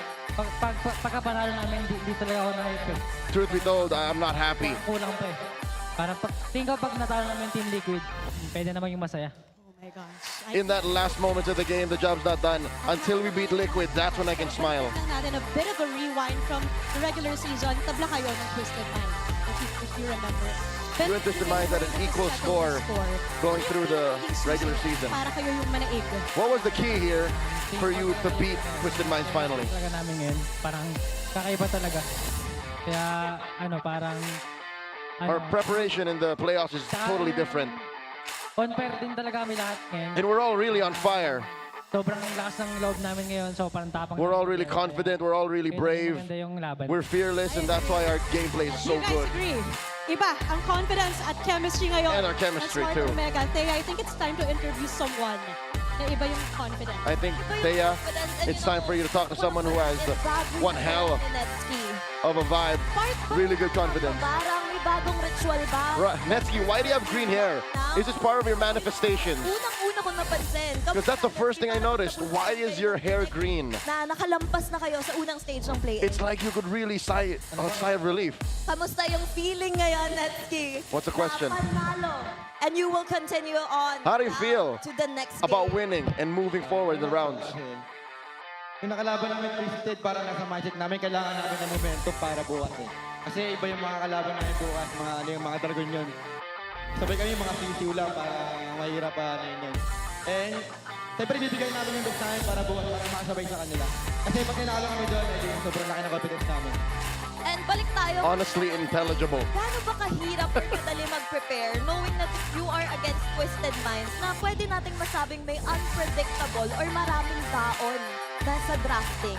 What made you say that your preparation this time makes you more unpredictable? And lastly, We really prepared from player to player. yung top seed ng ating Tomorrow you'll be facing off against top seed in MPL PH. What is your message for Liquid PH? That is one great message. Everybody, palakpakan natin, Smart Omega! You may now take your walk of victory. Kaya, I heard it right? Sana raw maging eng-eng si Carl Tizzy. That is a tall order, a tall ask.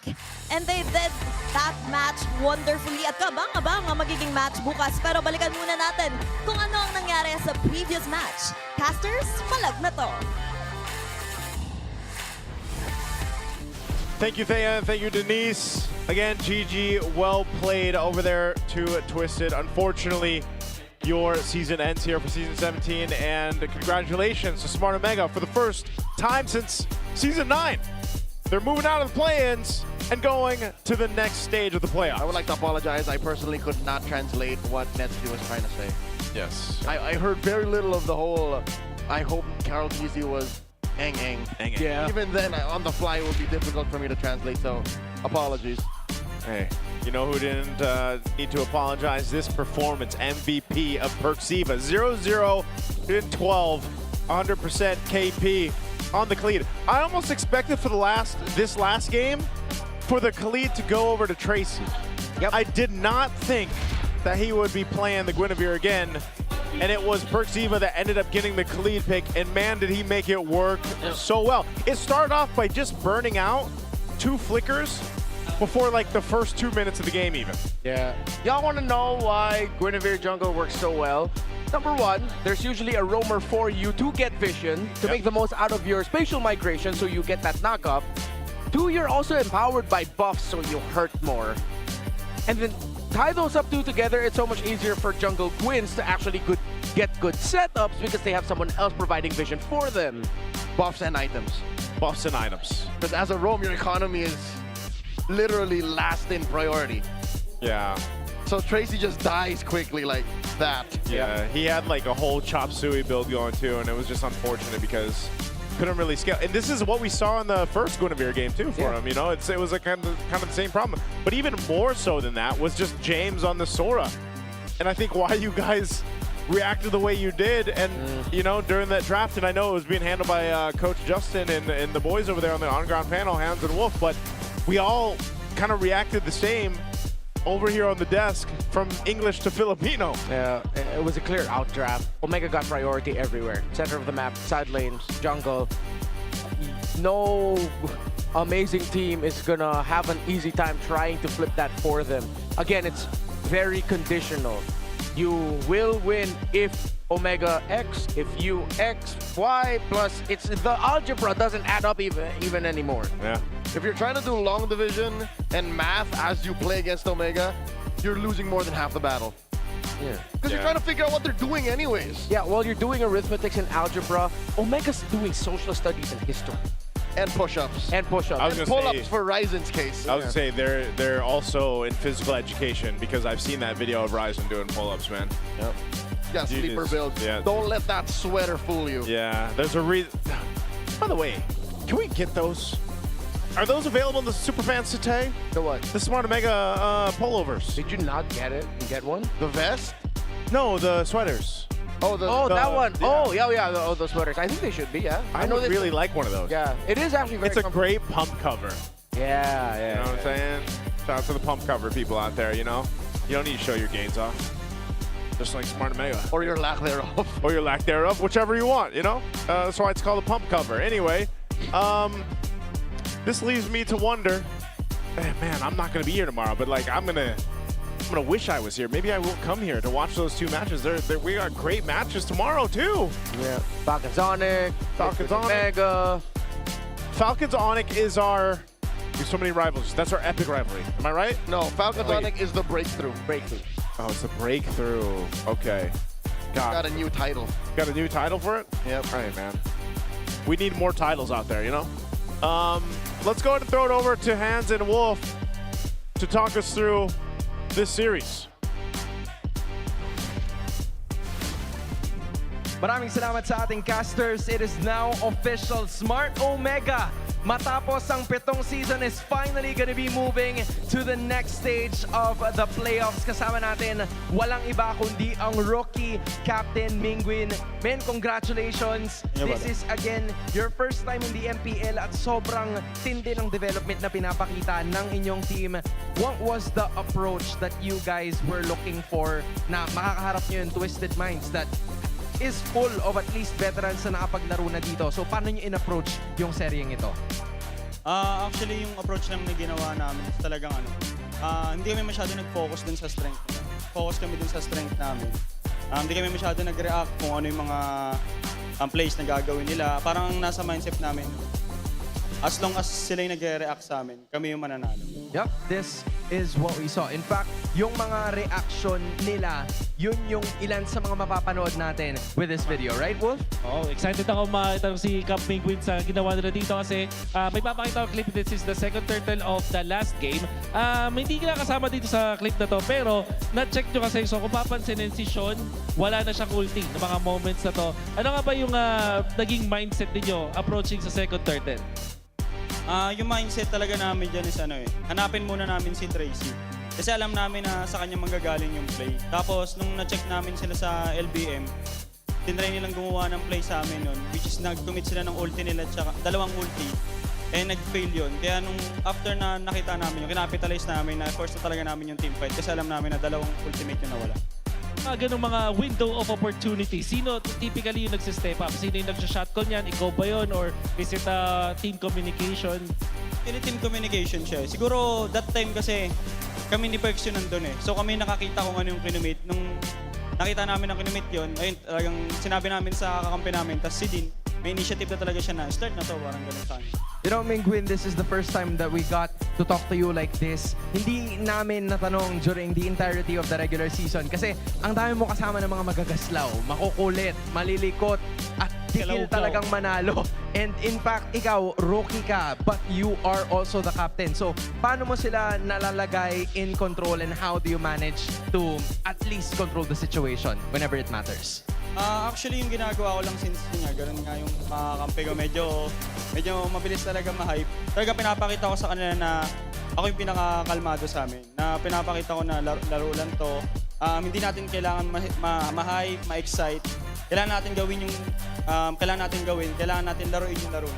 Kumbaga, yun lang, parang ako yung pinaka-gitna talaga sa team namin. Yup, being the mediator is what Mingwin is best at. Kaya naman nakuha nila ng 3-1 ang pagkapanalo kontra sa Twisted Minds. In fact, we're gonna be seeing some of your clips at kung paano ba na-hype ang iyong mga teammates with this Infinix Liquid Cooling Beast Mode mic check. Here goes.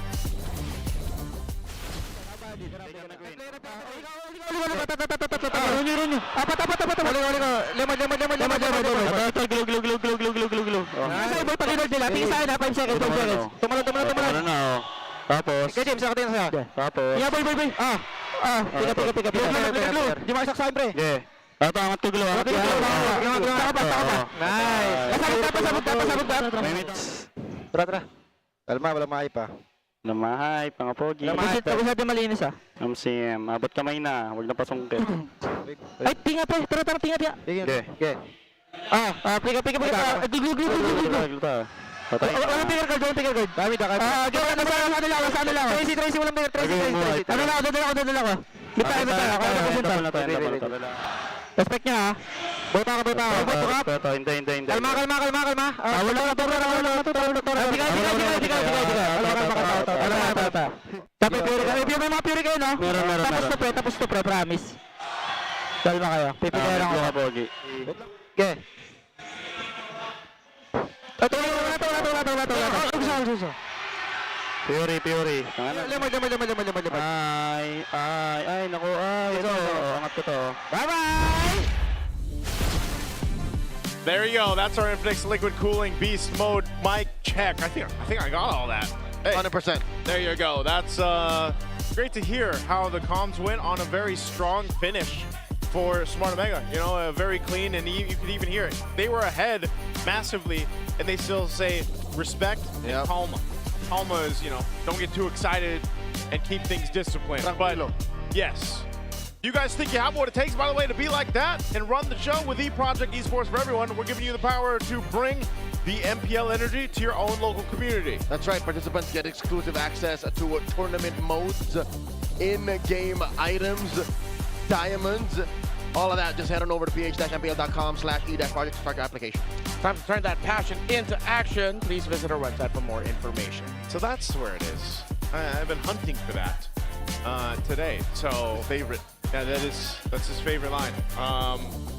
You know, but hey, we've got a little glimpse of where things are going for the playoffs. If you guys happen to miss all the action that we had earlier on in our first match, well, here you go. It was a full series to open up the playoffs for Season 17 here for the MPL Philippines. We went 3-2. ONIC got the dub there. They move forward. They're going to be facing off against Team Falcons tomorrow. And then you just saw witness this series, Smart Omega moves forward to go against Team Liquid Philippines. And who knows? Again, double, it's 2 lives here for these brackets. Yep, of course. Still have a lower bracket now.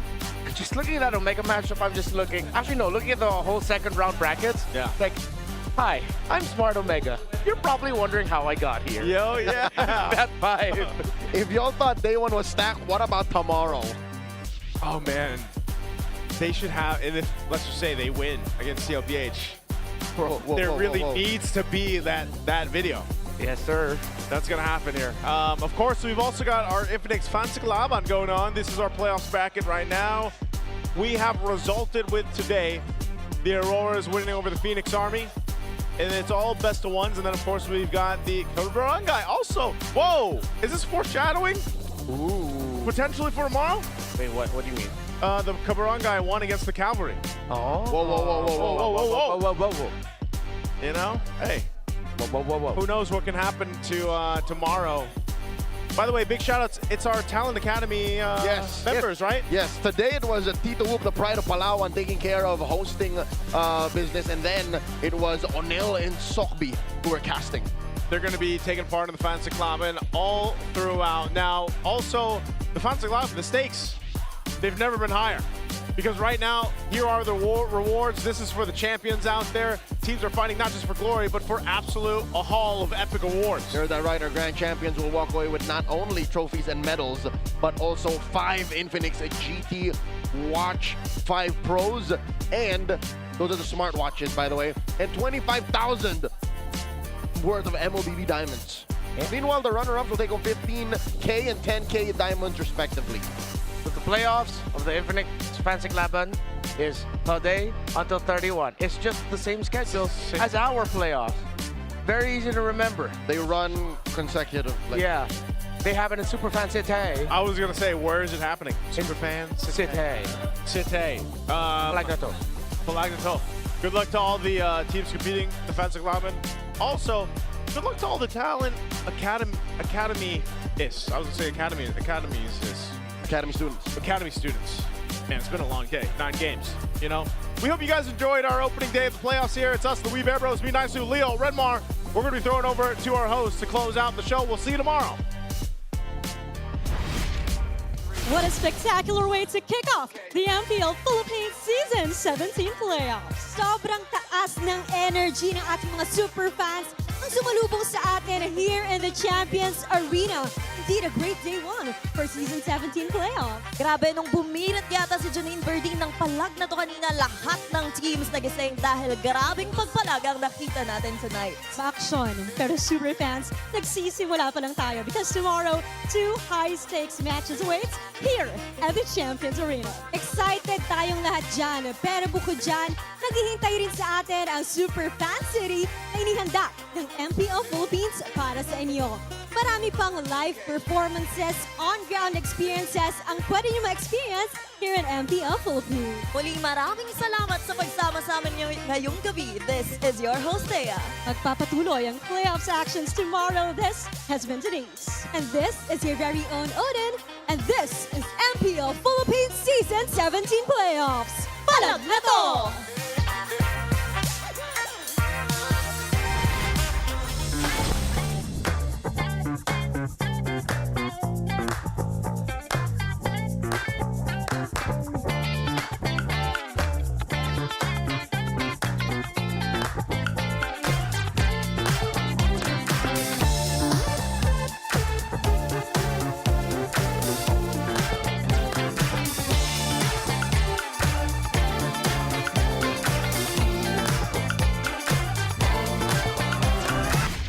The 17th season of MPL Philippines is brought to you by the following sponsors.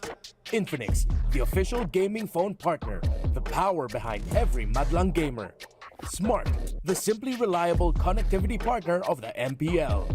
Our partner in esports, Clear Men. And our strategic partners, TT Racing, Theory, and SIP. Don't miss any MPL action by following our official Facebook and subscribing to our YouTube channel. Follow MPLPH on TikTok for more content. Catch the MPLPH Season 17 playoffs live at the San Juan Arena. Grab your tickets now via the official MPLPH website, Palag Na To. MPL Philippines is monitored and supervised by the Games and Amusement Board.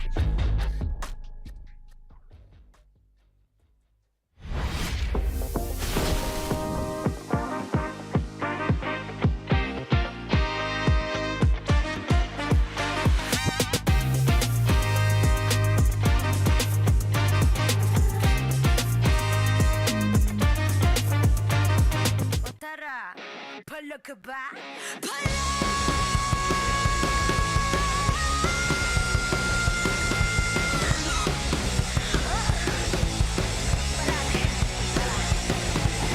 Handa sa laban, sanda ka sa aking kamay. Watch with my click, make me fire in the eyes. Yeah, I walk with my head held high. Ano ba yung takot kung tore ang aking gabay?